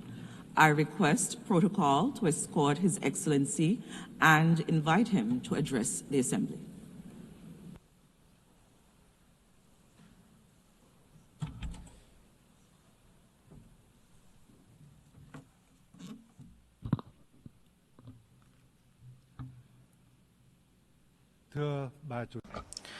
Madam President, I would like to extend my heartfelt congratulations to Madam Anna-Lena Baerbock on her election as President of the 80th session of the UN General Assembly.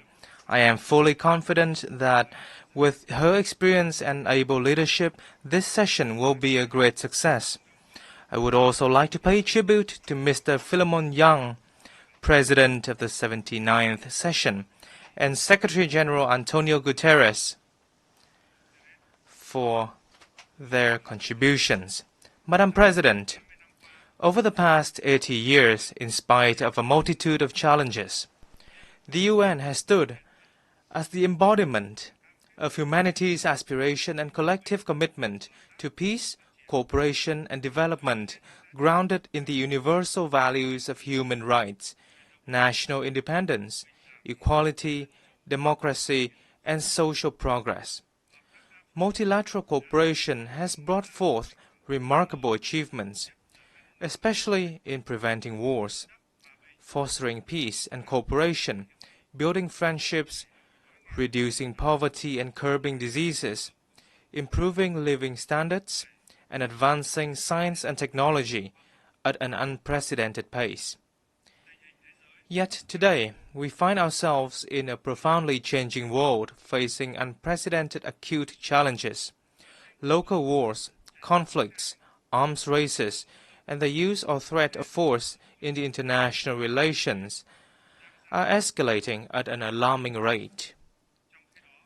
Non-traditional security challenges are exerting heavy tolls on all countries and communities. The global governance, trading, and economic systems are becoming fragmented and volatile. Multilateralism itself is under strain from strategic rivalry among major powers, unilateralism, and a sharp decline in political will and necessary resources.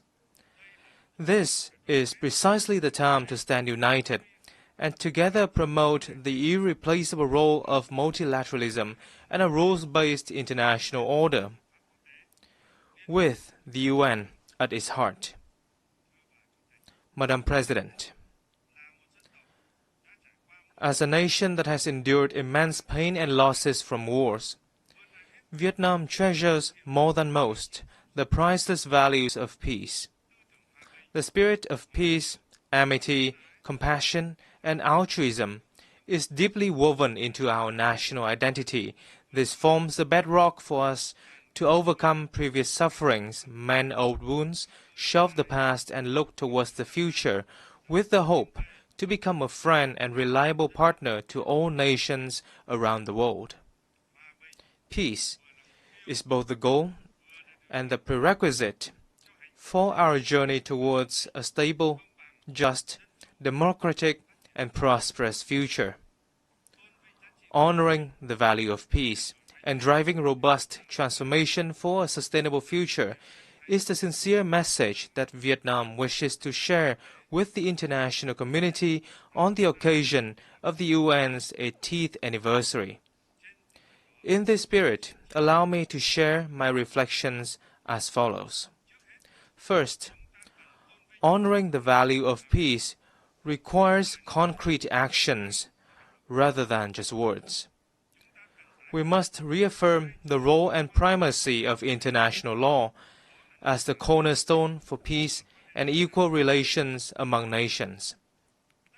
All countries should clearly demonstrate their responsibility towards upholding international law and the UN Charter, and respecting such principles as independence, sovereignty, territorial integrity, non-interference, non-use or threat of force, and peaceful settlement of disputes. Vietnam welcomes recent efforts to achieve peace and reconciliation which have yielded important results in many regions, such as the peace agreements between Rwanda and the Democratic Republic of the Congo, and between Armenia and Azerbaijan. We value and support all diplomatic efforts and hope that they will lead to peaceful solutions to regional and global security issues. We must nurture and practice a culture of peace by building trust, enhancing international cooperation and solidarity, promoting dialogue, listening and understanding, respecting differences, and cultivating friendship among nations. On this occasion, Vietnam calls for ceasefires and an end to all acts of violence, protection of civilians, and facilitation of humanitarian access in conflict zones. Vietnam welcomes the recent recognition of the State of Palestine by more countries and urges the international community to act swiftly to end the humanitarian crisis faced by the Palestinian people. We also reaffirm our solidarity with the state and people of Cuba and call upon the United States to lift its embargoes against Cuba and remove Cuba from the list of state sponsors of terrorism. We must further promote the role of regional organizations in promoting peace, cooperation, and development. International efforts for peace and development will be truly effective when driven by regional organizations in line with the particularities of each region and countries. As an active ASEAN member state, Vietnam is proud of ASEAN's growing strength and its centrality in the Asia-Pacific's security and development architecture. Most recently, ASEAN contributed to the ceasefire agreement between Cambodia and Thailand, and we are committed to upholding ASEAN's core values of solidarity, consensus, and unity in diversity, building a resilient, inclusive, and sustainable ASEAN community, and effectively implementing the 5-point consensus on Myanmar. We shall also strive to maintain peace, stability, security, safety, and freedom of navigation in the South China Sea in accordance with international law, particularly the UNCLOS 1982, while fully implementing the Declaration on the Conduct of Parties and working to finalize the Code of Conduct in the area. Second, in a world at a historic crossroads, we must transform boldly to shape a sustainable future. Global governance institutions, particularly the UN and international monetary and financial bodies, must undergo vigorous reforms to become more adaptive, ensure equitability, transparency, coherence, and efficiency in their operations, and better respond to the needs of all countries and peoples. Vietnam welcomes and supports efforts to reform the UN, including the UNAT initiative, to build an UN 2.0 that is leaner, more coherent, effective, and efficient. This initiative must follow a holistic and integrated approach, being driven by member states. Vietnam stands ready to share its experience in successfully implementing the Delivering as One initiative of UN organizations in the country. We must build sustainable development models based on digital transformation and green transition, two mutually reinforcing drivers that can spark a sweeping revolution. As they stand for convergence of scientific and technological advancements and environmental sustainability. To optimize this dual transformation, countries must formulate relevant master plans, invest strongly in R&D, train high-quality human resources, and develop green technology infrastructure. Furthermore, it is of great importance to advance international cooperation on technology transfer and mobilization of green finance to ensure that no one is left behind. Developed countries must take responsibility in sharing and transferring technology to developing and underdeveloped countries. In this digital era, societies are undergoing transformation of an unprecedented pace, scope, and depth, accompanied by rising challenges such as poverty, inequality, unemployment, and a crisis of information and trust. We must ensure that social transformation remains a human-centered process, with focus on such priorities as comprehensively eradicating poverty, providing full and decent employment, and ensuring social justice and inclusion. Vietnam hopes that the Second World Summit for Social Development this November will deliver important outcomes and add momentum to the implementation of the 2030 Agenda for Sustainable Development. Madam President, from the ruins of wars, once poor, outdated, and isolated, Vietnam has made historic progress. We now enjoy diplomatic relations with 194 countries, strategic and comprehensive partnerships with 38 nations, and membership in over 70 international organizations. Vietnam is now among the world's 32 largest economies and top 20 trading nations. The lives of over 100 million Vietnamese citizens have vastly improved, with a sharp drop in multidimensional poverty rate. We have met the Millennium Development Goals ahead of schedule and are striving to fulfill international commitments and are on course toward 2 strategic centennial goals: becoming a modern, industrialized, upper-middle-income developing country by 2030 and a developed high-income nation by 2045. On behalf of the state and people of Vietnam, I express heartfelt gratitude to the UN and its agencies, member states, and partners who have been working with us and supported us on this journey of development. Guided by the spirit of self-reliance, resilience, and solidarity for the common cause, Vietnam pursues an independent, self-reliant foreign policy for peace, cooperation, and development, while diversifying and multilateralizing our external relations, and strive to further expand and deepen our international integration in a more proactive manner, with a strong commitment to being a friend, a reliable partner, and a responsible member of the international community. Vietnam will continue to make every effort and stand with all nations to shoulder our shared responsibilities, overcome challenges, and foster transformative changes to build a world of peace, stability, prosperity, and sustainability, delivering happiness and well-being to all.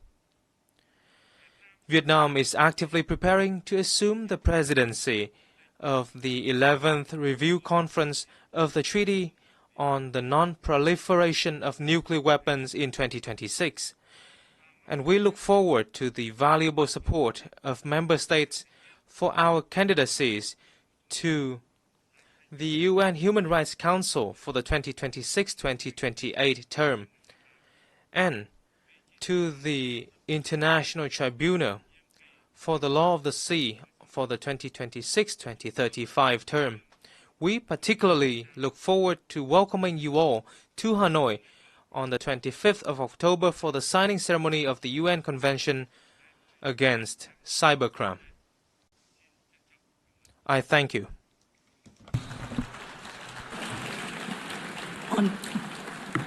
On behalf of the Assembly, I wish to thank the State President of the Socialist Republic of Vietnam,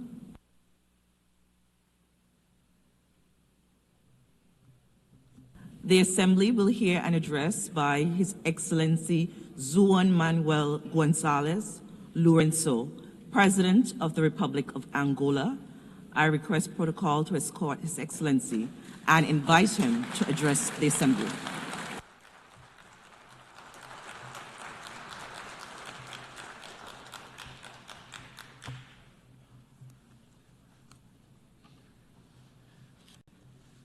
So, Excellency, Your Excellency,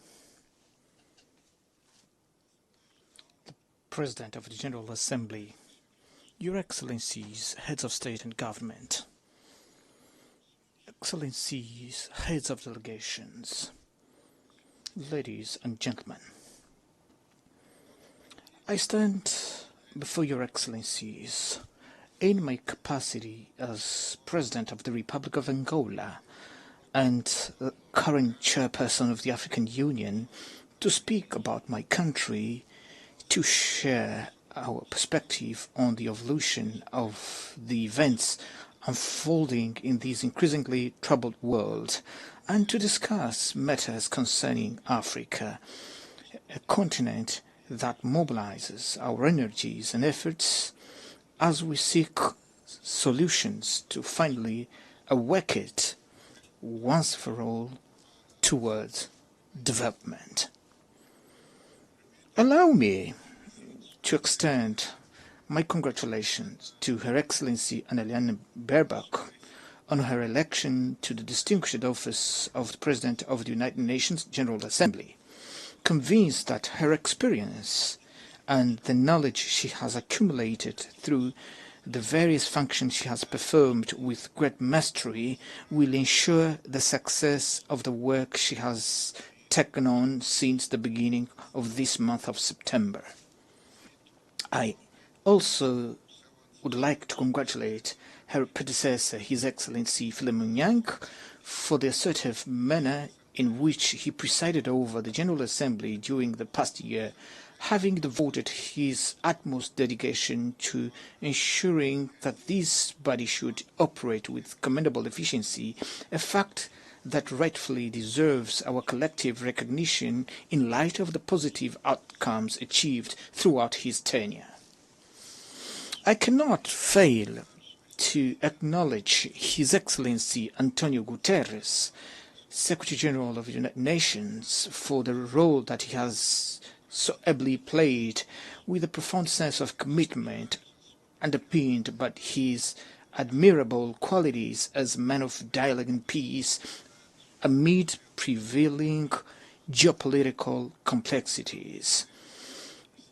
Madam President, Excellencies, 80 years have elapsed since, compelled by imperatives of that era, a group of nations and their respective leaders took the wise decision to establish the United Nations organization, which from that moment, through both turbulent and peaceful instances, had succeeded in fulfilling its great mission of maintaining the global peace and stability, contributing to the advancement of humanity and to preserve and deepen respect for human rights.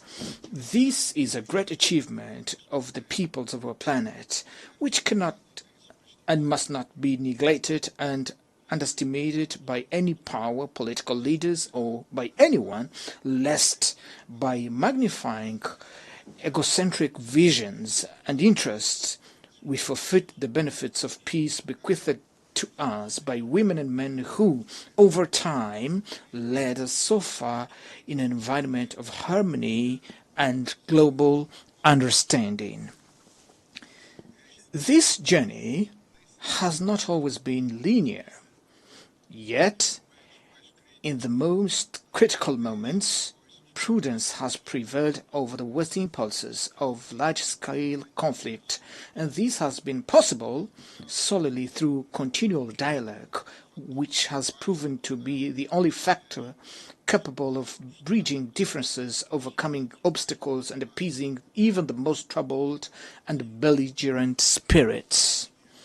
Today, these lessons from the past are of great value and must serve as our sole references that guide us toward solution to the conflicts in Africa, Europe, the Middle East, Latin America, in Asia, and wherever they may arise.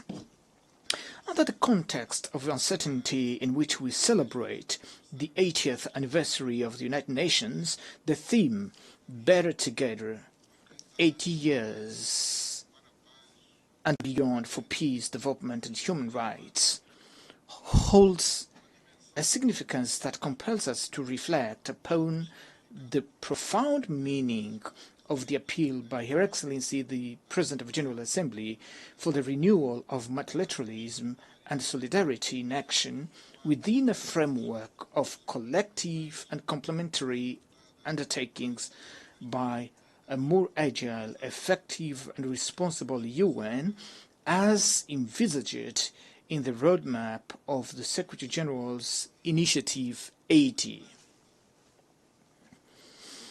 In light of these perspectives, it is urgent that we revitalize the United Nations and lift it from the complex situation in which it finds itself currently in order to restore the active role that he has always played, a strongly valuable role that, during the Cold War, gave us assurance of never feeling as close to a global conflict as we do at this moment, amid the profound dissonance prevailing in international relations. The main world powers appear to be turning their backs on one another, distancing themselves from even the most basic points of convergence that would allow them to remain committed to, above all, to the dialogue and concerted action. Today's challenges confront us with a choice, either to do everything in our power to preserve peace or to face war with all its consequences, thus jeopardizing the future of humanity. Those world powers that in the past played a crucial role in the liberation of Europe and its people from the clutches of Nazism and fascism, as well as in the liberation of Africa and its people from the apartheid regime in South Africa, cannot today act differently by aggressing other countries, invading and annexing foreign territories, nor by financing or organizing upheavals that could cause the overthrow of legitimate governments as we currently witness in our own continent. With this dangerous precedent, no regional, continental or global institution will henceforth have the moral authority to call any state to reason when it breaches the principles that govern the UN Charter and international law. We Africans, from countries that endured centuries of colonization, perhaps understand better than anyone else the importance of peace, for we have had to face daily struggles to provide our people with food, clean water, health care, education, and other fundamental necessities. This experience engenders heightened sensitivity to the harmful impact that insecurity and instability have on the attainment of our goals and developmental projects. This reality is further exacerbated by numerous conflicts and wars afflicting countries and regions across the globe, from which we had hoped to find cooperation and fruitful exchanges, so that together we might overcome our difficulties and contribute with our immense resources and capabilities to global prosperity. It is upon this foundation that the Republic of Angola has sought to make an earnest and genuine contribution to resolving the conflict in the Sahel region, in Sudan, and in Eastern Democratic Republic of the Congo, regarding which our efforts established a negotiation framework with peace solution that regrettably did not come to fruition in December 2024 as anticipated, but nonetheless remains a valid platform for further efforts being undertaken with the aim of bringing a definitive end to that conflict. Madam President, Excellencies, that conflict and so many others that we recall are to a large extent the result of passivity of the United Nations member states, who have often revealed themselves to be ineffective in the face of invasion of third-party territories and interference in internal affairs of sovereign countries that occurred over the recent years and have not provoked a firm, resolute, and assertive reaction therefore have become fait accompli that lie at the very center of the major tensions that the world is currently experiencing. The consequences of these are very evident before our eyes in the Middle East, where the systematic failure to comply with the relevant UN Security Council resolution regarding the creation of the State of Palestine has perpetuated a conflict that worsens with each day passing and appears to have no end in sight in face of this disproportionate and violent response and retaliation by Israel, which, while having a right to exist as a state and to demand the release of those still held hostage from the tragic events of October 7th, must not, however, be allowed to pursue in Palestine, and particularly in the Gaza Strip, a policy of extermination of a whole people. The Palestinian people, who must not be conflated with Hamas, for there is no peoples and certainly no children who are terrorists, has precisely the same right to an independent sovereign state where they may assert their culture, safeguard for the future and provide predictable and secure prospects for their youth. The concerns surrounding that conflict grow ever more severely in the face of silence, hesitations and timid response of the international community, which seems to legitimize the expansion of war to other countries in the region, inexorably corroding the authority of the United Nations. There is nothing more serious than the exclusion of the delegation of Palestine from this forum, where it should rightly have the opportunity to make its voice heard as member state in accordance with the terms of the host agreement. The failure to guarantee the presence of the President of the Palestinian Authority at this General Assembly sends a profoundly negative signal, as it encourages the continuation of genocide we all are witnessing helplessly and with impunity, which delays the resolution of the issue and complicates the efforts that have been made to bring an end to that intricate conflict. We strongly condemn this unilateral position, which is contrary to the principles that govern the United Nations, even as we urge unconditional lifting of the unjust and prolonged embargo against Cuba, which has dire consequences for the economy and the living conditions of the Cuban people, who struggle daily to withstand a punishment rejected by the international community as a whole. Cuba, which played an important role in the struggle of African peoples, leading to the overthrow of the racist and inhuman apartheid regime in South Africa, and by virtue of this was a signatory to the New York Peace Accord of December 22nd, 1988, which brought freedom to the South African people and led to the independence of Namibia, cannot be arbitrarily and unilaterally considered a state sponsor of terrorism in light of the relevant United Nations resolutions.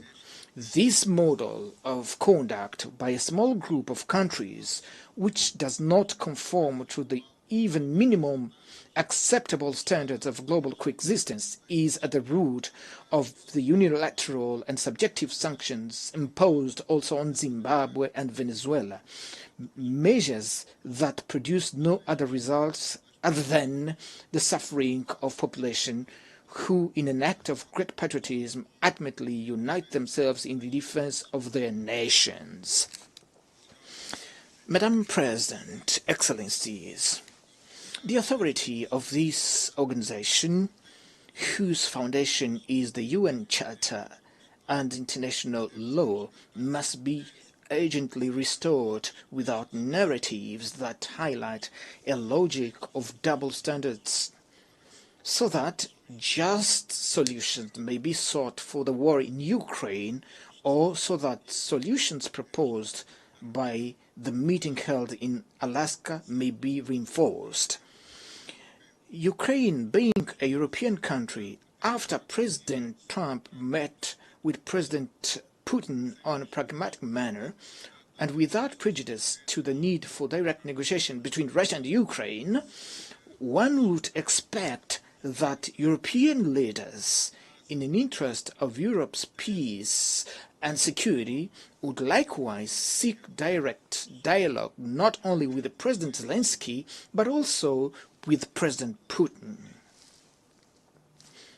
We cannot afford to squander this opportunity, for otherwise we risk witnessing an escalation of unpredictable proportions and consequences not only in Europe, where all active stakeholders must abandon the perilous calculation rooted in the notion of military victory through the weakening of adversaries' capabilities.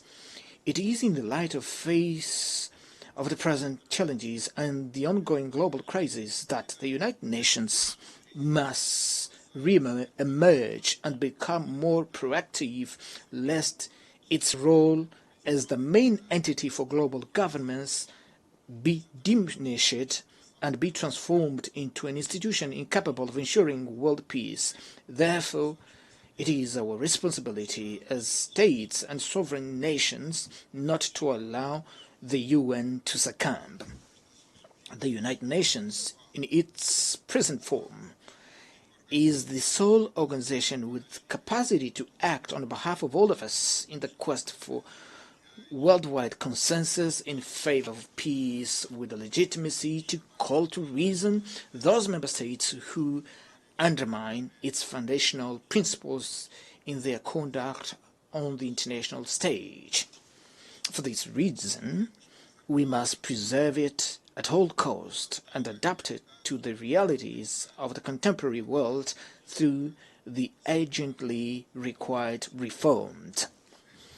In this most particular regard, I advocate for the reform of the Security Council in line with common African position set forth in the Esalen Consensus and in the CERT Declaration adopted 20 years ago, which called for 2 permanent seats and 5 non-permanent seats for the African continent in an expanded Security Council that is more representative and consistent with the contemporary geopolitical realities.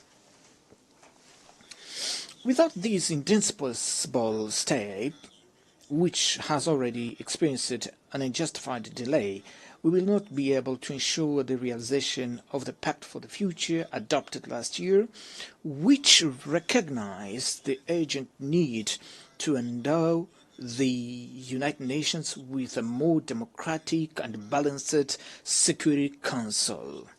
This pact represents a significant opportunity to revitalize multilateralism, rendering it more inclusive and capable of serving as a broader foundation for discussion on critical issues facing today's world. Amongst these, I wish to underscore, alongside many other relevant issues, the issue of financing for development and climate challenge.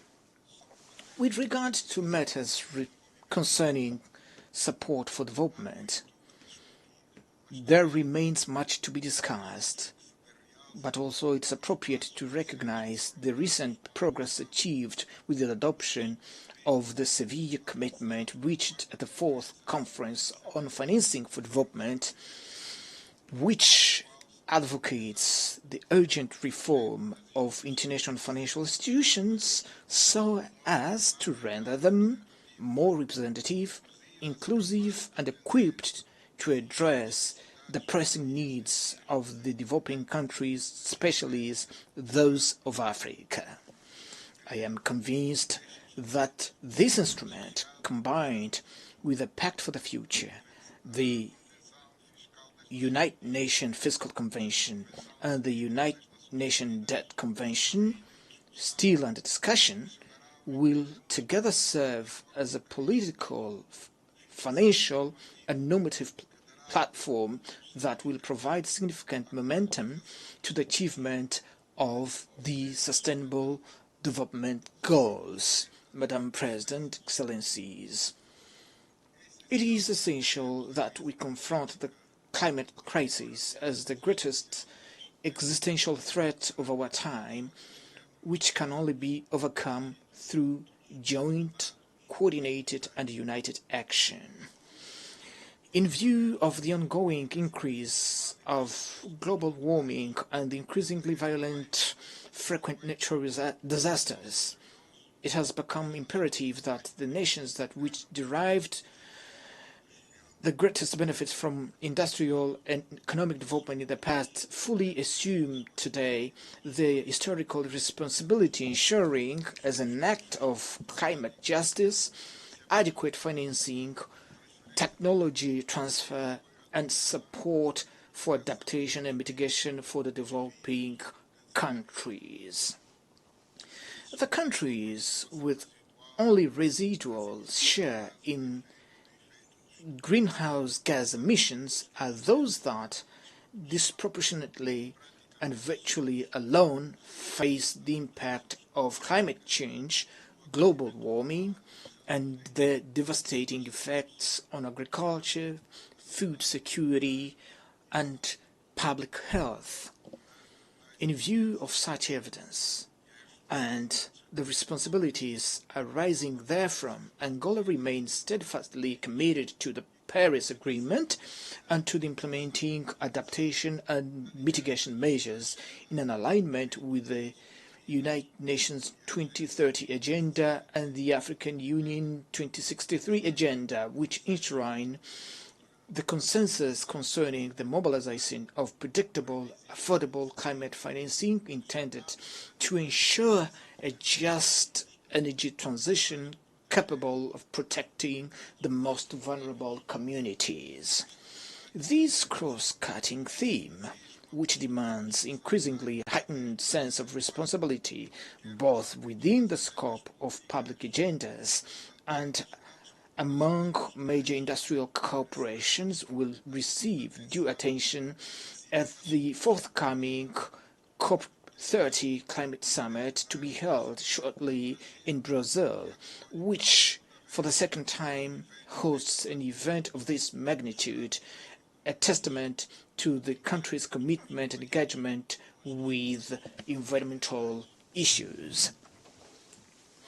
In 1992, in Rio de Janeiro, the United Nations Framework Convention on Climate Change was inaugurated, a paradigm that has proven greatly beneficial for the increasingly profound discussion that endured to this day and which will assuredly at the forthcoming conference enable us all to take another step forward on this long journey that we must undertake to achieve the major climate goals aspired by humanity.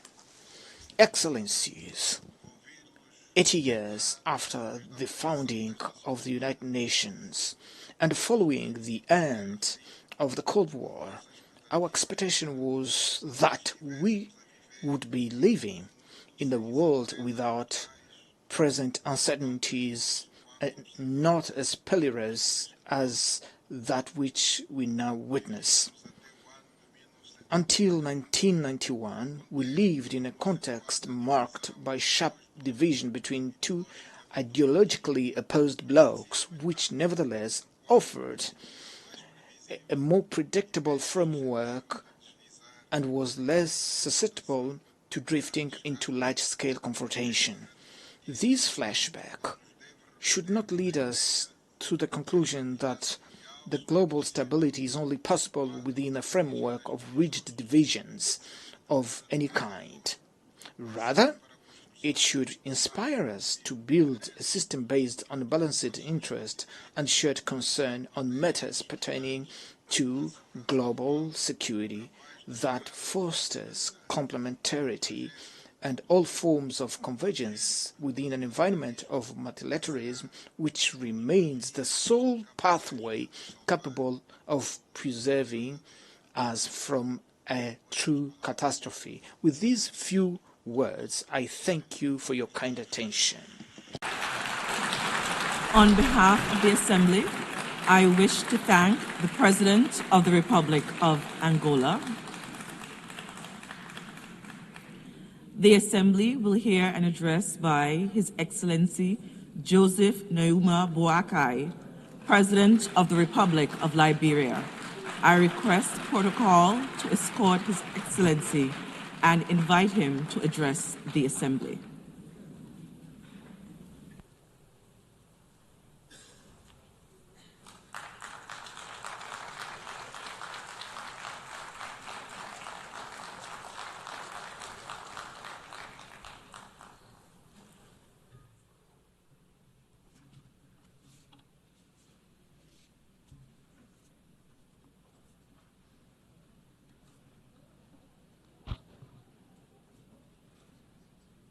Madam President,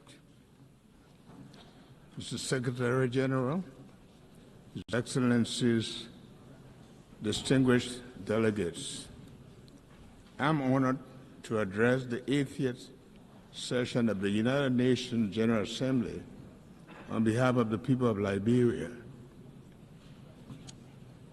8 decades after its founding, in which Liberia was involved, our country is proud that the United Nations remains the most critical multilateral platform for international cooperation and collective action. The UN continues to employ the best framework of humanity for peace, justice, security, dignity, and shared prosperity.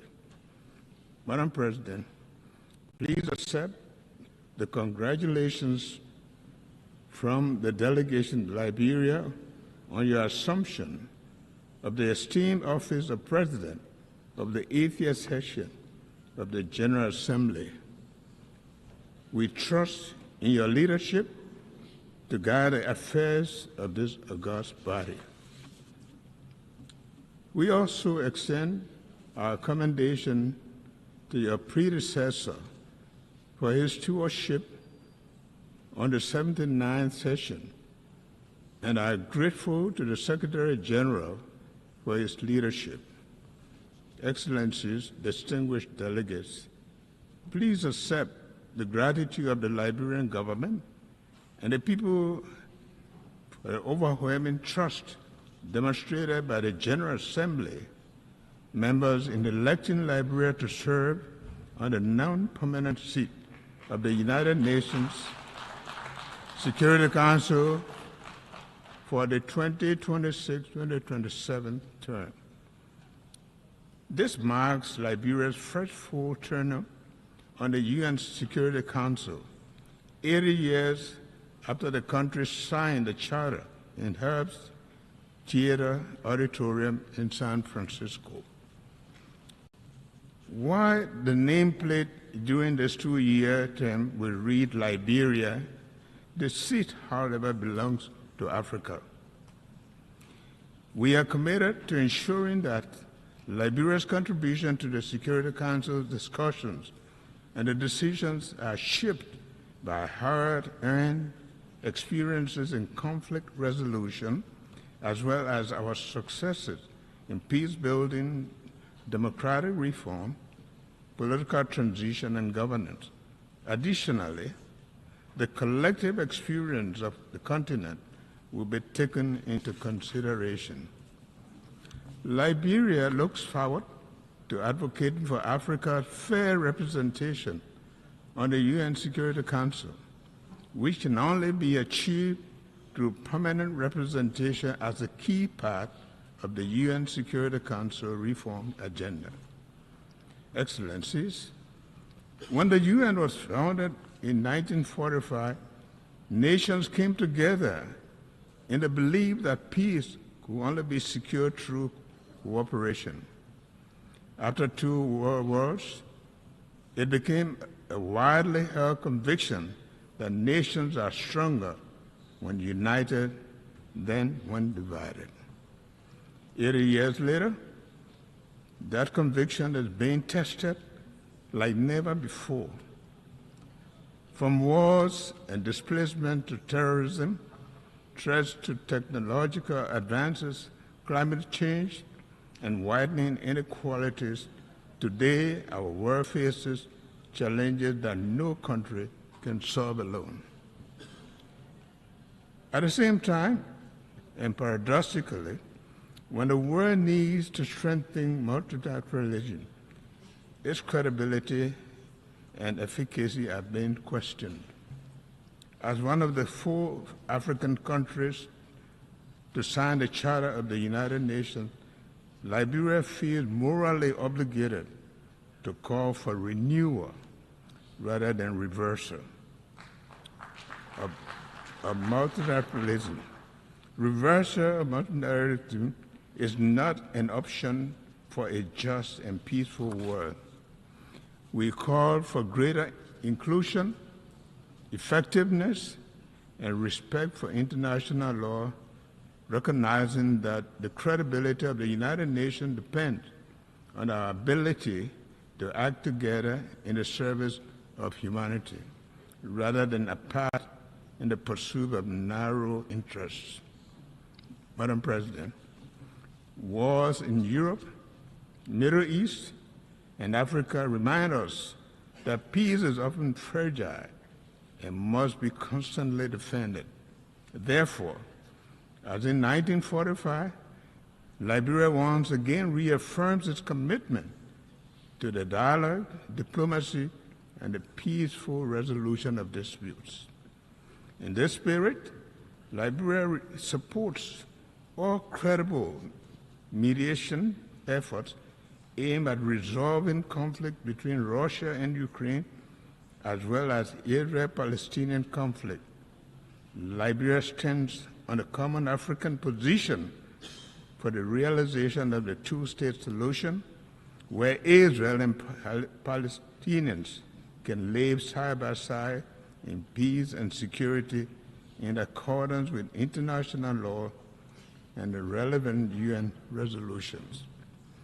We call on the international community to act together decisively to protect civilians, hold perpetrators of atrocities accountable, and strengthen mediation efforts. Rising from the ruins of civil war, Liberia knows all too well that human cause of conflict and importance of peace. Since 2003, Liberia has experienced 3 peaceful and orderly democratic transitions, each marked by a smooth transfer of power, making our nation safer, more stable, and more secure after over 30 years of unrest, instability, and destruction. Liberians have also worked hard to achieve this through multilateral cooperation with support from ECOWAS, the African Union, and the United Nations. Excellency, distinguished ladies and gentlemen, for Liberia, climate change is not a distant threat, but a present reality. Rising seas are eroding our coast, wildstorms and heavy rain devastate communities, threaten lives and livelihoods, and exacerbate food insecurity. Yet, we are acting. We are carrying our coastal defense project, developing climate information system for early warning systems, finalizing our carbon market policies, and advancing the blue economy safety. But our efforts alone are not enough. We urge implementation of the Paris Agreement, full capitalization of the loss and damage fund, and greater global investment in adaptation and mitigation. Above all, we call for climate justice. Those who contribute the least to these crises should not be forced to suffer the most. Madam President, Excellencies, too many development nations spend more on debt servicing than on health or education. The current international financial architecture is unresponsive to this reality, making it not only outdated, but also unjust and defiant of the objectives of shared prosperity and development, the pursuit of which the United Nations was created. Liberia, therefore, joins the Global South in calling for urgent reforms to the international financial architecture to ensure fair representation, a new approach to debt servicing, and financing that supports sustainable development. Shared prosperity requires a system that truly leaves no nation behind. Excellency, distinguished ladies and gentlemen, at home, inclusive development remains our top priority. To this end, our government has launched the Arrest Agenda for Inclusive Development, which focuses on agriculture and food security, roads and infrastructure, rule of law and good governance, education and skill development, sanitation and health, tourism, technology, and innovation. The Arrest Agenda aligns with our National Vision 2030, which aims to transform Liberia into a lower middle-income country and lay the foundation for a capable state by 2030. Through this agenda, we are committed to improving the livelihoods, reducing inequality, and ensuring that every Liberian benefits from the dividends of peace and development. We are taking tangible steps to improve governance by implementing accountability and anti-terrorism corruption measures such as asset declaration. We are strengthening institutional capacity to promote integrity, transparency, and improve public service delivery. Liberia has endured some of the darkest chapters of human suffering, having experienced one of the most brutal conflicts in recent history. Over the past 2 decades, we have remained firmly on the path of recovery, working to heal our nation and rebuild from the painful legacy of war. My government has taken deliberate, meaningful steps toward national reconciliation. These include honoring the memory of the victims, supporting initiatives for memorialization, and upholding the commitment to justice and the rule of law. While we recognize that these efforts are complex and challenging, they are essential steps towards achieving lasting peace and genuine national healing. May I now take the opportunity to renew my government's request for the international support and assistance in establishing a War and Economic Crimes Court, which will further the Liberian people's aspiration for national healing and reconciliation through justice. Madam President, for the United Nations to remain relevant and practical, it must adapt. Liberia therefore supports the Pact for the Future and Global Digital Compact. We also call on the UN that more responsive and reflective of today's world, using outdated 1945 solutions to tackle 2025 challenges is neither reasonable nor realistic. Regarding sustainable development goals, we agree that our collective progress is too slow. However, reaching the SDG targets remains a vital effort as ever. We therefore urge that the timely achievement of the SDGs be treated as a global emergency. Consequently, Liberia will submit its next voluntary national review in 2026, committing to accelerate the implementation of the global goals in line with the African Union's Agenda 2063 and ECOWAS Vision 2050. Finally, Excellencies, the theme of this session, Better Together, aptly captures both the spirit and the urgency of our time. The challenges before us are immense, so too must be the collective capacity to overcome them. Liberia pledges to remain a bridge to peace, a development partner, and a defender of human rights.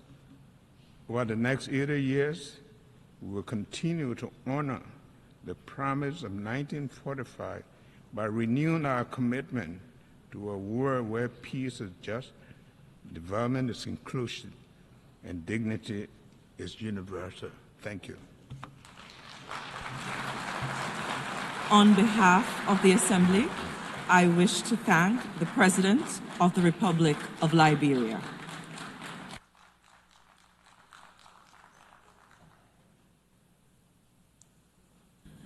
The Assembly will hear an address by His Excellency Felix Antoine Tshisekedi Tshilombo, President of the Democratic Republic of the Congo. I request protocol to escort His Excellency and invite him to address the Assembly.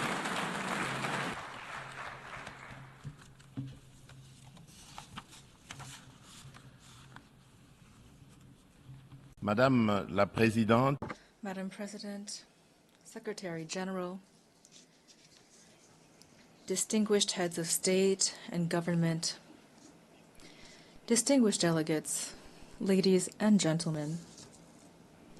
At the outset, I would like to warmly congratulate Annalena Baerbock on her election as President of the 80th regular session of the General Assembly of the United Nations. Her leadership and her commitment to multilateralism will be crucial for the success of our work. I also here at this podium would like to pay tribute to her predecessor, His Excellency Mr. Philemon Yang, whose commitment and dedication were critical to the previous session.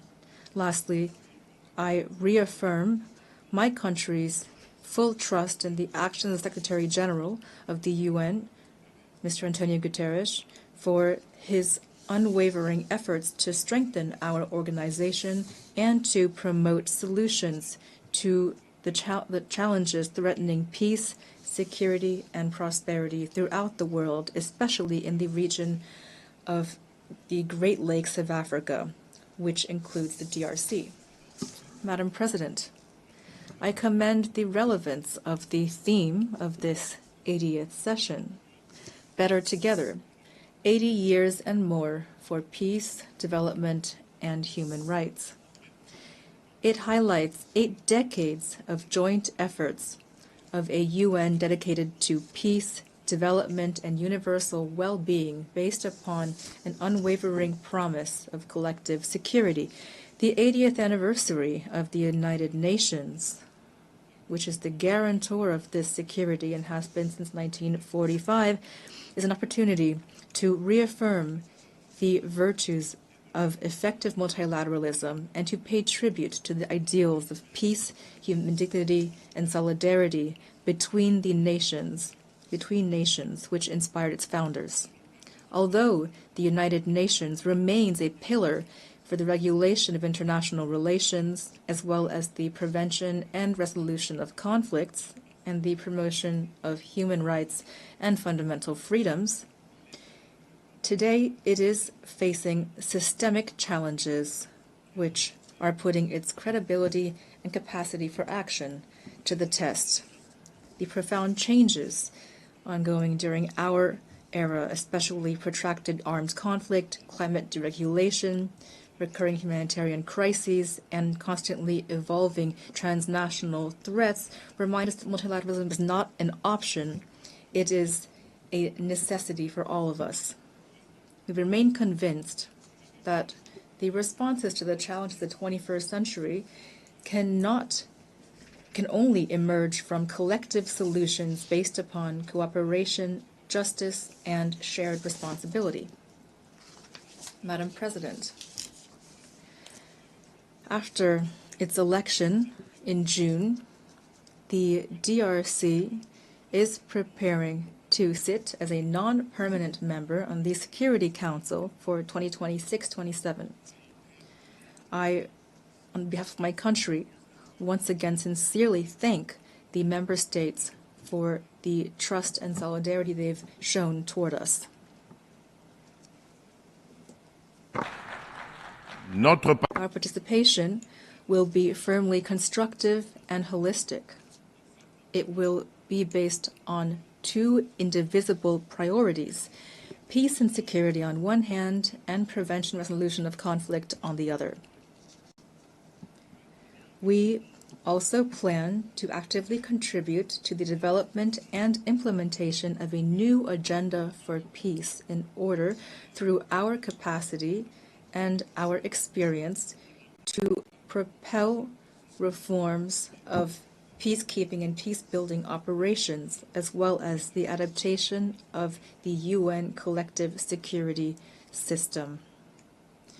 With regard to Security Council reform, my country reaffirms the common African position as enshrined in the Eswatini Consensus and the Sirte Declaration. Africa must hold 2 additional seats in the non-permanent member category and 2 seats in the category of permanent members with the same rights, including veto rights, the same privileges, and the same obligations as the current permanent members. With its 54 states and more than 1.2 billion inhabitants, Africa can no longer remain on the sidelines of decisions that concern international peace and international security. Madam President, another priority is the illegal exploitation of natural resources, one of the major and most persistent causes of conflict. The DRC plans to center debate on exemplary governance of strategic minerals in order to guarantee exploitation that complies with the principles of sustainable development, economic sovereignty, and people's well-being. On a global scale, breaking the toxic link between profit for mining and financing non-state armed groups requires a comprehensive approach based on harmonizing rules of due diligence and traceability from mines to the consumer, the comprehensive transparency of supply chains and effective beneficiaries, independent mechanisms for oversight and audit, strengthened operational cooperation between customs, judicial, and financial authorities, targeted and effective sanctions against traffickers and their networks, and a staunch fight against corruption, supported by standards of good governance, public contracts, and the traceability of payments. Of course, the dimensions of human rights and transitional justice, as well as the women, peace, and security, and youth, peace, and security agendas, remain indispensable to this action. Their effective inclusion is the precondition for a just, lasting, and inclusive peace. Madam President, in the run-up to the establishment of the Independent Commission of Inquiry established by the UN Human Rights Council on the massacres perpetrated a few months ago by our assailants and their proxies in the east of my country, I solemnly call upon the international community. It has the moral and political duty to support this crucial body in order to establish truth, bring justice to victims, and lay the groundwork for a lasting peace rooted in memory and shared responsibility. Madam President, as the planet warms, marginalization becomes deeper and conflicts multiply. The diagnosis that in July 2023 inspired the vision for a new agenda for peace by Secretary General remains as relevant as ever. The world is now facing multifaceted and profound crises. The foundations of prevention have been weakened, and international law, so strongly enshrined in the UN Charter, which calls upon states to refrain from the threat or use of force, is too often flouted. Our system of collective security is being shaken.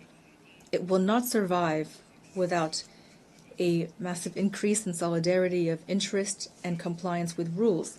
In this context, the rhetoric of war is gaining ground, and we are helplessly watching the return of old demons, armed aggression, wars over resources, and for the conquest of vital territory, which have spared no continent. While the war between Israel and Hamas is ravaging Gaza with the risk of regional spillover, and the Russian-Ukrainian conflict continues, other hotspots are raging in Yemen, Myanmar, and Syria. The armed conflict that is continuing in my country is a tragic example of this. For 3 decades now, peace and security have broken down in the east of the DRC. This war has transformed into a predatory enterprise. It has long since transcended merely military or geopolitical dimensions. It aims to pillage our resources, erase our collective memory, and destroy our communities. Its consequences are catastrophic: millions of deaths, decimated families, almost 7 million IDPs, women and children who've been targeted, villages razed to the ground, generations sacrificed.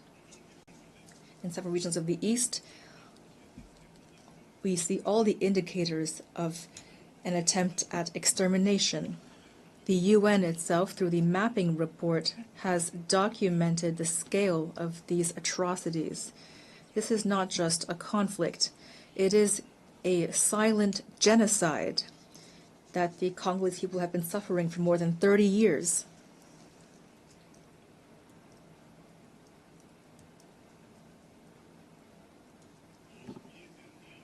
In July, more than 300 civilians, including 48 women and 19 children, were massacred in the territory of Rutshuru by the AFC and M23 with the support of the Rwandan Defense Forces. These crimes are not isolated incidents. They are part of a gruesome whole. I thank the United States for taking the initiative last month of convoking an extraordinary session of the Security Council to examine these massacres, which were documented by Human Rights Watch.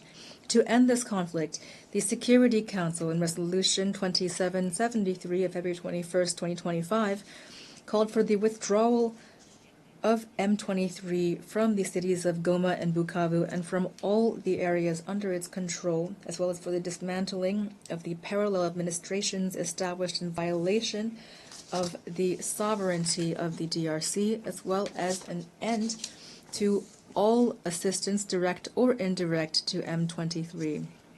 Here I commend the leadership of President Donald Trump, who paved the way for a dialogue that led to the signing on June 27, 2025 in Washington of a peace agreement between the DRC and Rwanda. This agreement explicitly requires that Kigali carries out a complete and verifiable withdrawal of its troops and lifts so-called defensive measures. It also calls for the disengagement, disarmament, and conditional integration of non-state armed groups within the armed forces of the DRC and the Congolese National Police, the establishment of a joint mechanism of security coordination, as well as a provision guaranteeing respect for territorial integrity and a cessation of hostilities. The withdrawal of Rwandan troops, the end of their support to M23, and the restoration of the authority of the Congolese state over all the occupied areas are non-negotiable conditions for a real peace. I call upon the United Nations to ensure the strict enforcement of this agreement, which is now critical to the implementation of the aforementioned resolution. Until these decisions are carried out, the blood of innocents will continue to flow. In the same vein, the DRC and the AFC M23 signed on July 19, 2025, in Doha, a declaration of principles that commits the parties to strive together toward a peaceful solution. I would like to thank His Highness the Emir of Qatar, Sheikh Tamim bin Hamad Al Thani, for his dedication and commitment to peace in the DRC and in the Great Lakes region. Lastly, I express my deep appreciation for the coordination provided by His Excellency for Essozimna Nyasimbe, President of the Council of Ministers of Togo, as part of the Lomé process.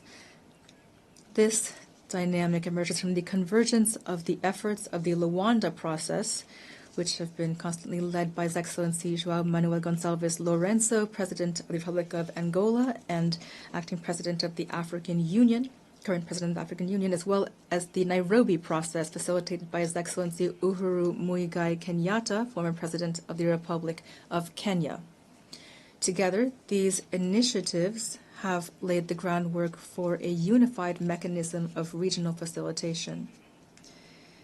This momentum is something we hope to maintain to preserve continental cohesion, strengthen coordination between African initiatives, and establish a harmonized framework for action in order to restore lasting peace to the east of the DRC.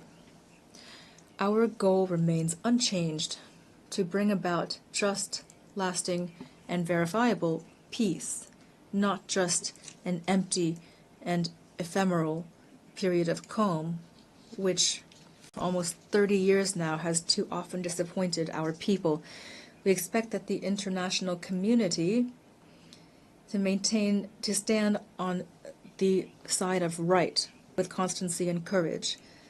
That is how truth will win out over impunity, and that peace will become possible. Madam President, the diplomatic process being carried out with all parties to the conflict is in no way incompatible with justice and reparations.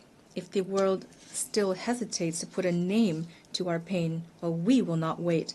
We are the main witnesses of it. We will be those who bring about justice. But we need your solidarity, your support, as well as complete compliance with international law.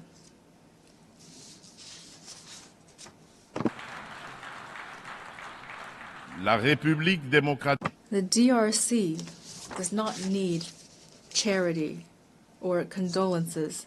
It needs justice, truth, and dignity.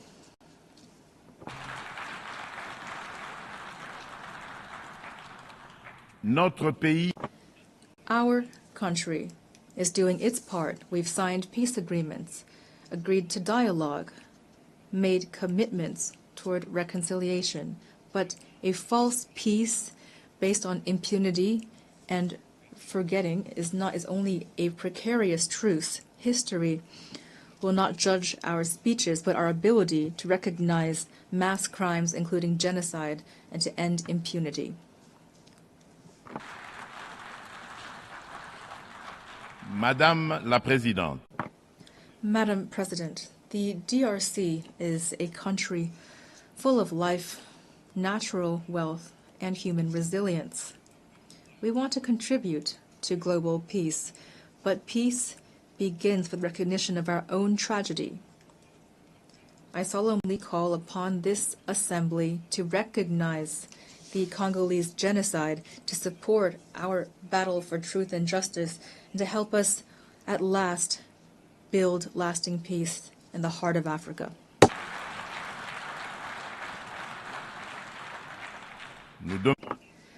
We call upon the UN to establish a regime of targeted sanctions against perpetrators of economic crimes as well as crimes, war crimes, crimes against humanity, and crimes of genocide that have been committed in the east of my country. We call upon the UN to support all actions that aim to curb illicit supply chains in minerals, which for decades now have been financing war and human tragedy. These actions must be implemented with the support of the African Union, the UN, and our development partners, with the involvement of adjacent states, as well as businesses that purchase and process these minerals stained with blood, as well as financial institutions through which this cash transits, as well as civil society organizations. I state this solemnly. The international community has the moral and political duty to recognize this tragedy for what it is, a genocide, and to act accordingly. Silence and inaction in the face of these crimes amounts to complicity.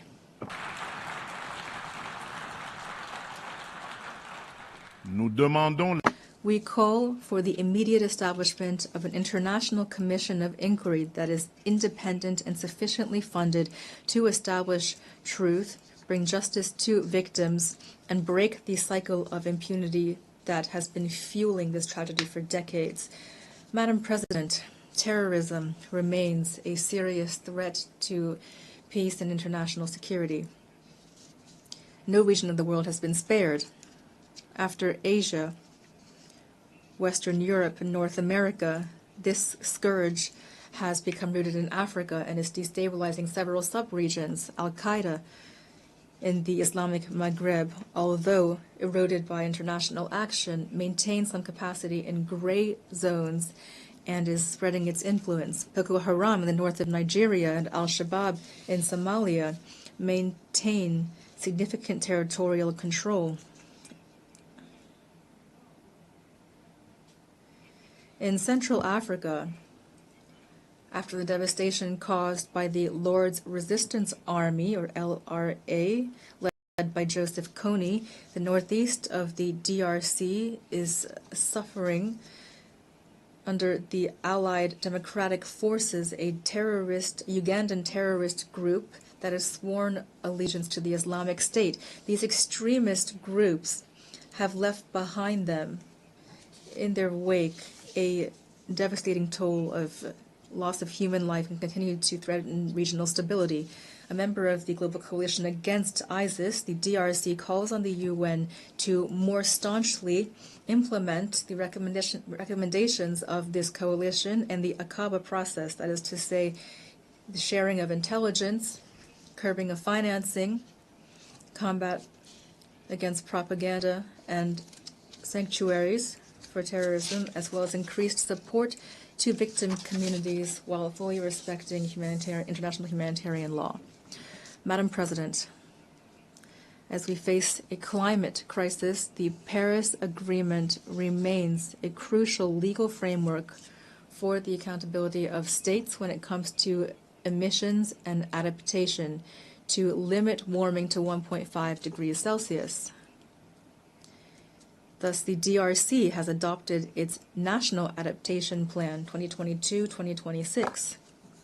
We have committed to stopping and reversing deforestation and forest degradation, land degradation by 2031, while promoting sustainable development and inclusive rural transformation.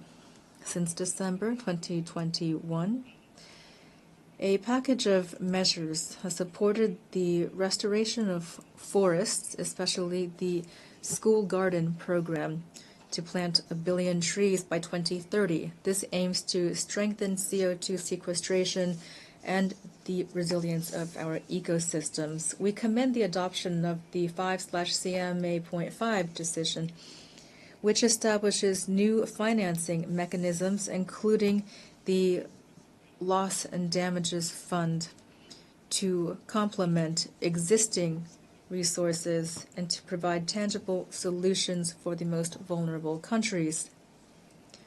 With our unique environmental capacity, the DRC is at the heart of these solutions. It's prepared to mobilize its natural assets to protect the global climate as long as financial commitments are predictable, accessible, and commensurate with environmental and human imperatives. Madam President, allow me also to address the issue of energy challenges and the protection of our ecosystems. I'd like to recall that the Congo Basin is home to the second largest tropical forest in the world, considered by many scientists to be the largest land-based carbon sink, as well as a vast hydrographic network dominated by the Congo River, the second largest in the world in terms of throughput. These vital resources are severely threatened by destructive activities including deforestation, illegal exploitation, and pollution, which are often exacerbated by recurring armed conflict, which amount to real crimes against nature. That is why the DRC supports the initiative spearheaded by Vanuatu, Fiji, and Samoa to establish at the international level ecocide as a crime in order to punish illicit acts and arbitrary actions that cause severe environmental damage. Madam President, the adoption of the Pact for the Future recalls the necessity of accelerating the implementation of the SDGs 5 years before the deadline of 2030.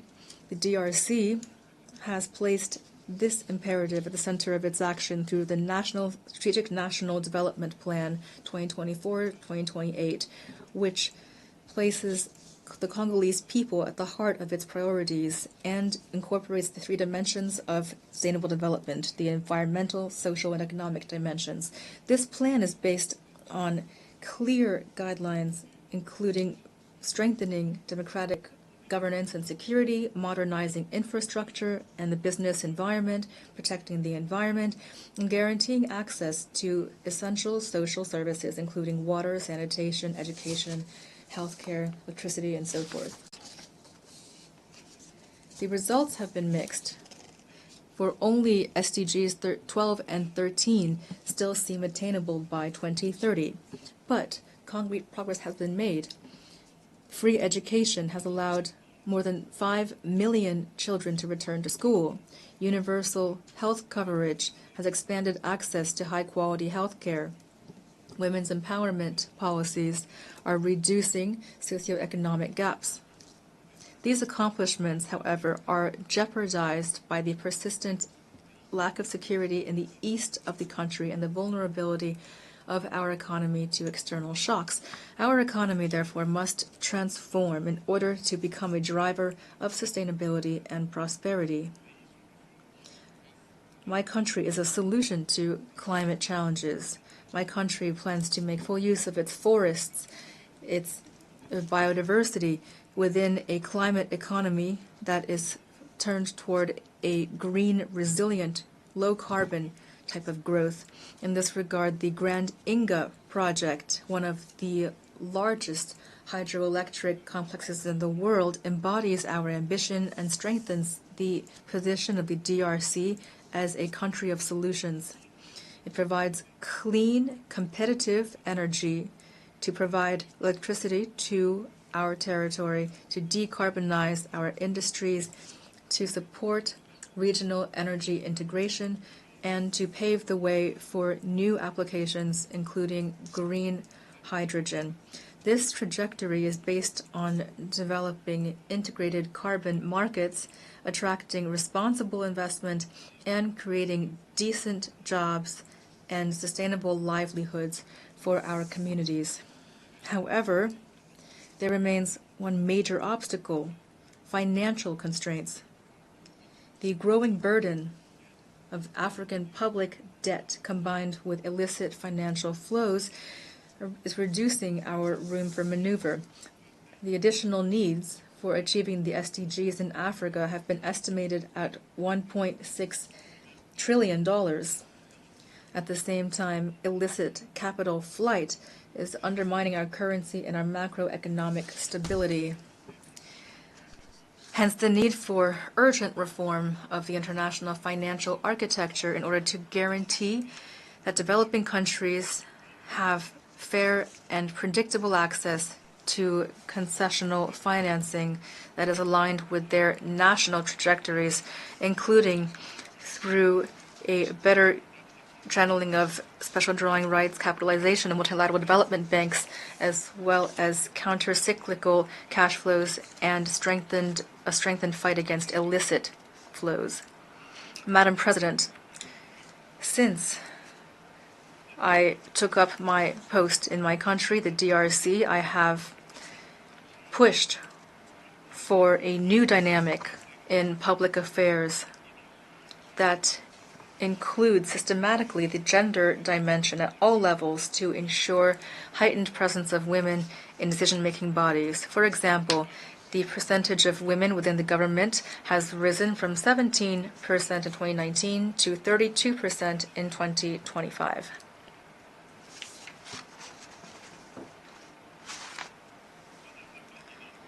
Madam President, as part of a strategic and multi-sectoral approach that aims to mobilize the youth for national progress, my government has adopted a national youth policy. This demonstrates the commitment of our state to ensure full participation of young people in the life of our nation, and that to make sure it is a priority, a cross-cutting priority associated with clear and measurable goals. Madam President, the DRC aspires toward peace, justice, and development. It is ready to take action alongside all of you for a UN that is stronger, more inclusive, and more just. With all of its human, natural, and strategic assets, my country plans to use them to build a better future, future generations, and for our common house, that is planet Earth. God bless humanity. May God bless us with the grace of a real lasting peace between all of the world's nations. Thank you. On behalf of the Assembly, I wish to thank the President of the Democratic Republic of the Congo,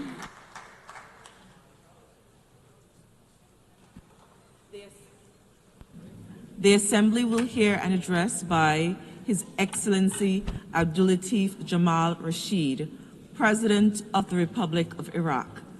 I request protocol to escort His Excellency and invite him to address the Assembly.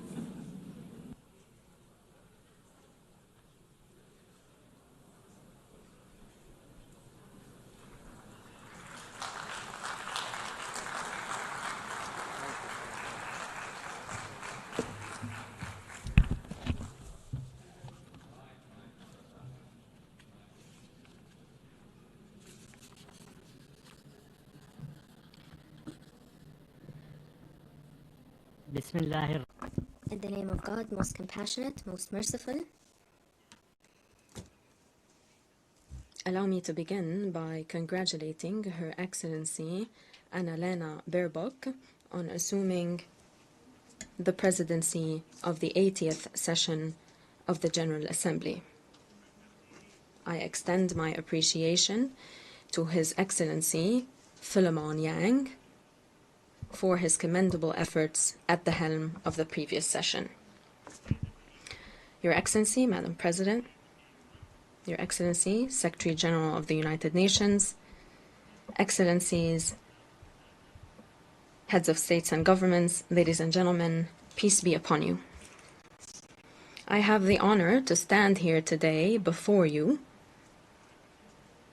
to address you on behalf of Iraq, which boasts a long-standing history that you are all aware of, a history rife with challenges that we've faced and managed to prevail over, a history rich with hope, aspirations, and opportunities that our people is seeking to leverage in cooperation with our friends and thanks to the support of international organizations, namely the United Nations. On behalf of the government and people of Iraq, I wish to thank the United Nations for its role in support and defense of the democratic system in our country. This was done through the representatives of the Secretary General, from the late Sergio de Mello to His Excellency Mohammed Al-Hassan, who will be our partner in the drawdown of UNAMI in Iraq as it completes its work, and as we await the completion of the work of the UNITAD. Pursuant to Security Council Resolution 2732 and 2697.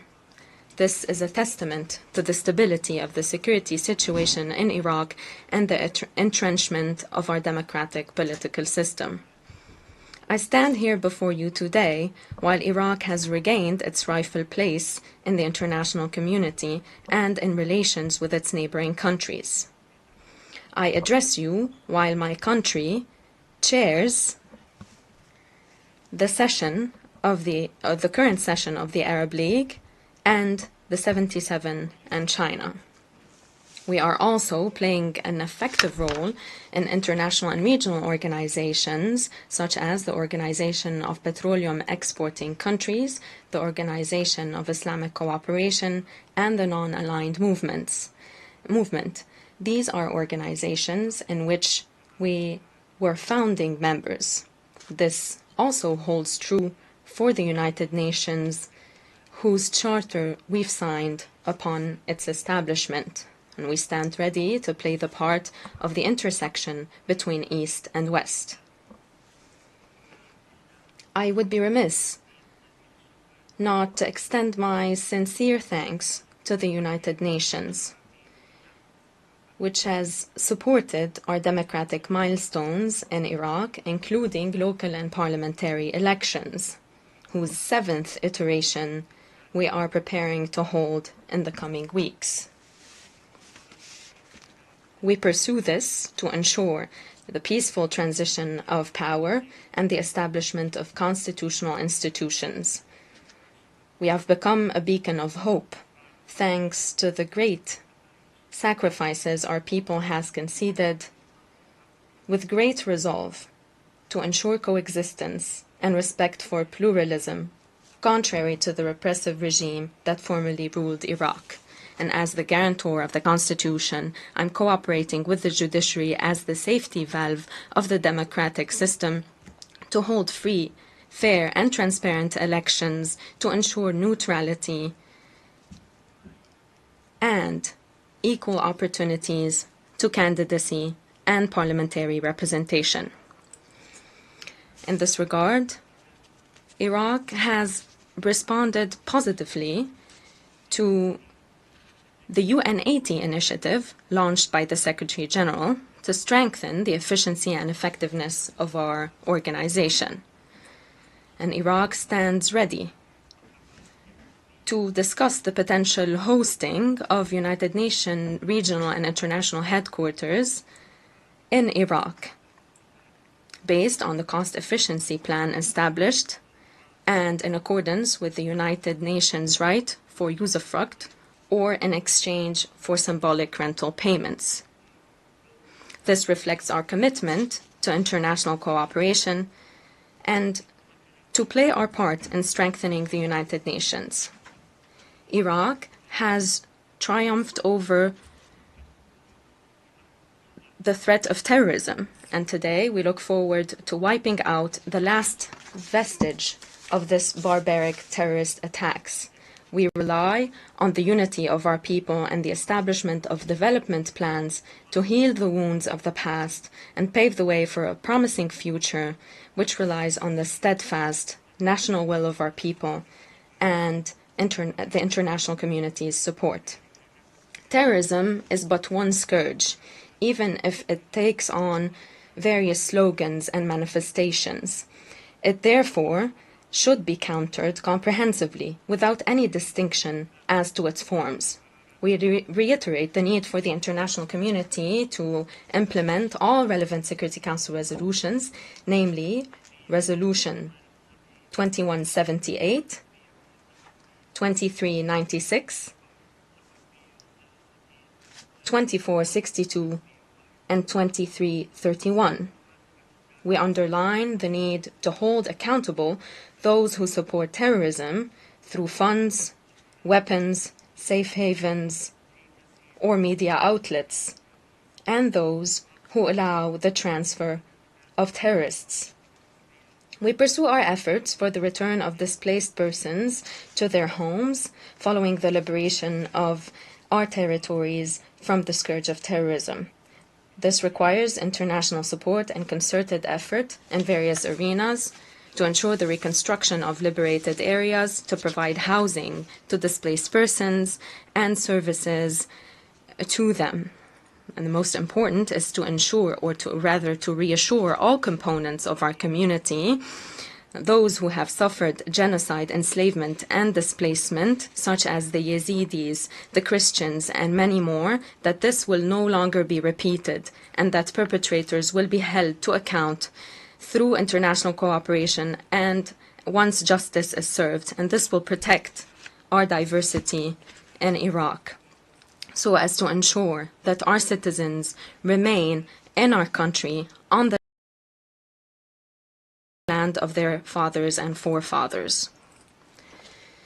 We've kickstarted the dismantlement of camps inhabited by families of terrorist operatives to ensure their repatriation, their integration, and their rehabilitation. This requires international cooperation, since this file constitutes a threat to the security and stability of the region. Today in Iraq, we are pursuing sustainable socioeconomic development by strengthening investments in our capacities, and so as to pave the way for a reduction of reliance on oil and the promotion of the diversification of our economy through the strengthening of agriculture, the industry, and renewable energy. We have been providing important investment opportunities in water, electricity, and infrastructure, and we call upon the international community to strike fruitful partnerships with our country. We call upon the international community to support us in recovering stolen funds. These funds will promote development, will ensure the prevention of money laundering and the circulation of funds at the hands of outlawed groups. We've held the first census in many decades, and it has revealed a population of 46 million, with an annual growth of 1 million. This is both an opportunity and a challenge. The number of young men and women entering the labor force is increasing. At the same time, demand on services and job opportunities is also on the rise. Therefore, we are currently establishing plans that allow us to leverage the advantages of our demographic situation while addressing relevant challenges. Iraq is amongst the countries most vulnerable to climate change. Desertification is eating away at our green pastures. Water scarcity is now an existential threat. It is coupled with rising dust storms, and this is the current situation of the global environment. Iraq is seeking to tackle this challenge through the development of renewable energy, the improvement of water management, and the reduction of carbon emissions, as well as an increase in green spaces. We call upon the international community to support our efforts by providing technical and financial assistance. Iraq reiterates the importance of committing to the principle of common but differentiated responsibility in addressing climate change, namely the crisis of the reduction of water resources in transboundary rivers. This is a daunting challenge for Iraq. Our country has always sought cooperation and understanding with the Islamic Republic of Iran and the Republic of Turkey to ensure the sharing and management of the basins of the Tigris and Euphrates rivers. We acknowledge the adverse impact of climate change and demographic growth on the availability of water. However, at the same time, we call upon the upstream states, Turkey and Iran, to ensure or to avoid harming Iraq, a country that is traversed by the two rivers from its north to its south. This is a lifeline for the stability of its people and for our economy. It is also the source of our great civilizations. Reduced water resources will bring about damage to our environment, to our human capital, and to our economy. It also adversely impacts the diversity of our culture and people, especially in the deltas of the rivers to the south of Iraq. We call upon international cooperation and comprehensive approaches underpinned by international law and humanitarian partnership, as well as a comprehensive view to what stability consists of in the region and the world, to reach permanent agreements between Iran, Turkey, Syria, and Iraq to ensure the management of water resources, to prevent damage to anyone, and to ensure a mutual sharing of the rivers of Tigris and the Euphrates. Excellencies, ladies and gentlemen, the Palestinian civilians are beset by killing, starvation, displacement, the destruction of infrastructure and state institutions. This is inhumane. It is a disgrace for humanity. Therefore, this must end. This must end.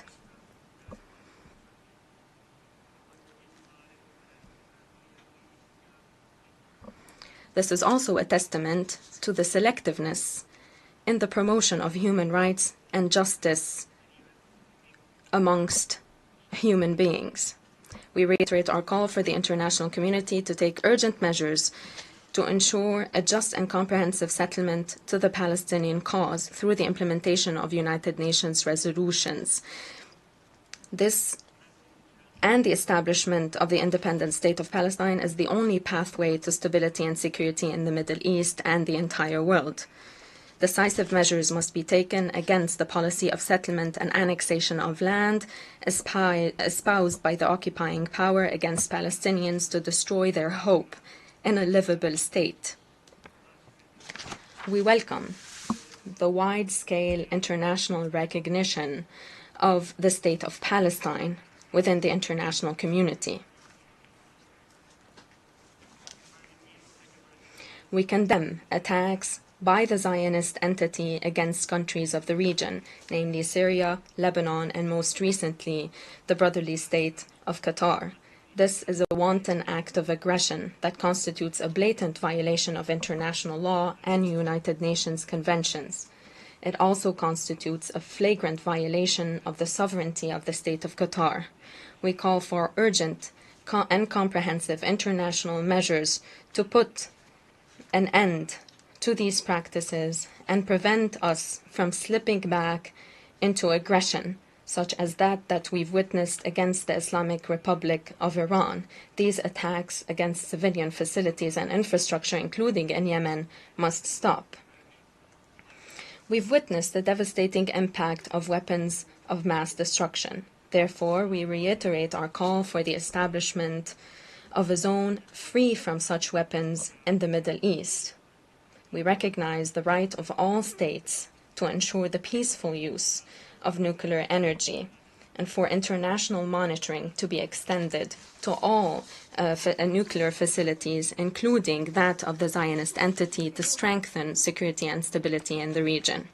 On the Syrian file, we reiterate our commitment to the stability and territorial integrity of Syria.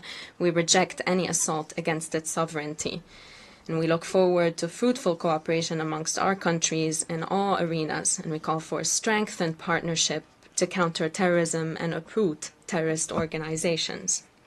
We call upon the Syrian government to respect pluralism and peaceful coexistence amongst the components of the Syrian society, as well as respect for religious freedoms and places of worship for all Syrian components.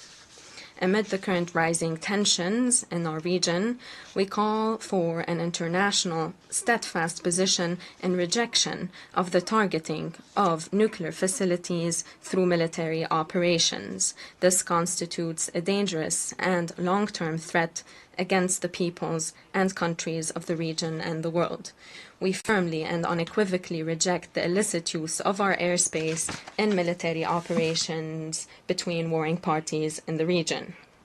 This constitutes a violation of the sovereignty of our country. It is a threat to the security and lives of our citizens. We call upon all parties to respect Iraqi sovereignty.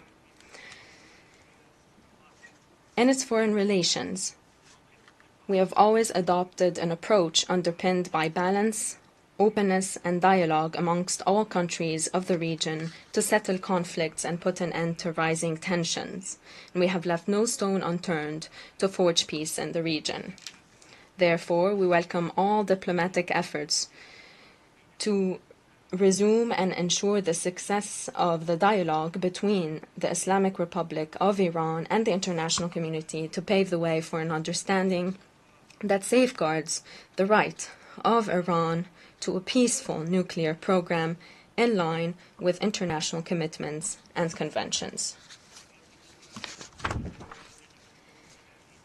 Iraq underlines its full support to the peace process in Turkey and the decision by the Kurdistan Workers' Party to lay down their arms. We look forward to a political and legal framework that can pave the way for a peaceful political process for all in Turkey, and this is the only means to achieve stability and security in the region.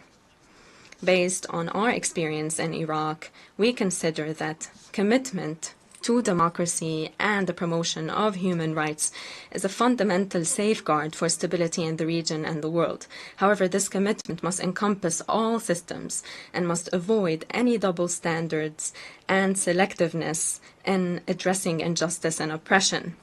It is important to strengthen democracy against corruption that undermines the freedom of our citizens, putting pressure to bear upon them. This calls for further cooperation between states and governments to counter corruption, money laundering, drug trafficking, and various illicit financial and economic practices that jeopardize stability and security in the world. These sow division and strife and trigger civil wars. Following 2003 and in the past 2 decades, Iraq has been firmly committed to its principled position, namely good neighborliness with the brotherly state of Kuwait. We have strengthened our bilateral relations at the political and socioeconomic levels. And with great determination and resolve, we've sought to address lingering issues with the state of Kuwait ensuing from the behavior of the former dictatorship. We have honored our international commitments vis-à-vis Kuwait, namely regarding reparations and borders, and we've made strides in tackling the file of missing persons and the archive. We look forward to forging positive and sustainable relations with neighboring countries. Those are to be underpinned by regional and economic integration and sustainable transportation projects. Excellencies, ladies and gentlemen, Iraq's message is clear.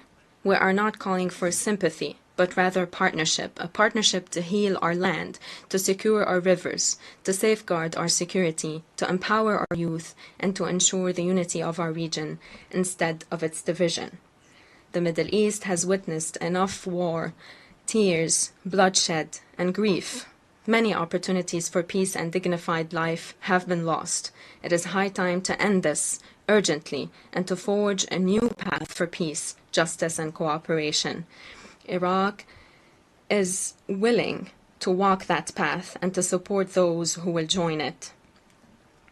The peoples of the world, namely the Middle East, look to the United Nations as the last remaining pathway for peace.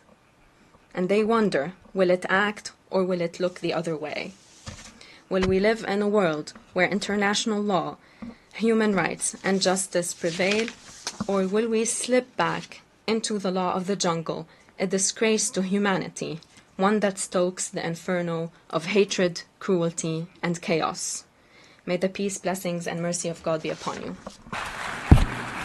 On behalf of the Assembly, I wish to thank the President of the Republic of Iraq. The Assembly will hear an address by His Excellency David Ranibok Adeyang, President and Head of State of the Republic of Nauru. I request protocol to escort His Excellency and invite him to address the Assembly.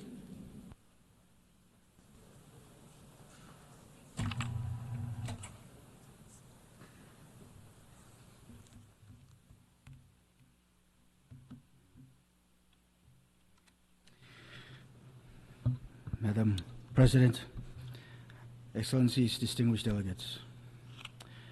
It's an honor to address this Assembly on behalf of the people and government of the Republic of Nauru, a small island nation committed to peace, prosperity, and a sustainable future for all. It is also a great privilege to speak as the first leader from the Pacific at this 80th session. As Nauru stands at a defining moment in its democratic journey, we are guided by this year's theme, that we are indeed better together. This conviction shapes my remarks today as I share Nauru's perspective on the urgent challenges before us and the collective action they demand. Madam President, we gather at a time when the world faces unprecedented challenges to peace and security. Nauru stands firmly against war and conflict, believing that dialogue and diplomacy must always prevail over division. The principles enshrined in the UN Charter, peace, human rights, and international cooperation remain our guiding light. Nauru may not have military might, but we have moral authority earned through our commitment to peaceful coexistence and multilateral solutions. And we call upon all nations to choose unity over discord, cooperation over conflict, and shared prosperity as the foundation for addressing our common challenges. Madam President, small island developing states face a fundamental challenge, breaking cycles of dependency that constrain our growth and threaten our economic sovereignty. Nauru's strategy is simple. We invest in our people. They are our greatest asset and the foundation of our future. Education, healthcare, and opportunity keep our community strong, our youth engaged, and our nation moving forward. This principle guides every partnership we form and every initiative we undertake. And we are deeply grateful to Australia, whose steadfast support goes beyond diplomacy and partnership. Australia's friendship has long been central to Nauru's journey. Ours is a relationship grounded in kinship, trust, and the ties of Pacific family. And as we say in Nauru, Ataminabini, which means we are family. We also value our productive relationship with the People's Republic of China and reaffirm our commitment to the One China principle. China's partnership has contributed meaningful opportunities for infrastructure, trade, and development that support Nauru's progress. And for Nauru, these diverse partnerships built on mutual respect and understanding are the foundation of our progress at home. Our economic resilience strategy is centered around the Nauru Trust Fund, which safeguards national wealth for future generations. The economic and Climate Resilience Citizenship Program, the Command Reach Virtual Asset Authority, Deep Sea Bed Mineral Resources, and our pursuit of Egmont Group membership. Through these initiatives, we are diversifying our economy, creating transparent revenue streams, and ensuring that today's progress benefits those yet to come. And as we look ahead, we must come together in the spirit of cooperation that defines this 80th session. Madam President, for small island nations like Nauru, our vulnerability goes far beyond income. It's the daily reality of disrupted supply chains, narrow economic choices, geographic isolation, and the outsized impacts of crises we cannot control. By conventional measures, Nauru's national income suggests we have surpassed certain thresholds. But income alone fails to capture our fragility, the isolation, climate pressures, and economic shocks that shape our reality. We commend the United Nations for advancing the Multidimensional Vulnerability Index. The MVI reflects what our experience shows, that vulnerability is about exposure to shocks and capacity to respond matter more than income alone. This week's first biennial summit provides an opportunity to strengthen collaboration between the United Nations and multilateral institutions. Such collaboration should establish the MVI as the benchmark for determining eligibility for development support, for concessional finance, and for technical assistance. We therefore urge the UN, in partnership with member states and development partners, to fast-track the MVI's implementation and ask all development partners to embrace this essential evolution, one that brings fairness and realism to global development policy. Nauru stands ready to work with all partners in realizing this vision. Let us not let a statistic determine who gets left behind. Madam President, the United Nations has recognized what is self-evident to Nauru. Climate change is not just an environmental crisis. It is a direct threat to our peace, our security, and the very survival of our nation. The International Court of Justice has issued an advisory opinion of profound moral and political significance, echoing the urgent warnings of our region. We are approaching COP30, and yet small island developing states still face unacceptable barriers to climate finance. Despite countless pledges, those least responsible continue to struggle most to access the resources urgently needed for adaptation and mitigation. Simply put, the time for debate has passed. Concrete climate action cannot be postponed any longer. That is why we have placed special hope in our own Higher Ground initiative to build climate-resilient communities on elevated land, powered by renewable energy and sustainable water systems, and also in the Pacific Resilience Facility. The PRF, an innovative Pacific-led initiative, is designed to deliver much-needed financing directly to communities on the front lines of climate change in the Pacific. By pooling resources and investing in local adaptation, the PRF represents a new model for building lasting resilience across our Pacific region.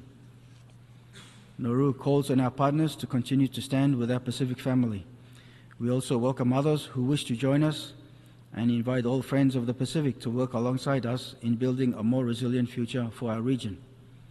Both the HGI and the PRF are not charity. They are sound investments in stability, security, and sustainability for communities on the front lines of climate change. Let us move beyond pledges and deliver real protection and hope for our people, the Pacific, and the generations to come.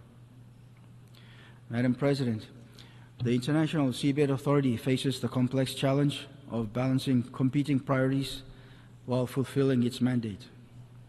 Nauru speaks directly today because the urgency of this issue requires clarity, not just diplomacy. Nauru has faced several criticisms for its decisions within the ISA. These criticisms, however, miss the point. The true focus should be on ensuring the ISA fulfills its mandate to the common heritage of mankind. The exercise of legitimate member state rights is essential to holding the authority accountable and prompting it to fulfill that mandate. As both a small island developing state and a sponsoring state for deep seabed mineral exploration. Nauru has invested significantly through our sponsored entity to access minerals essential to powering the world's transition away from fossil fuels and advancing the common heritage of mankind. We have consistently advocated for robust regulations that balance responsible mineral recovery with effective environmental protection. When Nauru invoked the 2-year rule, we did so in good faith, expecting the multilateral system to fulfill its treaty obligations in the same spirit. And yet, negotiations remain polarized, and the timely adoption of the regulations appears increasingly elusive. The choice before us is clear. Either we source these critical minerals responsibly through strong regulatory frameworks, or we continue to give in to delay. While we remain committed to advancing the multilateral framework, Nauru welcomes all nations' growing recognition of seabed minerals' importance. And this includes President Trump's recent decision through the 2025 executive order to advance seabed mineral exploration and development. Nauru is committed to working with the United States to maximize cooperation in this sector. For Nauru, seabed minerals represent more than economic diversification. They are a pathway to resilience and a chance to contribute to global solutions. The polymetallic nodules found in our sponsored areas are vital for renewable energy that support the green transition. Nauru urges the ISA to work with renewed purpose to fulfill its mandate without delay for the adoption of the draft exploitation regulations. Madam President, after 8 years of multilateralism, our greatest challenge is evolving existing frameworks to address the realities of today, with recognition, resources, and partnership. The UN80 initiative offers an opportunity to strengthen the UN's ability to respond effectively to the complex challenges faced by vulnerable countries like Nauru. We urge that ongoing reforms operationalize the special circumstances of SIDS as a guiding principle, embedding recognition of our unique vulnerabilities in institutional procedures, financing mechanisms, and decision-making processes. As we look to strengthen multilateral frameworks, we must also address practices that undermine them. Standing with vulnerable nations, Nauru calls on the international community to end unilateral economic measures that deepen vulnerabilities and limit development opportunities. We encourage dialogue on long-standing economic measures, including those affecting Cuba, to ensure they support rather than hinder the development aspirations that the UN Charter and this Assembly seeks to achieve. Madam President, Excellencies, distinguished delegates, history will not judge us by our words, but by the future we build, by whether we choose unity over division, peace over conflict, and shared humanity over selfishness. The theme before us, Better Together, calls on us to protect the vulnerable, to build resilient economies, and to safeguard the planet for those who will follow. On behalf of the Republic of Nauru, I reaffirm our unwavering commitment to the United Nations and the vision of a just, peaceful, and sustainable world. For the sake of our children, for our planet and our common humanity, let us stand together, not as divided nations, but as one family determined to build a brighter tomorrow. May God bless the Republic of Nauru. May God bless the United Nations. Matubakar, thank you. On behalf of the Assembly, I wish to thank the President and Head of State of the Republic of Nauru.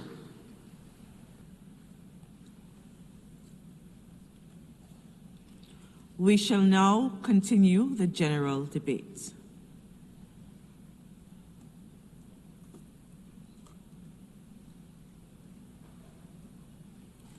The Assembly will hear an address by His Excellency Ishiba Shiguro, Prime Minister of Japan. I request protocol to escort His Excellency and invite him to address the Assembly.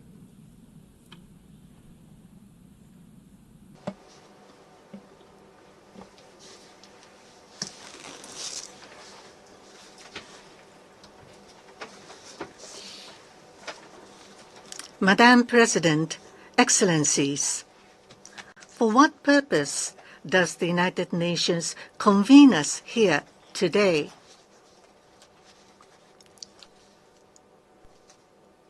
Is the United Nations currently fulfilling the role that is expected of it? 80 years ago, the United Nations was established to serve as the core of a new international order based on collective security. The First World War was the first total war in history. The League of Nations was established to prevent its recurrence. However, it failed to prevent the Second World War. In light of this failure, the United Nations was founded primarily by the victorious nations with the aim of protecting international peace and security. But now, 80 years later, we must ask whether the current United Nations is really fulfilling the role it was originally expected to play. Are its functions being carried out to the fullest extent? Madam President, peace and security are never a given. Peace and security can only be achieved through proactive efforts. The most important purpose of the United Nations, as stipulated in the UN Charter, is to maintain international peace and security, and the primary responsibility for this rests with the Security Council. The 5 countries that played a leading role in the establishment of the UN were given special rights, a permanent seat on the Council, and veto power, thereby granting them special responsibilities as well. The Charter also made provisions for the establishment of a UN force under the authority of the Security Council. Furthermore, after considering that there could be situations where the Security Council fails to function properly, the right of individual or collective self-defense of each country was recognized. However, in many critical cases, the Council was unable to take the necessary decisions due to the veto power granted to the permanent members. It goes without saying that the member states have drawn on their wisdom to develop a variety of innovative mechanisms. In 1950, the General Assembly passed the resolution Uniting for Peace, thereby empowering the General Assembly to take action. In the context of the Suez Uprising of 1956, the ceasefire was established after the parties involved, including the UK and France, who are permanent members of the Security Council, accepted the resolution at the emergency special session of the UN General Assembly. It also created peacekeeping operations. In the Gulf War, a Security Council resolution authorized the use of force by member states. Since 2022, a permanent member of the Council who exercised the veto is requested to speak at the General Assembly. Despite these efforts, the Security Council is still not functioning effectively. Russia's aggression against